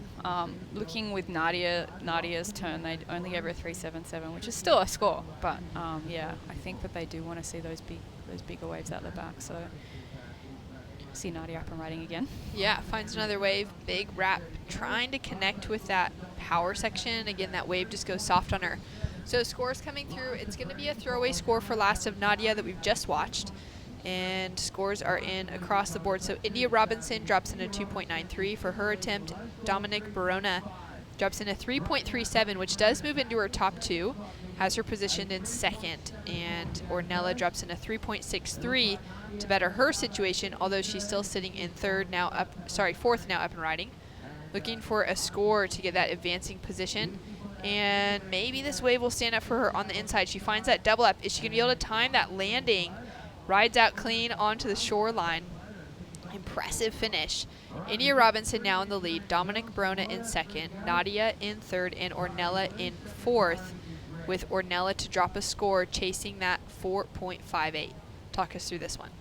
Yeah, Ornie taking off here. She's trying to stick with the whitewash to stay in the critical section of the wave, but the wave kind of really does go flat. And yeah, I think she does time this very well. Lip line floater on the finish, very hard to do. But again, they did give her a 3.63. Is her second wave score on that wave we saw with 3 turns. I don't think they're rewarding the wave as much as the waves at the back, and to have that many people on the lineup. If it was me, I don't think I would sit. I don't think I would sit in there, to be honest. But yeah, it is the way that this heat's going to play out. So it's definitely India right now. Looking at a nice looking one. It's going to make me eat my words right now. But yeah, a bit of a late takeoff, potentially just a bit of priority usage there. Let's see what this one does on the second section. Great snap. So much speed coming through that 2-turn combination. Beck Woods sitting next to me is giving her the clap. Yeah, I think after surfing here, I think I surfed here maybe for 5 or so years towards the end of my career. It's such a hard wave to surf, especially frontside, because you're taking off and you're like, oh, this thing's like going to go flat. I'm going to take off deeper, and then it does that to you. But India's like really read this well. She's done a swooping carve there, brought herself right back to the critical section, and then just timed this super well vertical turn, throws the fins. And yeah, manages to ride out of that cleanly. A little bit, little tiny bit of weight over the back foot on that end section, but at the same time, critical. I mean, she had to do that in order to get the fins out of the wave. So that's kind of that balance, that yin and yang that you get with surfing sometimes. And I do think it was a critical turn to finish on, and I dare say, did they give that a 4.23? They did. So scores in a 4.23, increases her lead over the rest of the field. So she has managed to get, again, the best score on this inside wave and front side too, which is difficult. So yeah, they're making the backside surfers work pretty hard for their scores, as we saw Nelly get 3 turns and get a 3.63. So super close heat, this one, 34 seconds to go. Not much between third and fourth, only needing small scores. Nadia with priority there. I'm not sure if they'll deem that as a paddle. Yeah, she definitely had a look towards it. She's now up and running again. You could see Dominic a little confused out the back. But Nadia coming through to the inside. Just one turn. That wave goes soft on her. 10 seconds on the clock. Dominic Bronin now with priority, sitting in second position. Small score coming through for Nadia. It's not going to factor into that requirement of a 3.92. It's just a 1.57. And on her side for Dominic Barona in that second place position is the timer. We are finished. Yeah, interesting. Tactically, that was interesting to watch for all of them. I think it's hard to leave anyone in the lineup by themselves. So possibly India did make the right decision there, but I know that she is capable of absolutely going to town at the back, as are all the women. So let's see what this next heat and how it plays out. I know that Sarah Baum possibly could be surfing the inside shore as well. All right, well, India Robinson on her victory lap on her way in. We're going to be right back with heat number 4 for the round of 72. Doyle Partners Women's Pro right after this.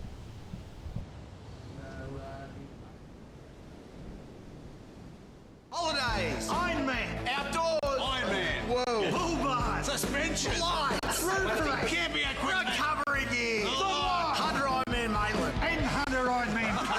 I can't do 2 things at one time.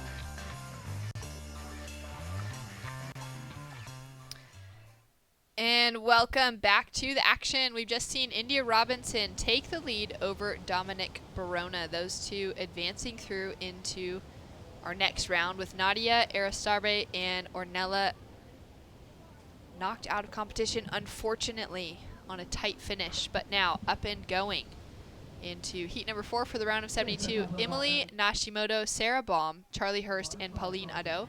Couple of scores already trickling through. My name is Shannon Hughes, joined in the booth by the great Beck Woods.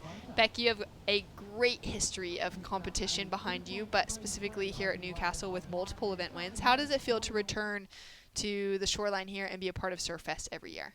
Oh, yeah. I think Surfest holds a special place in my heart. It was always great to be able to drive up the road and compete in an event. As we see, looks like wave here of Pauline Addo.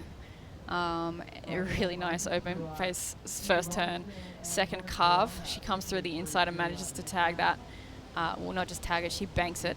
Unfortunately coming unstuck, which is very uncharacteristic of the Popes. She generally will stomp those things down. Sarah is opting to surf this inside that we just saw the women on in the last heat, so she was eyeing this thing off and she wanted to just go to town upside down on these little lefts, rights. I always say lefts when it's goofy footer. It's so annoying, but yeah, I think my brain goes to the same place. Yeah, she wanted to. Her plan was to stay out there for possibly 7 minutes, try and get a couple of quick scores, and then move out the back. I was talking to her about it. I mean, it's hard when you leave your competitors in a bit of danger zone when they're out there by themselves. We did see Pauline get that big, the bigger ruts as we can see here on that open screenshot there. The girls are out the back a little bit more. The jet skis are further out than them, but that peak right there, it's kind of hitting that bank and running. across the screen there, that right-hander. It's dangerous when those waves come through because they are a bit bigger, and they allow those big turns that we saw Pauline get. And I would say guaranteed, I think I surfed against Pauline maybe for 6 or 7 years on the World Tour. If you have a heat with Pauline, she will get the best waves of the heat. She will always be on the best waves of the heat. Like, it's guaranteed. So you want to be surfing very well because, she'll pick the eyes out of it, and she knows exactly where to sit. She's definitely grown up in beach breaks, a little bit colder than Australia, so she knows how to, and the beach breaks in France, they're hard to negotiate sometimes. Like as you know, Shannon, they change on tides. They're so tidal. You don't get a lot of window of summer over there, so you are surfing in amongst the cold conditions sometimes, and there's so many different beaches there. I think they actually have an advantage almost over Australian beach breaks sometimes because they do have the coastline from kind of Lacanau down to Beirut's region, and there's like multiple different beach breaks there that, like the rock walls and the open beaches and the rip bowls like that are similar to Woolamai, and then it's just crazy. So Pauline on a beach break, she's a hard competitor at the beach. She's got a 5.17. She has been on and off tour a few times, but initially she was on, I think, for about 6 or 7 years potentially, or even more. So and then she dropped off for a year, got back on. I think one of France's most celebrated surfers. She's done really well. She's been super successful, and I think inspired a whole generation of new Europeans. Yeah, it's amazing to see how many young Europeans are here competing just this week, and their level of competition is just fantastic. As we see Pauline with paddle there, doesn't get into that one, and of all the things that you just shared with us, kind of her knowledge of those beach break conditions and everything she would have had on offer in the area that she grew up in, I love that key point of her understanding how to read a lineup. So if she's on the best waves in a heat, it's because she can read the lineup the best. Yeah. To be able to know which waves coming through and really quickly. Yeah. And in France, as you're explaining, like those tidal shifts and things change so quickly, so drastically within every hour of the day, that she would have grown up in that mindset of learning how to read a changing situation constantly. Yep. As we see two women having a look at this, Charlie Hurst, the young Australian, racing around that first section, comes unstuck on the second. But for Pauline Nadeau to have kind of grown up in that environment of having to learn how to read a wave really well, as opposed to someone growing up on a perfect point break or something where you just know the system, how it comes through. It changes a little with swell direction, but it really doesn't vary. Yep.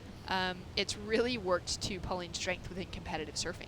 Yeah, it definitely has. I know she, going into certain wave locations that were reef breaks. I think she had to work a little bit harder at that. But I was talking to Shmoo earlier about, Hawaiians. They have the opposite where they learn on reef breaks, and then all of a sudden they're like, oh great, now I have to do the QS. But now the beach breaks. Yeah, well, Shmoo was saying, they have to go and hunt out bad beach break conditions in Hawaii because it's the opposite. But I think we're kind of seeing this play out now. Emily Nishimoto, you were saying she is a preliminary qualifier, is that right? That was actually Shino Matsuda. Okay. But Emily would be one of those competitors that's in that conversation as we see her now up and riding. Nice first turn to start off with. Puts a slam on the second turn. Is she going to ride out? Just comes incomplete. Yeah, unfortunately incomplete. It was a good looking first turn there for Emily, and she has already got a 4.0, so she's got the second highest wave score, individual wave score at the moment. Sarah is slightly in the lead. She has got two of those small inside runners there, and she has opted to sit there. I wonder if she will stay there in the entire heat, or whether she will opt to go out the back a little bit more. But Sarah's also trying to get onto the South African Olympic team. I know she's been on an absolute tear in these the opening 3 events in Australia. She's won 2 finals and got a second, which is just unheard of. She's just wiped the floor with everyone and been like, oh hey, they just never stood a chance. Yeah. To make 3 finals straight off the bat. She made her opening heat this morning. She's made a bit of a tactical decision to sit on this inside shory. Goofy footers do love the inside kind of rights. They are kicking back at them a lot easier, but it is Pauline in second with the highest wave score right now. Well, as we wait for that next little set of lines to come through, 16 minutes on the clock, we're going to catch up with India Robinson, stoked with a heat win here at Newcastle. Yes, thanks very much, Shannon. I'm here with a very elated India who had to go on a 1.5 hour break before she finished that heat. Now, we've got to mention the S word. There was a shark sighting. Every safety protocol was followed. But how do you block that out of your mind when you paddle back out? I think if you don't see the shark, I mean, I don't know, there's just so many things running through your mind, like, oh, I need to catch another wave, I need to get it back up. Time's running out, so, I mean, the shark was like the last thing on my mind, honestly. Yeah. And you were in the lead before the break. It must be a relief to come away with the win as well. Yeah, definitely. The scores were super tight, so I knew like coming into the last few minutes that I needed to follow the crowd and like stick with them and see what happened and just get a backup. It wasn't a great backup, but I mean it did the job. So yeah. And talk to us about your board. You're riding the Pizel Shadow. Yeah. Just last year I tried out a Shadow and it went amazing. So I've just kept the ball rolling and got a few other boards from them as well, and it's doing good. Thanks very much, India. Good luck in the rest of the event. And back to Shannon and Beck in the box. Thanks so much, Luke. Great to hear from India, keeping her head cool, knowing exactly what she needed to do from a strategic perspective at the end of that heat as far as sitting tight on the other women. You called it out, Beck, for sure. And we just saw such an epic wave from Sarah Baum, but she wasn't able to complete the finishing maneuver, which would have been an absolute massive score, I think. Yeah, it looked like a really, first turn, that second turn was very, very high in time. It was good, and looking like they are going to, unfortunately not reward that. It is her highest wave score. It is a 313, so it will go into her top two. If she could just have that one on repeat and the final turn. I think, that happens in a heat. You forget about it and you move on. That's the only way that you can deal with those certain scenarios. It happens to everyone. I think as a competitor, probably you're the same, Shannon. When you compete, you just basically, you just leave it behind. And a lot of people, they say, how did that wave feel in that certain heat? And you're like, I actually don't remember. I'm so high on adrenals that I have no idea. It was all in the moment. And you get that a lot with competitors. So you see the surfer in blue, Charlie Hooft, up and riding on a nice looking right. Yep, 2 carbs back into the foam. Kicks out of that as the wave goes soft. Young competitors still competing in the junior series. We've got so many young women that have graduated into this level of competition. They're now in a QS 5000 scenario, which is really huge for these young competitors that are still working their way towards maybe a world junior title if they don't already have one of those. A couple of those surfers that already have those world junior titles are still competing in the juniors and now crossing over into the qualifying series because they know they have a real shot at qualifying for the World Tour this year or next year or something along those lines. Yep. Where some of these other surfers, I feel like a young Charlie Hooft is in that position of gaining the experience and seeing how she fares up against some of the world's best. Yeah. It's kind of a nice place to be in when there's not a lot of pressure on you. And you're given these opportunities to come up against the best because you can just you can ruffle a few feathers basically, and I think like you said, gaining that experience is it's second to none. Being against I think my first World Tour heat I was against Lane Beachley, and I'd never surfed a man-on-man priority heat, so I had no idea what I was doing. And I will never forget it because I learned such a hard lesson straight up at Snapper, and Lane comboed me. It was really fun, but it was all of those lessons that you do learn initially are probably not the best timing for me to learn that in straight first heat in the World Tour, but that was just the way it was back then. We see Sarah quick in and out there. I think that was Sarah on the shore, looking to get that another wave like the one that she just got. She does only need a 3.61 to advance. This is a super close heat.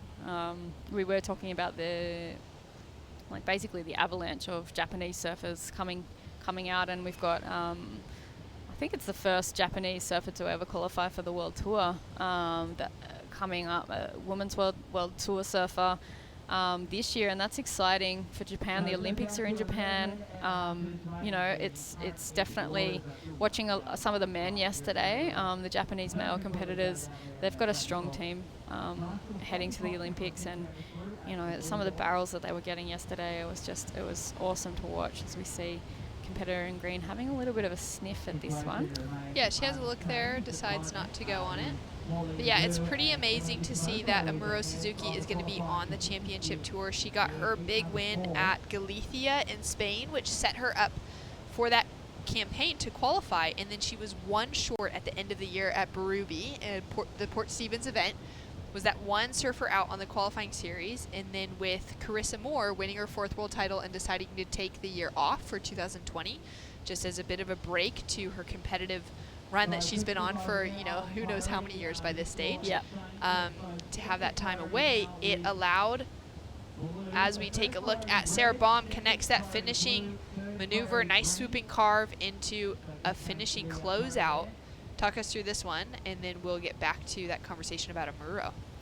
Yeah, again, that inside wave, tricky. Like it really, Sarah timed that well. And yeah, you can see that she's obviously been winning heats because of her timing and her technique here, but she negotiates this really well. She kind of fades, long, strong bottom turn, nice open face carve, but this thing comes straight back down at her. So she has to time it to lip line, basically, like go with the lip there, place the board nice and flat to ride out of it. And that came straight back at her, so it was a difficult wave to negotiate. And she did get a 3.37 for that. Unfortunately, I don't think she needs a 3.37 to advance, so it's super tight. Yeah, I think if she can just maybe get another wave like that one, but we do see the surfer in green on a nice looking right-hander here, big open face turner. Unfortunately, just coming unstuck there again for Emily. How nice was that bottom turn? Yeah, that first turn was like real on the money. Unfortunately, I think that's maybe the second wave she's come unstuck on. So for both second and third, they've had a few, you know, uncharacteristic mistakes, so maybe just a little bit of nerves creeping in, or just the timing of the waves right now, because it is, you know, a little bit jumbled out there. But Emily draws that turn out a tiny bit flat off the top because the wave didn't allow for too much more, but unfortunately the board got a little bit caught there, and yeah, she did go down with that. I mean, same thing, that wave came down at her so quickly that she didn't have the time to set up for the vertical snap. So yeah, I think Emily's wave looked bigger, and it looks like she will get kind of a low range 3 for that one, which will improve her situation and make things a little bit harder for Sarah. And I think possibly it might be a good time now for Sarah to get out the back and try and get one wave with 5 minutes to go. Yeah, I was thinking about that. As we see, we don't have the average yet for Emily, but it's going to be very similar to Sarah's last wave, where Sarah had those 2 turns and completed it on the inside, but it was that smaller wave selection, that inside section. Emily drops in a 3.23 for that out the back wave. Yeah. A little more power, a little more size to it, but incomplete on the finishing maneuver. So a good moment maybe for Sarah to rethink her positioning in the lineup. Yeah, and I think knowing that, you know, you can hear those scores coming through, and knowing that is happening. I mean, sometimes you don't know. You've got no idea. You're sitting on a different peak and you're like, okay, I'm evaluating what I should do. Emily's having another little sniff at this one, and she's sitting a bit wider on the peak, and it does look like a good looking wave. And then I've commentated cursed her. So yeah, I'll stop talking. But yeah, I think as India said, you know, do you want to leave your competitors in the lineup? She had the lead, and she's like, oh well, I'm not going to leave them in here just to make scores. But you've got the surfer in white. Looks like she may actually be on the move, Sarah, there. So she is moving out the back with, you know, she'll get out there with 6 minutes to go, so it'll give her time to kind of suss it out and try and find one.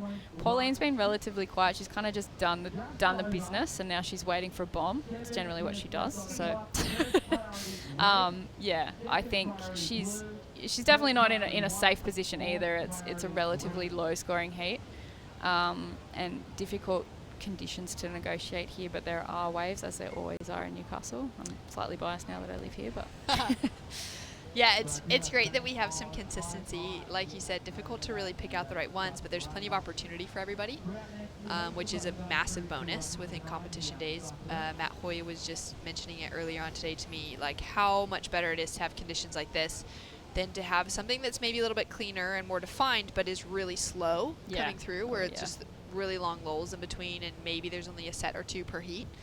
Rather have as much opportunity as possible to make things happen. So current situation, 6 minutes, 15 seconds on the clock. We are in round 2, the round of 72, heat number 4. Paulina Doyle currently sitting in the lead with that 5.17 and a 4.83. Emily Nashimoto with a 3.23, sitting in second. And then close between kind of second, third, and fourth at this stage without huge requirements. Sarah Baum in third position, chasing that 3.83. And then Charlie Hooft is in a bit of a tricky situation now. She's only got a 2 and a 1.93 on the scoreboard, chasing that 5-point ride to get an advancing position. And she hasn't been able to really lock into anything that she's been able to capitalize on. We've kind of seen Sarah having the same struggles, but more with wave selection than it is within her own surfing. As you were mentioning earlier, Sarah's just come off of a big win on Sunday afternoon. It's now Tuesday here in Australia on the east coast of New South Wales. And she took out a great win at Avoca Beach in some pretty sizey conditions. She had a couple really good right-handers in the final, walked away with at least one 9-point ride, and would have been feeling great coming into this week's competition. As we see Charlie Hooft with a beautiful backhand attack, nice and composed, has to kick out before hitting the double up on the inside, but is finally able to lock into something fun looking. Yeah, I just having a quick look at Charlie's, at her background here, and she is still in the junior series. She did get a 9th at the Carve Pro, which is a good showing there. And that backhand attack there, super vertical. I think she'll get a pretty good score here, and it is dropping through at a low range possible 4 there, so that could change things up a little bit here, and she won't need too much more, I don't think, to look at that real nice connection there for Charlie.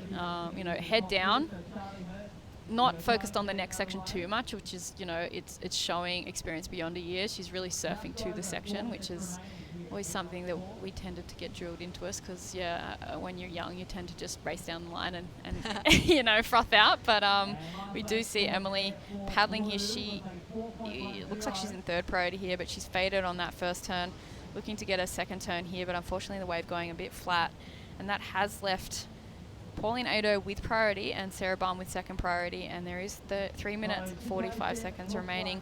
I think things will change a little bit here. Sarah may drop back into fourth, but requirements are still going to be the same.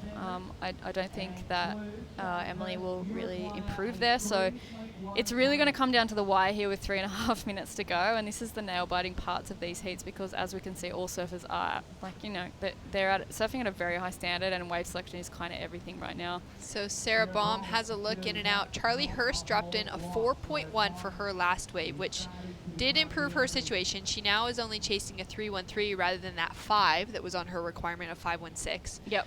So she's in a much better position, but Sarah Baum is in that same third spot, still chasing that 3.87. Coming down to the last few minutes of this heat. And with the win at Avoca, Sarah was able to jump so many positions on the qualifying series on the rankings.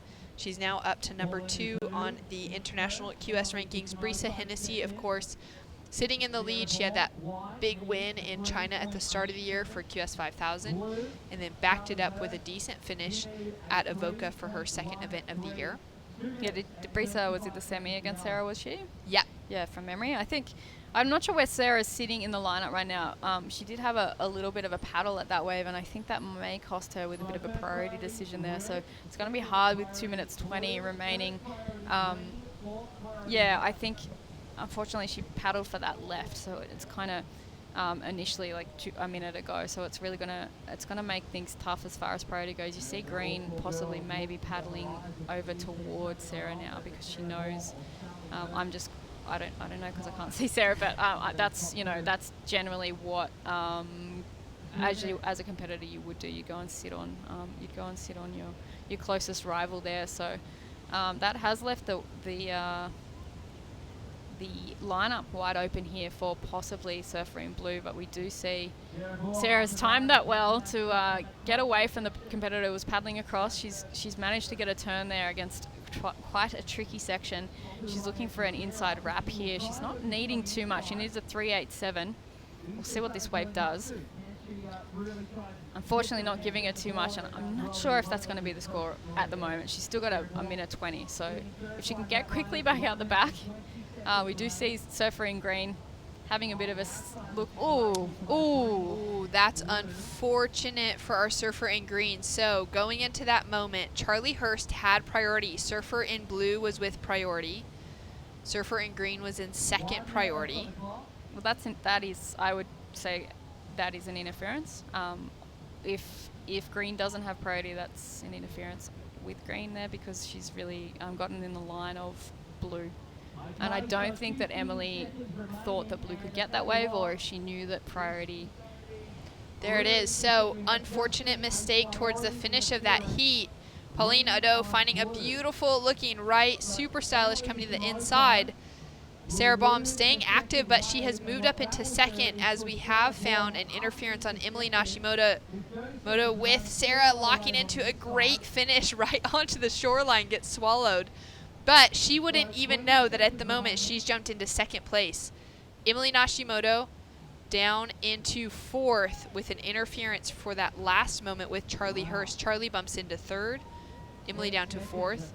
Sarah Baum into second, but there is a score to come through for Charlie Hooft. It's just a 0.5. That doesn't factor in. Sarah Baum drops in a 2.8 for her last wave, but she doesn't need it because she's already moved into an advancing position. That was a crazy finish. Oh my God. I can't believe it. Pauline O'Done has a wave to drop through, which could well be, good enough. There it is. Biggest wave of the heat so far is dropping in for last of red, Pauline Ado, as our surfer on screen right now is Pauline doing the thing, I'll wait now for 16 minutes to get a better wave, because I've already got two good ones. So, she is an ex-World Tour competitor.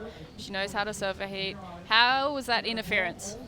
Wow, that was crazy. Well, we'll have more discussion about that without a doubt throughout the rest of the day, but we're going to go to a break. We'll bring you back more action with the Doyle Partners Women's Pro right after this.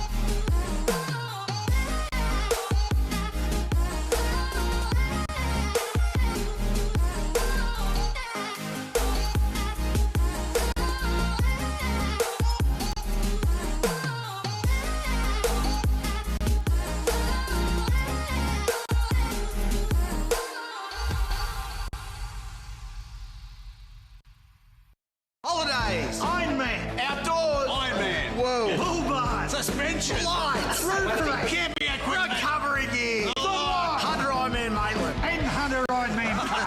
I can't do two things at one time.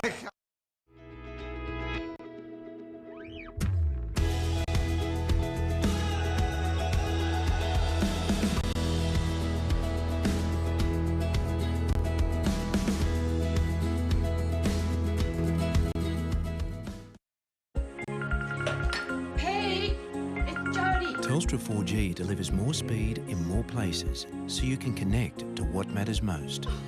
Thrive on a new kind of network.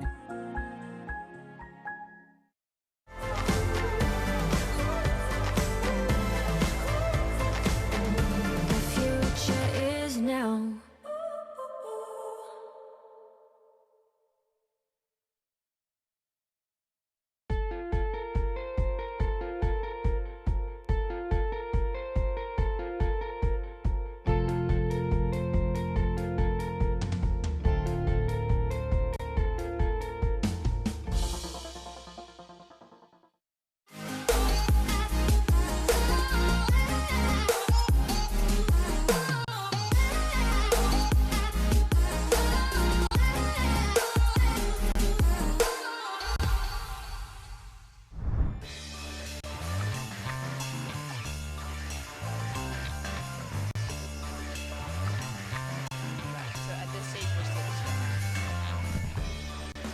And we are back. Live action, heat number 5 for the round of 72. We had a busy morning of women surfing, and we're continuing through into the afternoon. Out in the lineup in live action is Maud Lacar, Molly Picklum, Luana Silva, and Alyssa Locke, waiting for the 4 of them to get their opening rides. My name is Shannon Hughes, joined now in the booth by Matt Hoy. And Good Matt, afternoon. well, good afternoon. It's great to see you. We had to go on a brief shark hold for a moment. What did you get up to in that space? I just sleep on the lounge here. Oh, really? Actually, yeah, look, there I am. Great work from our camera crew behind the scenes. Stomach out, yeah. Catching Look. all of the action. Oh, man.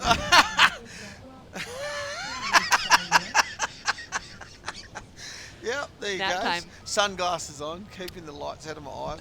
Well, we had a nice hour-long break, but we're back in the action. Molly Picklum, big blast out the back to start off with. This grommet is going to win a world title one day. She is knocking at the boots of our women on the championship tour, of our women that are just a couple years older than her, still competing in those junior series events. And she is going to be an absolute threat for the Australian side of things. Oh, definitely. And in and out quickly for Luana Silva. They've all decided to go back out the back where everyone was surfing in the morning. There's actually a couple of waves off the rocks bowl, but it's a bit weird. It's not really heading in there that much. And the bigger scores were getting done at the back because they're obviously bigger waves. I think the judges are thinking that the inside's more of a shore break, so they're not really scoring the waves. But it looks harder to pick the waves in both spots than anything. Luana Silva driving around that opening section. Nice snap to start off with. Gets hung up just a little. Is she going to be able to ride out of it? She's holding on as tight as she can. And now going to look for that reform on the inside. Kicks out. Same with Maud Lacar. Comes in under the lip. Not sure if Maud was able to get an opening turn out the back or if that wave was just a big closeout. Now sitting with priority out the back is Alyssa Locke. Molly Picklum in the lead, opening up with a 4.17 for that opening turn on her backhand. Luana Silva with a 2.13 and a 0.5. Maud Lacar with a 0.77 on the scoreboard so far. High tide right now too, so it's obviously harder to read the waves. And yeah, it looked really good when they went on the shark hold. Actually, that was probably the best bit of the day, which is a bummer. There was a few really good waves coming through then, and a few of the women were kind of looking more towards ladies at that stage, but it seems like they've now decided this is the zone again. Well, yeah, that last heat, one of them stayed on the inside, which was lucky to get through in the end. Sarah Baum. Yeah, Sarah Baum. She got a couple of waves in there, but they weren't scoring in that high. She actually did some good turns, but the waves were a bit smaller, and on a backhand it looked a bit harder to get up high and get like good scores. So, and the waves weren't that good in either spot really. That was a low scoring heat. Yeah, that was a tricky one. Well, that was also a shocker of a finish. I'm not sure if you were able to see it, but yeah, what happened at the end there? About 30 seconds to go. Emily Nashimoto, our surfer in green, who ended up in 4th position, had second priority. Charlie Hurst in blue had first priority. And Emily was sitting on the inside, paddled into a wave. I feel like she just didn't even think that Charlie had an option to get into it, like as far as actual paddle power and where she was sitting on the peak, as we see Alyssa Locke with a quick in and out. So Emily took off in second priority, went straight into a deep bottom turn to top turn. Here it is. And here we go, taking a look at it. So I don't think that Emily even thought Charlie was going to be able to get into that wave because she was so far on the shoulder. Whoa. But Charlie had first priority over Emily. Okay. So mistake there from Emily to take off on that wave. Emily was sitting in second place going into that exchange, and Ming got the interference call against her where she dropped a score. And it was and a that hindrance dropped her against down. Charlie too, because she might have got the score on that wave. Exactly. So Emily Nashimoto ended up losing a full score as her second score, only held on to one score, which bumped her down into 4th position. Charlie Hurst wasn't in an advancing position anyways and stayed in that 3rd place position. And then Sarah Baum went from 3rd up into 2nd. Wow. And got the advancing. Sarah also had a wave right on the buzzer, but it was one of those inside ones where she had some great turns. Yeah. But it was just a little soft on that inside section, and the judges didn't give her the score she needed, but she already moved up because of that interference call. As we see, Molly Picklum, the young Australian, just connects those 2 turns together so well. So nice 2 turns there. Like you said today, you get 2 good turns and you're getting a good score. They're getting some big scores for one-turn waves. Picks a good one here. Nice first turn. Bit flat on that first one, but the second turn's the money turn.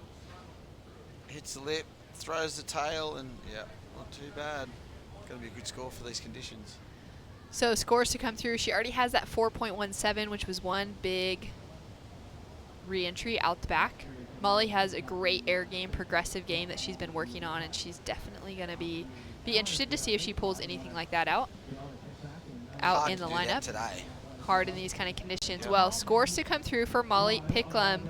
As we wait for those, we see our surfer in red, Maud Lacar from France. Big transition to start off with, kicks out the back, and scores to drop. But before we have those in, we're going to go down to the beach to catch up with Pauline Addo on the shoreline. Absolutely, here with Pauline, and I just caught her having her debrief with the support crew, and I just wanted to ask you, what were you going through there post-heat? What's the process there? Well, there was a lot of things going on because obviously we had to stop the contest for a little bit. So the heat preparation got stopped. And then after, I really questioned myself because the heat before started on the other peak. So I started to doubt, and then I decided to still go on the left side of the beach. And I was trying to be selective. It's a lot of water moving, a lot of bumps, so it's pretty hard to pick the good waves. And you picked the best wave, though. Yeah, well, I wasn't sure about that because I couldn't hear too much, so it was always I don't know, I was always a bit nervous, but happy about the heat win. Yeah, it was a well-surfed wave, that first wave, and you're right, it's really tough with the 2 banks knowing what to do, but you made the right choice in the end. You get to relax now and surf another day. Are you happy just to cruise for the next couple of days while they wait for the call, or what's the plan? You're surfing the bank along the beach here. What's preparation like? Yeah, I'm surfing the bank, but I don't spend too much time in the water either. I try to keep my energy and have it at the high level when my heat is up. So I've just been watching a lot, choosing my equipment, and that's it. Cool. Well, we'll let you reserve that energy and take a break, and we'll see you in the next round. Thank you. All right, back to you guys up there. Feeling it. She found such a great wave at the finish of her heat. I actually saw that wave live. That was a really good wave. Yeah, the 6.6 on her last wave, the last couple of minutes there. So she was already in the lead though, right? She was already in the lead, and she just sat and waited and waited. She already knew, according to Beck Woods, who has spent years competing against her, that Pauline has the best of the wave selection in any heat she enters. And she already had 2 solid scores in the lead, so she wasn't going to take off on anything that wasn't going to increase that score line. And there she went and dropped the biggest score on the greatest wave that came through. Yeah, perfect. It's what you want to do every heat. It's that simple. It's just that simple. How come it's so difficult? Exactly. All right, a big paddle from Alyssa Locke going through on her backhand. Great snap to start off with, throwing so much power. Is this wave going to open up for her on the inside? She's looking to redirect for the left, just gets caught on that funny little double up. Yeah, it's actually moved down the beach a little bit from where it was this morning. The peak has changed definitely down there. It's more to the north. And right about here we go. What have we got? Oh, held her off there, I reckon. Maud had priority and knew that was going to be good. I reckon that was a priority. Oh, a priority move just to make move, sure, even yeah. though she was deep. Yeah, and I reckon she was like, well, you know, if I'm not getting this one, you're not getting it either. Because she was in a good spot. The other lady. So scores are in, locked in. Last of Molly Picklum was a 5.67, which jumped her. Well, she was already in the lead, but it definitely helped her situation to improve on that 4.17. And then still small scores all around. Luana Silva with a 2.13 and a 1.33. Alyssa Locke with a 2.93 locked in for that last one, a couple of turns, but went soft on her. And then Maud Lacar also with just a 2.33 on the scoreboard. I think if one of the natural foot girls goes off the rocks, I think it's going to look a lot better than there's been just a few goofy footers going there, and it makes it. It's really hard to get up vertical on your backhand off the rocks. But on your forehand, you can just do those carve downs, you know, and throw some spray. So, and yeah, it's only going to last a couple of hours off the rocks because it's with the tide. So, Luana. Out the back. All right, so tricky Good section wave to here. negotiate on the opening, but puts in 2 great turns together. Falls off though. She needed that. She needed that completed turn on the second, but that opening card was really nice. Yeah, hard way to surf too. Was really disjointed. You can see it here. She takes off and backwash hits it a little bit there, but look, wobbles out. Nice first turn, carving turn there, and this section, another big wobble in it. Hits the lip nice there and just gets stuck a little bit there. I thought she was going to ride out of it and just lays back into the foam and falls off. That would have been a good wave. She had to pull that one off. Yeah, really difficult to negotiate, as you said. It drops in as a 3.43, so scoring that first turn, had she been able to complete it on the second one, it would have been really good. And Luana from the North Shore of Oahu, used to negotiating tricky sections like that. Surfing all the reefs there's so much backwash and water moving in so many places that I feel like that's just working towards her favor in these kind of moments when the conditions are a little bit funky. There's difficult negotiational sections. Got to keep those knees bent nice and low as we see Molly Picklum racing around the section. Whoa. That would have been a good turn too. That was a good looking little wave there, nice and clean. Hit the bank a bit better. In attack mode. She was looking like she was trying to get, did she have priority then? No. I think so. So priority to be established now between Molly and Luana. Luana in third priority. Maud Lacar is sitting out the back with first priority. Looking for a 3.24 to take the advancing position. And I reckon she used priority in that last set to her advantage, holding green off that set because she was in a better spot for sure. Having a look now, man, so much activity out in the ocean, so many waves coming through. Alyssa Locke from the Gold Coast, powerful backhand attack. Oh, nice couple of turns there. She's got a good little runner here. Fits another one in, she's up for a good score. Just not getting enough speed to hit that one properly at the end, but those first 2 turns were good. Doubled up on the bank. Super powerful. Yeah, super powerful. Doubled up on the bank. So 10 minutes on the clock, 10 minutes, 15 seconds, a score to come through for Alyssa Locke, which could be the situation change that she's been looking for as we take another look at this one. Yeah, she just needed a 2.564. I thought it was, I couldn't see that far away. 2 nice turns. That second turn was good. Throws so much spray. Connects in for a third really powerful turn, and then this is where that section goes a little weird. She's unable to keep that speed and momentum moving forward. But that was those first 2 turns where she got all the points for sure. And there it is, a 7.6 for last of Alyssa Locke. They loved it. Catapults her up into the lead. Super powerful, found those really nice pockets. Surfed the wave really well. Threw a lot of spray, which is hard to do on days like today. It's got to be, it's just real flat, some of the waves, you know, that doesn't get the opportunity to do those big turns, but that one doubled up a little bit and ran across the bank. Alyssa made it through a few heats at the Central Coast Pro down at Avoca, lost out in round 4, which was an equal 25th, had a 17th place finish at the Great Lakes Pro. Slightly more points for the Central Coast Pro as it was a QS 3000, even though she made it through more rounds on the other side and a QS 1000. So she's got some work to do on her hands. She's currently sitting ranked out of that top 100, 115th on the scoreboard at the moment.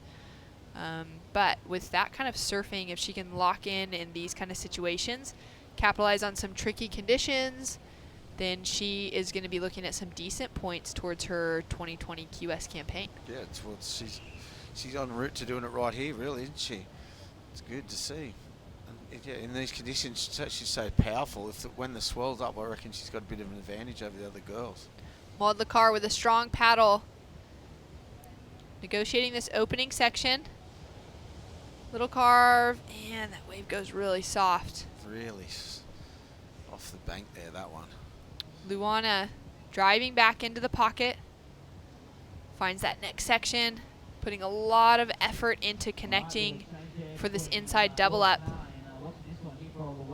Nice style, keeping some speed, moving forward. And then here's where she's going to start to unlock. Can she find that last section to finish off with? Just comes in under the lip. Oh, that was a hard wave to surf. It just flattened out the whole way. She did really well to get to the inside there, but it just didn't allow her to do any major turns the whole way, really. And she's got a good paddle ahead of her too. Luana has had 2 QS wins so far here in Australia. The first was at the Phillip Island event towards the end of last year. The Phillip Island Pro took out 1,500 points from that one. And then she came through with a win at the Great Lakes Pro at Boomerang just a couple of weeks ago for her second QS win for 1,000 points to her campaign. Probably won't count it. Is that right? Probably not at the end of the stage. 1,000 points you'd count, probably, wouldn't you? That's probably the lowest score you'd need, isn't it, to get to in the end of the year rankings? Yeah, that'd be probably the lowest. Oh, look at that layback from Maud Lacar throwing the style in. Oh my goodness. Now gaining some speed and momentum on the inside section, puts the finishing touch on and kicks out clean under the lip. So she's going to have a good score to drop in. Luana Silva drops a 2.63. For all that work. For all of that work, which is so tricky. Yeah, like you said, she did so well to negotiate it and to try and keep momentum moving forward, but on a wave that was basically pushing backward on her the whole time. Just wasn't really going to open up anything easy. 6 minutes, 15 seconds on the clock. A score to come through for this last one of Maud Lacar.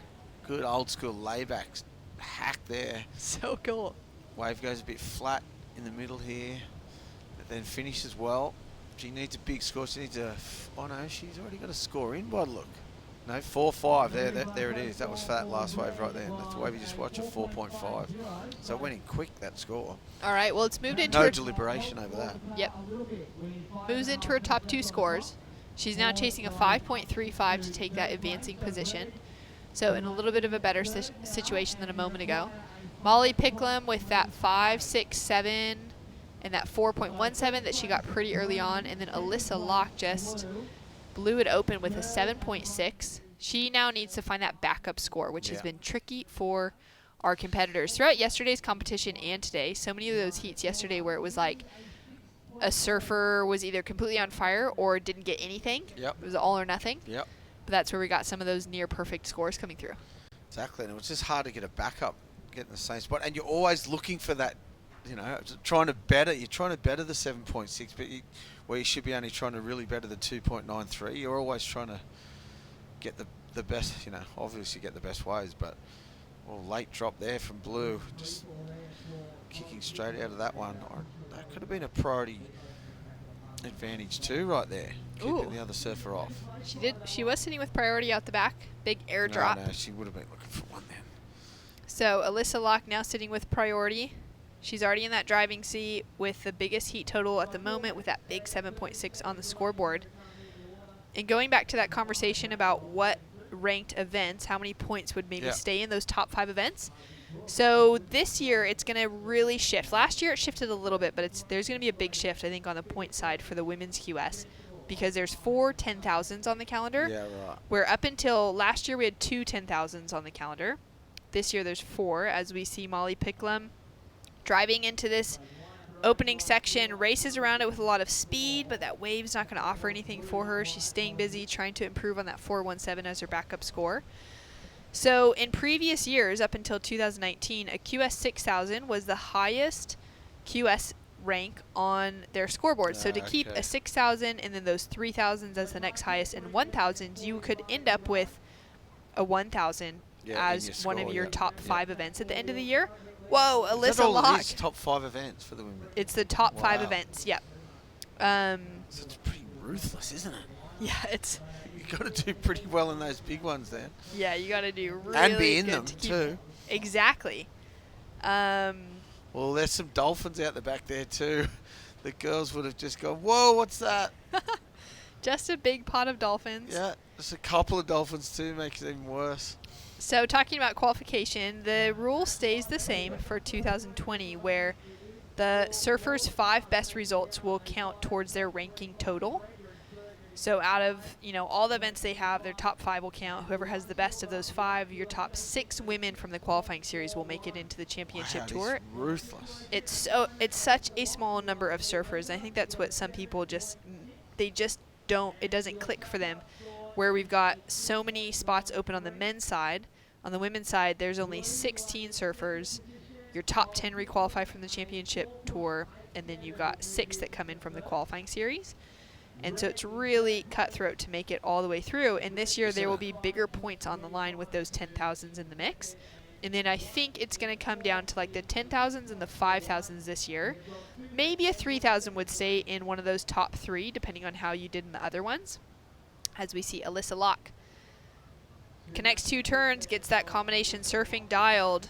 She's going to better that 2.93. Good smart surfing there. Knew she had to get something else, a backup score. Yeah, exactly. Has to better the 2.93 situation as the second score. So there's a dolphin out the back again. A few of them this time. That's a bit safer. That's great. There's a big pot of dolphins coming through the lineup here at Meriwether Beach. We've had a little bit of rain throughout today. Not as much as we were expecting, but certainly more cloud coverage than what we had yesterday on one of the hottest days of the year. And some really good waves on offer, although those conditions have been a little bit tricky throughout the afternoon. Scores to come through for Alyssa Locke with 1 minute 30 seconds on the clock. Molly Picklum also has a score to drop in, which doesn't look like it's going to come into her top 2. But for Alyssa, this is going to be an interesting one. How much pressure can she put onto Molly Picklum? She's just going to solidify her lead right here.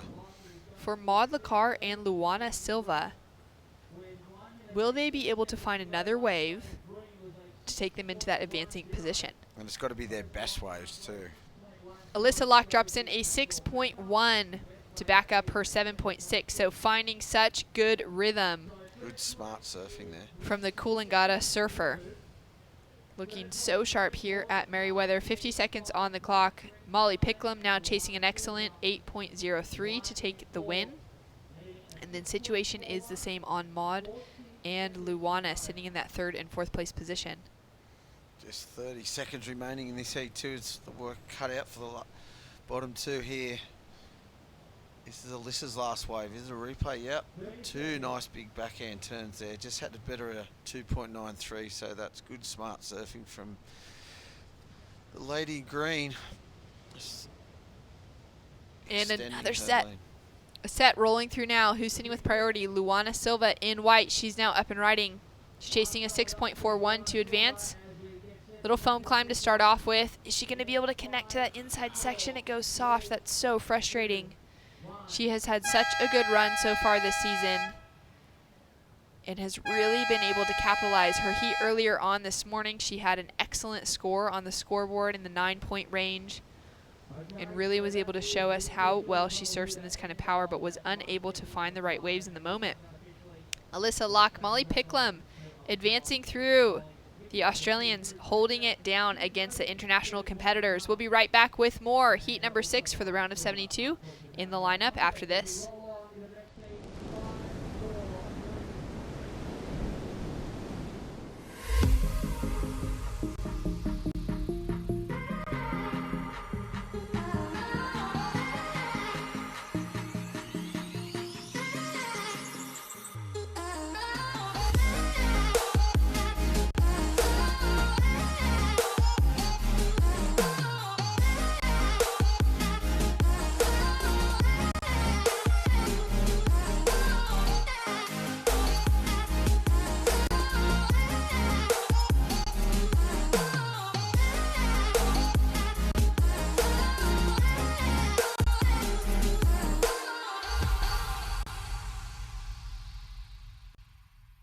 Holidays. Ironman. Outdoors. Ironman. Whoa. Bull bars. Suspension. Lights. Roofing. Camping equipment. Recovery gear. 100 Ironman Maitland. And 100 Ironman. I can't do 2 things at one time.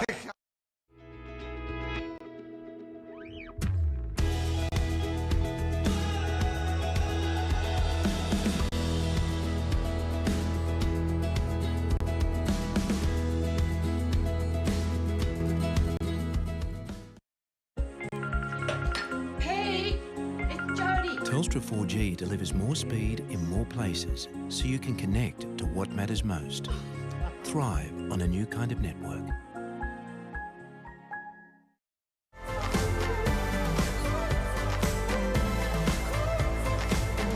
The future is now.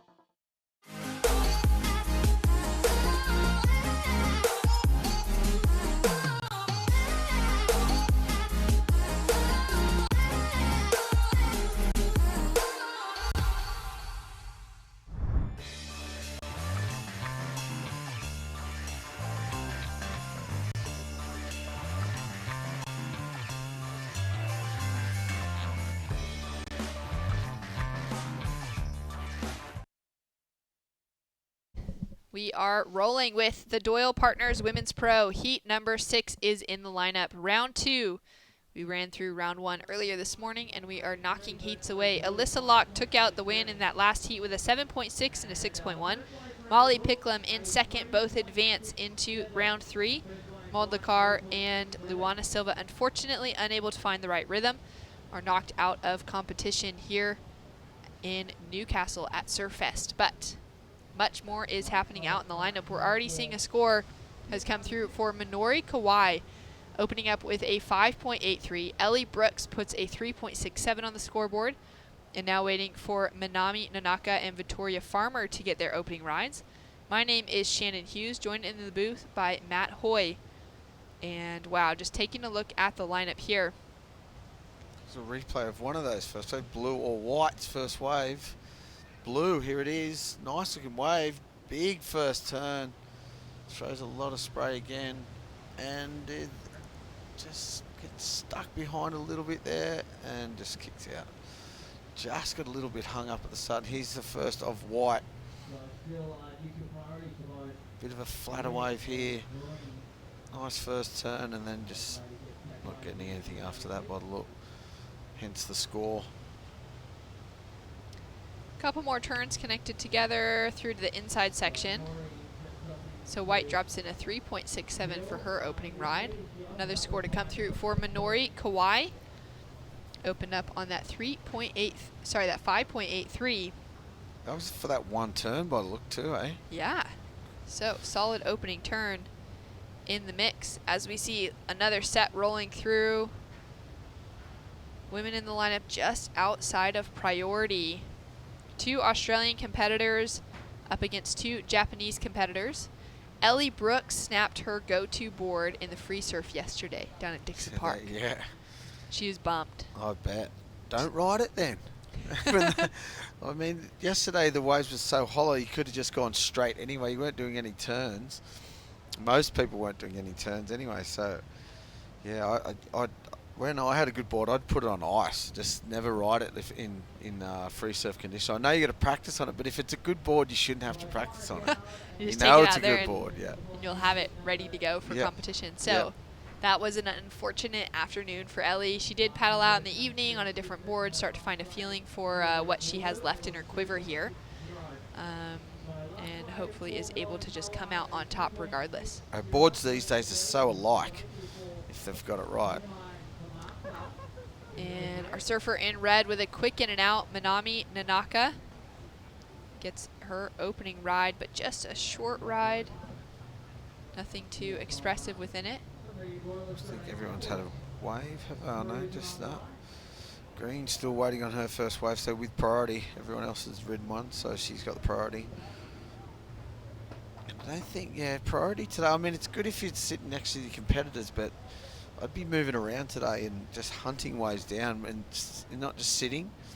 Ride waves, because some of them double up and get nice along the bank, and it's better than just sitting around and not riding waves, obviously. Yeah, it definitely seems like the surfers that are able to just catch a lot, get as many waves under their belt as they can. Stay busy. They're the ones that are able to find a few more. I was listening into some of the commentary at Avoca Beach, just at the Central Coast Pro a couple days ago, and Jess Grimwood, one of our co-commentators, was mentioning that Barton Lynch, in his coaching sessions with some of the young, kids that he's coaching, in his Blast Off series events, that he does training exercises that go from 2 minutes to 5 minutes to 7 minutes to 10 minutes in the lineup. And he is able, so in a 2-minute time frame, he has the kids paddle out and catch as many waves as they can in 2 minutes.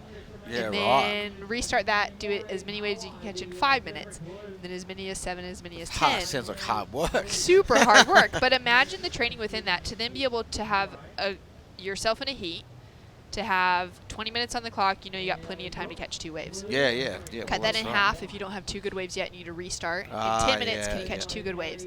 In 5 minutes, can you catch 2 waves? Can you really turn your heat on its head within the last 5 minutes to the last 3 minutes or 2 minutes of a heat? And a couple of the young women that were surfing in the contest at Avoca, those junior competitors, they were so sharp in those spaces of getting multiple waves of locking into something in that scoring yeah, potential right. That's a good way to in do a it. short amount of time, because they've grown up in that culture that Barton Lynch has created of just catching waves really quickly. Yeah, that's a good way to do it. I think, yeah, keep busy and be able to know. So 17 minutes on the clock. We're going to go down to the beach and catch up with Alyssa Locke. She's down there with Jessie. Yes, thanks, guys. Alyssa, what a heat win. She had a season campaigner in Maud Lacar, two really good up-and-comers in Luana Silva and Molly Picklum, and you absolutely waxed them. How does that feel?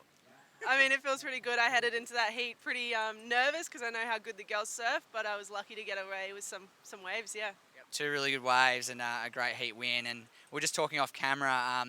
She's been staying with Hooft Surfer, which is, of course, a supporting sponsor of Surfest this year, as an ambassador. How good's that to be able to be involved with that kind of program? Yeah, it's so amazing. It's a first of its kind, and it's really awesome to get families to billet the Surfer Girls and, you know, inspire the kids in the house and on the beach. It's really, really good. It must be great to have a strong support network here. Also at home, is there anyone you want to say hi to on the webcast? Yeah, all my family at home, CC, just my sister, everyone. Thank you so much for supporting me. I love you guys. Awesome. Well, get warm, get relaxed. You could be on first thing in the morning. We'll see. Yeah, thank you. Back to you guys in the booth. Stoked for Alyssa. She just brought the power to that last heat. Didn't she? You saw that wave on replay, the 7.6. Did really well to pick those waves, and yeah, powerful surfer, that's for sure. And an awesome initiative to hear about Host a Surfer. She's the first one of the women that I've heard of that's actually taken that opportunity up. I saw it kind of go out amongst some Instagram feeds and posts from Philippa Anderson and some of the other local girls a couple months back, and just offering that opportunity for women who need a place to stay, that are traveling on tour. It's hard to pay for accommodation, to have cheap, affordable accommodation with really good, safe families. Yeah, yeah. And so it's really cool to hear that she's like taken that opportunity up, and that she, you know, the families down here probably supporting her heats if they've got that time. As we see a big re-entry from Minami Nanaka goes down over the falls, so scores to come through just a 3.6. And it just speaks to, again, the amazing support. Whoa! She whacked that, but just comes unstuck. Minori goes over the fall. She's going to grab onto that board again, rinse her hair out, and get out to the back line. That would have felt so good for her if she would have been able to complete it. For sure. She whipped the tail around. I think she got one in before it too. A bit of a flat turn there, but this next turn, oh no, not that one, this one, races down the line for a bit. Wave smooths out, and she knew she had to do something big, and then just comes unstuck. Throws that tail out the back. Ellie Brooks. Big re-entry on her backhand. And then does she stay with it and find that reform? Good option. Kicks out behind. So she's got a score to drop in. She already has that 3.6 on the board. Minori drops in a 2.83, which would have been a decent looking score had she been able to complete that finishing maneuver. Ellie Brooks drops in a 4.5 for that last one. So current situation with just under 15 minutes on the clock. Minori Kawai sitting with a 5.83 as that high score, that benchmark to hit at the moment.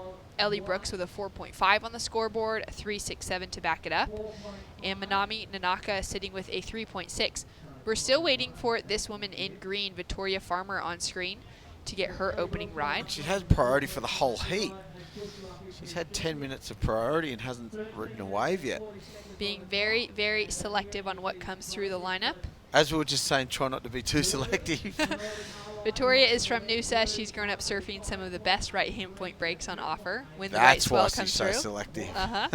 It all makes sense. There is some great beach breaks on offer down near the open beaches at Castaways and Yep. Sunshine Beach, Yep. even down towards Coolum, some of those little zones. No one wants to surf the beach breaks, though, when you got points like Noosa. Exactly. So many good waves. Oh, man. I got to spend a couple days. We got to spend about a week in Noosa before heading down the coast here for the WSL Longboard Open at Noosa, and it was just, it's such a great little zone. It's so beautiful. There's so many great things on offer to do in the area and so many good waves. Just beautiful, isn't it? Yeah, so where Victoria Farmer has grown up is like, it's an absolute dream location to spend your childhood, I think. Yeah, for sure. Noosa's just one of those iconic surf breaks too. You see all the photos of the old days and the new day, everything about it. It's just the first point in Boiling Pot, and just I went up there actually to visit some friends end of last year, and I got Yeah, boiling point, only like chest high, but it was so perfect. I was It just blown runs. away. It's so good. And then Tea Tree, if you're able to take a walk around to Tea Tree Bay, it is one of the most beautiful surf destinations in the world in the reserve there, the National Reserve. It's also just been named the 10th World Surfing Reserve. Oh, perfect. It should have been in before. Yep. 10, that's for sure. Merriweather's in before it. Can you believe that? Not that it does anything. Yeah, but, it's just great to see, though, that heart to really preserve our oceans for sure. and just to be able to take care more of the environment and to preserve some of the world's best surf destinations. Yeah, no, for sure. But Keep those waves at an all-time high quality. Well, that one you can't really do anything to, which is one good thing. It's a national park too, so it's even better. There's nothing can be. It's so beautiful up there. So and down. the waves are It's just amazing. so good. It's so good. Down to 11 minutes, 45 seconds on the clock. Minori still sitting in that leading position. Vittoria being super patient as far as wave selection is concerned. Out in Super lineup. patient. And thinking back to that host to surfer conversation, as we heard from Alyssa Locke, it's amazing to see what the Newcastle community has done to bring about this event for the Doyle Partners Women's Pro. And that every year that Surfest organizes, Warren Smith organizes a crowd fundraiser to make this event possible. It's the only one of its kind in the world. And as we see Victoria Farmer having a look, strong paddle, gets into it. Now can she capitalize? Comes in with one big re-entry to start off with. And looking for that second section to really unravel, just some transitional maneuvers, gets a big wrap, and then kicks out on the inside. 15 minutes away for that one. She would have got a bit cold and nervous and going, what are we going to do on this one? This better be a good one. She gets a good couple of turns in. What did you like about this one? Hits the lip there, nice turn there, just gets a little stuck, but then this next turn she gets a bit of spray thrown. Oh no, it's flattened out on her there. Thought she got a better turn in there. So she waited a long time with priority for that wave. And it's going to come in at a pretty low score actually. Oh well, get back out there. Start, do the BL tactic right now.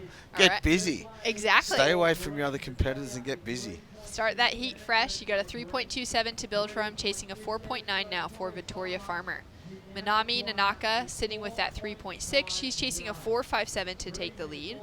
Ellie Brooks sitting with a 4.5 and a 3.67, needs that 4.17. And it's just amazing what the community here in Newcastle has done to come together. There's 95 companies that have pitched in this year for the crowd fundraiser.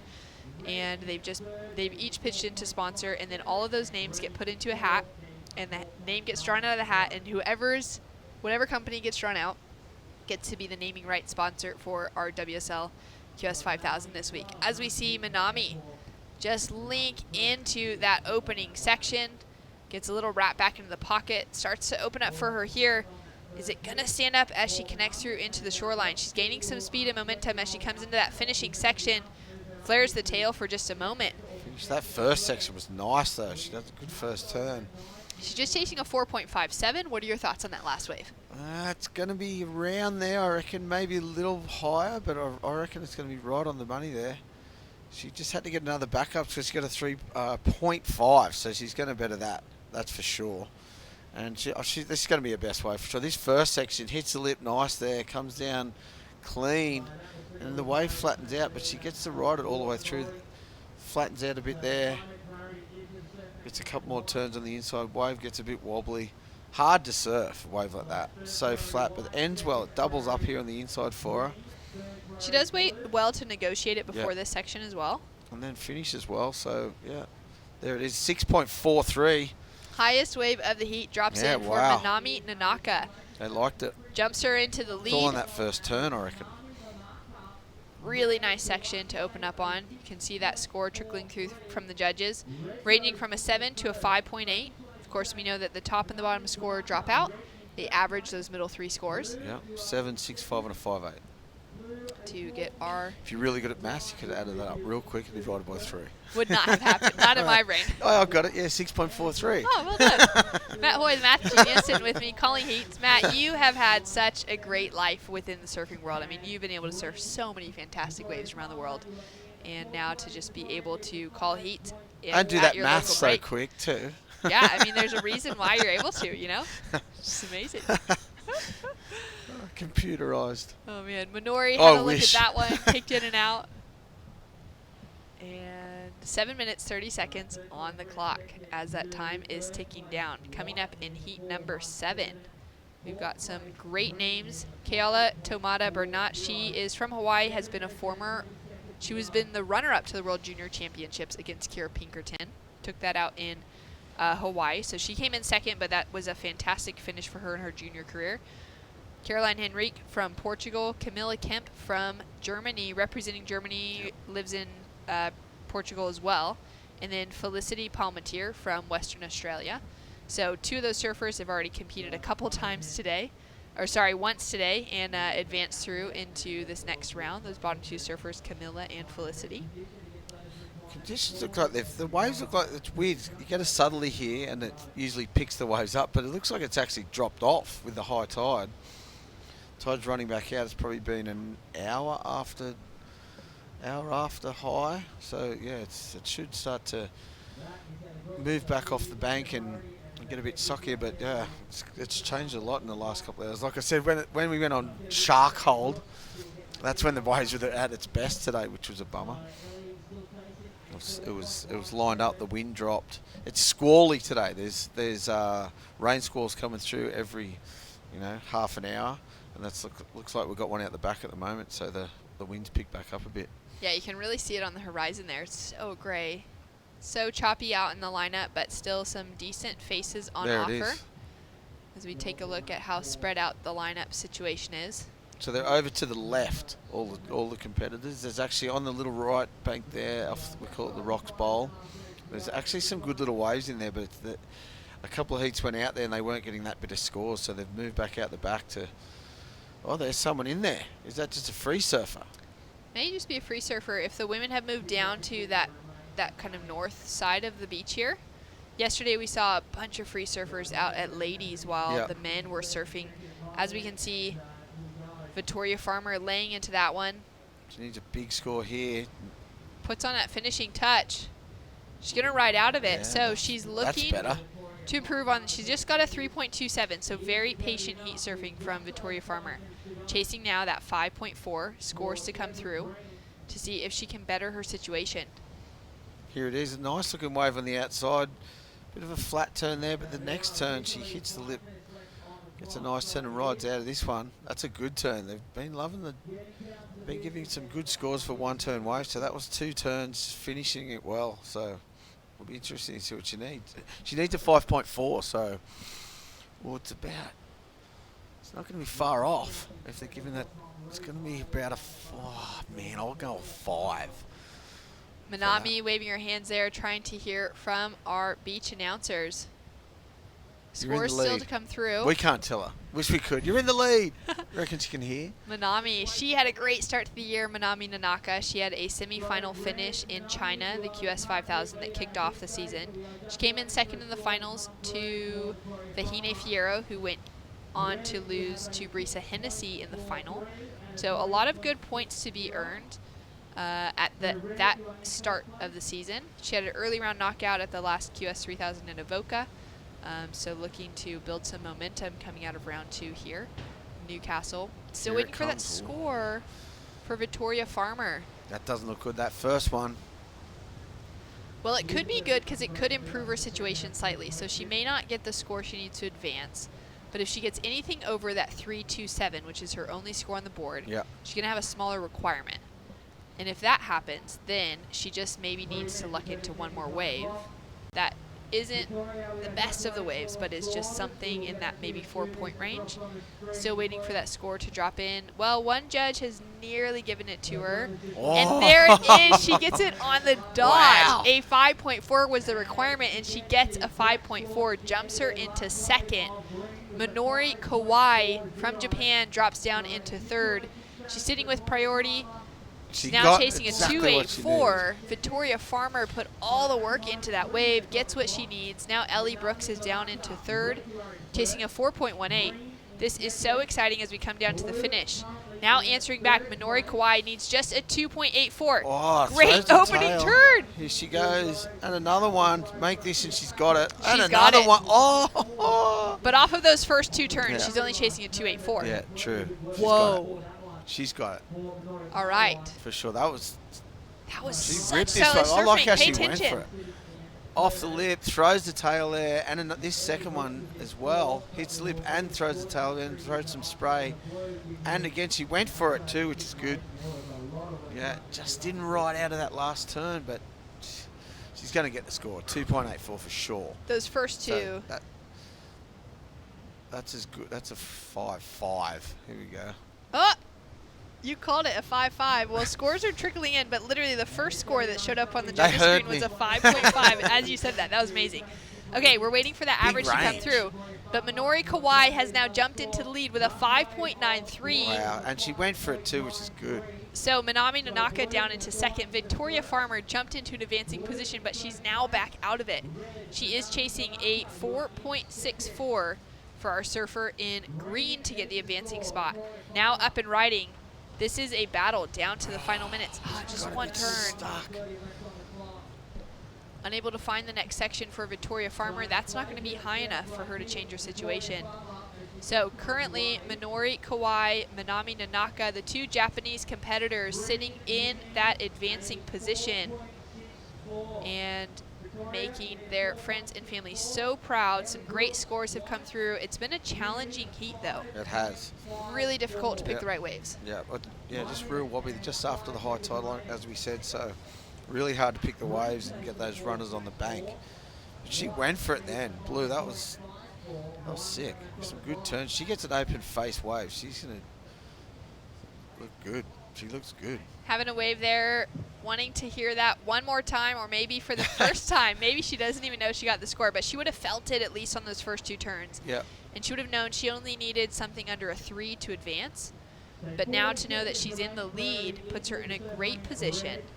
30 seconds remaining. Sitting under 4th priority, Victoria Farmer has a look at that. It's not going to give her anything. She's chasing that 4.64.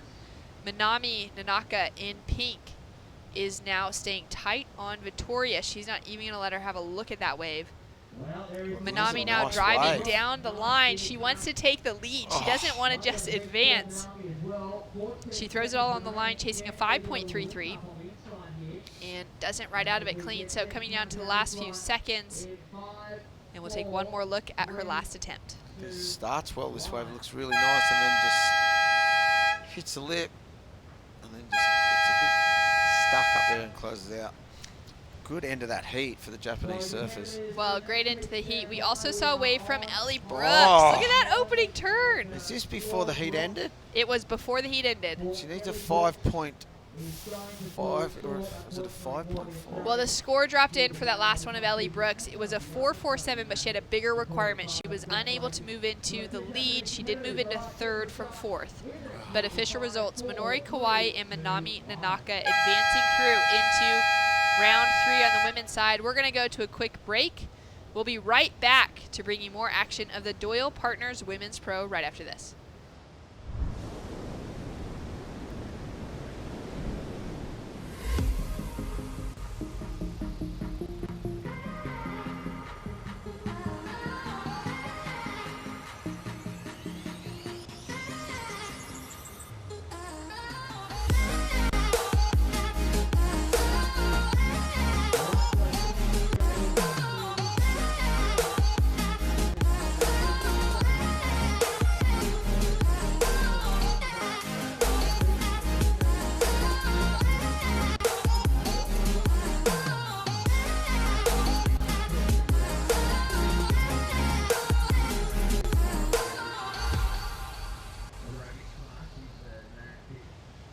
The Burton family Toyota want your business. They're massively overstocked and all new Toyotas must clear ASAP. So don't sign anything until you compare their price on any new Toyota. They won't be beaten on price. Only at Maitland and Port Stephens Toyota.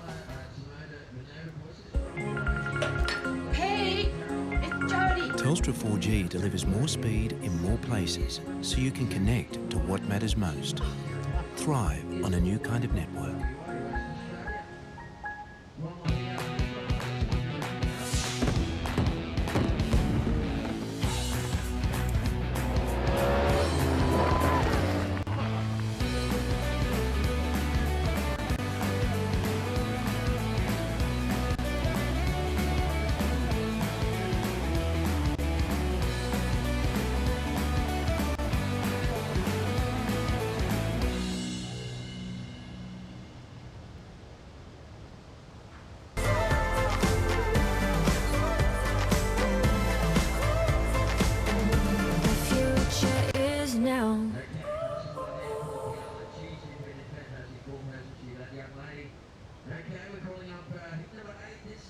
It is the most rewarding thing to be part of a child's life and give them something they may have not received otherwise. There are children out there that need a home, love and a family. Don't hesitate. Make the inquiry. Contact One Doyle today.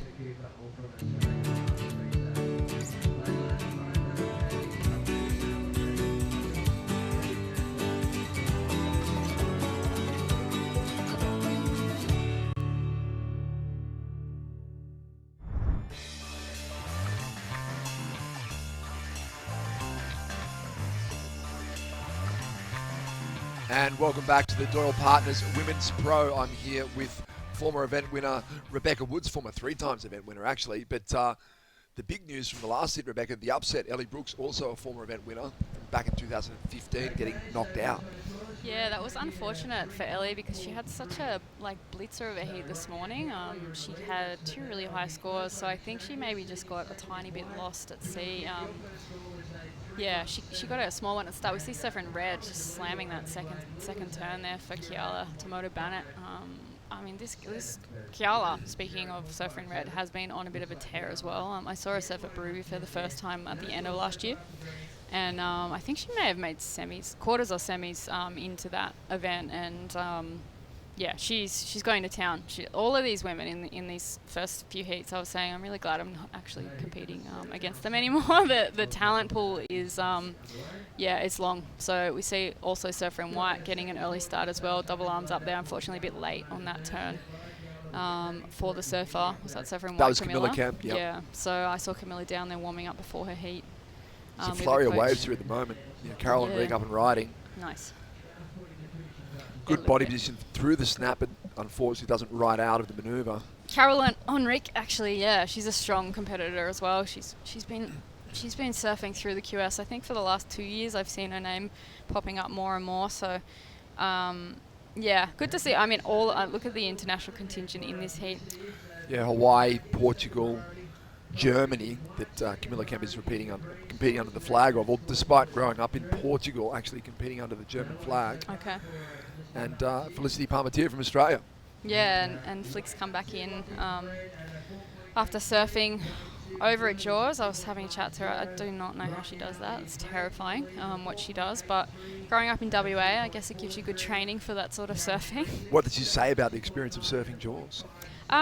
She said that, yeah, she finds that competing in these type of events keeps her fresh and allows her to evaluate a lineup. Obviously, she hasn't grown up at Jaws, but it allows her to kind of, she just thought, you know what, I'm just going to go and sit right on the peak where it breaks and just treat it like a contest in its own right. Yep. I'm like, oh yeah, that would be totally how I'd be thinking when it's 60-foot waves. Yeah, treat a 40-foot A-frame like a 4-foot A-frame. Yeah, that makes sense. That totally makes sense to me too.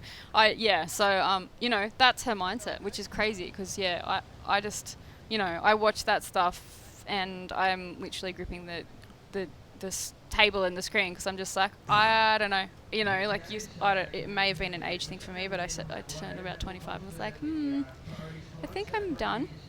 You kind of with the big wave stuff, you know. Put a cap on it. You kind of put a cap on it. Yeah, all of a sudden I had this kind of fear that started coming out of nowhere. Whereas when I was young, I just didn't care. Like I thought, oh no, I'll be right. You know, the ocean's fine. But I had a few hold downs and things that changed my perspective on the ocean. I definitely have a very healthy respect for it. I know Felicity's been through a fair share of wipeouts in a day too. She had a big hold down at Waimea one time when she was a grommet, and that actually spoke to me when she told me the story. I think it was a 2-wave hold down. So. Threw pinballs and got a set on the head, and it was quite a big day at Waimea. And I'm like, yeah, okay, I'm not ever going out there. So, yeah, it's a different style of surfing for sure, isn't it, Luke? I think, yeah. I mean, I also saw Nazare, I can't say it, and the footage coming out of that, and that was nuts as well. So, yeah. We're going to go down to an interview with previous heat winner, and yeah, Jessie down on the beach. Yeah, thanks, Beck. Here with Minori from Japan, and a great heat win for her. Pretty much doing it on the strength of one turn, one of the highest scoring rides for a single manoeuvre of the day so far. She's stoked, and we're going to get her to say hi to her friends and family at home and address her fans back in Japan. 最初なかなか決めれなかったんですけど、最後またいいの乗れてよかったです。多分明日あるかわかんないんですけど、次も頑張ります。Well done, Minori, and yeah, one of many excellent surfers out of Japan that are here this year at Surfest, and we wish her luck in the next round. Back to you guys. Well, I can't understand what you said in Japanese, but we can all understand the language of surfing, and Minori was ripping, obviously, in that last heat. Yeah, how was that turn? It was like full 3 fins out and combo turns there. So I think she got 2 high fives, which are tricky in these type of conditions today. So she did really well. I think the Japanese surfers do have a bit of a distinct advantage. They do grow up in a lot of beach breaks over there as well, and they've got the real low center of gravity there, as we see Surfer in red. Kiala, again, found a nice looking wave. She's got a good, again, low center of gravity. I saw her surfing at Barubi, and her backhand was super strong too.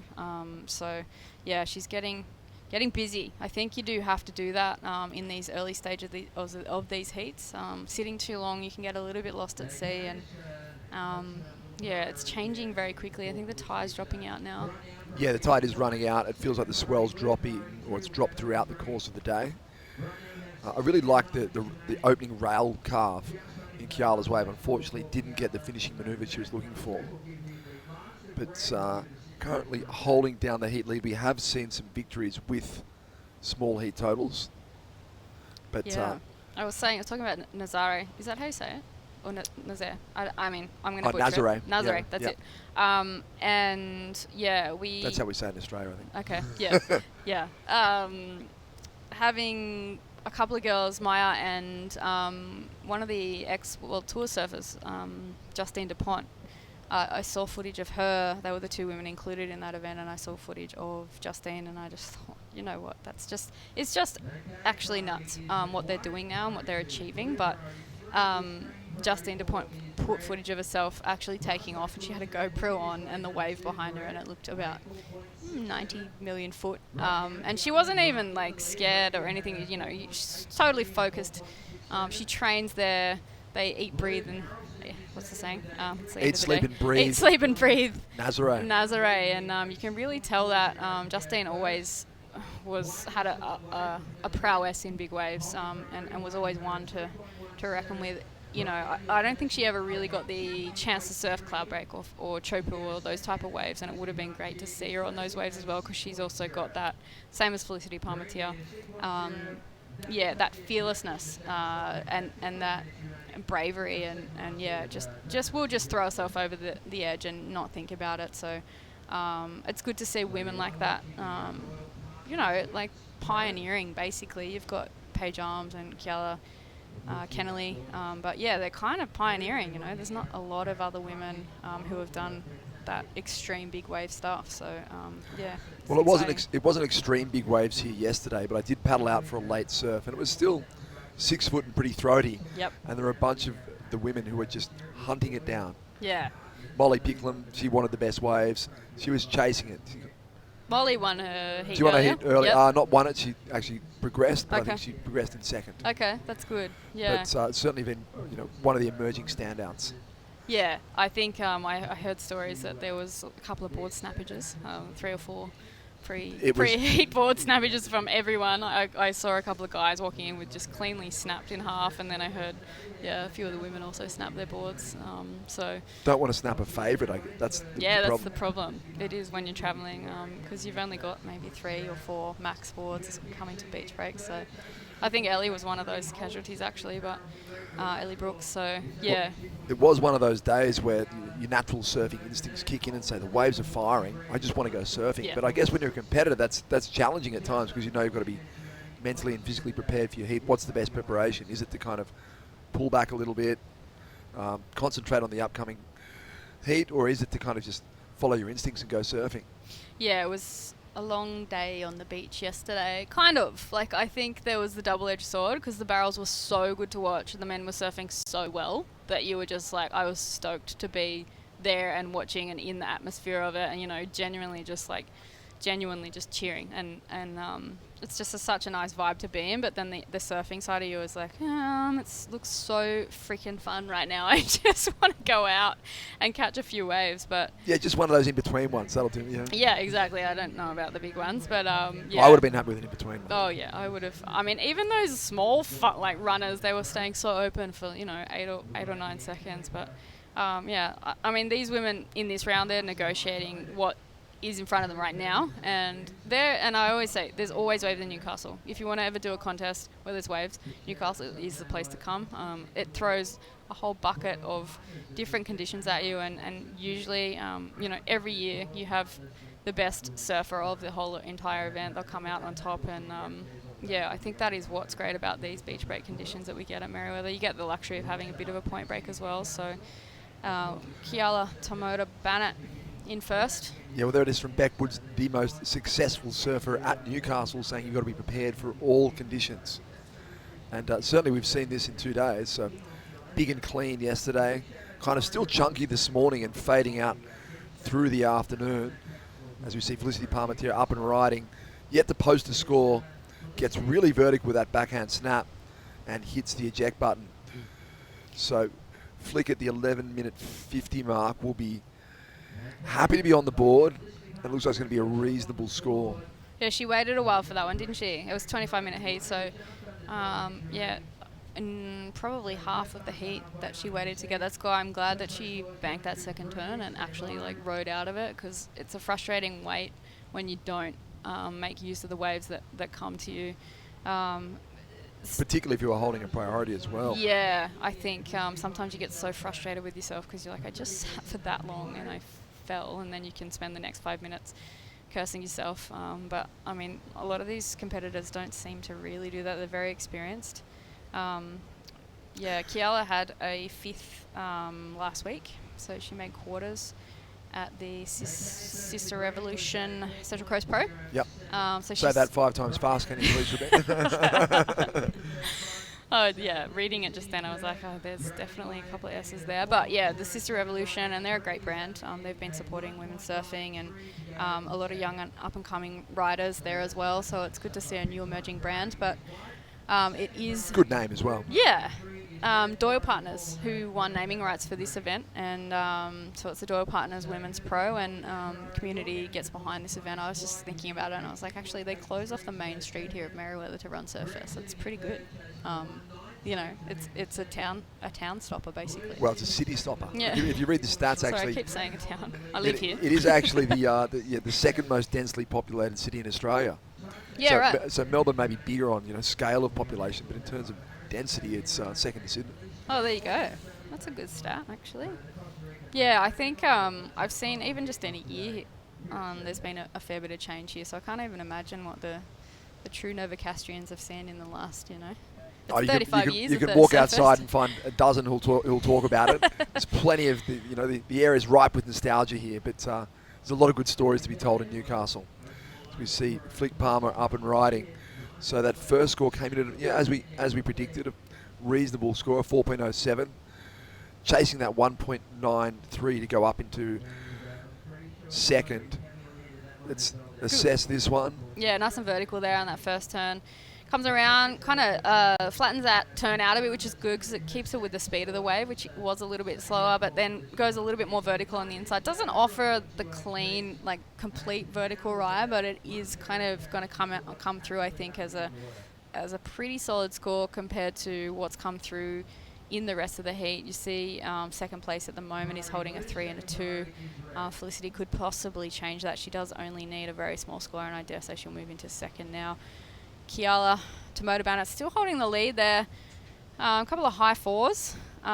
Looking like, Flick will actually get a 5.07 for that, and she will jump up into second. So she only needs a 4.43 to get herself back up into first place. But, Kiala Tomoda Bannett, last year she had a 9th at the Sydney Women's Pro, and I think it was basically one of her first full years on the QS, and she had a couple of strong showings. She got second in a 1,000, and she got a quarters last year at the Port Stephens Toyota Pro up at Berube. So she finished the year really strong, and she's coming in here firing as well. So definitely one to watch. There's so many Hawaiians, actually. The talent pool over there is super strong. So it's good to see the next wave. We saw Alana and Bethany surf earlier today, Alana Blanchard and Bethany Hamilton. So it was good to see them again. I used to compete against Alana on the tour a little bit, and obviously she's got a few other things going on in her life now. Got a new baby, and yeah, you see the next wave with all these. I'd like to call them grommies, but they're maturing into late teens, early 20s women, and I feel like the competition for the WCT spots on the women's tour is going to be really tight this year. Yeah, I think. I feel like there's a lot of women who are very much in contention for Very those true. spots. And even in these earlier rounds, like, back in the day, there was a few stand out, maybe one or two in a contest that would come through the earlier rounds. But now it's literally like everyone could possibly come through and burst on through into those quarterfinals, which is kind of where you need to be at to qualify. And I think with the Challenger Series, it's going to change things up a little bit as well to see points-wise how that falls. You may even need to get semis or finals in these 5,000s for them to really count. So to equate to a Challenger Series result. Yeah, we've seen some heats even today that felt like almost quarterfinals. Yeah. Where all 4 surfers are completely in contention for the full 25 minutes. Yeah, and they don't slow down at all. We see Kiala up and riding again. She's staying busy. I think, interesting that Kiala has adopted that philosophy from the start of the heat. Being busy as opposed to Felicity, who's kind of only just switched on now. You've got Carol Henrique from Portugal. She is uncharacteristically quiet right now, Carol. I've seen her, absolutely blast waves and get 8s and 9s. So she does hold priority. She's obviously out there being strategic with that now, coming down to the 6-minute mark. I dare say there may be a bit of change coming down to the 5-minute mark, the wild flurry that does happen in that last 5 minutes. We'll see what happens here for the women as we see a wide shot of the screen right now. Yeah, it's interesting talking to some of the women up in the contest area. I talked to Yolanda Hopkins from Portugal earlier, and you ask about sort of your aspirations for qualifying, and sometimes surfers, both the men and women, kind of dodge it and say, oh yeah, that's kind of the aim, but hopefully see how I go. Yolanda was like, no, that's definitely what I want. That's the objective. There's no doubt about it. Yeah. And it's kind of refreshing to hear someone really state their ambitions. Yeah, straight out. Like you said, it is rare. And I think if you're going to back yourself and come to these contests, there can't really be any other mindset. I think if you're in the water, you're there to win. They all surf at such a high level that they all have the ability to win, and then sometimes the mindset can be that 5% difference. So it's funny. Some days you'll wake up and go to compete and you just don't feel 100%, and then other days you wake up and you just no one can beat you. So it's funny like that, and I think that the better competitors obviously have a little bit more control over that. They know how to manufacture that zone. Yeah, the zone. That's it. The zone is definitely a hard one. We see Carol waited a while for that one. She's kind of in the zone on that one. Yeah, she got a few good turns on that. 2 crisp turns. She does only need she needs a 6.04, so we'll see what the judges have to say about that. She did wait a while for that one, and as I said, she has been uncharacteristically quiet. Trying to figure out where to sit on this peak, which can be hard with priority, I think. If you don't hold priority, do you then go and sit wider on the peak? Like as we can see the surfers down here. That's what Camilla is wider. Sorry, that's not Camilla. It is Camilla Camp. Yeah. Wider on the bank. As we could see, that gave her a little bit less face to work with. Yeah. The wave shut down more quickly, so she had to get 2 turns done in a really short space, and unfortunately wasn't able to get the completion on the final turn. So Camilla looking for a 5.71, getting down towards the business end of this heat. Yeah, priority can be your best friend or your worst enemy depending on what's going on in a certain heat situation. I think sometimes, in 4-man heats, it can be a little bit full on, and it is nice to go and play your own game, sometimes a bit wider, but we see Kiala quick in and out there for us. She wasn't really stoked with how that was playing. And it looked like a priority move to kick out early. Yeah. And get back out in front of Carol Henrique, who's sitting in 3rd and chasing that 5.37. So fairly decent scores required by 4th and 3rd to progress at this point. This is where we may see the priority shuffle come into play just a little bit. Felicity Parmentier holding priority. She looks like she's on the move a little bit. She might be moving down closer to her competitors now that we're in the 3-minute zone there. She has got the highest wave score with a 5.07. But yeah, it would be good for her if she could solidify that kind of second position and get a backup score, kind of improve there. Well, there is Caroline Reed down the beach. Yeah, you were mentioning, I think you are right, it can be a curse, but this is the situation where you can really make use of that priority if you want to block another surfer. Yeah, that's definitely right. Pointing end of the stick, and Kiela, big blast off the top. She did that last year at the end of one heat, and she got a high 6. Well, it might have been actually a higher score. She did this really big layback, and it was like a full Hawaiian throwdown towards the end of her head, and she went into the lead. This was, She brought the aloha. Yeah, she definitely brought the aloha, and I was like, okay, this brought the mana. Yeah, the mana. This girl's definitely got something to say here, because I hadn't seen a lot of big turns that day, and she really brought it. So there is a score dropping here for Kiala, and it will make things a little bit harder for Carol and Camilla, and also Felicity. So yeah, that's for one turn there.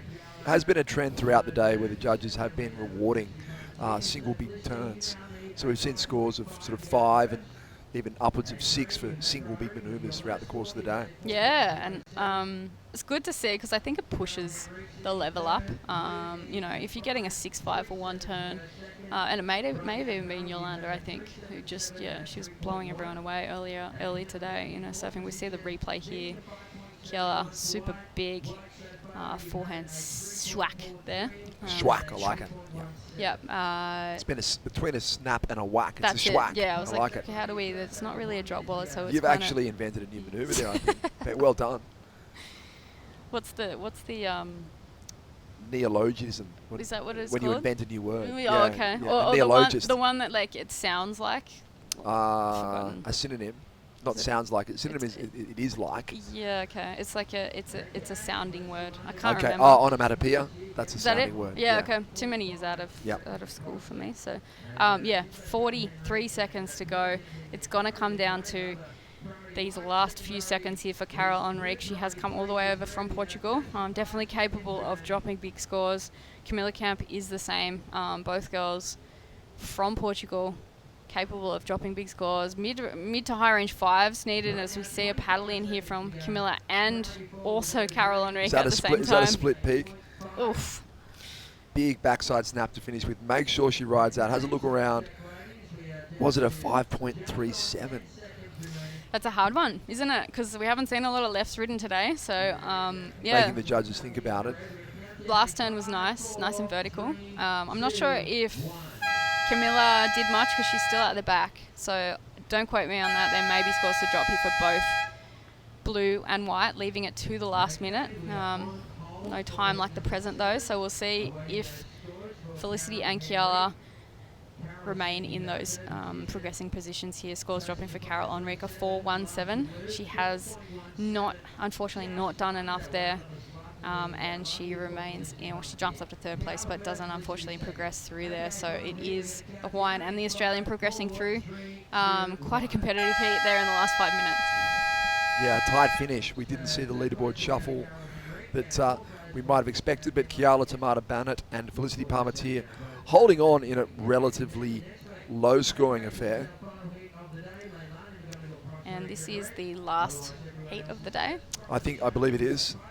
We haven't had the official word on that yet, but based on the fact that we had a big hiatus in the middle of the day. But right now we're going to go for a break, and we'll be back with the Doyle Partners Women's Pro.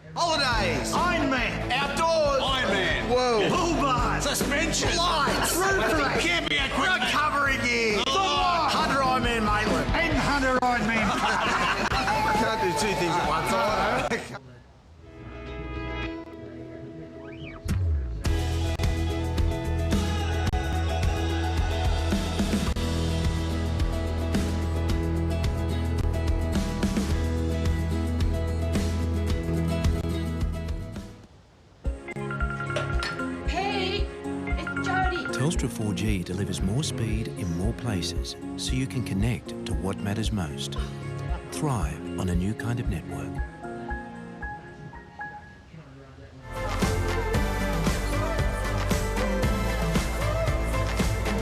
The future is now.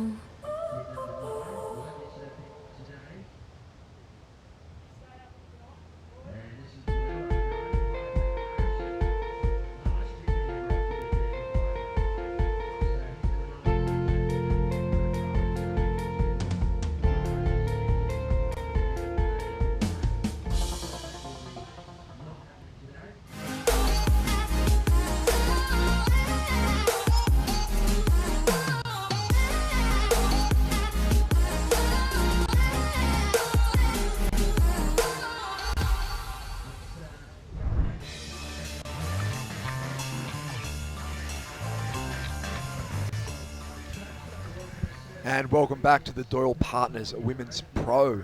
We have Leilani McGonigal from Costa Rica up against three Australians, Piper Harrison, Kobe Enright and Elise Cooper. Are they going to gang up on Leilani out there? What do you reckon? Oh, look. It is a bit hard sometimes to gang up, isn't it? But I mean, it does happen. I've seen it happen. You've seen nationalities in the surf kind of work together? I've done it with one competitor from Hawaii a few times when I was on tour as well. We just kind of go down to the water. If we had each other in a heat, we'd kind of nod at each other. It was weird, and you'd split peaks and stuff. And you can't do it with many people, but the ones that you can do it, because we had an event at Trestles, so. Well, then you just split the peak. Yeah, but you can really burn people at that wave as well. So it's like make them get an interference. Nice wave here for Kobe. She handled that very well because she was a little bit off time there. No slouch in a right-hander. She's up at Kingscliff Way. Yeah, surfs snapper quite a lot. Yep. But that wave tends to be selecting the waves that do have that real down-the-line point break look to them. Completely different to the one we're seeing here from Leilani McGonigal, which is kind of the classic junky beach break with the big closeout section to whack. Yep. So different-looking waves. I haven't been to Costa Rica. She's from Costa Rica. I've heard great things about it. Yeah, me too. It looks beautiful. I know that there's a few people who now live down there, but we see a replay here of Kobe and Wright's last wave. Big up and over. Unfortunately, just a bit missed time, but good to get a starter, I think. Yeah, I feel like if she'd come out of that manoeuvre with just a little bit more speed and control, she would have been able to go straight up into another floater to finish the wave. Yep. But a solid turn. Bit of a stacked Australian heat this one, which has been rare. We've seen so many internationals just battling it out. So I'm sure all of these women have surfed against each other. Piper Harrison, Kobe Enright and Elise Cooper over the years. I know Elise is from Manly. Remember her as a little grommy. She was quite funny growing up, I think. Yeah, she surfed through early around today, did really well to negotiate through some tricky conditions, and she stayed busy. So let's see. I think from today, from what I saw, I wanted her to get, because she got a couple of mid-range fours, but when she banks a turn and her timing's great. She's capable of getting really big scores. So I think now just utilising her experience a little bit more to progress through these earlier rounds, because it is a little bit cat and mouse. It is a bit of chess games going on. So I want to see Elise really wave selection. I think is going to be key, and I really just want to see her do two-turn combos because I think she's got a lot of ability there. So haven't seen a lot of Piper. It is interesting, when you have surfers who have great technique, and they've surfed a lot of smaller scale events where two turns in a sort of medium-sized wave will be getting them through, but then they step up to a bigger event like this one, and you actually really need to make sure you're doing your best surfing on the bigger and better waves. Yeah, especially as you're progressing through these rounds now. You see, like, some of the heats, people had 2 sevens and they were losing, so it's like, as we see Leilani staying busy, nice super tight hack under the lip there. Finding the lefts, finding the random lefts amongst the right-handers. Bloody goofy footers, hey? Yeah.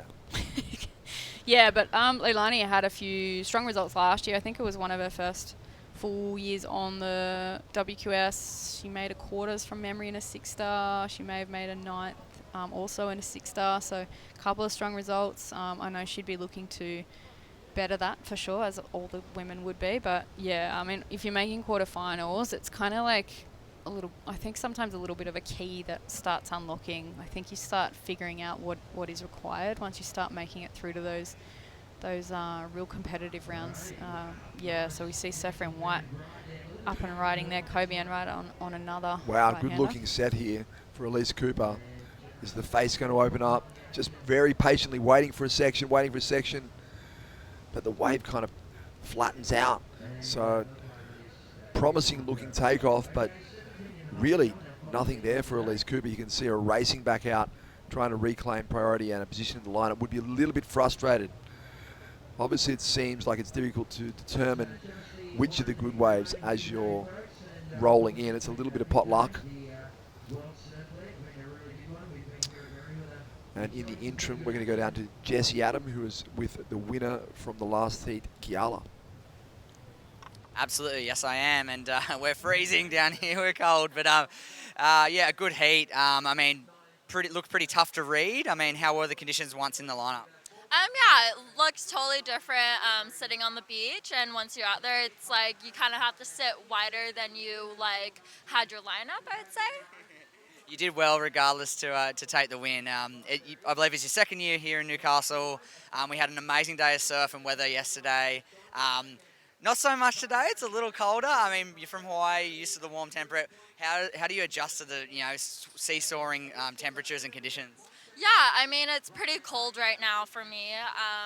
But yeah, the only wetsuit I'd wear is a springy, and that's like as far as I can go. Just keeping it how you're used to it. You're staying nice and close within walking distance from the beach. Are you loving the local area? You're loving Newcastle City? You're loving cafes? And are you doing anything in your spare time? Or are you just focusing on surfing? I'm focusing on surfing, but I love Newcastle. This is my second year, and I'm just happy to make it through the heat. Awesome. We'll let you dry off and get ready for tomorrow. It's going to be a big day. Good luck. Thank you. Back to you guys for the last heat. Thanks, Jessie. Yeah, it's an interesting that debate with how much rubber to wear.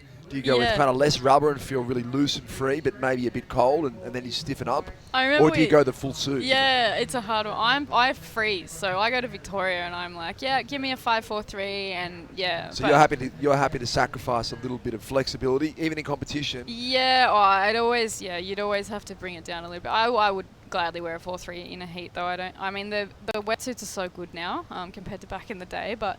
Yeah, I think it's funny listening to the Hawaiians. They do always say, I'm not putting a wetsuit on. That's not going to happen. But no. I remember we had a contest in England one year. It was a World Tour event, and they put it on, and it hailed in the morning. And the hail didn't melt because it was so freezing. So we were crunching out in the water, like crunching out over the hail. It's cold on your toes. It's really cold. I just gave myself 10-minute heat. So I said, okay.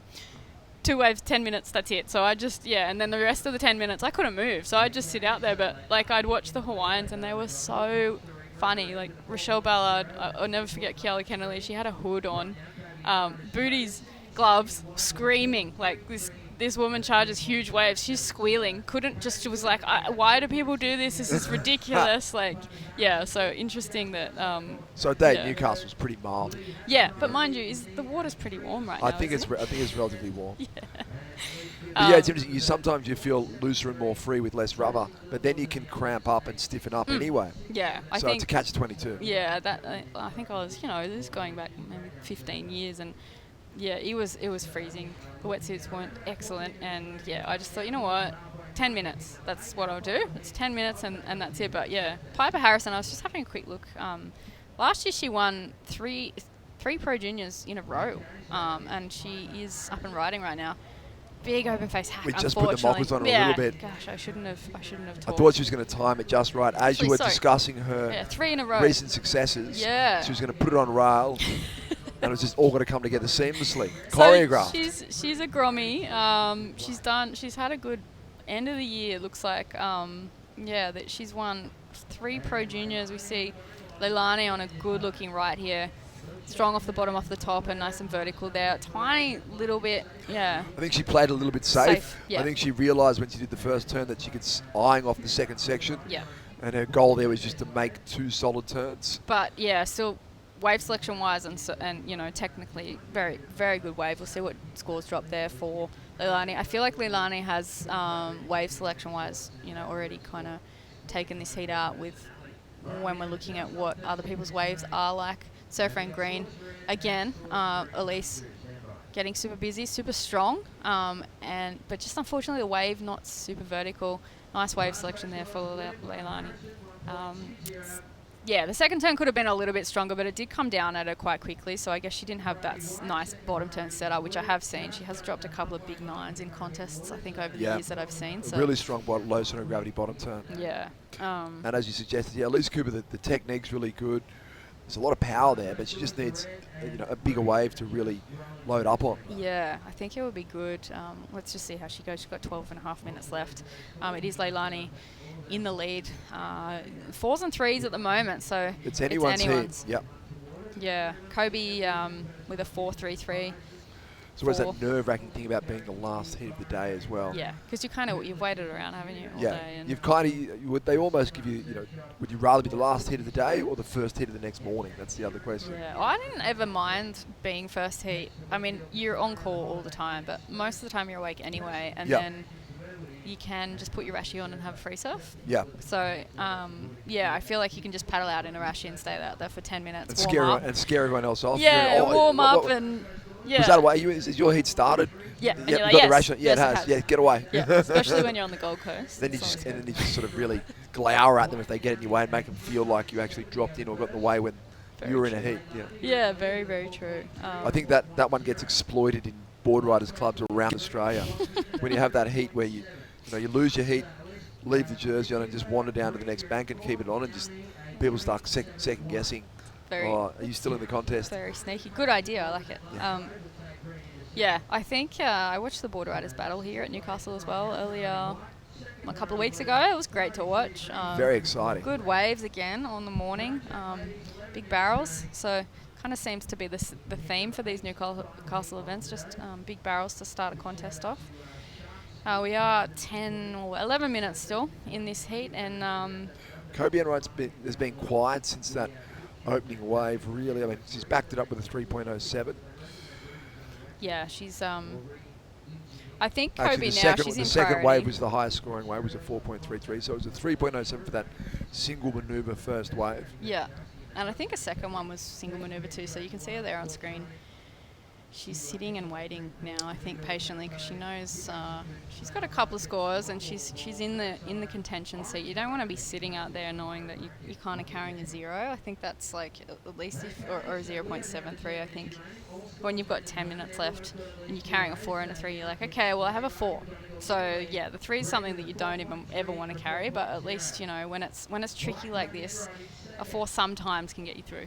If you do kind of score a good wave, and I think a lot of the women we've seen today seem to have a 7 and a 4. Yeah, I feel like when you're sitting on those 2 scores sub 5, it's nerve-wracking. It is. You definitely want something in your quiver that's above that 5 range. Definitely, I think. I remember surfing WQS heats and just thinking, like, every single heat, you were so exhausted afterwards because, there's so much going on, and it's going on around you, but at the same time you're trying to focus on your own game and also your positioning in the lineup, and if you're sitting in the right spot, but also some people can get scores from under you if they're not in priority, and you've got all this other stuff going on. So I think there's a lot of head noise with 4 people out in the water. Yeah, there is. It's good to, and a lot of it is about managing that head noise when you're surfing. Definitely, and you do see the competitors who can handle that pressure really well. And you've got to be careful that you don't block too much out. We saw an interference, a major interference in an earlier heat, and a priority interference late in the heat, which meant the surfer didn't progress. They would have progressed quite easily. Yeah, and I wonder... And she was surfing really well. Yeah. But that's when you kind of have the blinkers on too much and you're thinking just about riding the wave and forgetting that there's, other elements to consider. Definitely. I wonder if she knew that. I think it was Charlie possibly got surfer in green up and riding a nice backhand attack there for Elise. There's the bigger wave for Elise. The better section, unfortunately, didn't get a second shot at it, but that was probably Let's see what close to one of the best turns of the heat. Definitely, it was interesting. I almost said the best, but I'm not going to. Yeah. I'm not going to go out on a limb right now. Yeah, because that is one of the bigger waves I've seen Elise catch, and she kind of held off the bottom there and timed that really well. So let's see what they drop there for her. Has that slightly wider stance, really solid on her feet. If she can do that in I've actually two surfed times. with her a couple of times at at Narrabeen, spends a lot of time Okay. training at Narrabeen. Not a bad spot in the world, hey? The old Narrabeen. I've surfed it a few. Oh, I mean, I love it down there, but nice open face turn here. That's Kobe, right? That's Kobe Enright. Like, yeah, that was. I mean, That's Kobe right. had That's priority. Kobe Enright. Yeah. Kobe got waited, it right too. Waited, yeah. Oh my God, we could go on all day. But yeah, she waited priority for this wave. She was selective. She blasts that first turn off the top, holds the second section, throws fins. So solid there. That last section just sat up, and I think she got really excited because it was just a tiny little bit of crumble in the lip. She had plenty of speed, and then decided, okay, I'm in the right position. I'm going to throw everything out this turn because I can flick the fins, and I'm going to be in control. And scores coming in. There it is, right on the excellent range. So the other thing I liked about this wave was if you watched it, it's there's like a little check fade right from takeoff. So the first bottom turn gets deeper, and it means she's in a more critical section for the first turn. Yeah. So really good tactical surfing from Kobe. Watch this little, there's the check turn, fades deep on the bottom turn, nice big open face slash. Then watch this little bit of crumble, just perfect for hitting, and Blast throws the fins. fins. She thinks she's at home on that one. Yeah, that's like an end section and snapper. Yeah, that was, and I think it was good to see Kobe because she's a very experienced competitor as well. I think it's really nice to see her put that combo together. Because, I mean, I think she's the sort of surfer that really should be in contention to qualify. I spoke to her earlier in the day. Yeah. And she said she was, she admitted that last year she had a bit of a shocker. She wasn't happy with the performance, so trying to kind of get refocused and back into that mindset. She did pretty well at Bells with a wild card. I think that's what I was about to say. Like, she's ninth, had that experience. So she's had that experience, had a taste of the WCT. Got through first round. I think she may have even won a heat from memory. And they surfed Winky. It looked very fun, and she really took it to the women on tour. So I think sometimes, she is quite tall, Kobe, and I think sometimes she likes to, she likes waves. But I think seeing her surf in these conditions, she is very capable in all conditions to get scores. So, I was about to say Kobe just proved that as a surfer from Coolangatta Point she can go left, but she just fell out of the turn. As we see, Leilani McGonigal. Yeah, she picked again. Wave selection wise, Leilani absolutely has picked the eyes out of this, and I think that dare say that will be a good score for Leilani because it was a solid off the bottom, off the top combo in that first turn. Like to see that again if we can, but I don't think it's going to be the 8.03 to go into first place, but perhaps Leilani heard the scores and thought, okay, well I've got to at least consolidate my second position here. See Elise Cooper. Yeah, just a little bit late on these waves. I think wave selection, definitely. So we saw the score for that single maneuver was a 4.33 for one big turn. So with a little bit of, if you use basic arithmetic, if you double that, if she gets two of those, then she's north of 9 point, almost north of, well into the high eights. Yeah. So it's 8.66. She's just got to put two of them together. Very true. And like one turn 4.33. Yeah, we do see scores dropping there for Leilani. It has made the situation a bit harder for Elise Cooper with 4.5 minutes remaining. Elise now needing a 5.35. And Piper, she's been quiet. I'd like to see her. She is holding priority, so she's obviously waiting. She knows she needs a score, but she does only need a 5.94. She is experienced. She's been surfing a lot of pro juniors. She's been surfing the QS last year, so she knows what's required. And 4 minutes, everyone's still within striking distance. Yeah, it's a close heat, that's for sure. I feel like we could see potentially one more major shuffle. Yeah, I think Leilani, was that the last wave she got a 5.37 on, that big one we just saw? Yes. Okay. Yeah, so they made the decision with that. And so consolidated her second position. Okay. And has made it just a little bit harder for Elise and for Piper. Yep. Both chasing sort of mid-range to high fives, which is a good score for this heat. So it's basically they are chasing almost the second highest score for the heat. Yeah, Elise, the two young Aussies. Let's see what they've got in these last 3 minutes of today's last heat of the day. We've had it all kind of thrown at us today. Yeah, we've had waves, wind, swell, sharks, everything. Australia. Australia, that's it.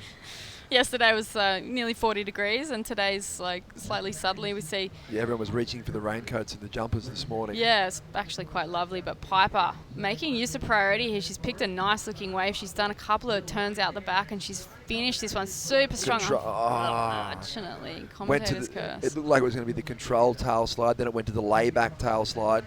Yep. The important thing was that Piper didn't ride out. No, but let's see a replay here and see how these opening turns were. A little bit flat there. It's not a great looking wave. It's a little bit flat. This section stands up a lot more, and she capitalises. Yeah, timing wise.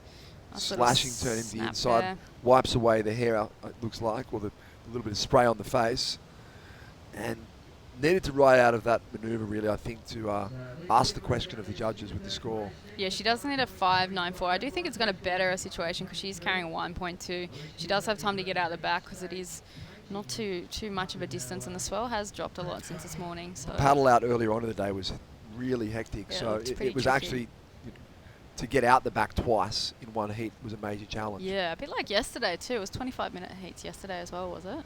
It was, and the thing with Merriweather and Newcastle is you get a lot of dead water on the inside of the break, so it's not like a nice, easy rip bowl setup where there's a channel that sort of ferries you back out.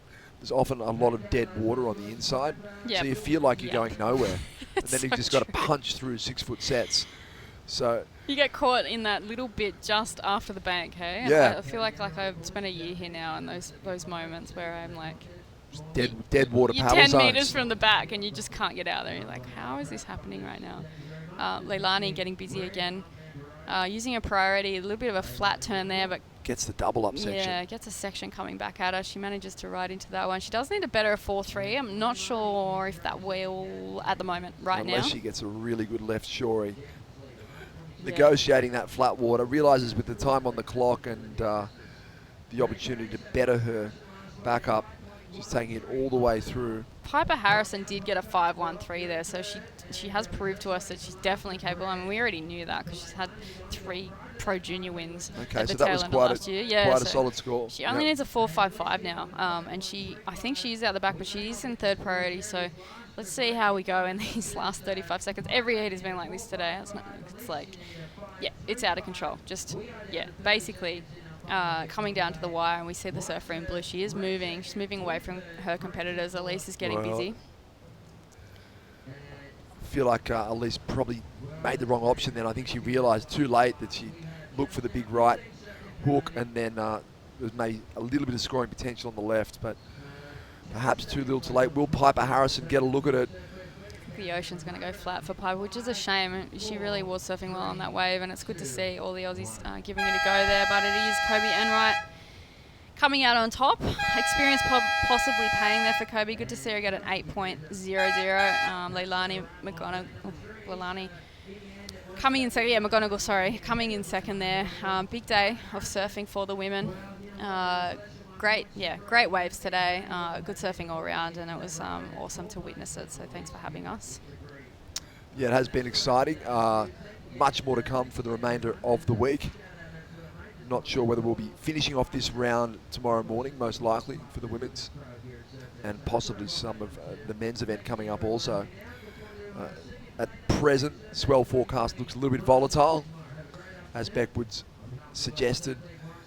It's likely that Newcastle will throw everything at the surfers. So bring all the boards that you have and be ready to use them. Yeah, definitely. We see a little bit of a victory lap there Kobe from Enright. Kobe, yeah. And quick shout out to her dad, Justin, who was probably watching keenly at home. He's been doing a bit of endurance running. Oh gosh, okay. So that's all running in the family then? Well, it is, yeah. Justin's sort of a very keen surfer. All right. Yeah, great day for the Doyle Partners Women's Pro. Lots more action coming at you this week. Coming down to the round of 72 and round of 96 tomorrow for the men's. See you Thanks tomorrow. for having us.